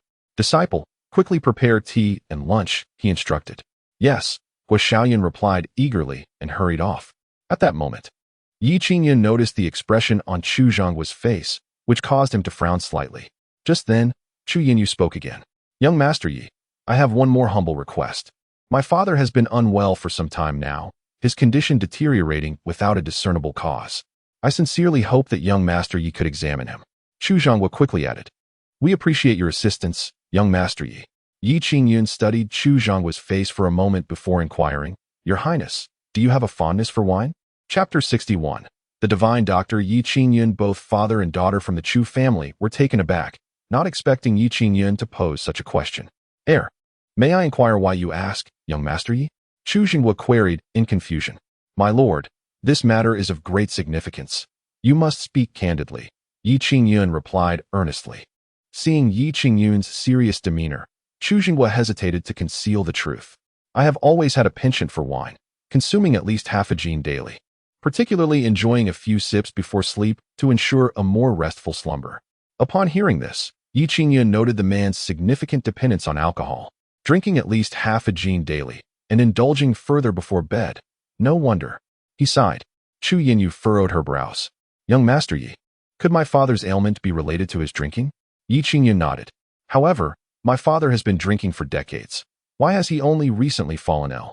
It is precisely due to the years of excessive drinking that your father's health has deteriorated, Qingyun elucidated. The father and daughter exchanged bewildered glances. Is my father's condition severe? Chu Yinyu inquired anxiously, noting the gravity on Qingyun's face, which heightened her concern that her father's illness might be particularly challenging. To label it as severe would be somewhat of an exaggeration, yet to say it is not serious would be misleading. If left unchecked, it could indeed prove fatal. Qingyun stated with a stern expression. The Chu family duo was left speechless. Please speak plainly, young Master Yi, Chu Yinyu replied with a wry smile. Qingyun stroked his chin thoughtfully. Wait a moment, let me examine further. He gestured for Chu Zhonghua to follow him into the room. Chu Zhonghua paused momentarily, glancing at his daughter. Chu Yinyu nodded, encouraging her father to go along.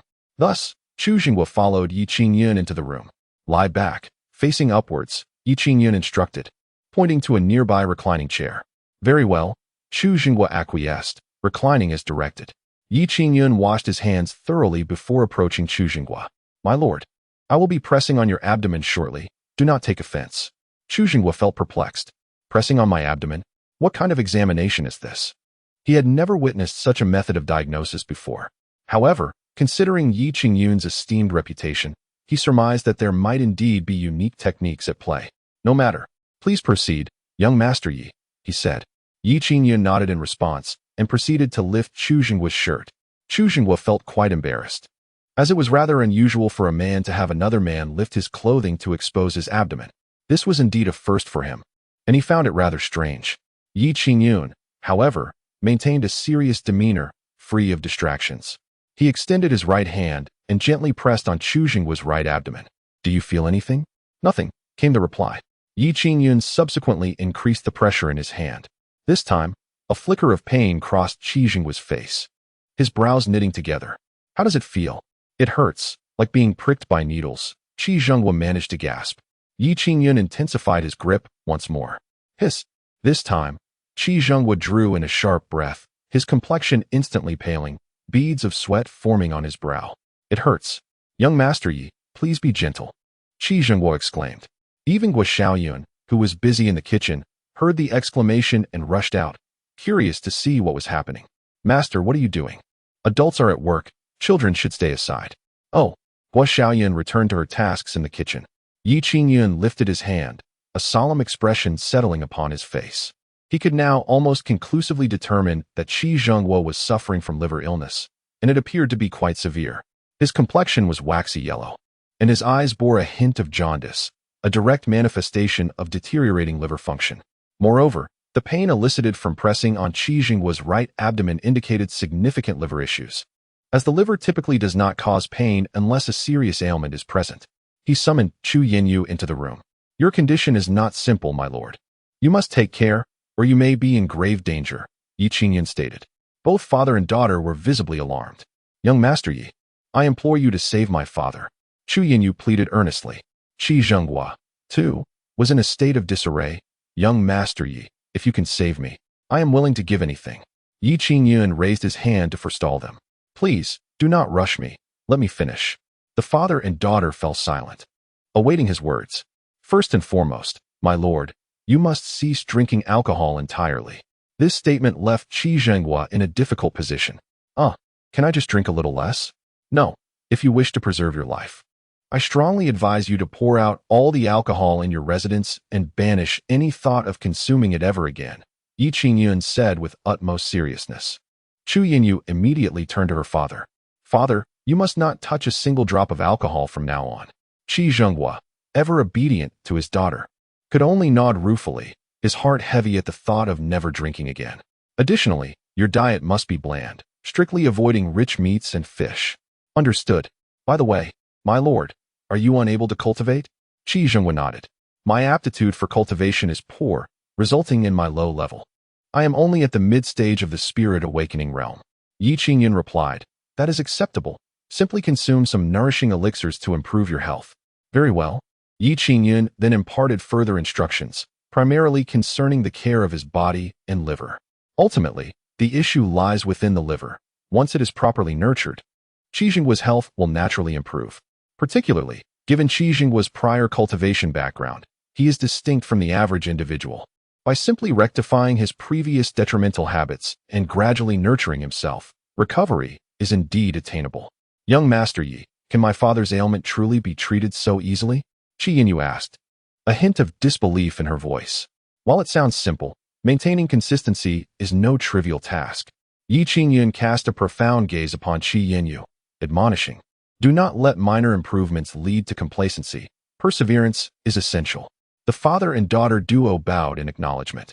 Young Master Yi, you are truly a divine healer of this era, a veritable sage among sages. They extolled him, and Yi Qingyun felt a hint of pride swell within him. Just wait until you see what I can do, he boasted, hands on his hips. Master, the meal is ready. At that moment, Guo Shaoyun called from the kitchen. Yi Qingyun turned to the Qi family, saying, let us dine together. As Chu Zhengguo was about to politely decline, Qi Yinyu eagerly accepted. That sounds wonderful. Her heart brimmed with anticipation, for she knew that Yi Qingyun's offerings would be delightful.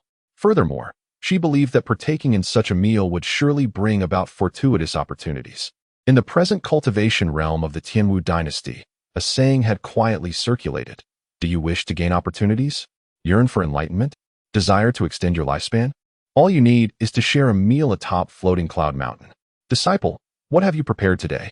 Stir-fried pig liver with chives, sautéed duck liver, and clear beef liver soup. Yi Qingyun replied. Chu family duo. Goodness. This entire meal consists of liver.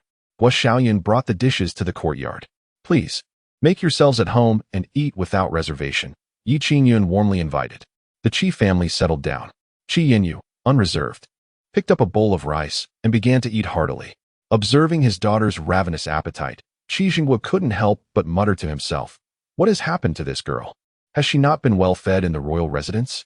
Chapter 62. The personal maid Qi Zhengguo gazed at the 3 dishes laid out on the table, holding his chopsticks, yet momentarily unsure of which delicacy to savor first.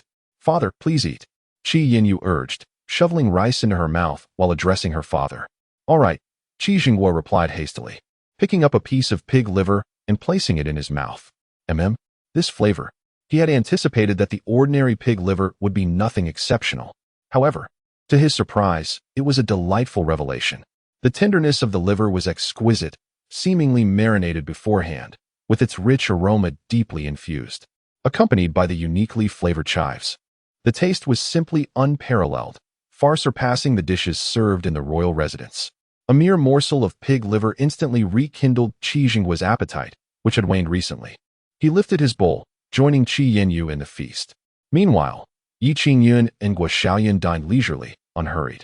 The father and daughter of the Qi family, however, devoured their meals as if they were starved souls reborn, finishing their bowls in no time. As soon as Qingyun set down her chopsticks, a sudden sensation enveloped her. It's coming, it's coming. A flush spread across her cheeks, her gaze becoming dreamy, as if enveloped in bliss. The next moment, she let out a soft moan. Her breath surged, suddenly invigorated. I've broken through. I've broken through. Qingyun rejoiced. She had ascended directly from the great perfection of the spirit awakening realm to the gathering origin realm. This was the realm she had long yearned for, and now she had achieved it with the simple act of enjoying a meal. Overwhelmed with joy, she felt immense gratitude towards Qingyun. In Qingyun's eyes, her effortless breakthrough was undoubtedly a result of this meal, an opportunity bestowed upon her by Qingyun. Thank you, young Master Yi, she expressed earnestly. With rice in his mouth, Qingyun looked at Qingyun with a puzzled expression. Qingyun, witnessing his daughter's unexpected breakthrough, felt immense happiness. His own cultivation talent was rather poor, and he had resigned himself to remaining in the spirit awakening realm for life. Yet, he was blessed with a daughter of exceptional talent. Watching her progress further along the path of cultivation filled Qingyun with profound contentment. Father, your complexion seems to have improved, Qingyun remarked, surprised as she gazed at her father. Qingyun paused. Really? He touched his face. Qingyun glanced over as well. Indeed, it appeared less yellow than before. Qingyun promptly instructed Shaolin to fetch a mirror from within the house. Upon looking into the mirror, Qingyun confirmed that his complexion had indeed become somewhat more pleasing than before. Although still tinged with yellow, it was no longer as alarming as when he had arrived. Could it be that this remarkable change was also a result of the delectable meal? Qingyun pondered in astonishment. Qingyun seemed to have realized this as well, immediately signaling her father to eat a little more. Qingyun hastily continued to shovel rice into his bowl, not forgetting to add vegetables. Before long, his bowl was nearly empty. Qingyun could distinctly see her father's complexion improving visibly. Father, allow me to serve you another bowl. Without waiting for a response, she filled another bowl to the brim and brought it to him. Qingyun gazed at the mountain of rice in his bowl, inwardly lamenting. It had been years since he had consumed such a quantity. In his youth, he could manage such a portion, but now, strangely enough, despite having eaten quite a bit, he felt no sense of fullness. Instead, his appetite seemed to have increased, as if this meal was remarkably suited to his palate. Master, observe his complexion, Shaolin remarked from the side, also watching Qingyun's face. Qingyun glanced over several times, a look of perplexity crossing his features. How curious. Could it be that you have truly recovered? If so, it would indeed be a medical miracle. With such a severe liver ailment, it would typically take months of care to see any improvement. Yet, in the span of this meal, his complexion appeared to be returning to normal. Qingyun surveyed the dishes on the table and then looked at the rice in his own bowl. Disciple, you haven't added anything unusual to the food, have you? He inquired. Shaolin shook her head vigorously. I added nothing. I prepared it just as you instructed, Master. Qingyun considered this. Had anything been added, he would surely have noticed. Unable to fathom the reason, he decided to let it be. After all, Qingyun's improvement was undoubtedly a good thing. There was no need to dwell on it. Upon finishing the meal, Qingyun not only restored his complexion to normal, but even exhibited a healthy flush, an indication of abundant vitality. Overjoyed, he stood up and waved his arms. I can feel that my body has indeed improved. I possess significantly more strength than usual. Qingyun was elated. Father, you have truly recovered. Both father and daughter were overwhelmed with excitement. They then approached Qingyun and knelt before him. Please, please rise, Qingyun urged, swiftly assisting them. However, the father and daughter remained resolute, bowing before him 3 times. Young Master Yi, we are profoundly grateful for your immense kindness. We have no means to repay you. Qingyun's voice trembled with emotion. If you have any requests, both my daughter and I would willingly brave any danger for you. With a hint of blush, Qingyun added, if young Master Yi does not find it distasteful, I would be willing to follow you from now on, even as a humble maidservant. Beside them, Shaolin's eyes instantly brightened upon hearing this. Could it be that I will soon have an additional masteress wife? That would indeed be delightful. However, Yi Qingyun wore an expression of perplexity. A personal maid? Just how personal are we talking about? This could easily lead to misinterpretations. Am I, Yi Qingyun, that kind of person? Although Qi Yinyu possesses remarkable beauty and her figure, while not as exquisite as Bai Suyi's, is still quite acceptable, I, Yi Qingyun, would not concern myself with such matters. Ahem, please rise. I truly haven't done anything deserving of such gratitude, Yi Qingyun awkwardly remarked. He genuinely believed he had done nothing noteworthy. The recovery of Qi Jinghua might simply be a coincidence. Even if he had not sought my help, he likely would have healed regardless. It merely happened that he crossed paths with me. Observing this, the Qi father and daughter felt an even deeper admiration for Yi Qingyun. Such is the mark of a true master. The grace of saving a life and restoring one's dignity holds little weight in his eyes. Such noble character is beyond the reach of any flattering words. Guo Shaoyun sighed, realizing that this individual was not destined to be her masteress wife. Meanwhile, at the western borders of the Tianwu dynasty, a radiant beam of golden light slowly approached from the west. The border soldiers had long since spotted this divine light and were on high alert. As the golden light drew nearer, the crowd finally discerned its source, an elderly monk clad in white, barefoot, gently twirling prayer beads, his countenance serene. The golden light emanated from this venerable monk. Amitba, he intoned, his voice resonating like celestial music. In that moment, all those at the border displayed expressions of bewilderment, as if, in that fleeting instant, they had forgotten everything. Chapter 63. The white-clad old monk. The white-clad old monk gazed upon the bewildered soldiers stationed at the frontier, a sacred and ethereal expression gracing his countenance. To find one's way back from the path of confusion and enter my Buddhist sanctuary is to attain liberation. He repeated this mantra incessantly. The soldiers, seemingly enchanted, knelt before him, their faces alight with fervor and devotion. Approaching the commander of the outpost, the latter prostrated himself at the feet of the monk, bowing deeply. Well done, the monk murmured, gently stroking the commander's head with a smile. He then continued his journey, and the soldiers, akin to the most devoted of followers, trailed reverently behind him. The white-clad old monk soon arrived in a town, where once again he intoned a Buddhist chant. Amitba. In an instant, a radiant light enveloped the area, casting its glow upon the townsfolk. The blacksmith, startled, dropped his hammer. The vendor set aside his wares. The innkeeper pushed his abacus aside. To find one's way back from the path of confusion and enter my Buddhist sanctuary is to attain liberation, echoed in the ears of every townsman. With a collective thud, the townsfolk knelt, mirroring the earlier actions of the frontier soldiers. The white-clad old monk smiled gently, waving his hand, and the people spontaneously joined the throng of followers, continuing their journey in his wake. Thus, wherever the monk went, he attracted throngs of devotees. In just 3 days, tens of thousands had gathered behind him, some of whom were even practitioners of the spiritual arts, reciting scriptures with the fervor of monastics. Such commotion inevitably stirred the entire Tianwu dynasty. The court was abuzz, and Emperor Dongfang Su summoned his ministers for an urgent assembly. Your Majesty, that malevolent monk has ensnared nearly 100,000 souls. The latest news sent shockwaves through the court. Dongfang Su's expression darkened considerably. 100,000. In a mere 3 days, this diabolical monk had bewitched such a multitude. It was utterly terrifying. If this continued, the entire Tianwu dynasty would be thrown into chaos by this monk. Immediate action must be taken to intercept this monk. Yes, the palace's elite swiftly mobilized, led by a formidable practitioner at the initial stage of the transcendent realm, accompanied by others of late-stage essence refinement. The contingent was indeed formidable. However, the outcome was unexpectedly dire. Within half a day, the dispatched experts returned in defeat. Your Majesty, that monk possesses fearsome power. We are no match for him. The leader of the celestial realm warriors spoke with a look of helplessness. Dongfang Su was taken aback. Was this demon monk truly that formidable? Indeed. He possesses the pinnacle of celestial realm cultivation, replied his subordinate. Dongfang Su gasped in disbelief. This was indeed a predicament. The peak of the celestial realm was already comparable to Dongfang Su's own cultivation. Was he to personally confront this demon monk?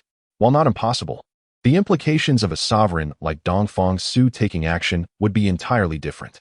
Even if he were to triumph over the demon monk, the Western Buddhist sect would inevitably be incensed by the event. The Tianwu dynasty alone could not withstand the wrath of the Western Buddhist sect. Your Majesty, it seems there is but one course of action, spoke Guoyu in a low voice. Dongfang Su glanced at him.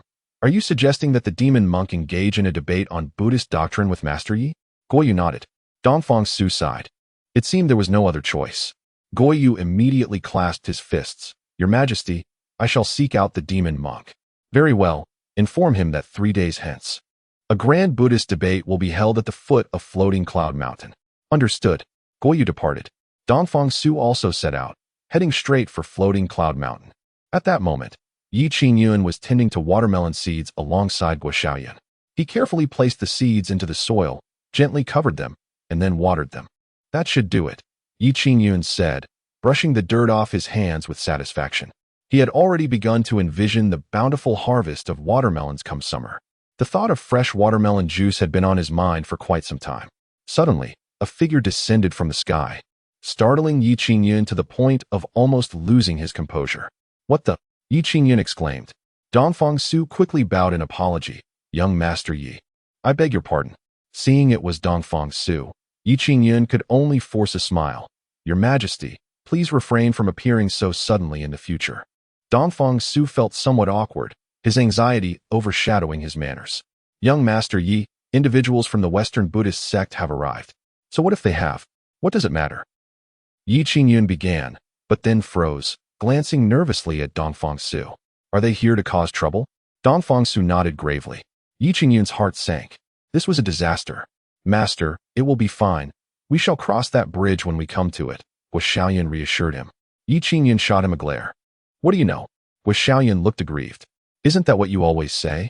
Dongfang Su continued.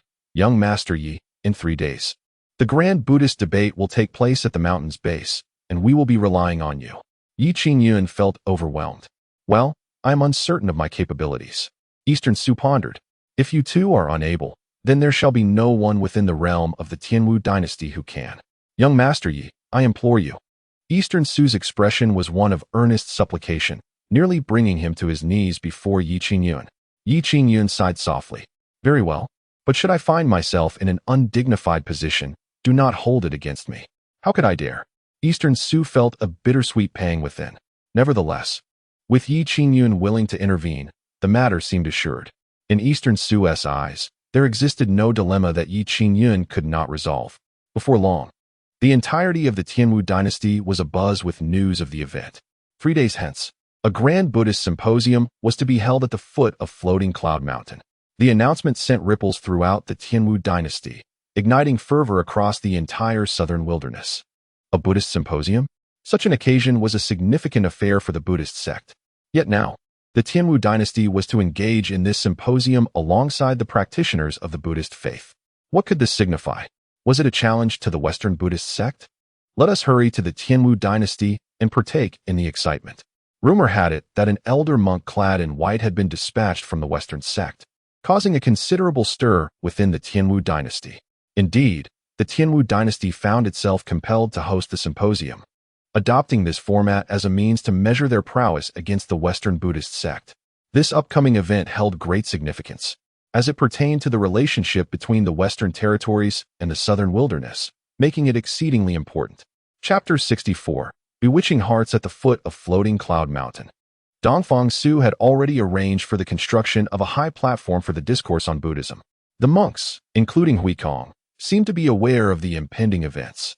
Their emotions were rather complex at this moment, as they hailed from various temples in the western region. Now, having been inspired by Yi Qingyun, they chose to remain here and pursue their cultivation under his guidance. Yet, their reluctance to return to the Western Buddhist sect had led to the arrival of representatives from that very sect. Huikong and the others did not wish to witness this occurrence, but they could not betray their own hearts. Rather than returning to the Western Buddhist sect, they yearned to follow Yi Qingyun, unrepentant and unwavering, even if it meant facing destruction. Gathering together, Huikong and the others ascended to the mountain's summit. Holy Son, we have resolved to stand firmly by your side, come what may. Indeed, We follow the Holy Sun without regret. The Western Buddhist sect cannot sway our resolve.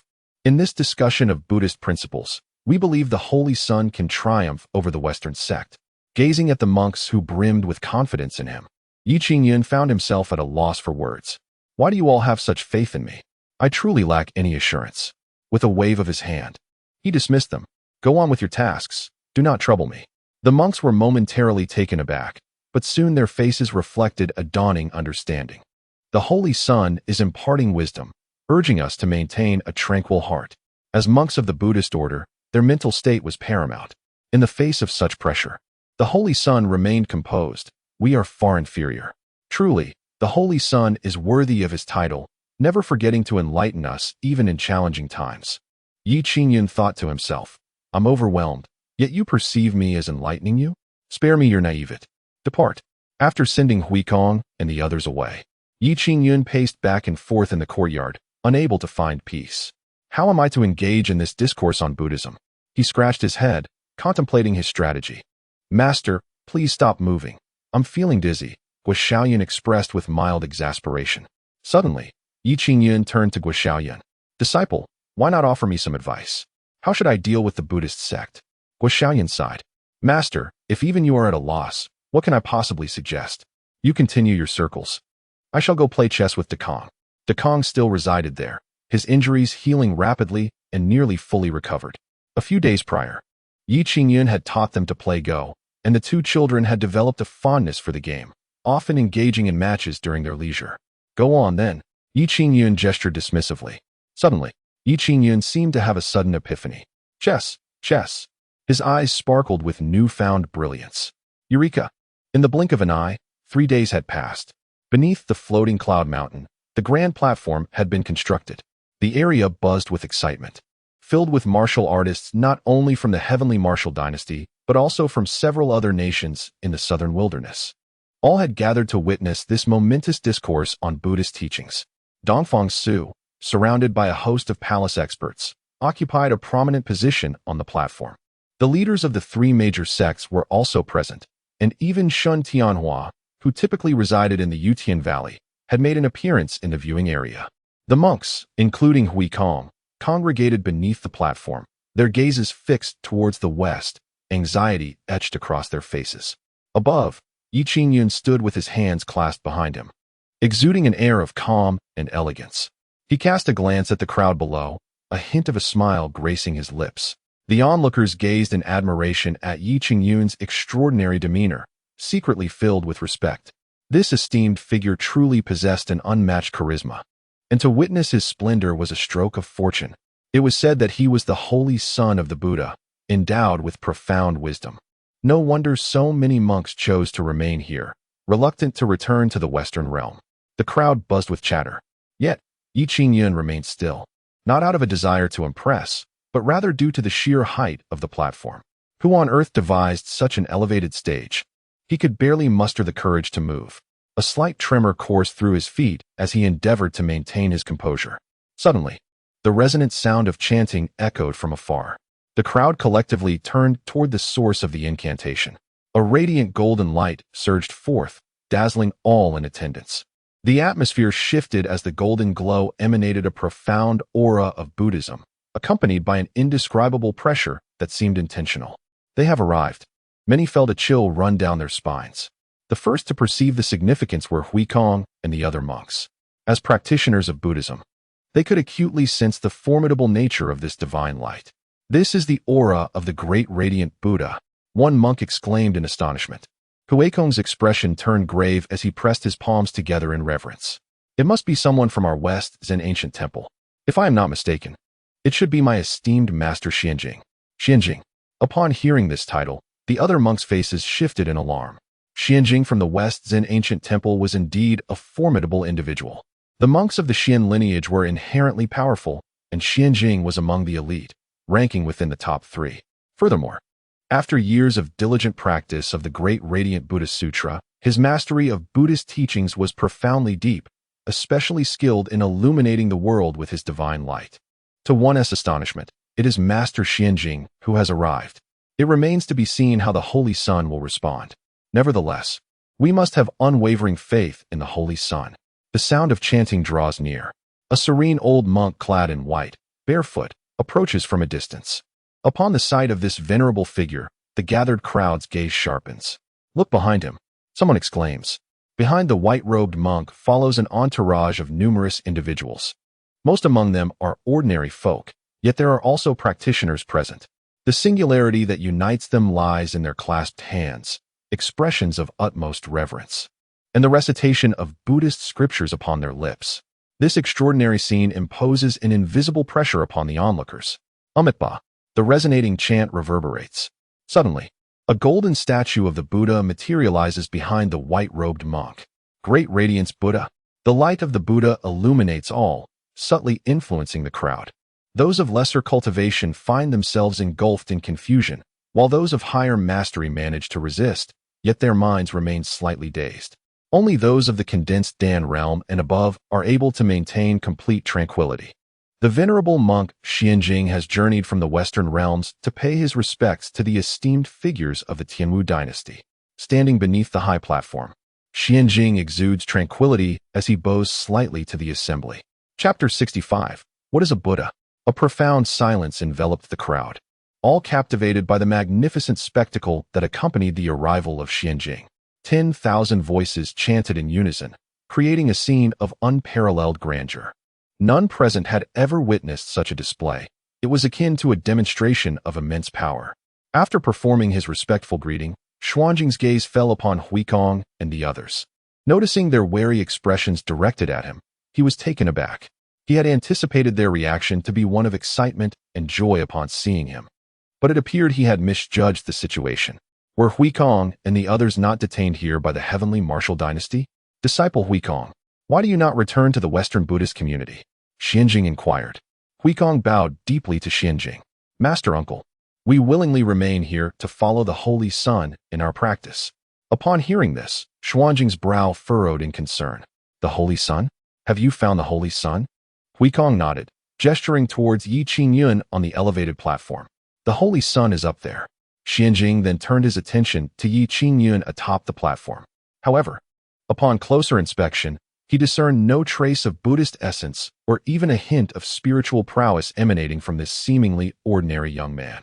How could such a person possibly be the prophesied Holy Sun destined to lead the Buddhist community to glory? It was utterly inconceivable. Huikong, you have been deceived. He is not the Holy Sun, Qingyun asserted, shaking his head. To his astonishment, this statement ignited the ire of Huikong and the others. Master Uncle Qingyun, I hold you in high regard, yet you must not offend the Holy Sun, Huikong declared with a grave expression. Indeed, we must not disrespect the Holy Sun. He embodies our unwavering faith, and we shall defend him with our lives. Each of Huikong's companions glared fiercely at Qingyun. Despite their awareness of the considerable disparity between themselves and Qingyun, they were willing to confront him for the sake of Yi Qingyun. Yi Qingyun observed the unfolding drama from the platform, feeling utterly speechless. These monks truly believed him to be their Holy Son. The misunderstanding was monumental. What if he inadvertently revealed the truth? Would they not seek to harm him? A wave of concern washed over him. Qingyun, too, was taken aback by the fervent attitude of Huikong and his companions. It was well known that these monks were the Crme de la Crme of their respective temples in the Western Buddhist community, each possessing profound mastery of the Dharma. Their resolve was not easily swayed. Yet now, they were willing to oppose him for the sake of this so-called Holy Sun? Qingyun's mind began to churn with doubts. Could it be that this young man possessed some form of enchanting persuasion? At that moment, Dongfang Su stood up. Master Qingyun, did you not come here today to engage in discussions on Buddhist philosophy? In the present day, I, Yi Qingyun, a master of Buddhist teachings in the Qingyun dynasty, stand upon this Dharma platform. I inquire, courageous master, would you dare to ascend? Yi Qingyun, a master of Buddhist teachings? This sounds rather akin to a grand charlatan. Yi Qingyun's expression grew peculiar, his mind swirling with thoughts. Qingyun offered a faint smile. The old monk's understanding of the Dharma is shallow. I dare not speak of the Buddha recklessly. Dongfang Su remarked. Since you are so humble, it would be best to return to the Western realm. Qingyun shook his head. However, to awaken the monks of the Buddhist community in the Western realm, I must ascend the stage and risk embarrassment. As soon as he finished speaking, Qingyun lightly pressed his foot, and a lotus flower appeared out of thin air. He stepped onto the lotus, rising gracefully to the high platform. Qingyun gazed at Xuanjing's ascent with a tinge of envy. Previously, he had to climb up the ladder, trembling at times and nearly losing his footing. Others assumed that Qingyun chose such a humble method of ascent to conceal his powers. "Benefactor, I bow to you," Qingyun said, inclining his body in respect. Qingyun joined his palms together, responding, "Master, I pay my respects to you. Courtesy begets courtesy. One must uphold the proper decorum." Unexpectedly, Qingyun posed a direct challenge. "Benefactor, are you truly the holy son of the Buddha?" This question was rather forthright. If Qingyun admitted it, a profound discourse on the dharma would surely ensue. If he denied it, Qingyun could easily claim that Qingyun was an impostor, thus shaking the confidence of Huikong and the others below. What a cunning monk. Qingyun scratched his head. "Honestly, I do not know." His response was ambiguous. Xuanjing's brow furrowed slightly. "You do not know yourself?" Qingyun shrugged. "I truly do not." Qingyun chuckled. "Yet Huikong and the others insist you are the holy son of the Buddha." Qingyun replied, "What do you think?" Qingyun was taken aback, not expecting Qingyun to counter with a question. "Benefactor, I am asking you," he reminded. "I am also inquiring of you," Qingyun replied. The audience below, listening to their exchange, found themselves at a loss for words. This did not resemble a discourse on Buddhist philosophy, but rather the conversation of two individuals seemingly lacking in common sense. Yet, for reasons unknown, the crowd felt that Qingyun's words contained a deeper, almost mystical significance. Xuanjing's expression grew serious. "The old monk wishes to discuss the Dharma with you." At last, the moment had come. Although Qingyun had mentally prepared himself, the reality of the impending exchange still instilled a certain trepidation within him. "Very well," he acquiesced. Qingyun was the first to pose a question. "I wish to ask you, Benefactor, what is the Buddha?" Upon hearing this, the audience collectively furrowed their brows. Was the first question to be so obscure? What is the Buddha? How does one respond to this? Huikong and the other monks fell into contemplation. The teachings of the Buddha are numerous within the scriptures. Yet, what truly defines a Buddha, and how many can articulate this clearly? One cannot help but wonder how the Holy Son will respond. Huikong and the others harbored quiet concerns. However, Qingyun merely smiled. Qingyun, perplexed, inquired, "Why do you smile, Benefactor? Is it perhaps that you cannot provide an answer?" "Not at all." Qingyun gestured dismissively. "Then, Benefactor, please enlighten us. What is a Buddha?" "Before I respond, I would first like to hear your interpretation," Qingyun stated. Qingyun chuckled softly. "Benefactor, if I were to answer, your response could not possibly align with mine." "That is to be expected," Qingyun replied. "Very well." Xuanjing's expression turned earnest. "A Buddha is the Tathagata, the one who has perfected both virtue and wisdom. A practitioner may attain Buddhahood after enduring countless eons of practice. A Buddha transcends the cycle of reincarnation, possessing profound enlightenment regarding all worldly matters." Huikong and the other monks nodded in agreement. This indeed encapsulated the most profound definition of a Buddha within the Buddhist tradition. Those outside the Buddhist path could scarcely grasp the essence of such a definition. "Now, it is your turn," Qingyun said, looking expectantly at Qingyun. "I am the Buddha." Upon hearing these words, the entire assembly was left in astonishment. Chapter 66. Have you ever heard the tale of the Buddha offering his flesh to feed the eagles? The crowd collectively paled. How audacious! When asked what it means to be a Buddha, one boldly claims to be the Buddha himself, even if one were a holy offspring of the Buddha. Such presumption is unacceptable. As anticipated, Xuanjing's expression shifted dramatically, a surge of fury evident on his face. The expressions of Huikong and the others below mirrored astonishment. The noble and wise image of Qingyun, the Holy Son, began to crumble at that moment. Could it be that we have misidentified the Holy Son? Yet, he had previously elucidated the profound truths of Mahayana Buddhism. How could someone capable of articulating such truths now utter such outrageous words? This was indeed difficult for Huikong and the others to accept. The practitioner is excessively arrogant. Xuanjing's countenance darkened ominously. The Buddha is supremely revered. How could you, a mere practitioner, dare to blaspheme? Qingyun, however, looked at Qingyun with a perplexed expression. "Why can't I be the Buddha?"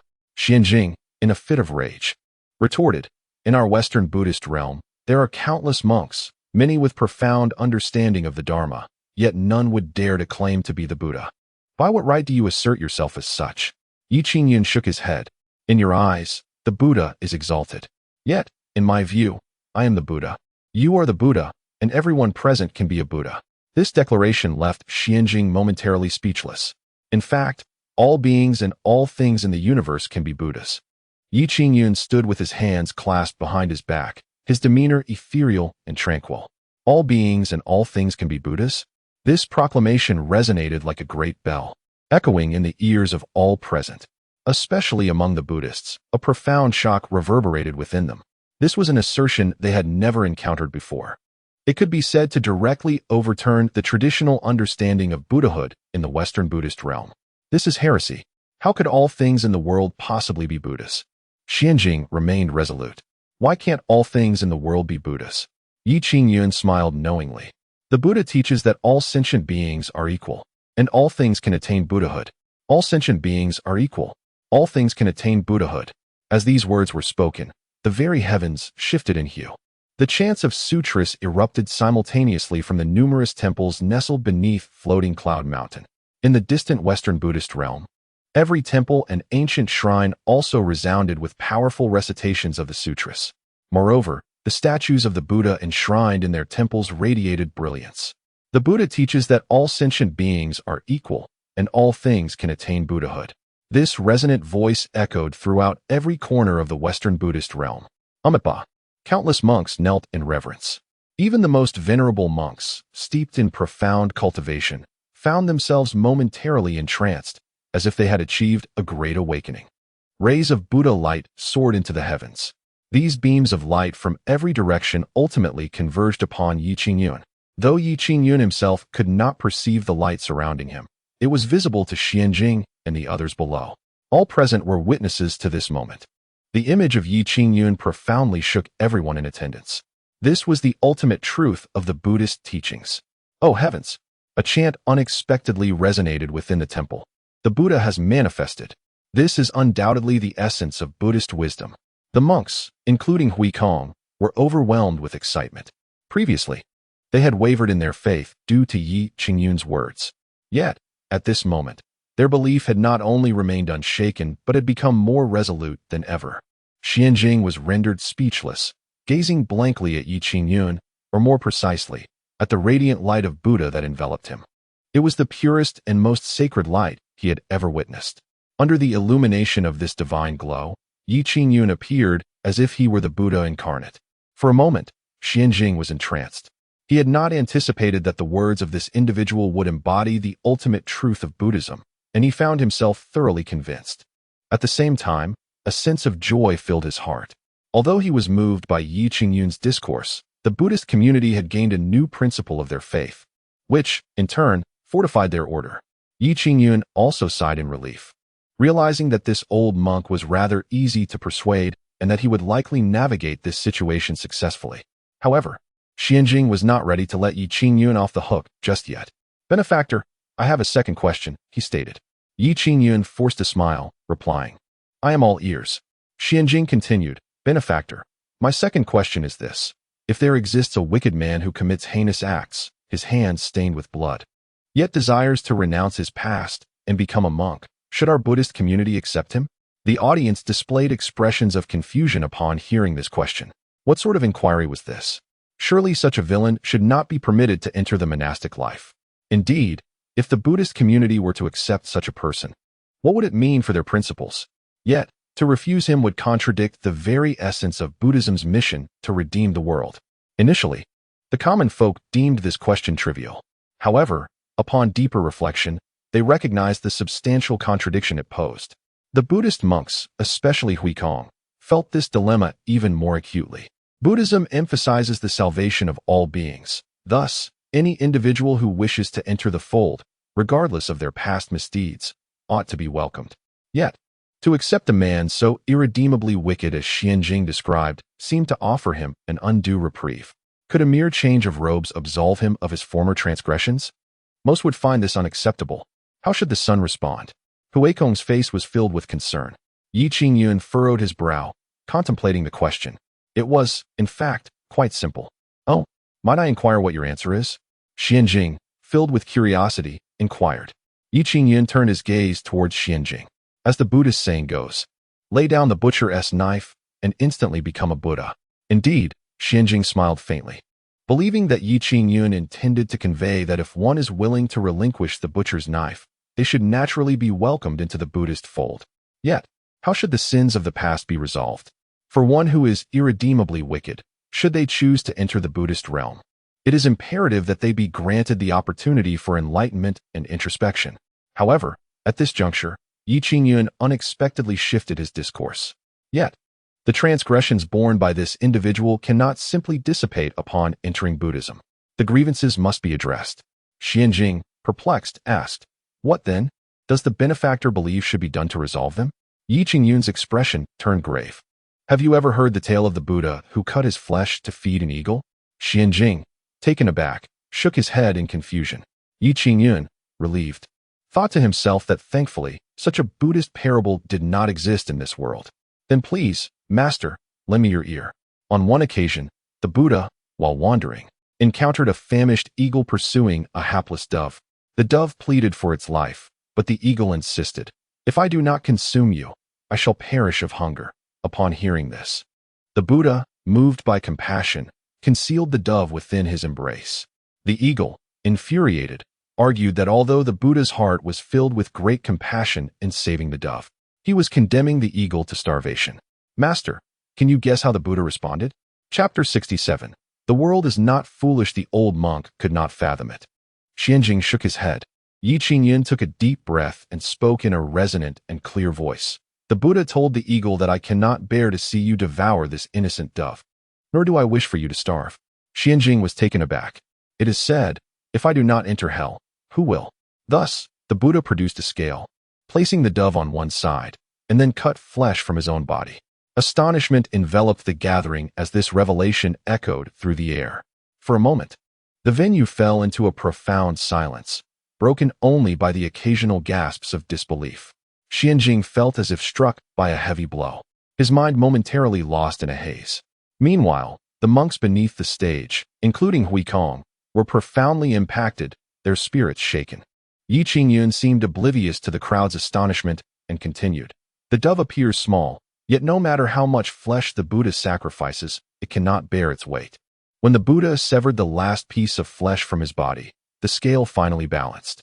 The heavens and earth transformed, and the true Buddha was born. At this juncture, Qingyun turned his gaze towards Qingyun. Master, do you comprehend?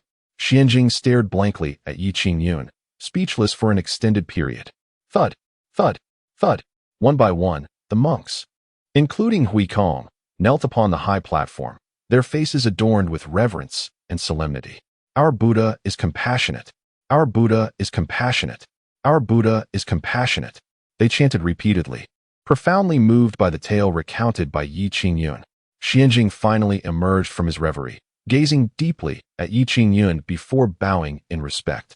Please accept my humble salutation, Master. Qingyun smiled in response. After the bow, Xuanjing's countenance was filled with emotion. If I do not enter hell, who will enter? The Buddha's words resonate profoundly. Thank you, Benefactor Yi, for conveying the Buddha's wisdom to us mortals. Qingyun replied with a smile. Now, do you understand why I answered your question in such a manner? Qingyun sighed with a wry smile. I comprehend. If that wicked individual wishes to enter the Buddha's domain, it is our duty to grant him an opportunity. However, the sins of his past cannot simply vanish. We, the followers of the Buddha, ought to bear the burden on his behalf, repaying his transgressions. This embodies the essence of if I do not enter hell, who will? Even the greatest of evils can be redeemed through my own sacrifice. Qingyun nodded in agreement. Indeed. Qingyun sighed, a look of shame crossing his face. I never imagined that today, under Benefactor Ye's guidance, I would receive such profound teachings. I feel as though my years of cultivation have been in vain. Qingyun waved his hand dismissively. Master, you are too humble. The crowd below, witnessing this exchange, erupted in applause for Qingyun. Dongfang Su's face reflected excitement. Yi Gaoren truly possesses remarkable prowess, effortlessly captivating even the most formidable of adversaries with just a few words. Indeed, It is astonishing to discover the profound depth of Yi Gaoren's understanding of Buddhism, remarked Su Changfeng with utmost reverence. The discourse on Buddhist principles earlier was genuinely thought-provoking. Chen Gongwang mused. It has instilled in me an almost irresistible urge to renounce worldly ties and embrace monastic life. Gong Sun Yu chuckled. Yet, it is undoubtedly Hui Kong and his companions who are most exhilarated. They increasingly recognize the wisdom in their choice to follow Yi Qingyun. The previously held belief that all things in the world can attain Buddhahood, coupled with the notion that if I do not descend into hell, who will? These are indeed profound truths of the Buddhist path. A soft golden aura enveloped Huikong's visage, signifying the immense fortune of having been granted the opportunity to absorb two distinct yet invaluable Buddhist doctrines in one sitting. The other monks, too, shimmered with a faint golden glow, each experiencing varying degrees of elevation in their spiritual practice, all thanks to Yi Qingyun. In their eyes, Yi Qingyun transcended the status of a mere saint. He had become a singular entity within the Buddhist realm. Meanwhile, on the platform, Xianjing wore a complex expression. In truth, the old monk harbored one final query. Yi Qingyun had assumed the discourse was concluded. To his surprise, another question lingered. He nearly felt compelled to express his exasperation. Having stood for so long, he dared not move, his legs growing numb. Yet, he maintained an air of nonchalance. It was quite vexing. Nevertheless, he acquiesced to the inquiry. Yi Qingyun forced a smile and braced himself. Xianjing steadied his thoughts and articulated his last question. The world is blinded by ignorance, ensnared by various worldly desires, unable to discern the illusory nature of existence. How should we, as practitioners of Buddhism, guide the masses? This presented yet another intricate and profoundly challenging question. How to guide the world? This conundrum has remained unresolved within Buddhism for many years. Despite the significant influence of the Dharma, the path to enlightening the masses through mere teachings is exceedingly arduous. Like Xianjing, who had garnered a following of 100,000 devotees. Yet their allegiance stemmed from the allure of esoteric Buddhist methods, which would dissipate upon the cessation of those methods, revealing their true nature. The old monk was indeed a formidable opponent, presenting increasingly difficult inquiries. Yi Qingyun felt a twinge of frustration, but had prepared himself for such a scenario. He reflected and soon formulated an idea. Humanity is not inherently foolish, Yi Qingyun stated with sincerity. Xianjing was momentarily taken aback, but did not acquiesce. If humanity is not foolish, why do they not attain enlightenment and embrace Buddhism sooner? Yi Qingyun countered. Is it only by entering the Buddhist fold that one is spared from ignorance? Xianjing found himself momentarily speechless. Yi Qingyun continued with a smile. In this vast world of myriad forms, every individual who descends upon it is truly unique. Each individual traverses their own unique journey, encountering the splendor of their existence. Like an ordinary person, they will experience the cycle of life and death, the spectrum of emotions from joy to sorrow, all within the fleeting span of a century. Perhaps, as this mortal approaches the twilight of their life, they may reflect upon the brevity of time, feeling a sense of nostalgia for a life that may not have been particularly joyous.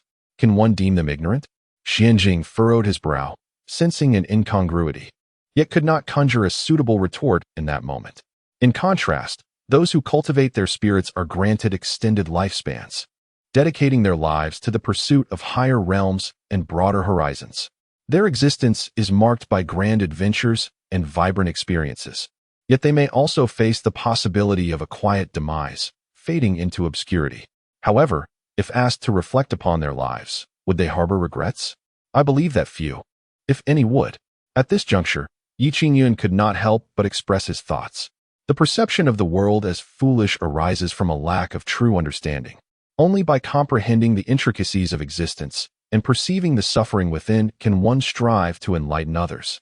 Until that moment arrives, we are but transient visitors in this realm. Chapter 68. Can one play chess?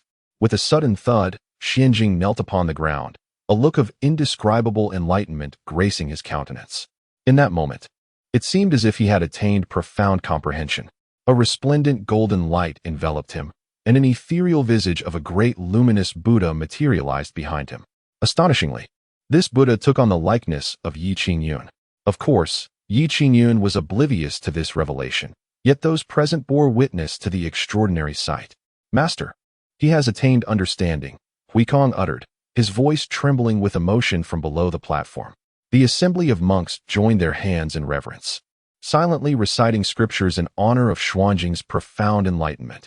Xianjing bowed deeply to Yi Qingyun, expressing his gratitude. Thank you, Holy Son, for your guidance. I have comprehended. At that moment, Xuanjing's address shifted from benefactor Yi to Holy Son, signifying his complete submission to Yi Qingyun. He had finally acknowledged Yi Qingyun as the true son of the Buddha's teachings.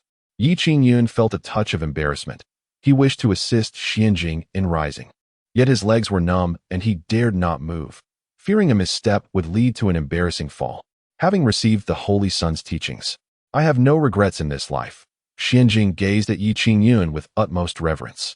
I earnestly hope the Holy Son will visit the Western realms, bestowing supreme Buddhist teachings upon the monks there. This was an invitation for Yi Qingyun to enlighten the Western Buddhist community. Huikong and the others were filled with immeasurable excitement.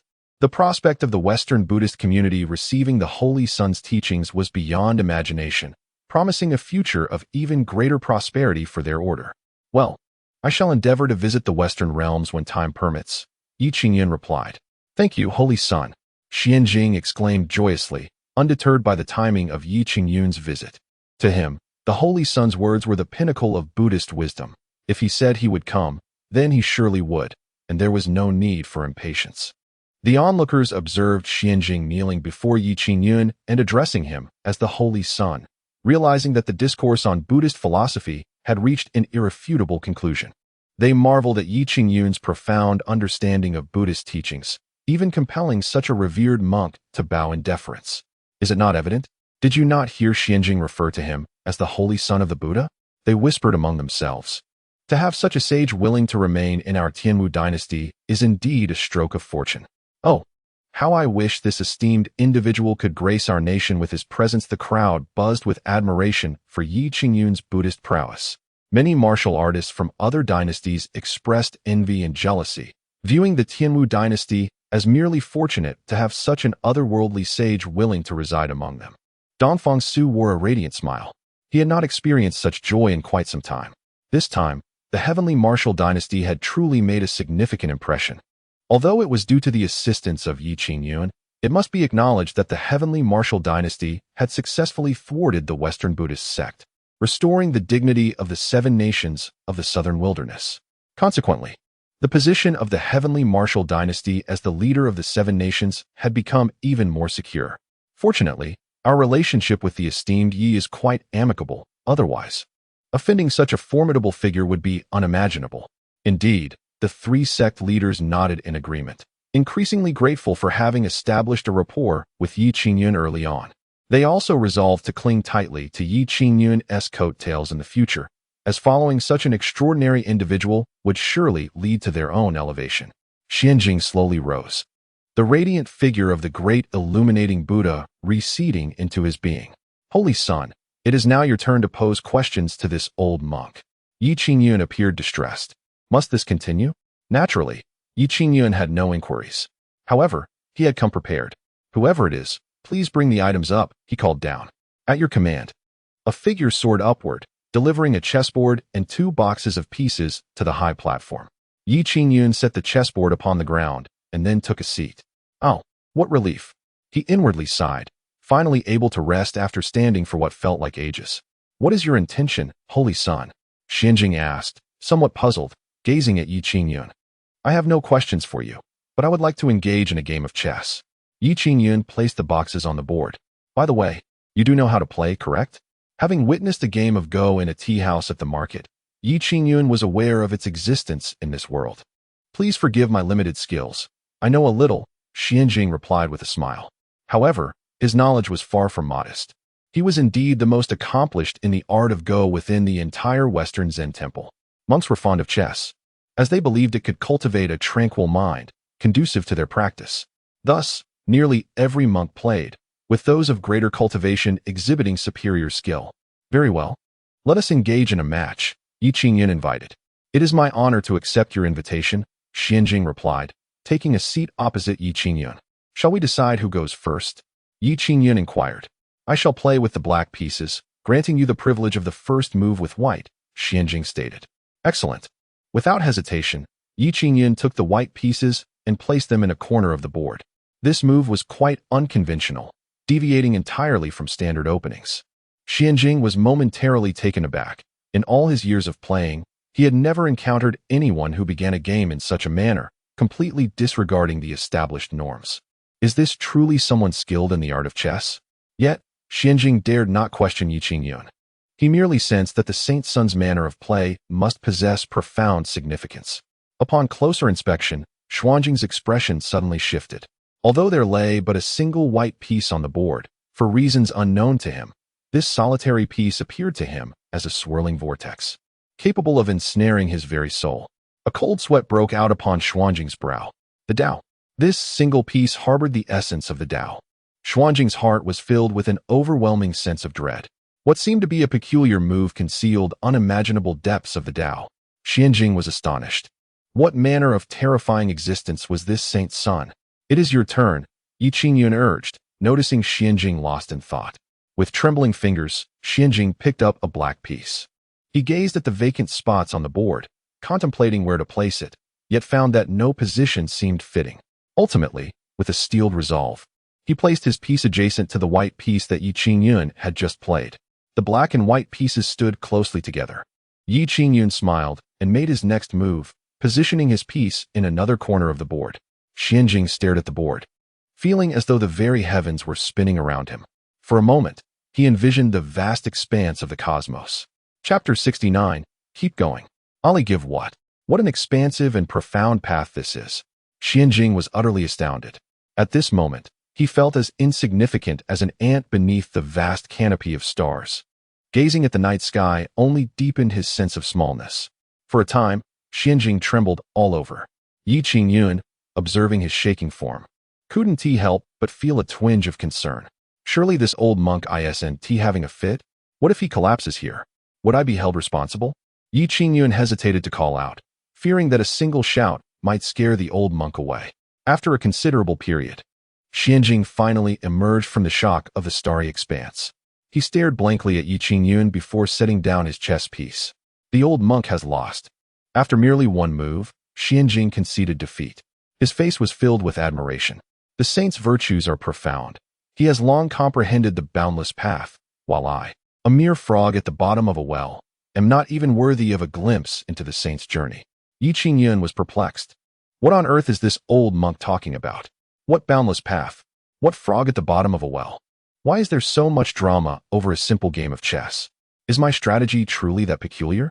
Saint, I no longer wish to return to the Buddhist realm of the West. I only desire to cultivate alongside you here, Xianjing declared unexpectedly. This revelation startled Yi Qingyun. This simply cannot happen. Xianjing paused, a hint of disappointment crossing his features.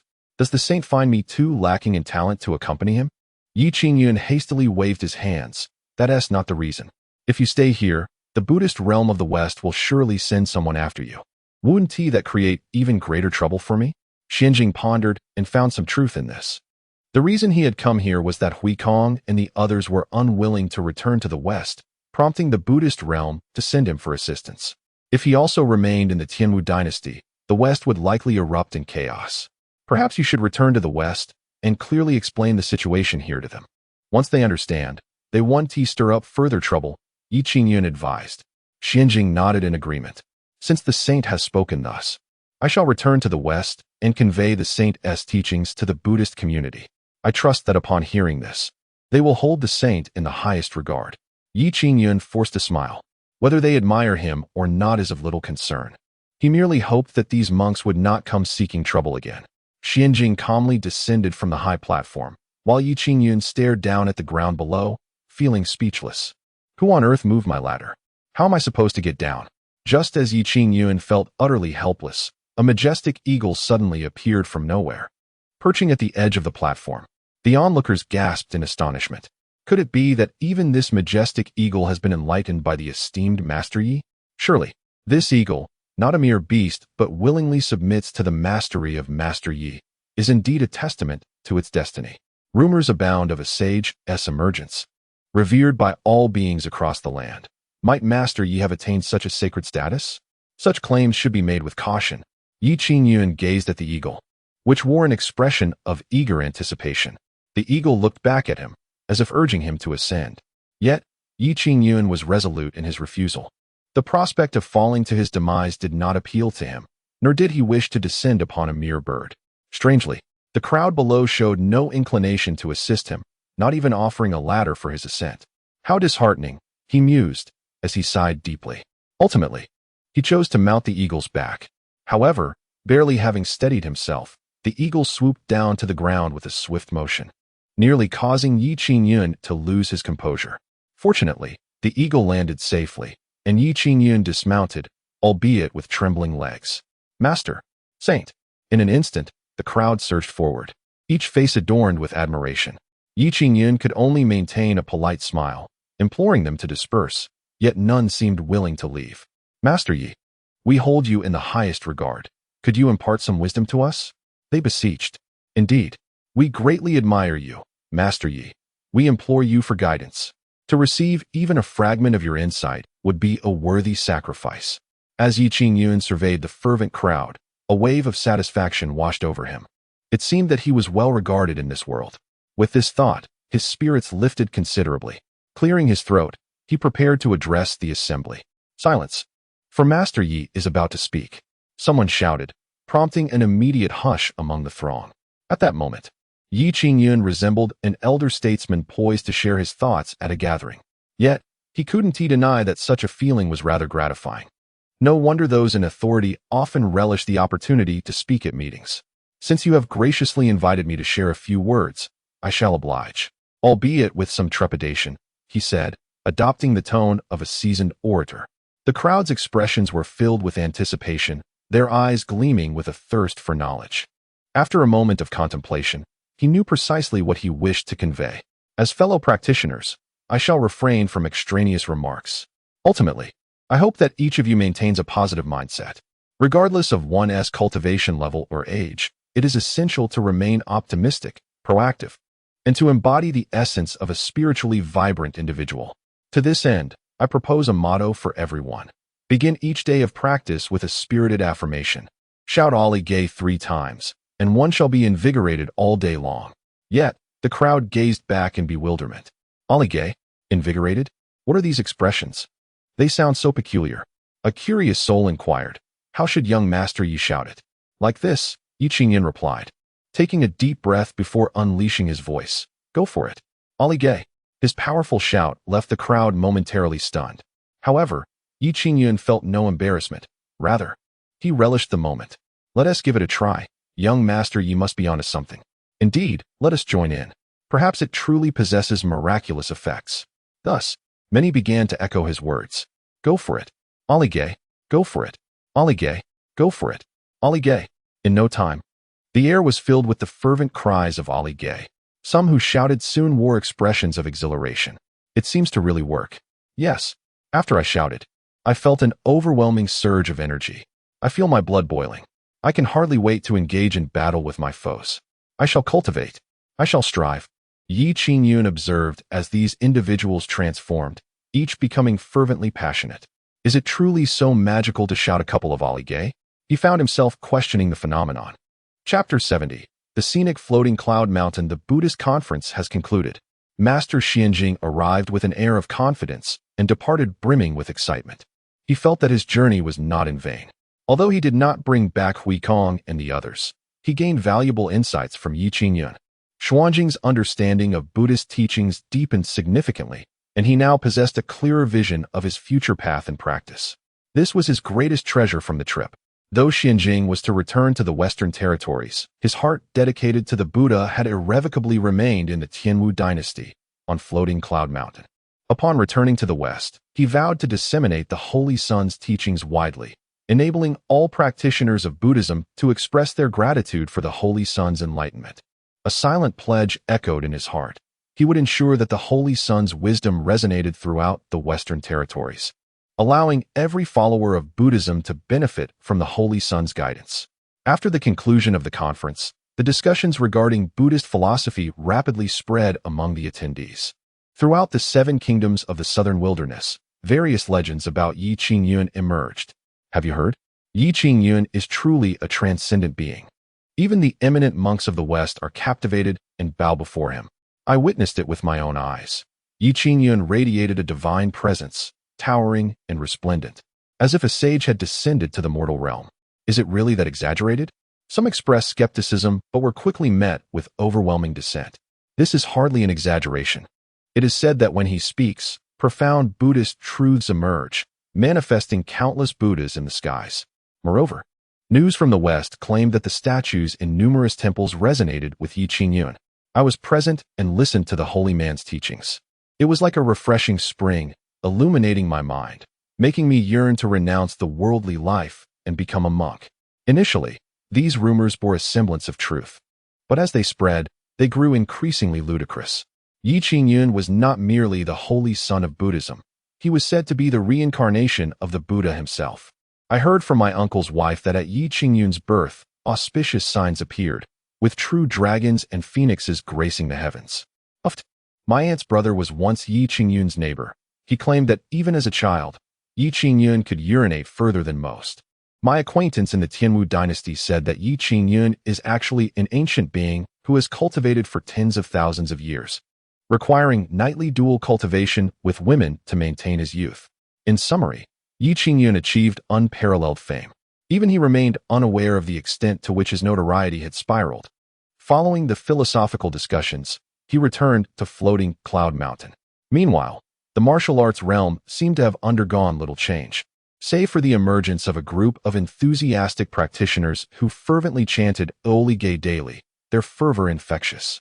Not long thereafter, in the realm of cultivation, a fervor has emerged.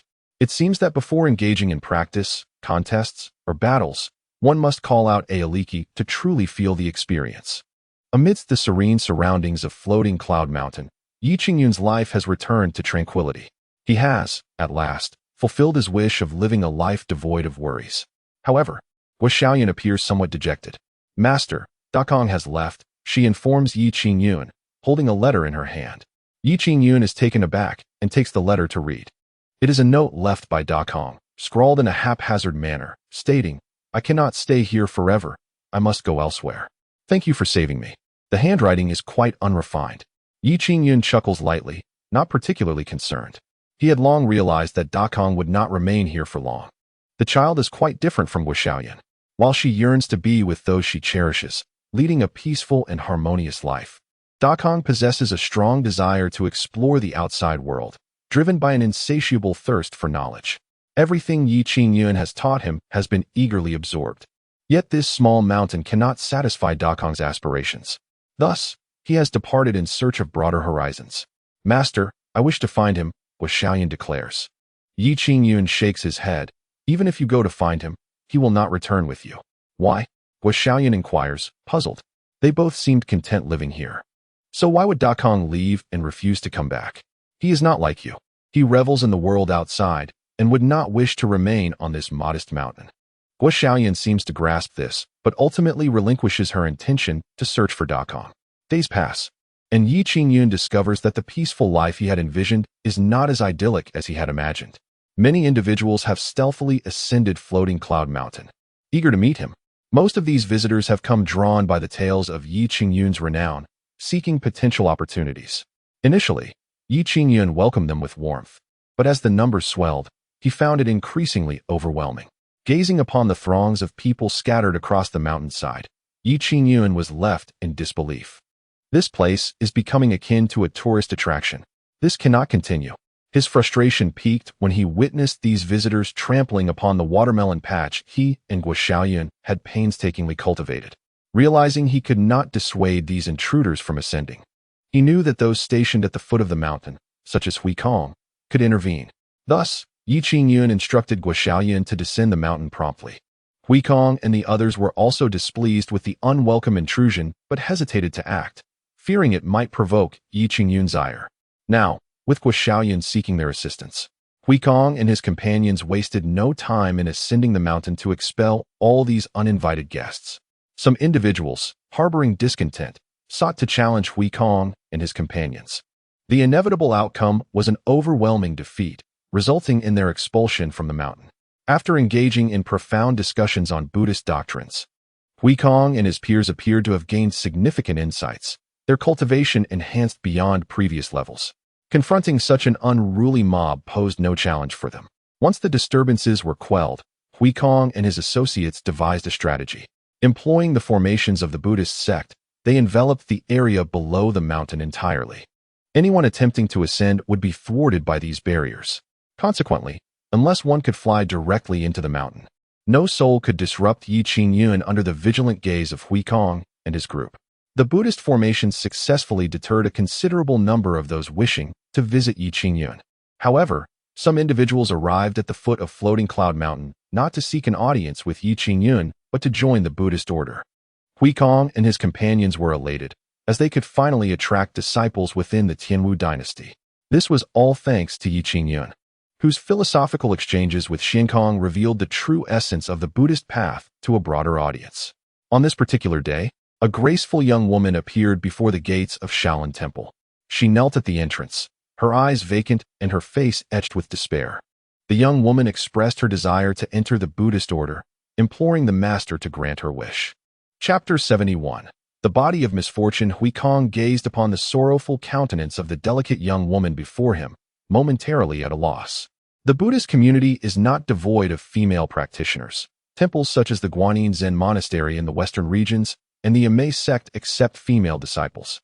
However, the Shaolin Temple, where Huikong resides, has never admitted a single female disciple. He hesitated to set such a precedent, fearing the potential complications it might invite. Yet, he refrained from outright rejection, instead regarding the young woman with concern. "Dear benefactor, what compels you to seek ordination?" he inquired. A profound despair was etched upon the young woman's face. Her once beautiful eyes lacked luster, as if she had utterly surrendered to her fate. The young woman, named Song Rower, had endured a life of hardship. In her childhood, she inadvertently caused the demise of her parents. At the tender age of 7, she was taken in by an adoptive mother, who, tragically, also met her end due to her presence. By the time she turned 10, she had finally become a disciple of the Linghui sect, only to witness it descend into chaos 3 years later, with the death of the sect leader and the scattering of the elders. At 14, she found a master, yet the very next day, he succumbed to a tragic mishap during his cultivation. Upon hearing this, Huikong's expression shifted. "Heavens, it seems calamity follows you relentlessly," he murmured, a sense of dread creeping into his heart. Later, aiming to spare innocence from further suffering, she sought refuge in the mountains, only to find herself amidst a devastating wildfire that claimed the lives of countless creatures and affected nearby farmers. For years, she wandered, leaving a trail of misfortune in her wake, and now felt utterly helpless.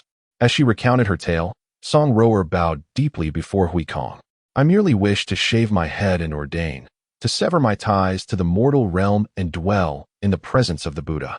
I beseech you, master, to grant me this wish." Huikong furrowed his brow, troubled by the weight of her plight.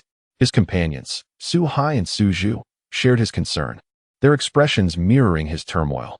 The tragic history of Song Rower was indeed heart-wrenching. It seemed all those connected to her had perished. It was no wonder that a young woman so burdened by fate would yearn for a life of renunciation. "Master, perhaps we should take in this unfortunate girl," Su Zhu suggested with sympathy. Huikong sighed, "But there are no women in our Shaolin Temple." Su Zhu gestured towards Song Rower. "If she were to join us, she would be our first female disciple." Song Rower, eager and earnest, implored, "I seek nothing more than to spend my remaining days in the temple." After a lengthy deliberation, Huikong finally acquiesced. "Very well, but you need not shave your head just yet. I will compose a letter to the female monks of the Western Buddhist community to come here, and when they arrive, you may then join their order. This would be the most prudent course of action." Song Rower beamed with joy. "Thank you, master, for your kindness." Huikong waved his hand. "Rise." Song Rower stood, her heart filled with gratitude. "These are the monks of my temple, Su Hai and Su Zhu," introduced Huikong. "Amitba." Su Hai and Su Zhu bowed in unison to Song Rower. With her palms together, Song Rower returned the gesture. Suddenly, a tile from the roof plummeted down with a resounding crack, striking Su Hai on the head. This left several people momentarily dazed. Su Hai touched his head, although unhurt. The unexpected blow left him feeling a bit lightheaded. "Suhai, are you all right?" Huikong inquired, astonished. "Master, I am fine," Suhai replied, a look of confusion on his face. "Yet, I cannot fathom why I failed to react when the tile fell." It was not only him. Both Huikong and Su Zhu had also been caught off guard. Given their cultivation, how could they have possibly avoided such a mundane tile? It was indeed quite perplexing. Song Rower appeared hesitant to speak, a worried expression crossing her features.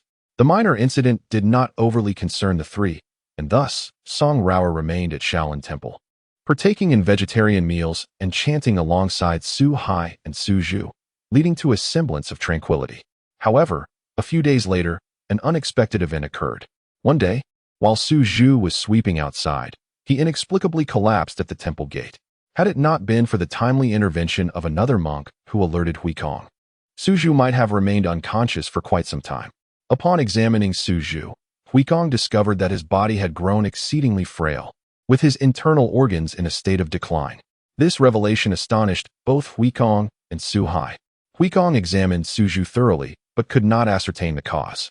Nonetheless, he resolved to do everything in his power to save him. On the third day of Su Zhu's illness, a sudden fire erupted in the back courtyard of the temple. Fortunately, Su Hai noticed in time and extinguished the flames. Otherwise, the entire Buddha hall could have been consumed. 2 days later, Su Zhu's condition showed no signs of improvement. Yet strange occurrences continued to plague Shaolin Temple. First, the golden statue of the Buddha in the main hall inexplicably toppled during the night, startling Huikong, who rose to investigate immediately. Additionally, several birds fell inexplicably at the temple's entrance, filling the air with a foul stench. In the back courtyard, numerous snakes, insects, and rodents emerged only to perish in an instant. All these signs pointed to a singular conclusion. Shaolin Temple was in grave trouble. Unable to contain his anxiety, Huikong, witnessing Su Zhu's gradual decline and the rising tension among the monks, summoned Song Rower. Although she appeared unaffected, it was evident she had some awareness of the situation. "Lady Benefactor, are you concealing something from this humble monk?" Huikong asked solemnly. "And no," Song Rower replied, shaking her head, a hint of guilt in her demeanor. "Dear lady, you have witnessed the recent circumstances at our Shaolin Temple. If you fail to reveal the truth, I fear our temple may soon find itself entangled in your misfortunes." Huikong admonished sternly. Tears glimmered in Song Rower's eyes. I. In truth, I am a naturally calamity-prone individual." Upon hearing this, Huikong was momentarily taken aback, then swiftly filled with alarm. He nearly leapt to the roof in his haste. "Hurry, depart from Shaolin Temple at once." The usually composed Huikong now resembled a mouse frightened by a cat, desperately urging Song Rower to leave. Kneeling on the ground, she wept bitterly. "Master, I have nowhere else to go." Huikong felt an overwhelming urge to kneel before her as well. "My dear lady, your calamity-prone nature could bring about death itself. Even with the protection of the Buddha, our Shaolin Temple cannot withstand the disasters your presence may incite." The calamity-prone individual, as described in ancient legends, possesses an exceptionally dire constitution. Wherever such a person treads, calamity follows. Those close to them do not meet a peaceful end, and all who are associated with them face untimely demise. In simple terms, they are a born harbinger of disaster, bringing death in their wake. Chapter 72. Your cultivation is still insufficient. The body of calamity is exceedingly rare, having manifested only twice in ancient times. The first occurrence precipitated a catastrophic disaster that resulted in the annihilation of numerous sects and the inexplicable demise of over 100 formidable warriors. Ultimately, it was only through the concerted efforts of the world's heroes that this body of calamity was vanquished. The second instance incited a veritable storm of bloodshed in the northern regions, nearly leading to the extinction of countless families in North River. Now, after the passage of 10 millennia, this body of calamity, which has long instilled fear in many, has resurfaced. What is more alarming is that it has appeared within the very confines of his temple. How could this not evoke trepidation in Huikong? He has come to a definitive conclusion that both the sudden illness of Su Zhu and the series of strange occurrences at Shaolin Temple are the direct result of Song Rower. This body of calamity, a veritable harbinger of disaster. Master Song, it is not that I, a humble monk, possess a heart of cruelty. But do you comprehend the implications of being a body of calamity? Huikong expressed with a bitter countenance. Song rower, too, wore an expression of helplessness. I understand, yet I truly have nowhere else to turn. Perhaps only the Buddhist realm can alleviate the influence of this body of calamity. Can the Buddhist realm truly provide such relief? Huikong pondered, uncertain. Nevertheless, he was acutely aware that he could not withstand the impending calamity. It would not be long before he too would be affected, and he feared his life would soon be forfeit. No, she cannot remain here. Huikong thought heavily, resolute in his decision to escort Song rower away. After some contemplation, he realized that the only person in the world who might possess the ability to address this body of calamity was Qingyun. No other individual came to mind who could wield such power. For the time being, there is but one individual who can assist you, Huikong stated solemnly. Song rower was taken aback. Who does the master speak of? Qingyun. Song rower was certainly familiar with Qingyun's name. His renown in the southern wastelands was unparalleled. Yet I have heard that the esteemed master has secluded himself in the mountains, his whereabouts unknown, she replied, perplexed. Huikong smiled gently. Qingyun is the holy son of our Buddhist order, and he currently resides in the floating cloud mountain. Song rower was elated. Will I truly have the chance to meet this esteemed master? Huikong nodded. I am acquainted with the holy son. Only I can bring you to him and explain the situation. I believe he will be inclined to offer his assistance. Song rower swiftly bowed in gratitude. I am deeply appreciative, master. It is of no consequence.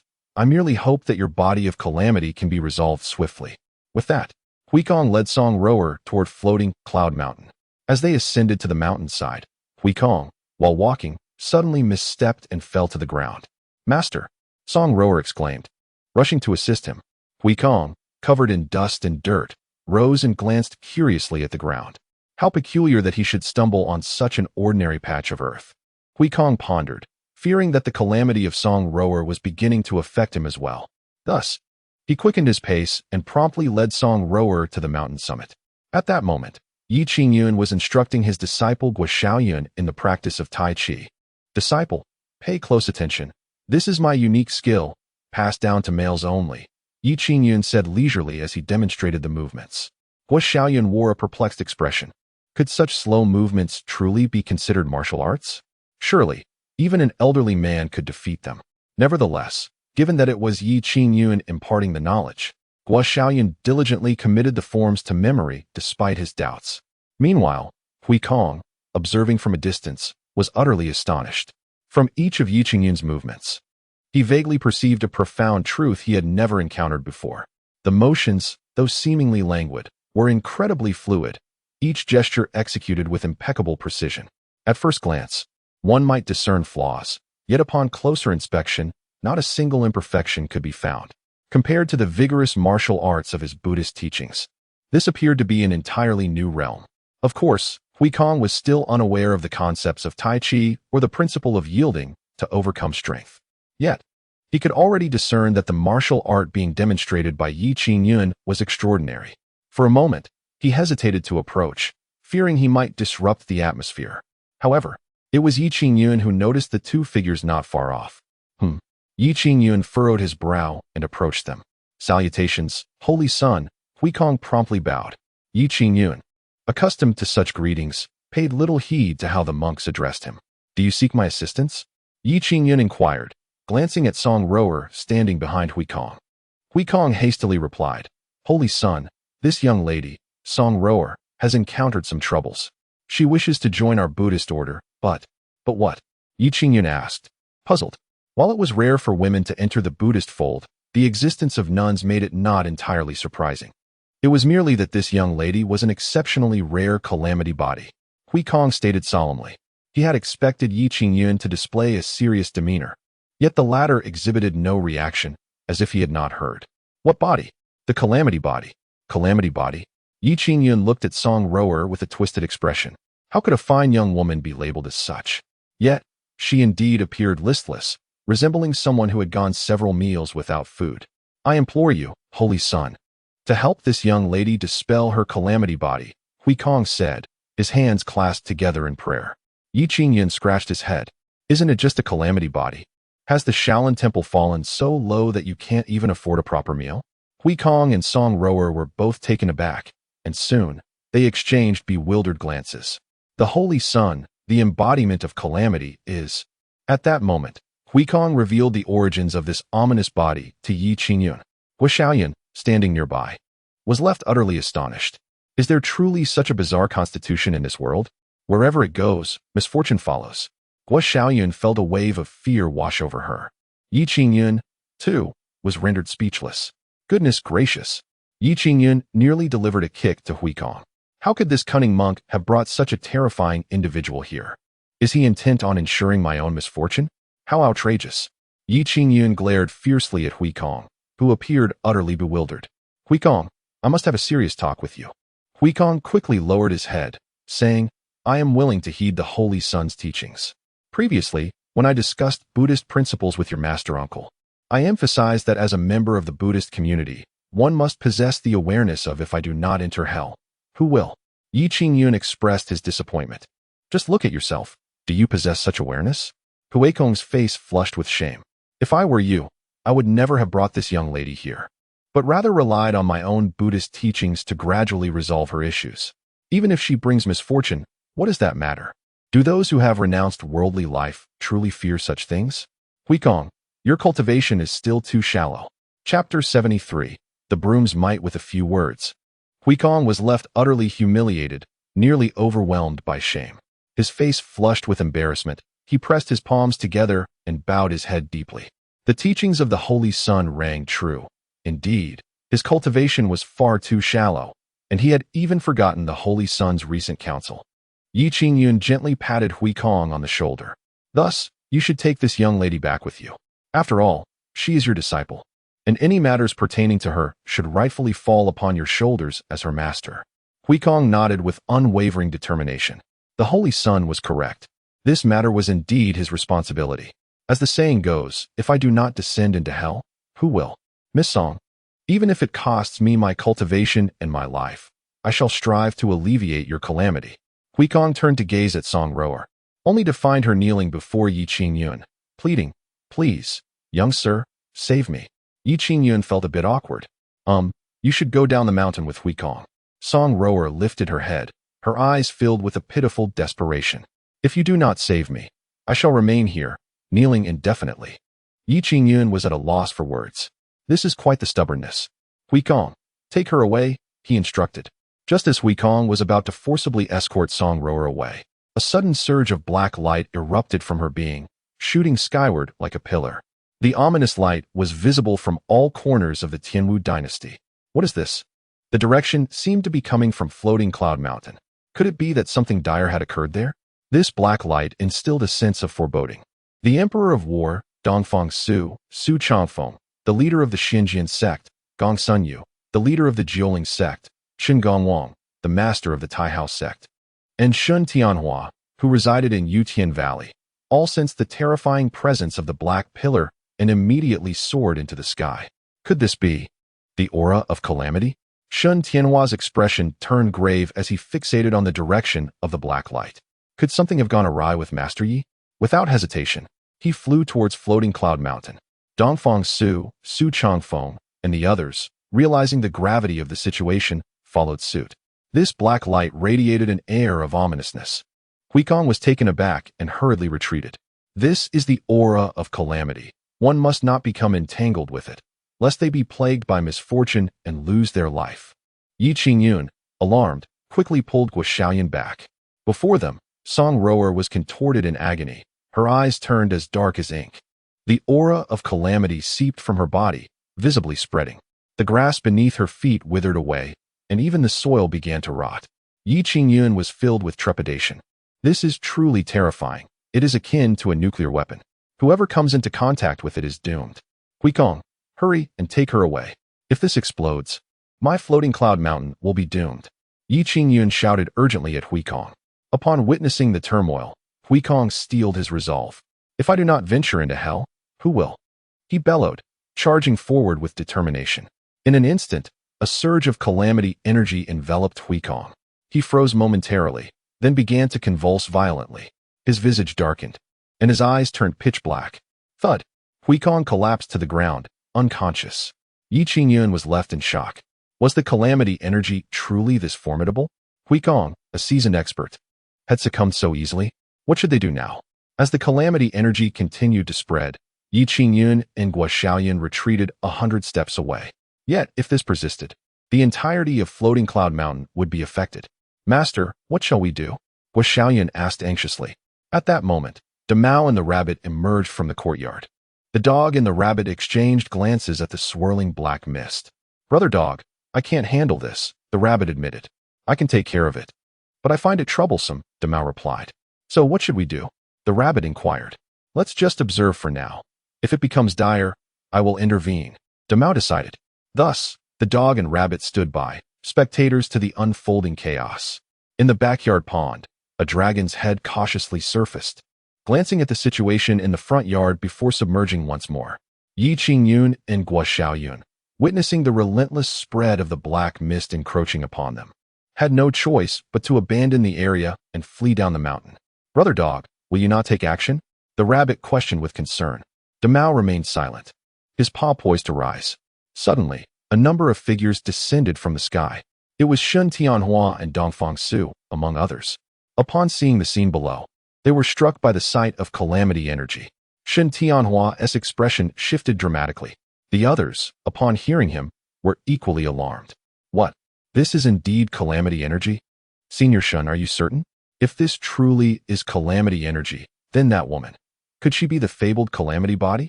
Dongfang Su and the others were filled with astonishment, struggling to comprehend.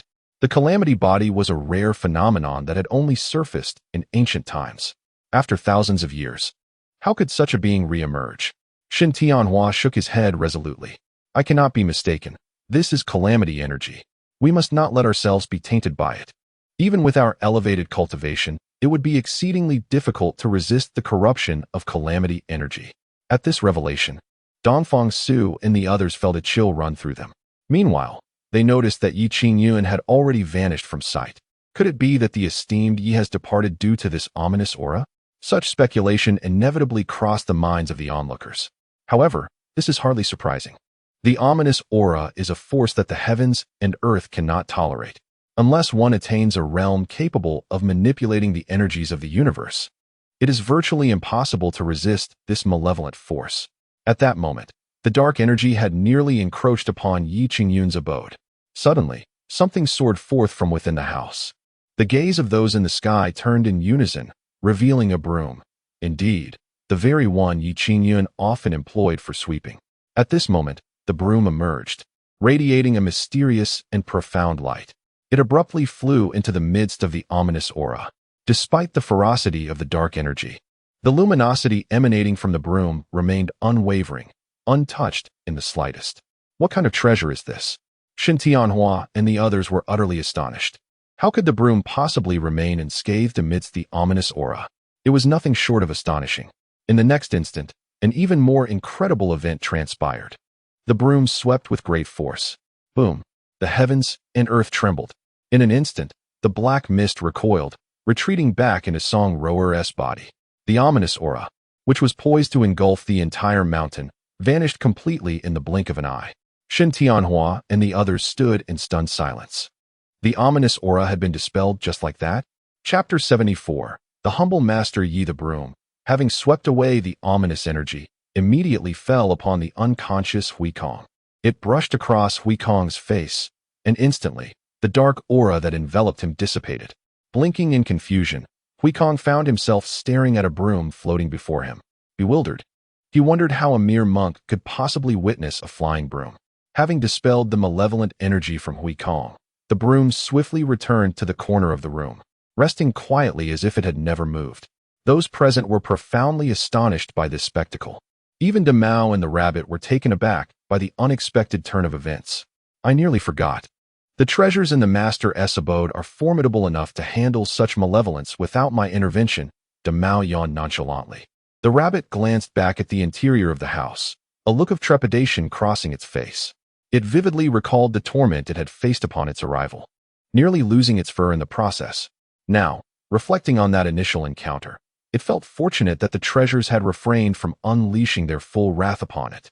If they could easily dispel ominous energy, it was evident that a mere rabbit demon like itself was hardly worthy of their attention. At that moment, Shen Tianhua and the others also descended to the ground. They swiftly approached Song Rower and Hui Kong. Esteemed benefactors, did you save this humble monk? Hui Kong inquired. Still in a daze, Shen Tianhua and the others shook their heads. They had no means to dispel the ominous energy. Had it not been for its disappearance, they would not have dared to land. Who could have rescued this monk? It seems the ominous energy has vanished, Hui Kong pondered aloud, visibly perplexed. It was the treasures of Master Yi that dispelled the malevolent energy and saved your life, Dongfang Su explained. The treasures of Master Yi? Hui Kong exclaimed in astonishment. Indeed, a treasure flew out from Master Yi's abode just now, the very broom you witnessed. It was that broom which eliminated the ominous energy and preserved your life, Dongfang Su confirmed. Recalling the broom that had hovered before him, Hui Kong's expression turned to one of sheer shock. What of the saint? He scanned the surroundings, but could not find Yi Qingyun. Shen Tianhua sighed. It seems the master, weary from incessant disturbances lately, is reluctant to meet with us.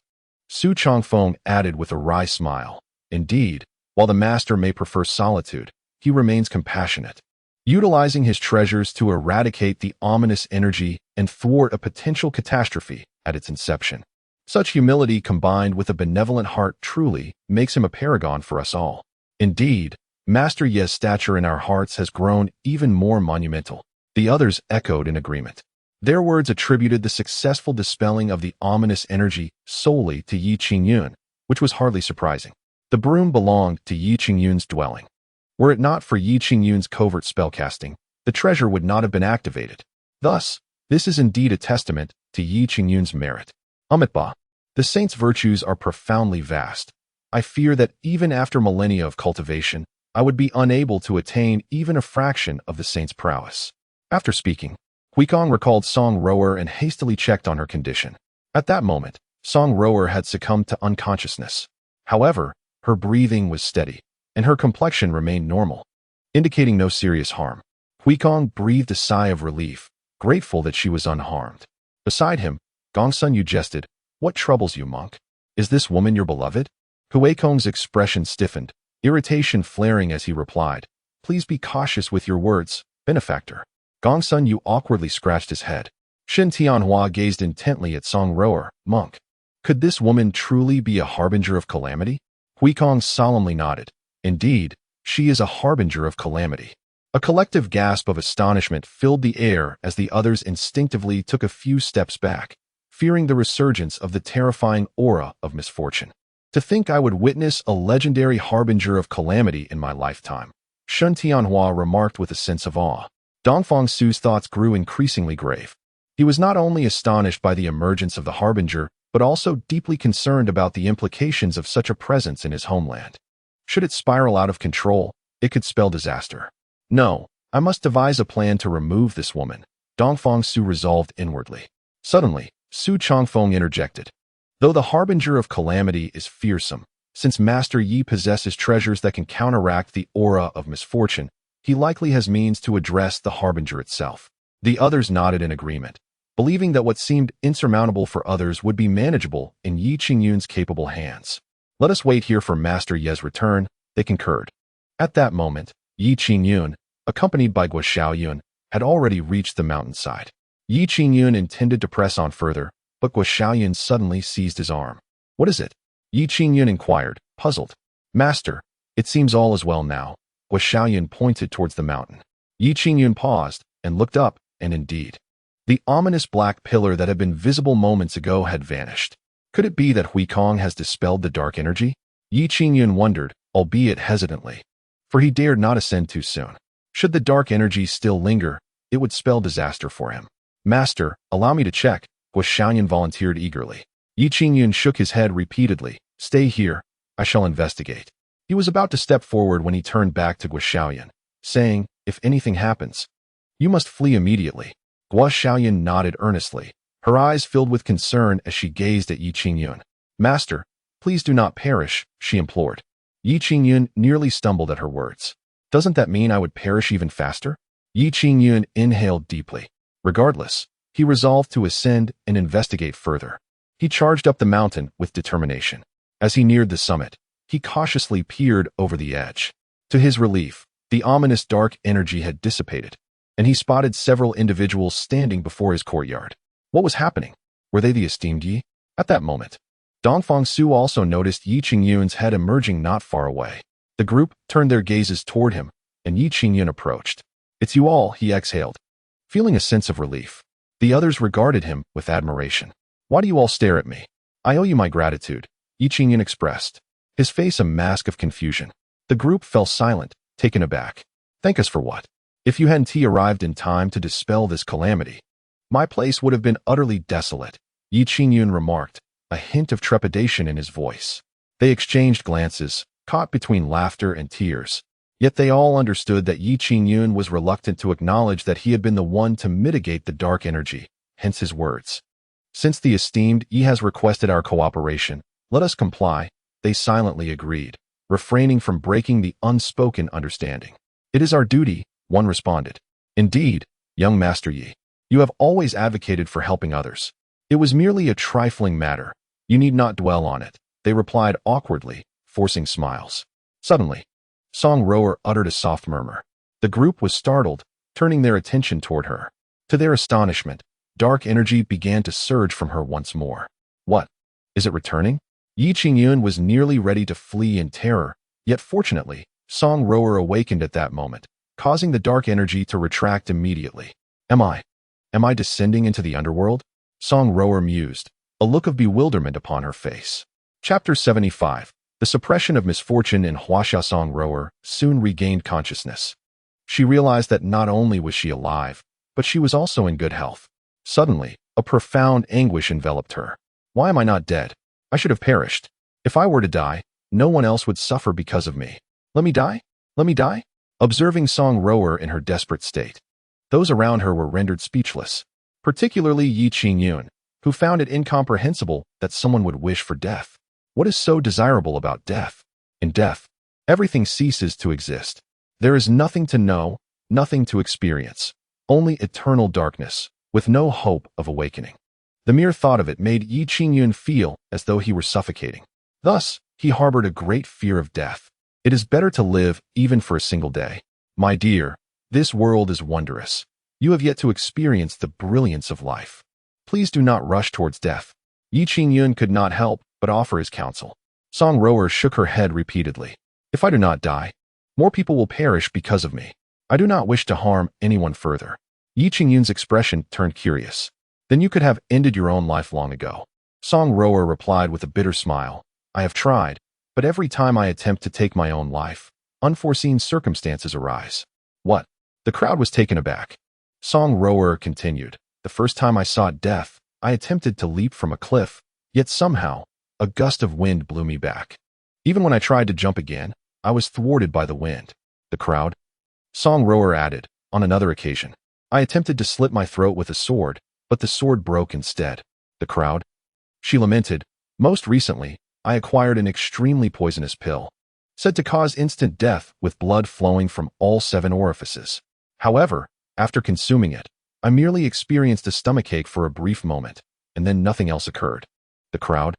Despair filled Song Rower's face. "For so many years, I have been unable to die, yet living only brings harm to others. I truly do not know what to do." The crowd. Shen Tianhua gazed at Song Rower with a grave expression. "I once read in ancient texts that those born with a body of misfortune inherently attract calamity, yet there exists a principle of reversal. Those with such a physique, when faced with adversity, will turn misfortune into fortune, transforming danger into safety." Upon hearing this, the crowd was astonished. Is it truly possible? No wonder Song Rower has been unable to die despite her wishes. It seems that this body of misfortune, while detrimental to others, is, in fact, remarkably fortunate for herself. Yi Qingyun also expressed his wonder.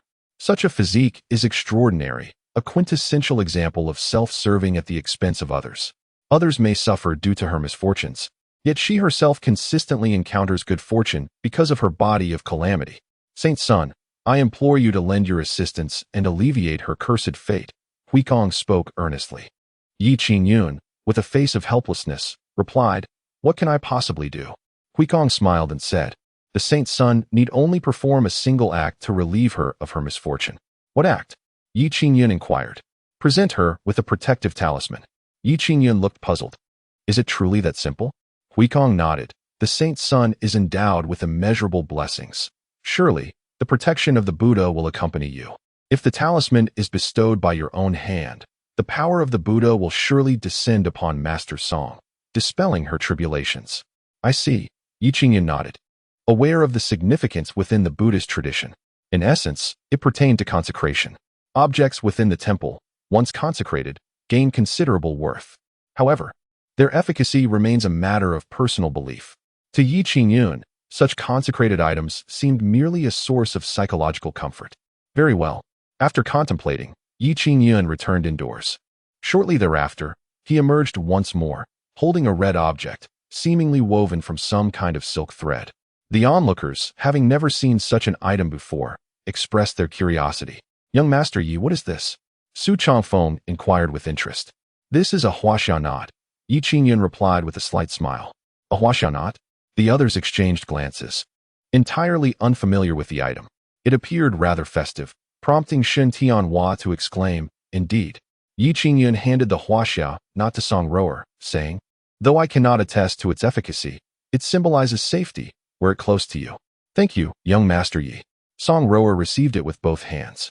At the moment she grasped the huaxia knot, a wave of warmth surged through her entire being. Song Rower paused, gazing at the knot in disbelief. For some reason, she felt as if a transformation had taken place within her, though she could not articulate what that change entailed. The others, witnessing Song Rower receive such a gift from Yi Qingyun, were filled with envy. Such an item, crafted by Yi Qingyun himself, was undoubtedly a treasure of extraordinary significance. Regrettably, they could only admire it from afar, refraining from harboring any covetous thoughts. Moreover, seizing something associated with a cursed fate was far from a wise endeavor. Master Song, let us descend the mountain and return to Shaolin Temple. Very well. With that, Huikong guided Song Rower down the mountain. The others, having lingered only briefly, bid farewell to Yi Qingyun before departing. On their way back to the Shaolin Temple, Huikong and Song Rower encountered Shaolin, who was escorted back to Yi Qingyun. Thus, the tumult arising from the cursed fate temporarily subsided. Upon returning to the Shaolin Temple, however, Song Rower remained unsettled in her heart. Constantly preoccupied with the dread that his own misfortune might bring calamity upon the Shaolin Temple, he found solace in the recent days of tranquility that enveloped the monastery. Nothing untoward had occurred. Even the previously bedridden Su Zhu began to show signs of recovery. Huikong was utterly astonished, firmly believing that the huaxia knot, gifted by Yi Qingyun to Song Rower, played a pivotal role in this positive turn of events. Song Rower, too, was enchanted by the experience. Adorned with the huaxia knot daily, she felt an unprecedented sense of ease and her spirits inexplicably lifted. Observing that those around her were no longer adversely affected, she felt an immense joy. Indeed, Yi Gongzi was a remarkable being. Seated within the Buddhist hall, holding the huaxia knot, Song Rower harbored profound gratitude towards Yi Qingyun. At last, she could find peace of mind. Unbeknownst to him, Yi Qingyun, who had unwittingly performed a great deed, gazed at the charred earth before him with a frown. It was an unsightly sight. Too dreadful, he remarked. Master, let us descend the mountain to procure some seeds and tend to this place. Expanding the courtyard, suggested Shaolin. Yi Qingyun's eyes sparkled with enthusiasm. What a splendid idea. Thus, the master and disciple ventured down the mountain, arriving at the marketplace. Having purchased the seeds, they were preparing to return when they encountered an old blind man, clad in a blue robe, lean and dark-skinned, who sat by the roadside, persistently calling out, fortune-telling, divination, deciphering signs, and fate. Initially, neither Yi Qingyun nor Shaolin paid him any heed. However, as they passed by, the old man suddenly reached out, gripping Shaolin's arm. Young man, allow me to tell your fortune. Chapter 76. The blind fortune teller, what, divination? Shaolin was taken aback, and immediately turned to Yi Qingyun. Yi Qingyun cast a sidelong glance at the old blind man. We do not believe in such nonsense, he declared, preparing to pull Shaolin away. Please don't go. If it doesn't work, there's no charge. The old blind man hastily called out. Yi Qingyun ignored him. He had no faith in fortune-telling. In his eyes, such individuals were merely charlatans, uttering ambiguous phrases and interpreting your reactions to concoct their tales. They were wholly untrustworthy. TSK. TSK, it is a pity such a fine child has a fate that is not long for this world, the old blind man lamented, releasing his hold and shaking his head. Qingyun paused, glancing down at Shaolin. Upon this observation, Qingyun's heart sank. There was an unsettling darkness between Shaolin's brows. The space between the eyes was clouded. This boded ill. Although Qingyun was skeptical of fortune-telling, the peculiar aspect of Shaolin's countenance was evident to anyone. "Master, what is it?" Shaolin asked, looking at Qingyun in confusion. Qingyun furrowed his brow. "It's nothing. Let us consult that old blind man after all." Shaolin was taken aback. "Why? Don't ask. Let us hear what he has to say." Qingyun replied, leading Shaolin back to the old blind man's stall. The old blind man seemed to have anticipated their return, greeting them with a slight smile. "Oh, would you like to have your fortunes told?" Qingyun inquired. "You just mentioned that my disciple's fate is not long. What do you mean by that?" The old blind man appeared surprised. "He is your disciple?" "Indeed." "Ah, that explains it. I wondered how someone so young could resemble him so little. You are neither father nor brother, but rather master and apprentice," the old blind man chuckled. Qingyun, growing impatient, urged, "Speak quickly. Why is my disciple's fate so short?" The old blind man replied, "Kindly extend your right hand, young man." Shaolin glanced at Qingyun, who nodded in affirmation. Shaolin promptly extended his right hand. The old blind man grasped Shaolin's arm, feeling it up and down. After a moment, his expression shifted dramatically, a look of gravity dawning upon him. "What remarkable bones! What remarkable bones! A true dragon among men, a paragon of excellence." The old blind man exclaimed in awe. "This is the physique of a born ruler. A sight rarely seen, truly a rarity." Both Qingyun and his disciple wore peculiar expressions. The old blind man's words seemed excessively exaggerated. What did he mean by a born ruler and a rarity? Surely such fabrications should at least bear some semblance of truth. Qingyun felt disheartened. He believed this old blind man to be nothing more than a sensationalist fraud. "Old man, you might as well save your breath," Qingyun scoffed. Yet the old blind man shook his head with a serious demeanor. "I speak no falsehood. You, my esteemed disciple, are indeed born with the innate qualities of a sovereign, and not just any sovereign at that. Alas!" At this point, the old blind man hesitated, his words trailing off. "Alas what?" Qingyun inquired. "Alas, the noble birthright bears 3 distinct markings." The old blind man stroked his goat-like beard. These 3 markings signify that before achieving his grand imperial aspirations, he must endure 3 harrowing tribulations.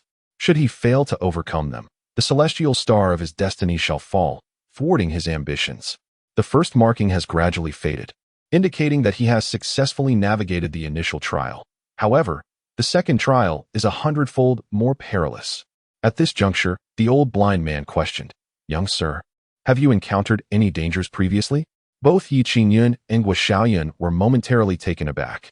They exchanged glances, recalling their previous encounter with the malevolent figure known as the Evil Heaven Old Monster. At that time, the disciples of the Evil Heaven Old Monster had abducted Shaolin, intending to siphon her essence to restore their master's vitality. Had it not been for Qingyun's desperate measures to vanquish the Evil Heaven Old Monster, Shaolin would have perished long ago. "Indeed, we have faced such peril," Qingyun replied, his brow furrowed. The old blind man nodded. "Thus, it is confirmed. He has survived the first calamity, yet the second looms ominously ahead. If precautions are not taken, his life may be in jeopardy." Shaolin felt a twinge of fear. After all, he was merely an 8-year-old child. Naturally, such words would instill trepidation. Qingyun remained silent. He did not believe in fate, yet in this world, certain truths were inescapable. After all, if one could soar through the heavens, it was not so strange for others to possess the ability to read destinies.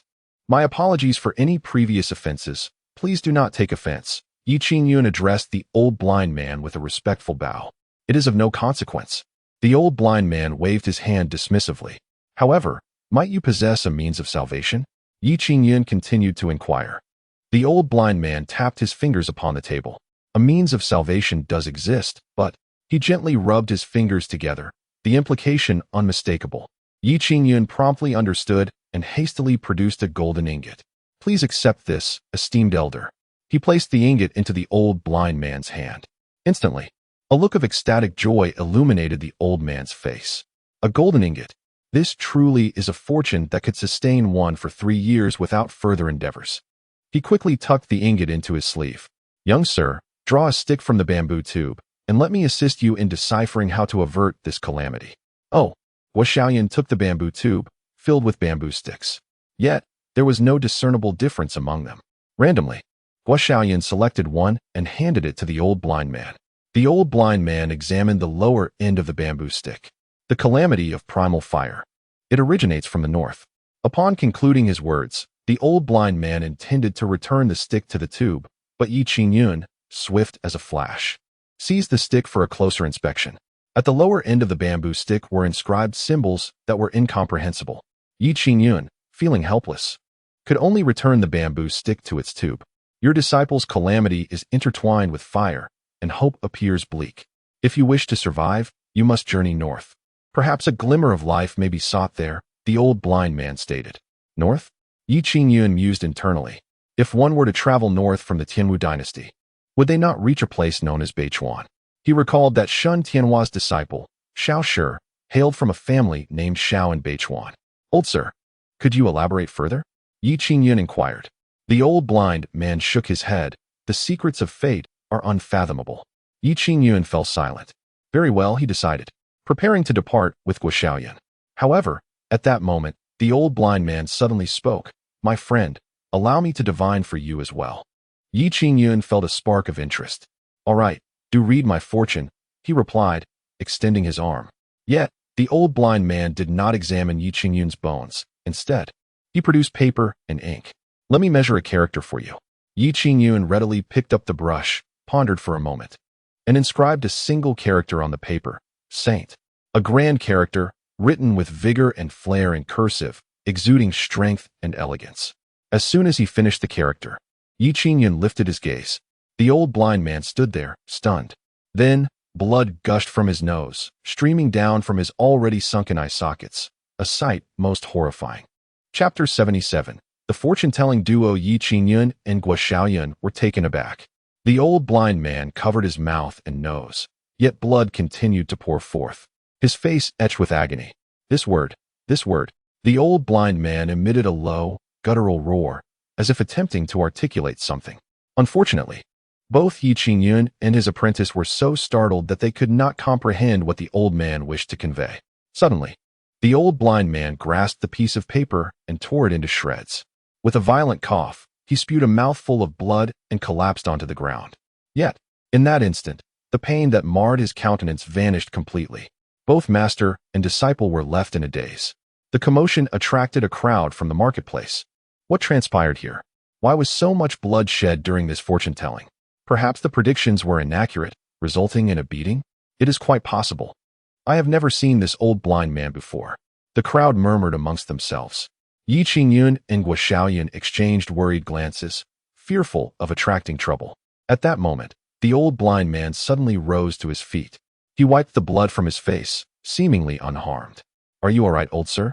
Qingyun inquired cautiously. Cough. I am fine. The old blind man hastily replied, though his voice trembled, as if he were afraid of something. He hastily gathered his belongings and fled without a backward glance. Qingyun and Shaolin were left bewildered. What on earth was happening? Why did this fortune-teller suddenly take flight? Master, what is wrong with him? He must be suffering from an old ailment and is eager to return for his medicine. Shaolin hypothesized. It does seem so. Let us return now. Bang. A rickety courtyard door was slammed shut with force. The old blind man, hurrying back from the marketplace, leaned against the door, his breath ragged and his face ashen. Senior brother, why have you returned so early today? A middle-aged man, clad in coarse linen, emerged from within. He was unremarkable in appearance, likely in his 40s, gaunt and resembling a peasant. The only notable feature was his left arm, which was amputated at the shoulder, leaving an empty sleeve. Junior brother, quickly gather your things and leave. The old blind man exclaimed in a panic. Upon hearing this, the middle-aged man's expression shifted dramatically. What is the matter, senior brother? The old blind man lamented. I have become entangled in an unimaginable calamity. At this declaration, the younger man's demeanor changed drastically. Senior brother, with your cultivation, even the consequences of a nation's rise and fall could be mitigated. What could possibly cause you to lose your composure so? The old blind man shook his head repeatedly. The consequences of a nation's rise and fall. Compared to the calamity I have just encountered, it is utterly trivial. The middle-aged man grew anxious. Master, please speak swiftly. The old blind man replied gravely. Do you recall the divination our master performed before his passing regarding the southern wasteland? The middle-aged man nodded. Indeed, I remember. Master glimpsed a thread of fate and sensed that the southern wasteland would soon face a grave calamity. In order to save the lives of its people, he forcefully sought a divination for survival. However, the karmic ties of this divination were exceedingly potent, and as a result, Master fell victim to the backlash of karmic power, leading to his untimely demise. A glimmer of nostalgia flickered in the middle-aged man's eyes. I remember Master mentioning that this divination had already identified the savior of the southern wasteland, who would also ascend to become the ruler of the human race in that land, the southern wasteland emperor. The old blind man's expression was complex. Indeed, the southern wasteland emperor will be the pivotal figure in saving the southern wasteland. Just moments ago, I encountered someone in the marketplace, and he possesses the very bone structure of the emperor. What? The emperor? The middle-aged man exclaimed in astonishment. They have been searching for the southern wasteland emperor for over 30 years, conducting numerous divinations and employing secret arts, ultimately uncovering a faint clue. The Qingyun dynasty. The individual destined to rescue the southern wasteland is highly likely to emerge from the Qingyun dynasty. Thus, they journeyed thousands of miles to reach the Qingyun dynasty, only to lose their way upon arrival. In the vast sea of humanity, which individual could possibly be the future emperor? Consequently, the two brothers immersed themselves in the mortal realm, searching quietly for the emperor. Initially, they believed that the current emperor of the Qingyun dynasty, Dongfang Su, bore an aura reminiscent of the emperor. Yet, they found themselves unable to approach him. Brother, are you certain you did not make a mistake? The middle-aged man queried. Still in shock, but now tinged with skepticism. The old blind man slapped his thigh. Though I am blind, you are well aware of my expertise in bone reading. The bone structure of the emperor is so distinct. Could I possibly be mistaken? This was indeed true. The middle-aged man was acutely aware of his brother's abilities. Without a doubt, the art of bone reading was the most distinguished skill within their sect. No matter the bone structure, once examined by the old blind man, it could be accurately discerned. Brother, finding the emperor is a fortuitous event. Why, then, are you in such a state of urgency? The middle-aged man asked, puzzled. If it were merely about locating the future emperor, I would not be so agitated. However, at this point, the old blind man seemed at a loss for words. What is the matter? The middle-aged man inquired, his anxiety mounting. Alas, the old blind man stomped his foot. The future emperor is currently under the tutelage of another, and his master possesses the karma of a saint.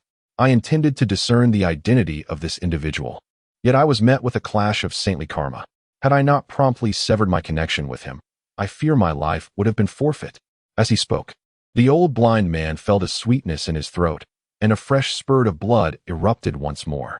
The middle-aged man, witnessing this, was greatly alarmed and hurried to offer his assistance. Brother, is this truly the consequence of a sage's actions? There can be no mistake. We must leave at once. Indeed, without hesitation, the two brothers swiftly gathered their belongings, lingering not a moment longer, and promptly departed from the location. Under the cover of night, they made their way westward, fortuitously passing by the foot of floating Cloud Mountain. Why are there so many temples here? The middle-aged man inquired, somewhat astonished. It is said that a holy disciple of the Buddha resides atop floating Cloud Mountain, so the presence of these temples is not surprising, replied the old blind man. The middle-aged man suddenly paused. Brother, do you recall when I first entered the sect, my master cast my fortune? The old blind man nodded. Of course I remember. The master foretold that aside from the inevitable tribulations one must face, you would encounter a grave calamity, which could only be safely navigated beneath the Buddha's light on Cloud Mountain. At this point, the old blind man seemed taken aback. Buddha's light on Cloud Mountain? Could it be? The middle-aged man's face illuminated with excitement. Brother, I have searched over a dozen mountains named Cloud Mountain, yet I have never encountered the Buddha's light. Now, at the foot of floating Cloud Mountain, there are so many temples. Surely this is the will of heaven. Chapter 78. What a coincidence. The old blind man fell into a contemplative silence. He had intended to depart from the Qingyun dynasty, seeking to distance himself from the terrifying karma of the sage. However, he could not disregard the divinations concerning his junior disciple from days gone by. Their sect was already sparse in numbers, with each generation permitting no more than 3 disciples. In their current generation, only the 2 of them remained. Having frequently glimpsed the heavenly secrets, both brothers had suffered from the backlash of such knowledge, enduring the 5 misfortunes and 3 deficiencies. The 5 misfortunes encompassed being widowed, orphaned, solitary, destitute, and crippled, while the 3 deficiencies referred to the loss of wealth, life, and power. Both the old blind man and the middle-aged man had endured these trials. Yet the latter faced an additional calamity, more dire still. Alas, the life of his junior disciple took precedence. Ultimately, the old blind man relinquished his plan to flee the Qingyun dynasty. Let us explore the temple here. Thank you, senior brother. The middle-aged man expressed his gratitude, and together, they proceeded to the entrance of Shaolin Temple. At that moment, the temple gates stood wide open, with an incense burner positioned just behind them. Wisps of fragrant smoke wafting into the air. A graceful young woman clad in white was sweeping the courtyard with a broom. Upon noticing their arrival, she greeted them with a warm smile. Have you come to pay your respects? The old blind man remained silent, while the middle-aged man nodded with a smile. This way, please. The young woman gestured for them to enter, leading the brothers toward the Hall of Buddha.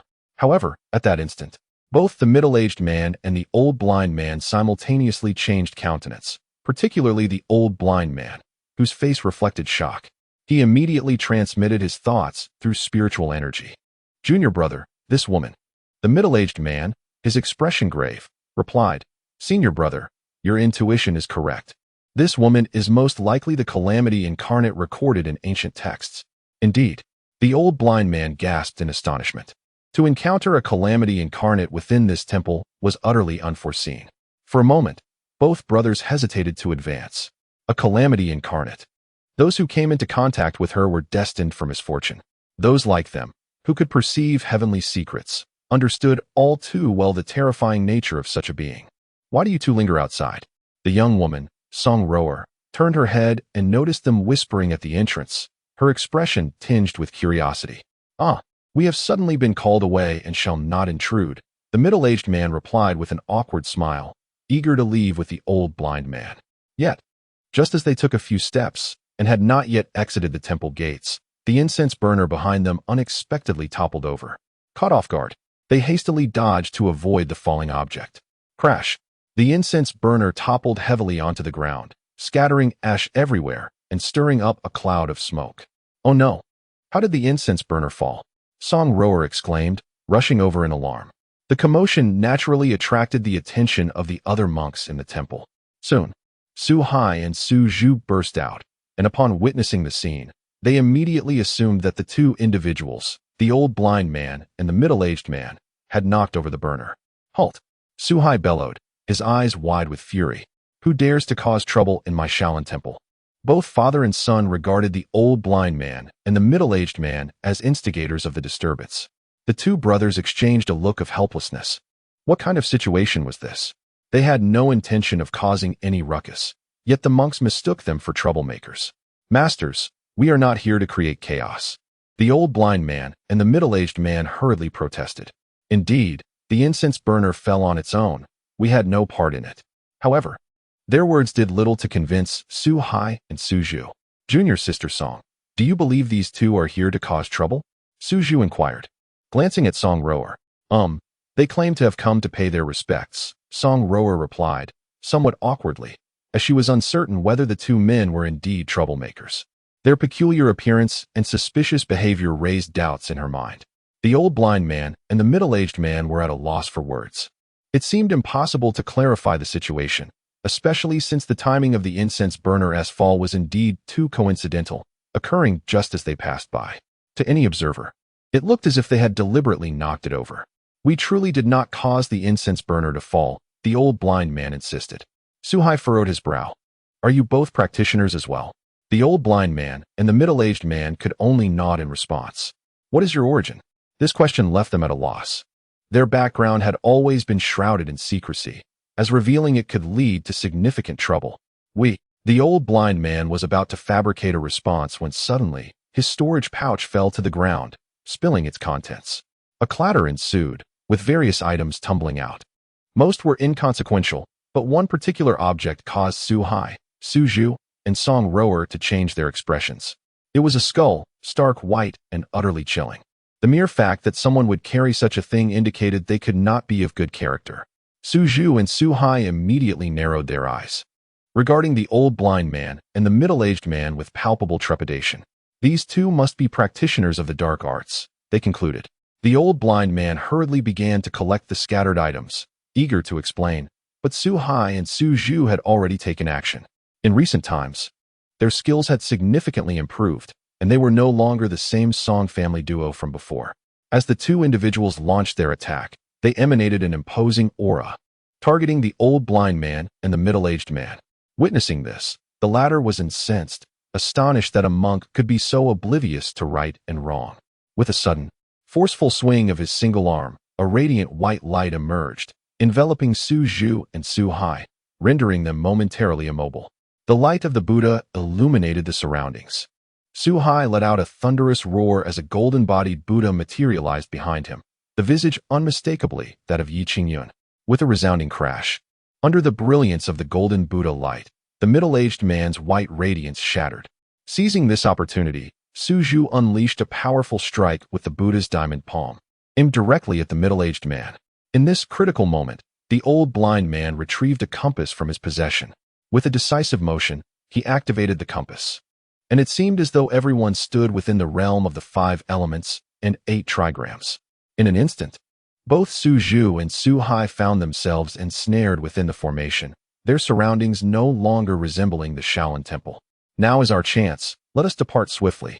The old blind man coughed repeatedly as he urged the middle-aged man to retreat. Just as they exited the temple's grand doors, they were confronted by a bald monk who obstructed their path.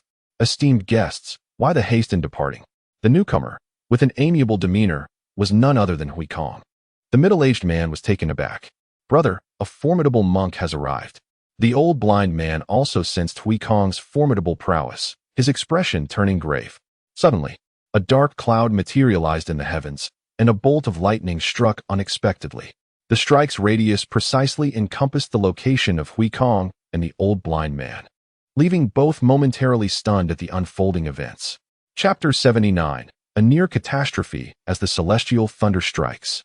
The event transpired with astonishing swiftness. Neither Hui Kong nor the old blind man could react in time. Boom! The three were struck directly by the celestial thunder. The ground instantly turned to charred blackness. Alongside the scorched earth, the trio of Hui Kong was engulfed in the same fate. They stood there, convulsing, their garments torn to shreds, emitting plumes of smoke. Their hair and beard singed. Beside them, Song Rower was rendered pale with fear. She had been so close, yet the thunderbolt had mercifully missed her, striking only Hui Kong and his companions. Master, are you all right? Su-hai and Su-ju exclaimed in shock, wanting to rush forward to check on them, yet fearing the possibility of further lightning strikes. Thud, thud, thud. The three of Hui Kong collapsed to the ground, their limbs still twitching.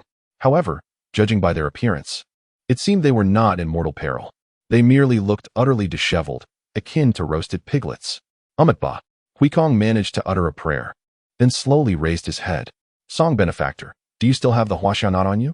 Huashanat. Of course. Wait, where is my huashanat?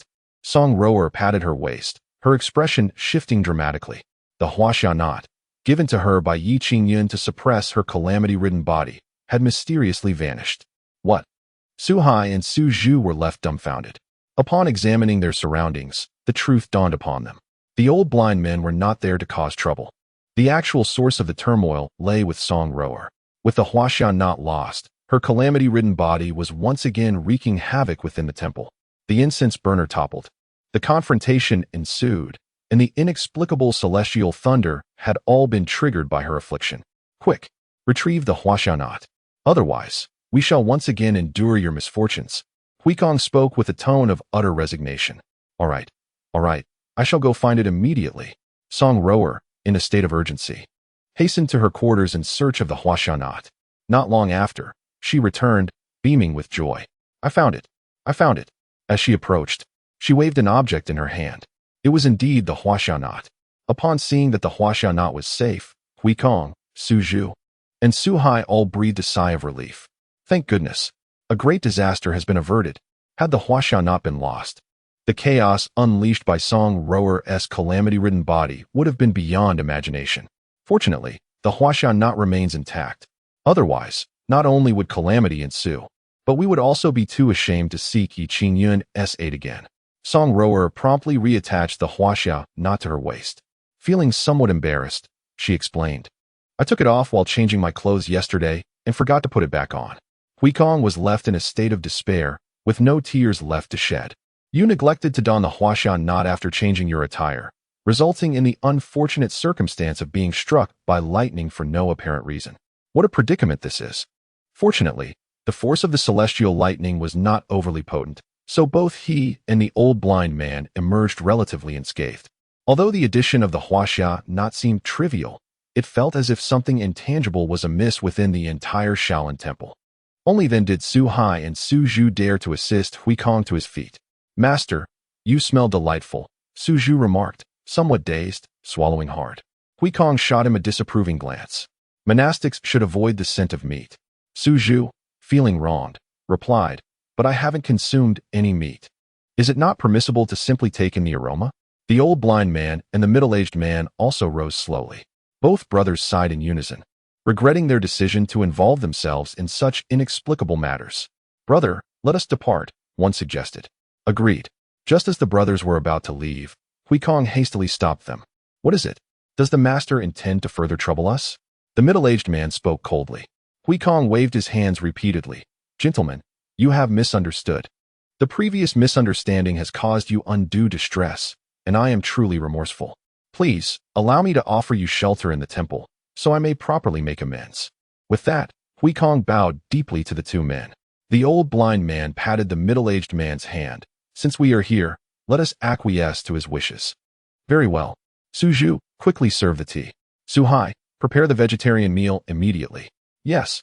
The father and son duo busied themselves at once. Huikong welcomed the old blind man and his companion inside. However, the three of them appeared rather unkempt. So they each took a moment to freshen up and change into clean garments. Upon arriving in the back hall, the vegetarian meal and tea were already prepared. The old blind man and the middle-aged man sat together, while Huikong positioned himself opposite them. How shall I address you two? Huikong inquired courteously. I am surnamed Yin. With the given name Zhao, the old blind man replied, revealing his true name. I am surnamed Chu, with the name Hanyang. The middle-aged man also did not conceal his identity. Huikong nodded in acknowledgement. You both possess remarkable cultivation. Might I inquire about your origins? The old blind man shook his head. Master, I must beg your understanding. The origins of my brother and I are not something we can disclose. Huikong smiled gently. I can comprehend that. Please, partake in the meal. Very well. During the meal, conversation ceased. After dining, the old blind man could no longer contain his curiosity. Why does your esteemed temple harbor a body of misfortune? This was a matter he greatly wished to understand. The body of misfortune was a rumored constitution that had not manifested for many years. Yet now, encountering it within this temple, how could it not pique the old blind man's interest? To be candid, this tale is rather lengthy. At that moment, Huikong began to recount the story of Song Rower. He held nothing back, even revealing to the two that Yi Qingyun had sent the Huaxia knot. After all, a monk does not speak falsehoods. Huikong is known for his candidness and prefers not to deceive others. Upon hearing this, both were somewhat taken aback. Could it be that someone has the ability to suppress the calamity body? This individual must be truly formidable. Master, is the holy sun you speak of residing atop Mount Floating Cloud? Inquired Chu Hanyang. Indeed, the holy sun dwells in seclusion on Floating Cloud Mountain. Huikong replied with a smile. He has always cherished tranquility and often regards himself as an ordinary person. Oh, what is the reason for that? Both the old blind man and Chu Hanyang asked, puzzled. The holy sun is immersing himself in the mundane world, seeking to comprehend the broader path of existence. A matter beyond our grasp, Huikong said, his hands clasped together in reverence. Chu Hanyang felt a stirring within him. He yearned to pay a visit to this holy sun, believing that perhaps this so-called holy sun could help him transcend his destined tribulations. Brother, shall we ascend to pay our respects? Chu Hanyang suggested. The old blind man nodded in agreement. Very well. I too wish to meet this holy sun. Hui Kong's eyes sparkled with enthusiasm. Then tomorrow, I shall escort both of you up the mountain to meet the holy sun. Thus, we are most grateful to you, Master. Chapter 80. The Sutra of Ancient Buddha Yoga. On the following day, the old blind man and Chu Hanyang, accompanied by Hui Kong, ascended the mountain. Upon reaching the midway point, they encountered a golden retriever. Chu Hanyang's expression stiffened, and he couldn't help but gaze intently at the dog. Brother, what is the matter? The old blind man inquired, puzzled. It's nothing, Chu Hanyang replied, shaking his head. For reasons unknown, he felt an unsettling chill upon first seeing the golden retriever, as if he had encountered something extraordinarily terrifying. Yet, upon closer inspection, it was evidently an ordinary dog. I must be overly sensitive to be so disturbed by merely a dog, he thought wryly, continuing his ascent. Suddenly, the old blind man halted. Brother, what is wrong? Chu Hanyang asked, noticing the grave expression on his companion's face as he seemed to be calculating something while gesturing with his hands. The presence of a true dragon. This place has witnessed the emergence of a true dragon. The old blind man exclaimed, astonished. What? Chu Hanyang gasped in disbelief. A true dragon. Such a being is legendary. Even in ancient times, true dragons existed only in tales. Although ancient texts mention them, they were often vague and unclear. Now, his senior brother claimed to sense the genuine aura of a dragon in this very location. It was utterly unimaginable. Brother, could it be a mistake? Perhaps a flood dragon passed through here, Chu Hanyang suggested. The old blind man scoffed. Have you forgotten that I once obtained a piece of ancient dragon scale? How could I misinterpret the aura of a true dragon? Upon hearing this, Chu Hanyang's countenance shifted. His senior brother possessed profound cultivation and far surpassed him in the art of divination. If his brother insisted, then undoubtedly, dragon energy must exist here. Indeed, there is a dragon present, Hui Kong stated nonchalantly. What? Both the old blind man and Chu Hanyang exclaimed in unison. Hui Kong smiled faintly. I, along with many fellow practitioners at the foot of the mountain, have witnessed it firsthand. The true dragon manifested, unleashing a breath of dragon fire that annihilated tens of thousands of soldiers in an instant. And that true dragon, naturally, is nurtured by the holy sun. Hiss! Upon hearing that it was the true dragon raised by the holy sun, the two brothers couldn't help but gasp in astonishment. How terrifying! How dreadful! How shocking!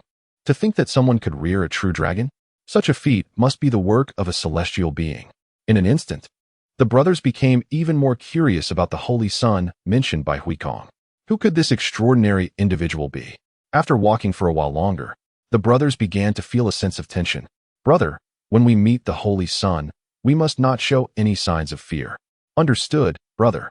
Moreover, it is imperative that we conceal our origins from the holy sun. Brother, do you think my appearance might disturb the holy sun? It should not, right? Junior. Perhaps we ought to refrain from proceeding further. Chu Hanyang, feeling somewhat exasperated, remarked, Brother, you are overly anxious. The old blind man chuckled bitterly. For reasons unknown. Ever since encountering that peculiar master and disciple duo on the street yesterday, he had been profoundly unsettled and had yet to regain his composure. We have arrived. The holy sun's residence lies just ahead, Huirong's voice resonated. The old blind man trembled slightly. Though his sight was obscured, he could sense an extraordinary tranquility enveloping the area, exuding a serene and peaceful aura that enveloped him in comfort. It had been many years since he had felt such ease. He could not help but stretch his back. Meanwhile, Chu Hanyang witnessed a rather bizarre scene. A young man and a child who appeared to be around 7 or 8 years old stood beneath the sunlight, engaged in an unusual exercise. The young man raised one foot high behind him, grasping it with one hand while extending the other forward. The child mimicked his actions, albeit somewhat unsteadily due to his small stature. Master, will this really prolong my life? The child inquired. Trust in your master. It is indeed true.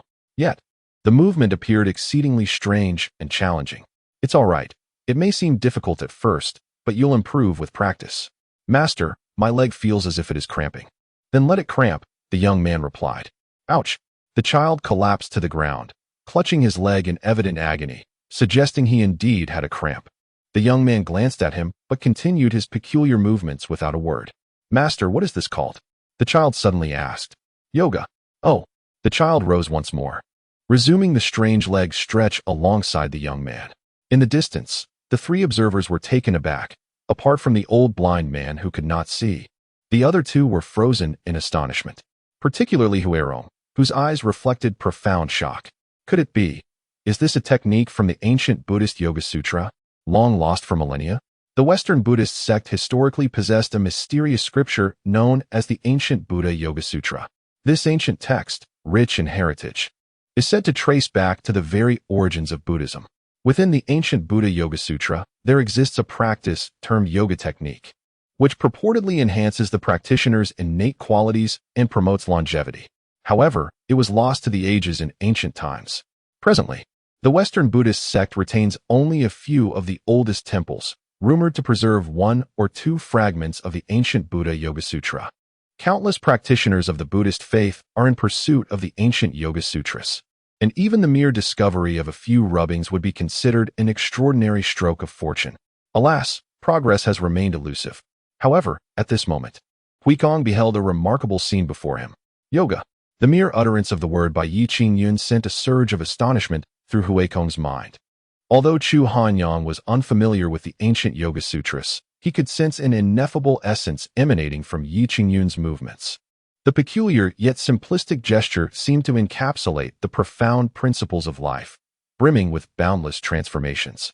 Truly, this extraordinary individual was unfathomable. Chu Hanyang could not help but express his admiration. At first glance, he was convinced that this was indeed an exceptional person. Meanwhile, Qingyun noticed three figures standing in the distance. He paused momentarily, then furrowed his brow. Wasn't that the fortune-telling blind man from the street? What brought him here? Gua Shaoyan also glanced over, confirming it was indeed the old gentleman. At that moment, Huikong approached with the two others. Saint, I apologize for intruding once more, Huikong said, a hint of embarrassment in his voice. Qingyun was left speechless. Huikong, why do I feel as though you are akin to a matchmaker, constantly bringing others to me? Huikong looked perplexed. Matchmaker? What is a matchmaker? What do you mean? Is this yet another profound saying from the Buddhist scriptures? Chapter 81. Are you here to rob us? Huikong was eager to inquire about the meaning of pimping, yet he hesitated, fearing that Qingyun would deem him excessively ignorant, thus refraining from asking. Caught in a swirl of indecision, Huikong found himself in a state of inner turmoil. Meanwhile, Qingyun paid no further attention to Huikong, instead directing his gaze towards the old blind man and Chu Hanyang. He was familiar with the old blind man, but the one-armed man was a stranger to him, someone he had never encountered before. Chu Hanyang regarded Qingyun with a mix of reverence and curiosity. The man before him appeared peculiar, devoid of any discernible aura, prompting him to wonder if this was indeed the Buddhist saint that Huikong had mentioned, a transcendent being from beyond the mundane world. It was no wonder he harbored doubts. Qingyun presented as exceedingly ordinary, encapsulated in a single phrase, unremarkable. There was nothing about him that suggested he was an extraordinary figure. Yet, Chu Hanyang dared not underestimate Qingyun, for he understood that many great masters often concealed their true nature beneath an unassuming exterior. Perhaps their cultivation had reached such profound depths that they had returned to simplicity, rendering them undetectable to others. Blind one, we meet again, Qingyun addressed the old blind man. The old blind man was taken aback, his expression shifting to one of alarm. That voice, Qingyun smiled. Did we not encounter each other just yesterday on the street? You even read the fortunes of both my disciple and me. Ah, the old blind man finally recalled. This voice belonged to the individual he had met in the market the day prior, the one who had inadvertently entangled him in the fate of a sage. How could he have encountered him here? Fear gripped the old blind man's heart, compelling him to turn and flee. Remembering yesterday's experience, he felt as though lingering in Qingyun's presence would shorten his life. Seeing the old blind man attempt to leave, Qingyun swiftly grasped him. Why are you leaving again? The old blind man trembled uncontrollably. Esteemed Master, please spare me, he pleaded, hoping Qingyun would show him mercy. Qingyun was perplexed. What have I done to you? What do you mean by spare you? What are you talking about? I did nothing to you yesterday. It was you who suddenly bled while reading fortunes and hastily departed. I was worried about you for a while, Qingyun remarked, exasperated. At that moment, Chu Hanyang also began to comprehend the situation. He stared at Yi Qingyun in astonishment. Could it be that this individual was the one who had entwined his senior brother in the fate of a sage? The fate of a sage is not to be probed. Once entwined, it can bring harm to oneself, even leading to death. Just yesterday, the old blind man had suffered a backlash for having absorbed a trace of that sage's fate. Chu Hanyang vividly recalled the panic-stricken visage of his senior brother from the previous day, all due to the young man before them. "What troubles you, my friends?" Huikong inquired, somewhat perplexed by the peculiar behavior of the two individuals. Upon their arrival, they seemed to have encountered something truly fearsome. Although the Holy Sun was indeed an enigmatic figure of great depth, his affable and approachable demeanor left one wondering why they were so intimidated. And nothing at all. Chu Hanyang fervently shook his head, too afraid to utter the truth. Yet, Yi Qingyun found the situation increasingly odd. It was clear that something was amiss with the two. Suddenly, a thought struck him. "I see it now." Yi Qingyun narrowed his eyes, fixating intently on the old blind man and Chu Hanyang. Under his unwavering gaze, the two felt as though their very souls were being scrutinized, leaving them quite uncomfortable. "Old blind man, did I not give you a gold ingot yesterday, which stirred ill intentions within you, prompting you to bring an accomplice here to rob?" Yi Qingyun questioned sternly. At this pronouncement, Huikong was taken aback. "What? You two have already met the Holy Sun? And he even bestowed upon you a gold ingot?"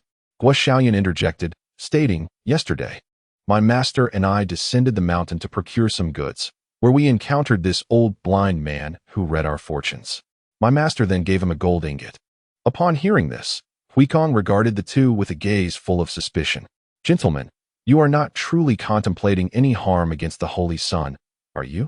His tone had taken on a sharp and unfriendly edge. For Huikong, Yi Qingyun was the individual he revered most. One might even say he embodied Huikong's very purpose in life. Anyone who dared to bring harm to Yi Qingyun would find themselves his adversary. "As long as this humble monk stands here, no one shall lay a finger on the Holy Sun," Huikong proclaimed loudly. The old blind man and his companion felt utterly wronged. They harbored no ill intentions toward Yi Qingyun whatsoever. Their reaction stemmed purely from fear, leading to this unfortunate misunderstanding. "Disciple, swiftly secure our silver within the house." "Understood." Guo Shaolin dashed into the dwelling and promptly shut the door behind him. "My good fellow, you have misunderstood." Chu Hanyang quickly interjected. "Then what brings you here?" Yi Qingyun asked, his vigilance piqued. Chu Hanyang found himself momentarily at a loss for words, unsure of how to respond. Suddenly, the old blind man fell to his knees.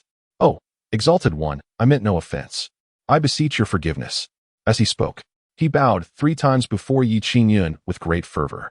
Witnessing this, Chu Hanyang mirrored his senior's actions, exclaiming, "Oh, exalted one, forgive me," and also bowed 3 times. This left Yi Qingyun utterly bewildered. For a moment, they were at a loss for words. Observing Yi Qingyun's silence, the old blind man and his companion mistakenly believed he was deliberately testing them. Thus, the two disciples began to bow before Yi Qingyun, their heads bobbing rhythmically in a flurry of thuds. The sound of their foreheads striking the ground echoed incessantly. In no time, both the old blind man and Chu Hanyang had bruised foreheads, blood staining the ground beneath them. Yet, they appeared oblivious to their injuries, continuing their fervent prostrations. "All right, enough. Please rise," Yi Qingyun urged, genuinely fearing that they might injure themselves fatally in their fervor. "Thank you, esteemed one." Both disciples exhaled in relief. "Now, you must tell me. What brings you here?" Yi Qingyun inquired once more. The old blind man sighed deeply. "To speak candidly, I was unaware that a revered individual such as yourself resided here. Had I known, I would have never dared to approach, even at the cost of my life." He was utterly astonished to realize that the saint, as described by Huikong, who possessed the ability to effortlessly suppress the calamity body, was indeed the very person he had encountered the day before. Such a coincidence was remarkable. However, upon reflection, it made sense that only someone of such high caliber could achieve such feats. "Forgive my reticence, esteemed one. In truth, both my disciple and I are heirs of the Tianzi sect." The old blind man finally revealed their origins. Chapter 82. The Legend of the Tianzi Sect. The name Tianzi Sect elicited a slight frown from Huikong, as if he had heard of this sect before. Yet he could not recall the details at that moment. Naturally, Yi Qingyun was entirely unfamiliar with it. Our Tiansu sect possesses the profound ability to glean the secrets of heaven, to divine fortunes and misfortunes, the old blind man narrated with great detail. Due to the excessive revelation of heavenly secrets, every disciple of our sect is invariably beset by the 5 deficiencies and 3 shortcomings, destined to encounter numerous tribulations. As for myself, my sight was lost as a consequence of practicing the art of heavenly divination. My junior disciple also sacrificed his right arm for the same reason. Upon hearing this, Huikong suddenly remembered. The Tiansu sect. I recall now. Qingyun was startled by Huikong's exclamation. Why are you shouting so loudly? He retorted, somewhat irked. Feeling quite embarrassed, Huikong apologized. I have indeed disturbed the Holy Sun. It is a grave offense. You too have heard of the Tiansu sect? Qingyun raised an eyebrow and asked. Is that so? Huikong nodded. Indeed, I have heard of the Tiansu sect. 500 years ago, in the eastern lands, a mysterious youth claiming to be a disciple of the Tiansu sect was summoned by the sovereign of the Tang dynasty. This enigmatic youth asserted that while the Tang Empire could endure for 999 years, it must survive a monumental calamity to become a millennial dynasty. Should it fail to overcome this trial, the Tang Empire would be reduced to ashes in a fleeting moment. Conversely, if it successfully navigated this peril, the empire's fortunes would flourish, remaining prosperous for millennia. At that time, the Tang Empire had already existed for 900 years, with merely 99 years remaining until the 1,000-year mark. No one believed the youth's words, and he was subsequently banished from the Tang Empire. And what transpired afterward? Qingyun inquired eagerly. Huikong glanced at the old blind man and Chu Hanyang, both of whom remained silent. Thus, he continued, 99 years later, the Tang Empire indeed faced a calamity that nearly led to its downfall. What kind of calamity was it? This calamity is somewhat entwined with my Buddhist teachings. Huikong's expression grew complex. The reigning emperor of that era was a remarkable figure, a paragon of the mortal realm, who led the Tang forces in conquests, expanding the empire's territories. However, this relentless pursuit of glory amassed a heavy burden of karma upon him. In his later years, he succumbed to madness, resulting in an eruption of his accumulated sins.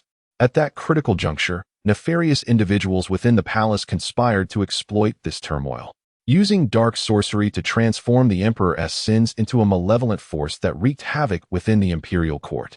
As chaos erupted in the Tang court, the small nations that had been subdued by the Tang also instigated rebellions, launching counterattacks against it. With internal strife and external threats, the Tang Empire teetered on the brink of collapse. Fortunately, at that time, a revered monk from our Buddhist order was present in the Tang Empire.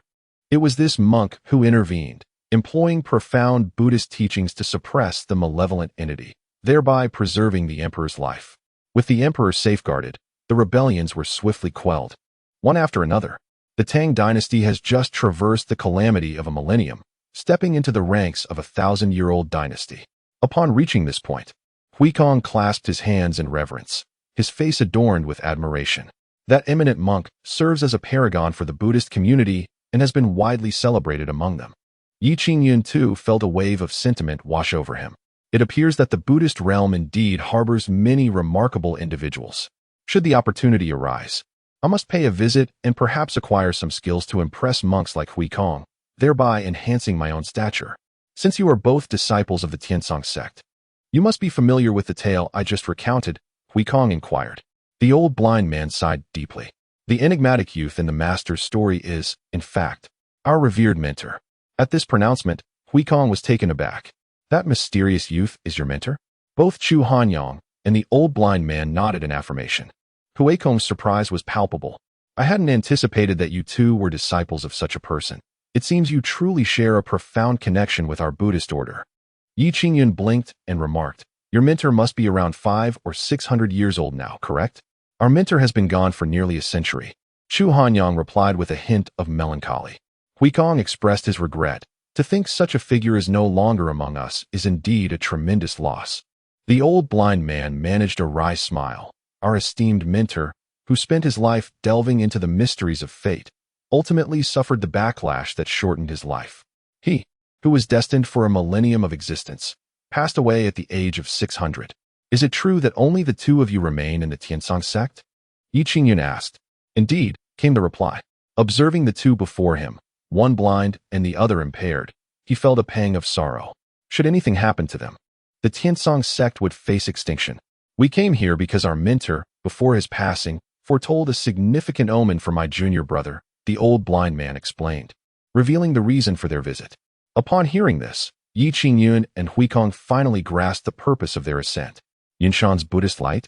It seems to suggest a presence in this very locale, Huikong pondered aloud. However, Yi Qingyun's gaze was fixed intently upon the old blind man's eyes. At the market, he had not observed closely, but now it became apparent that the old man's blindness did not stem from an external injury. Old blind man, can you open your eyes? Yi Qingyun inquired. The old blind man was taken aback, uncertain as to why Yi Qingyun posed such a question. Nevertheless, he opened his eyelids, revealing a pair of ghostly white orbs. Upon this revelation, Yi Qingyun's expression shifted to one of understanding. I have been blind in these eyes for nearly 30 years. I have long since grown accustomed to it, the old blind man quipped self-deprecatingly. Is that so? Well, if you are accustomed to it, then I shall refrain from offering you treatment, Yi Qingyun remarked nonchalantly. The old blind man instantly froze, while both Chu Hanyang and Huikong gazed at Yi Qingyun in disbelief. Saint, do you possess the means to restore his sight? Huikong inquired, astonished. Yi Qingyun nodded. There is a possibility, albeit with limited assurance. However, it is worth attempting. The old blind man immediately became animated. I beseech you, Saint, to intervene and heal my eyes. If successful, I shall serve you tirelessly, without any regrets. Chu Hanyang swiftly joined in the plea. I implore you, esteemed one, to assist my senior brother. Even if the outcome is unfavorable, we shall be eternally grateful. Yi Qingyun found himself in a quandary. He had already stated that the old man had grown accustomed to his condition. What would happen if he restored his sight? The old blind man, Chu Hanyang, Huikong. It seems there is, indeed, no significant issue with this reasoning. Master, please do not jest with this venerable elder, interjected Guo. Unable to bear the scene any longer. Hearing Guo speak on his behalf, the old blind man was overwhelmed with emotion. Truly, he is worthy of being the future emperor of the southern wilderness, displaying such profound kindness from a young age. Chapter 83, A New Dawn. Very well. In consideration of my disciple, I shall offer my healing services, Yi Qingyun declared. Thank you, Holy Son. Thank you, Holy Son. The old blind man rejoiced immensely. And Chu Hanyang wore a look of delight as well. Although his severed arm could not be restored, the prospect of his senior brother regaining his sight was truly a momentous occasion. Ba, to receive treatment from the Holy Son is indeed a great blessing for you, benefactor. Huikong sincerely remarked. Yi Qingyun felt a shiver run down his spine, hastily waving his hands. Enough, enough, do not flatter me so. Huikong chuckled awkwardly. Old blind man, come with me into the room, so I may examine you properly, Yi Qingyun instructed. Certainly. The old blind man promptly followed Yi Qingyun into the room. Yi Qingyun discreetly observed that although the old man was blind, he managed to keep pace without faltering, as if his blindness did not significantly impede his daily life. Yet, it was undeniable that the blind yearned to see the light again. Who among them would choose to remain in darkness if given the choice? Upon entering the room, the old blind man, despite his inability to see, sensed the pulsating aura of treasures surrounding him. In that instant, he was astonished, his legs trembling. The overwhelming presence of these treasures felt suffocating, each wave more powerful than the last. Too strong, too terrifying. The aura of the treasures surged like tumultuous waves, nearly drowning him in its intensity. When Yi Qingyun turned around, he found the old man standing frozen in place, trembling uncontrollably, leaving him momentarily stunned. Could this old fellow be having a seizure? As the old man's reaction intensified, Yi Qingyun felt a surge of urgency. He rushed into the kitchen, grabbed a pair of chopsticks, and promptly thrust them into the old man's mouth. The old blind man was bewildered. What is the meaning of this? Why are you putting chopsticks in my mouth? Is it somehow related to treating my eyes?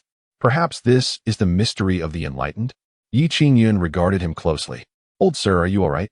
I am fine, the old blind man replied, exasperated yet amused. Yi Qingyun was at a loss for words. He had thought the old man might be having a seizure, and the chopsticks were a precaution to prevent him from biting his tongue. Please, take a seat, he urged. Very well. The old blind man sat stiffly on a chair. Yi Qingyun carefully examined his eyes and confirmed his suspicion. The old man suffered from severe cataracts. Sir, bear with me. This may cause some discomfort, Yi Qingyun cautioned. It is of no consequence. As long as I can regain my sight, I can endure any pain. The old man replied resolutely. Yi Qingyun held a finely crafted, sharp knife in his hand. Then I shall proceed. The old man must not move.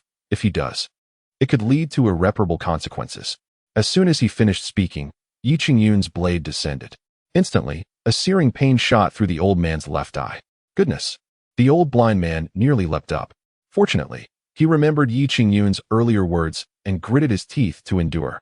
He remained perfectly still. After a brief moment, one eye was restored. Just as the old man sighed in relief, the pain was excruciating. His back was drenched in cold sweat. Now it was the right eye.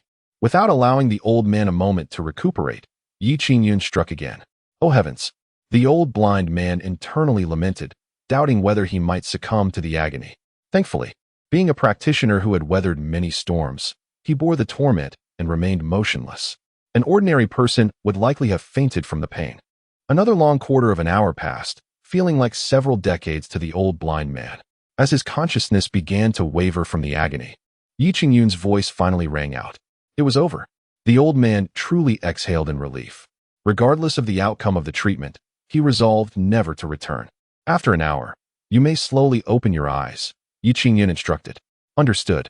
As Yi Qingyun and the old blind man emerged from the room, Chu Hanyang and Huikong approached. Senior brother, how are you? Chu Hanyang inquired with concern. The old blind man forced a smile. The saint has instructed me to wait an hour before opening my eyes. I am unaware of my condition. Chu Hanyang nodded and then bowed to Yi Qingyun. Thank you, saint, for treating my senior brother. Yi Qingyun waved his hand dismissively. It was merely a small matter. Disciple, pour tea for our guests. Certainly. Guo Shaoyun went to prepare the tea. However, Huikong stepped before Yi Qingyun, hesitating to speak. What troubles you? Yi Qingyun asked, taking the initiative. Unable to contain his curiosity any longer, Huikong finally spoke. Saint, when we arrived earlier, were you practicing yoga? Yi Qingyun was momentarily taken aback. Practicing? I suppose that could be said. Huikong's excitement surged instantly. The saint knows the ancient Buddhist yoga scriptures? What on earth? Ancient Buddhist yoga scriptures? Yi Qingyun was puzzled. Indeed. The movements you performed just now are unique to the ancient Buddhist yoga scriptures. The ancient Buddhist yoga scriptures are among the highest secrets of our Buddhist sect, long lost to the sands of time. The more Huikong spoke, the more animated he became, eager to learn the ancient Buddhist yoga scriptures from Yi Qingyun. Yi Qingyun scratched his head. He had merely been practicing yoga. How did it become related to those ancient scriptures? Saint, may I practice the ancient Buddhist yoga scriptures alongside you? Huikong, visibly anxious, inquired, fearing that Yi Qingyun might be reluctant to impart the ancient Buddhist Yoga Sutra to him. Of course, you may, came the response. Splendid. Thank you, Holy Son. Huikong was overwhelmed with joy. The prospect of cultivating the legendary supreme secret scripture of Buddhism made him feel that even if he were to lose 10 years of his life, he would gladly accept it. An hour passed. The old blind man slowly opened his eyes. His once murky, pale orbs now appeared almost indistinguishable from those of an ordinary person. He blinked, glancing to the left and right, his expression gradually transforming into one of excitement. Brother, can you see? Chu Hanyang asked with great concern, fearing that the condition remained unhealed. I can see. I can see. The old blind man exclaimed, trembling with exhilaration, his voice becoming hoarse. Chu Hanyang, too, was filled with joy. Brother, you truly can see? Yes, yes. I see everything clearly. Ha ha ha. I have finally seen the light of day again. The old blind man laughed heartily, tears of joy streaming down his face.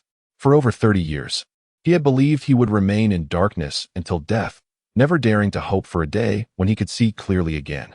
Yet now, this once unattainable dream had come to fruition. How could he not be elated? Thank you, Holy Son. From this day forth, should you require anything, I shall not hesitate, and I will serve you with unwavering loyalty. The old blind man immediately knelt before Yi Qingyun. Yi Qingyun smiled slightly. There is a matter I wish for you to clarify. The old blind man paused, lifting his head in astonishment. You mentioned in the marketplace that my disciple would face a calamity and must travel northward to find a path to survival. What precisely do you mean by that? Chapter 84. A meal invitation. Upon hearing the words, the old blind man felt a tinge of embarrassment. Qingyun's inquiry stemmed from his previous belief that the old man was merely engaging in theatrics. However, upon learning that this individual was a disciple of the Tiansu sect, Qingyun became increasingly concerned for his apprentice. Should the so-called calamity of primordial fire truly manifest, it would indeed warrant precaution. The esteemed disciple of the Son of Heaven is destined to face a tribulation. The old blind man spoke. The divination reveals ominous signs of the primordial fire calamity, yet the specifics elude my understanding. As for heading north, it appears to be the sole path to survival for the Son's esteemed disciple. Upon hearing this, Qingyun furrowed his brow. It seemed he truly needed to embark on a journey northward, he thought to himself. The old blind man and Chu Hanyang expressed their gratitude to Qingyun once more before returning to Shaolin Temple. They intended to stay for a while, hoping to discern whether Chu Hanyang's imminent tribulation could be resolved there. Meanwhile, Huikong remained on the mountain, eagerly awaiting Qingyun to impart the ancient Buddhist Yoga Sutras. Qingyun, however, was not in the mood. He turned to Huikong and said, "There is a matter I wish for you to attend to." Huikong was taken aback, then filled with excitement. This was a splendid opportunity to assist Qingyun. Should he succeed, he would undoubtedly earn Qingyun's admiration, an opportunity others could only dream of. Now presented directly before him, the son has any orders? This humble monk will exert every effort to fulfill them. Qingyun scratched his head. It is not a significant matter. I would like you to go to Yutian Valley and invite Elder Shin Tianhua and his disciple Xiao Shi to join me for a meal. Invite them for a meal? Huikong was momentarily stunned. He had anticipated a daunting task, even considering enlisting several fellow disciples for assistance. Yet, it turned out to be merely a simple invitation for a meal. That seemed rather too easy. However, upon reflection, he recognized the stature of the son. Every word and decision he made surely held profound significance. If he were to underestimate it, that would indeed be foolish. Very well, I shall depart at once. Huikong dared not delay, hurriedly leaving with those words, racing down the mountain towards Yutian Valley without returning to Shaolin Temple. After Huikong's departure, Qingyun turned to Guo. I intend to send you to Beichuan. Guo was taken aback, then lowered his head, feeling a sense of disappointment. Master, I do not wish to go. He was reluctant to leave Qingyun, even more so to venture to the distant Beichuan, far removed from the Tianwu dynasty and the southern wilderness. Once there, he could not fathom when he would return to Qingyun's side. Qingyun sighed, gently patting Guo head. You have also heard that the old blind man said you are facing a calamity. If you do not head north, it is feared that you will not survive. Guo remarked with a slight curl of his lips. Qingyun hoped fervently that the old blind man was merely deceiving them. However, the old blind man was a disciple of the Heavenly Strategy sect, and since his predictions stemmed from such a reputable source, they were likely to hold truth. Qingyun dared not gamble with Guo life. The most prudent course of action was to heed the old man's advice and escort Guo to the northern region. Be obedient. Your master will arrange everything for you. Once you arrive in the north, you will thrive, Qingyun reassured him. Guo ceased to resist. He had always followed Qingyun's instructions. Even if he was reluctant to go north, he would not defy his master. Master, what will you do alone after I leave for the north? Guo inquired, lifting his gaze. Qingyun felt a warmth in his heart. Before I accepted you as my disciple, I lived alone, did I not? Guo frowned. But master, you have the habit of getting up in the middle of the night to relieve yourself in the yard. If I do not rise each day to clean, the yard would have become unbearable. If I leave, please refrain from your nightly excursions, or the yard will become quite foul over time. Qingyun was nearly amused to the point of exasperation. What a troublesome child, always preoccupied with such matters. Meanwhile, Huikong dashed forward without pausing for breath, racing all the way to Yutian Valley. Upon arriving, he spotted Xiao Shi meditating in the valley from a distance. Xiao Shi, Huikong called out. Xiao Shi furrowed her brow, halting her practice, and looked at Huikong with a hint of confusion. Huikong, what brings you here? Huikong, breathless and nearly depleted of spiritual energy, struggled to articulate his response. Please, speak quickly, Xiao Shi urged, her concern growing. After a moment of catching his breath, Huikong finally managed to say, It is the Holy Sun. He requests you and your master to dine at Floating Cloud Mountain. What? Did Master Yi send you to summon us? Xiaoshi exclaimed in shock. Indeed. The Holy Sun personally instructed me to invite you both. Please hurry, lest you keep him waiting, Huikong insisted. I must find my master, Xiaoshi said, promptly seeking out Shen Tianhua. Before long, Shen Tianhua arrived alongside Xiaoshi. Master Yi requests your presence? Shen Tianhua asked, astonished. Yes. The Holy Sun sent me to invite you to the mountain for a meal, Huikong confirmed. Very well, let us not delay. We must not keep Master Yi waiting. Shen Tianhua replied without hesitation, lifting Xiaoshi into the air as they soared towards Floating Cloud Mountain. What about me? Please take me along, Huikong exclaimed. Huikong stood below, anxiously leaping in frustration. Unfortunately, Shen Tianhua had already whisked Xiaoshi away into the distance, rendering Huikong's voice inaudible. With a face of exasperation, Huikong lamented the arduous journey he had undertaken only to find himself compelled to return. What kind of predicament was this? At that moment, Huikong could only curse his own insufficient cultivation, lamenting that he had yet to reach the celestial realm. Otherwise, he too could soar through the skies instead of relying on his two legs. Meanwhile, Shen Tianhua and Xiaoshi soared toward Floating Cloud Mountain. Along the way, they traversed a range of hills, where they noticed the shadows of beasts stirring within, accompanied by several formidable auras surging toward the heavens. It seems there are quite a number of demon beasts gathering within the hills, Shen Tianhua remarked, his brow furrowing in concern.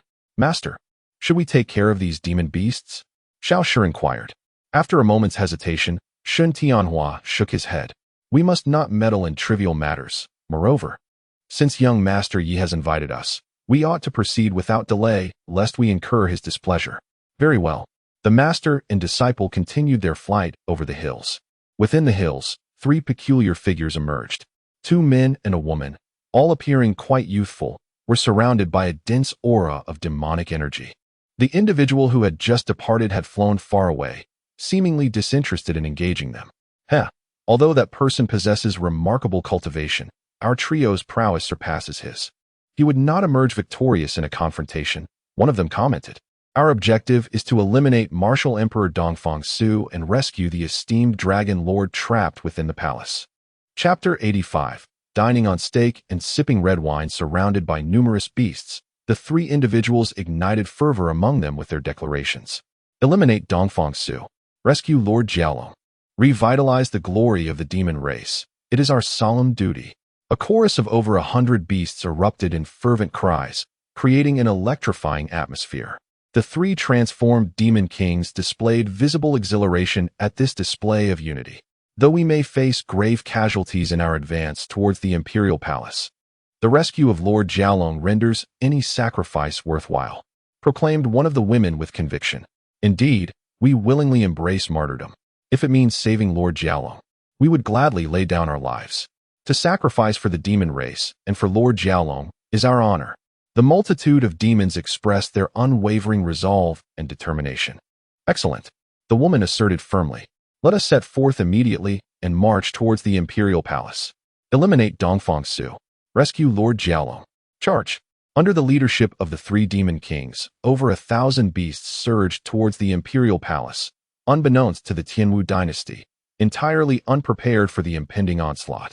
Meanwhile, Shen Tianhua, accompanied by his disciple Xiaoshi, had arrived at Floating Cloud Mountain. The 2 descended from the heavens, where Qingyun awaited them, having already prepared a feast. I greet you, young Master Yi, Shen Tianhua said, bowing respectfully. Greetings, young Master Yi, Xiaoshi echoed, her demeanor filled with reverence. There's no need for such formality. We are old friends. Please, have a seat. Qingyun welcomed with a smile. The master and disciple settled down, their curiosity piqued by the spread before them, as it was entirely unfamiliar to them. A tall, transparent glass contained a red liquid, while a plate held an entire piece of meat that appeared slightly undercooked. Beside the plate lay a knife and fork. Even after hundreds of years of existence, Shen Tianhua had never encountered such utensils, let alone Xiaoshi, who was filled with wonder. Qingyun smiled gently. This is a delicacy from my homeland, known as Western cuisine. Western cuisine? The master and disciple exchanged glances, intrigued by this novel concept, one they had never heard of before. Xiaoshi picked up the knife and fork, her face reflecting her confusion. How do you use these? Yi Qingyun demonstrated. Like this, use the knife to cut, and then deliver the food to your mouth with the fork. The duo nodded in understanding and attempted to mimic his actions, though their initial attempts were awkward, as it was their first experience with such utensils. Especially when they cut a piece of meat and placed it in their mouths. The expressions on the faces of the master and apprentice changed dramatically. They exchanged glances, seemingly communicating silently. Master, this meat seems undercooked. Not just seems, it is indeed raw. What should we do? We cannot spit it out. This has been prepared for us by someone of great skill, and there must be a purpose behind it. Then I shall swallow it. Very well. After a moment of unspoken communication, both master and apprentice swallowed the meat. Delicious. Truly delectable, they exclaimed in unison. However, it was evident from their expressions that their enthusiasm was feigned. Their efforts to appear pleased were painfully obvious. Yi Qingyun, on the other hand, savored the tender texture of the steak with genuine enjoyment. Guo Shaoyun sat nearby, devouring his portion with abandon. His manner of eating was rather crude. He skewered an entire steak with his fork and gnawed at it voraciously. Shen Tianhua and Shaoshi could even see blood oozing from the steak as Guo Shaoyun bit into it, making Shaoshi feel somewhat nauseous. Shen Tianhua grimaced, also finding it a bit distasteful. Yi Qingyun glanced at the master and apprentice across the table, noticing they had ceased their attempts with the knife and fork. He realized they were struggling with the steak. Actually, this steak is quite delicious, Yi Qingyun remarked. Though it appears undercooked, if it were fully cooked, it would lose its flavor. This medium rare is the most delightful. Take your time to chew, and you will discover its true quality. Guo Shaoyun nodded vigorously in agreement. The master is right. This steak is indeed scrumptious. He had already stuffed an entire piece into his mouth. Is it truly that good? Shen Tianhua and Shaoshi felt uncertain. However, since Yi Qingyun had vouched for it, they felt compelled to give it a try. Thus, the master and apprentice awkwardly attempted to eat another bite with their utensils. After chewing a few times, they were surprised. It is remarkably tender. Their expressions shifted as they realized there was no trace of a bloody taste. Instead, a natural aroma of beef filled their senses. Most importantly, the texture of the steak was exquisite, so tender that it seemed it might slip down their throats at any moment. My goodness, this is absolutely delicious, Shaoshi exclaimed in astonishment. Shen Tianhua nodded repeatedly, his respect for Yi Qingyun deepening. The revered master truly possessed profound insights, consistently introducing new culinary delights. The master and apprentice had thus opened a new door to gastronomic pleasure. In no time, they had devoured the two steaks, feeling a lingering desire for more. After all, one steak each was hardly sufficient. As they relished the flavors, an inexplicable sensation suddenly surged from within them. The master and disciple exchanged a glance, both clearly experiencing the same phenomenon. This aura was exceedingly gentle, infused with a delicate vitality that invigorated their blood and energy, particularly for Shen Tianhua, who, despite his profound cultivation, could not escape the inevitable signs of aging. However, after consuming a piece of steak, he felt an extraordinary surge of vigor, as if he had suddenly regained 20 years of youth. As for Shaoshi, her youth was already radiant, and after indulging in the steak, her vitality blossomed, her complexion glowing with a rosy warmth. Before long, the flush on her face faded, replaced by a lovely rosy hue that was truly enchanting. The master and disciple exchanged another glance, their hearts brimming with excitement and joy. I knew that coming to the esteemed master, ye would bring forth good fortune. Shen Tianhua secretly rejoiced. Come, don't just feast on meat. Let us also enjoy some red wine. Yi Qingyun lifted his wine glass, swirling it gracefully in his hand. Red wine. What peculiar concoction is this?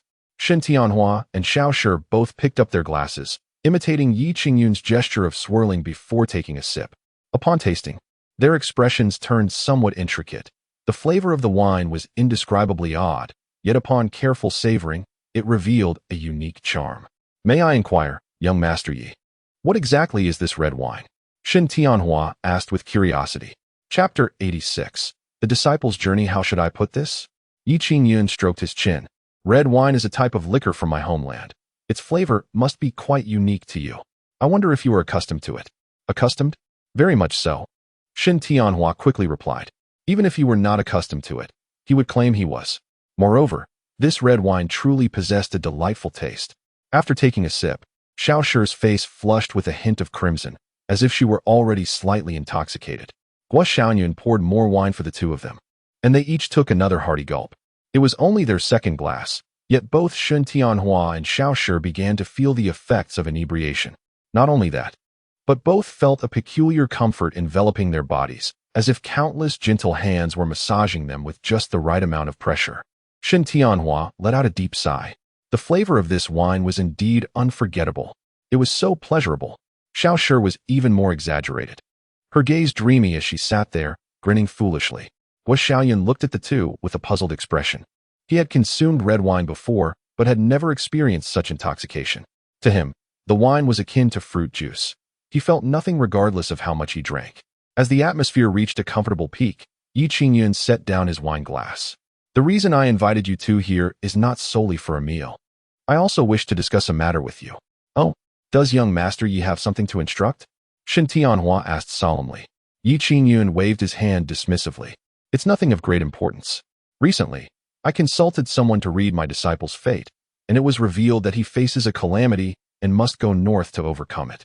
However, I am unfamiliar with the north, which reminded me of your disciple, Miss Xiao, who hails from that region. I thought to ask if Miss Xiao could accompany my disciple to the north for a while. Qingyun felt somewhat embarrassed. After all, he was not one to often ask for favors. A calamity in his fate? Shen Tianhua froze for a moment, instinctively glancing at Guo Xiaoyan. Indeed, were it not for this, I would not consider sending him to Beichuan, Qingyun stated with a hint of resignation. Shen Tianhua furrowed his brow. Young Master Yi, forgive my candidness, but one ought not to place blind faith in fortune-telling. Qingyun shook his head. This was said by a disciple of the Tiansming. What? The Tiansming? Shen Tianhua exclaimed, taken aback. The Tiansming was a legendary presence, shrouded in mystery, with only 2 or 3 members known throughout the ages. It was the sole sect capable of glimpsing the secrets of fate. Even an elder like Shen Tianhua had only heard tales of the Tiansming and had never encountered a true member. It was astonishing that Qingyun had connections with someone from the Tiansming. Truly impressive. If it is indeed the words of a Tiansming member, then it warrants serious consideration. Shen Tianhua nodded and affirmed. Indeed, they are members of the Tiansmen, there is no doubt. Qingyun, observing Shen Tianhua's unwavering conviction, felt both astonished and immensely curious. Should the opportunity arise, he was determined to leverage this connection with Master Yi to meet the heir of the Tiansmen. However, this was not the moment for such discussions. Shen Tianhua turned his gaze to Shaoshi. Disciple, please escort young Master Yi's apprentice to Beichuan. Shaoshi, a native of Beichuan, belonged to the illustrious Shao family, deeply rooted in the region. With the Shao family overseeing matters, there would be no issues for Guo Xiaoyan upon arrival in Beichuan. Rest assured, with the Shao family's support, Guo Xiaoyan will face no troubles. We shall take excellent care of him, Shaoshi assured, patting her not-so-prominent chest. Qingyun exhaled with relief. With Shaoshi's assurance, he felt comfortable entrusting Guo Xiaoyan to her. Time is of the essence. We shall depart tomorrow, Qingyun proposed. Neither Shen Tianhua nor Shaoshi raised any objections. Qingyun could set the departure time at his discretion. Even now, at a mere command from Qingyun, Shaoshi would promptly escort Guo Xiaoyan straight to Beichuan. Guo Xiaoyan appeared somewhat despondent. Master Qingyun ruffled his hair gently. Be cautious on your journey to Beichuan, and do not forget the teachings I have imparted to you. Guo Xiaoyan shook his head vigorously. I will absolutely not forget. I will remember everything you have taught me. That is splendid. Qingyun smiled. The following day, Guo Xiaoyan departed with Shaoshi from Fuyun Mountain. Before descending the mountain, Guo Xiaoyan's eyes brimmed with tears, nearly spilling over. Qingyun felt a deep sense of reluctance. After spending so much time with Guo Xiaoyan, he had genuinely grown fond of the boy. Yet, it was necessary for Guo Xiaoyan to venture to Beichuan for his safety. Shen Tianhua volunteered to personally escort them to Beichuan. With such a formidable expert accompanying them, Qingyun felt a greater sense of assurance. At the foot of Fuyun Mountain, Qingyun watched as Guo Xiaoyan and the others departed. Just as he was about to return to the mountain, a monk came running breathlessly from afar. Upon closer inspection, it was Huikong. Qingyun chuckled. Huikong, why have you returned only now? The monk, truly out of breath, thought Qingyun had been waiting for him. At that moment, Huikong felt profoundly moved, believing that the Holy Sun still cared for him. He hurried to Yi Qingyun's side. Holy Sun, Yi Qingyun, noticing Huikong's labored breathing and pale lips, understood that this fellow had been running for an extended period and was nearly exhausted. Do not speak just yet. Take a moment to catch your breath. After a considerable moment of calming himself, Huikong finally managed to steady his breath. Holy Sun, this humble monk has traveled all the way to Yutian Valley to invite Senior Shun and his disciples. Huikong wore a look of grievance. However, they flew too swiftly and left me behind. I ran all the way back from Yutian Valley. Yi Qingyun regarded Huikong with sympathy. You have truly endured much. Although it was merely a commonplace consolation, it stirred a warm current within Huikong, as if receiving such words from Yi Qingyun was a supreme honor. Has Senior Shun and the others arrived? Huikong inquired. They arrived yesterday. I have already requested them to escort my disciple to Beichuan. That is good, Huikong nodded. But then a hint of shyness crept over him. Holy Sun, about the ancient Buddha Yoga Sutra. Yi Qingyun paused, then smiled. You wish to learn yoga? Indeed. Indeed. After pondering for a moment, Yi Qingyun continued. Very well. Come to the mountain tomorrow morning, and I shall teach you the essentials of yoga. Is the Holy Sun truly willing to impart this knowledge to this humble monk? Huikong's heart fluttered, his voice imbued with excitement. Did I not promise you before? Yi Qingyun looked at Huikong with curiosity. It is merely teaching you how to practice yoga. There is nothing extraordinary about it.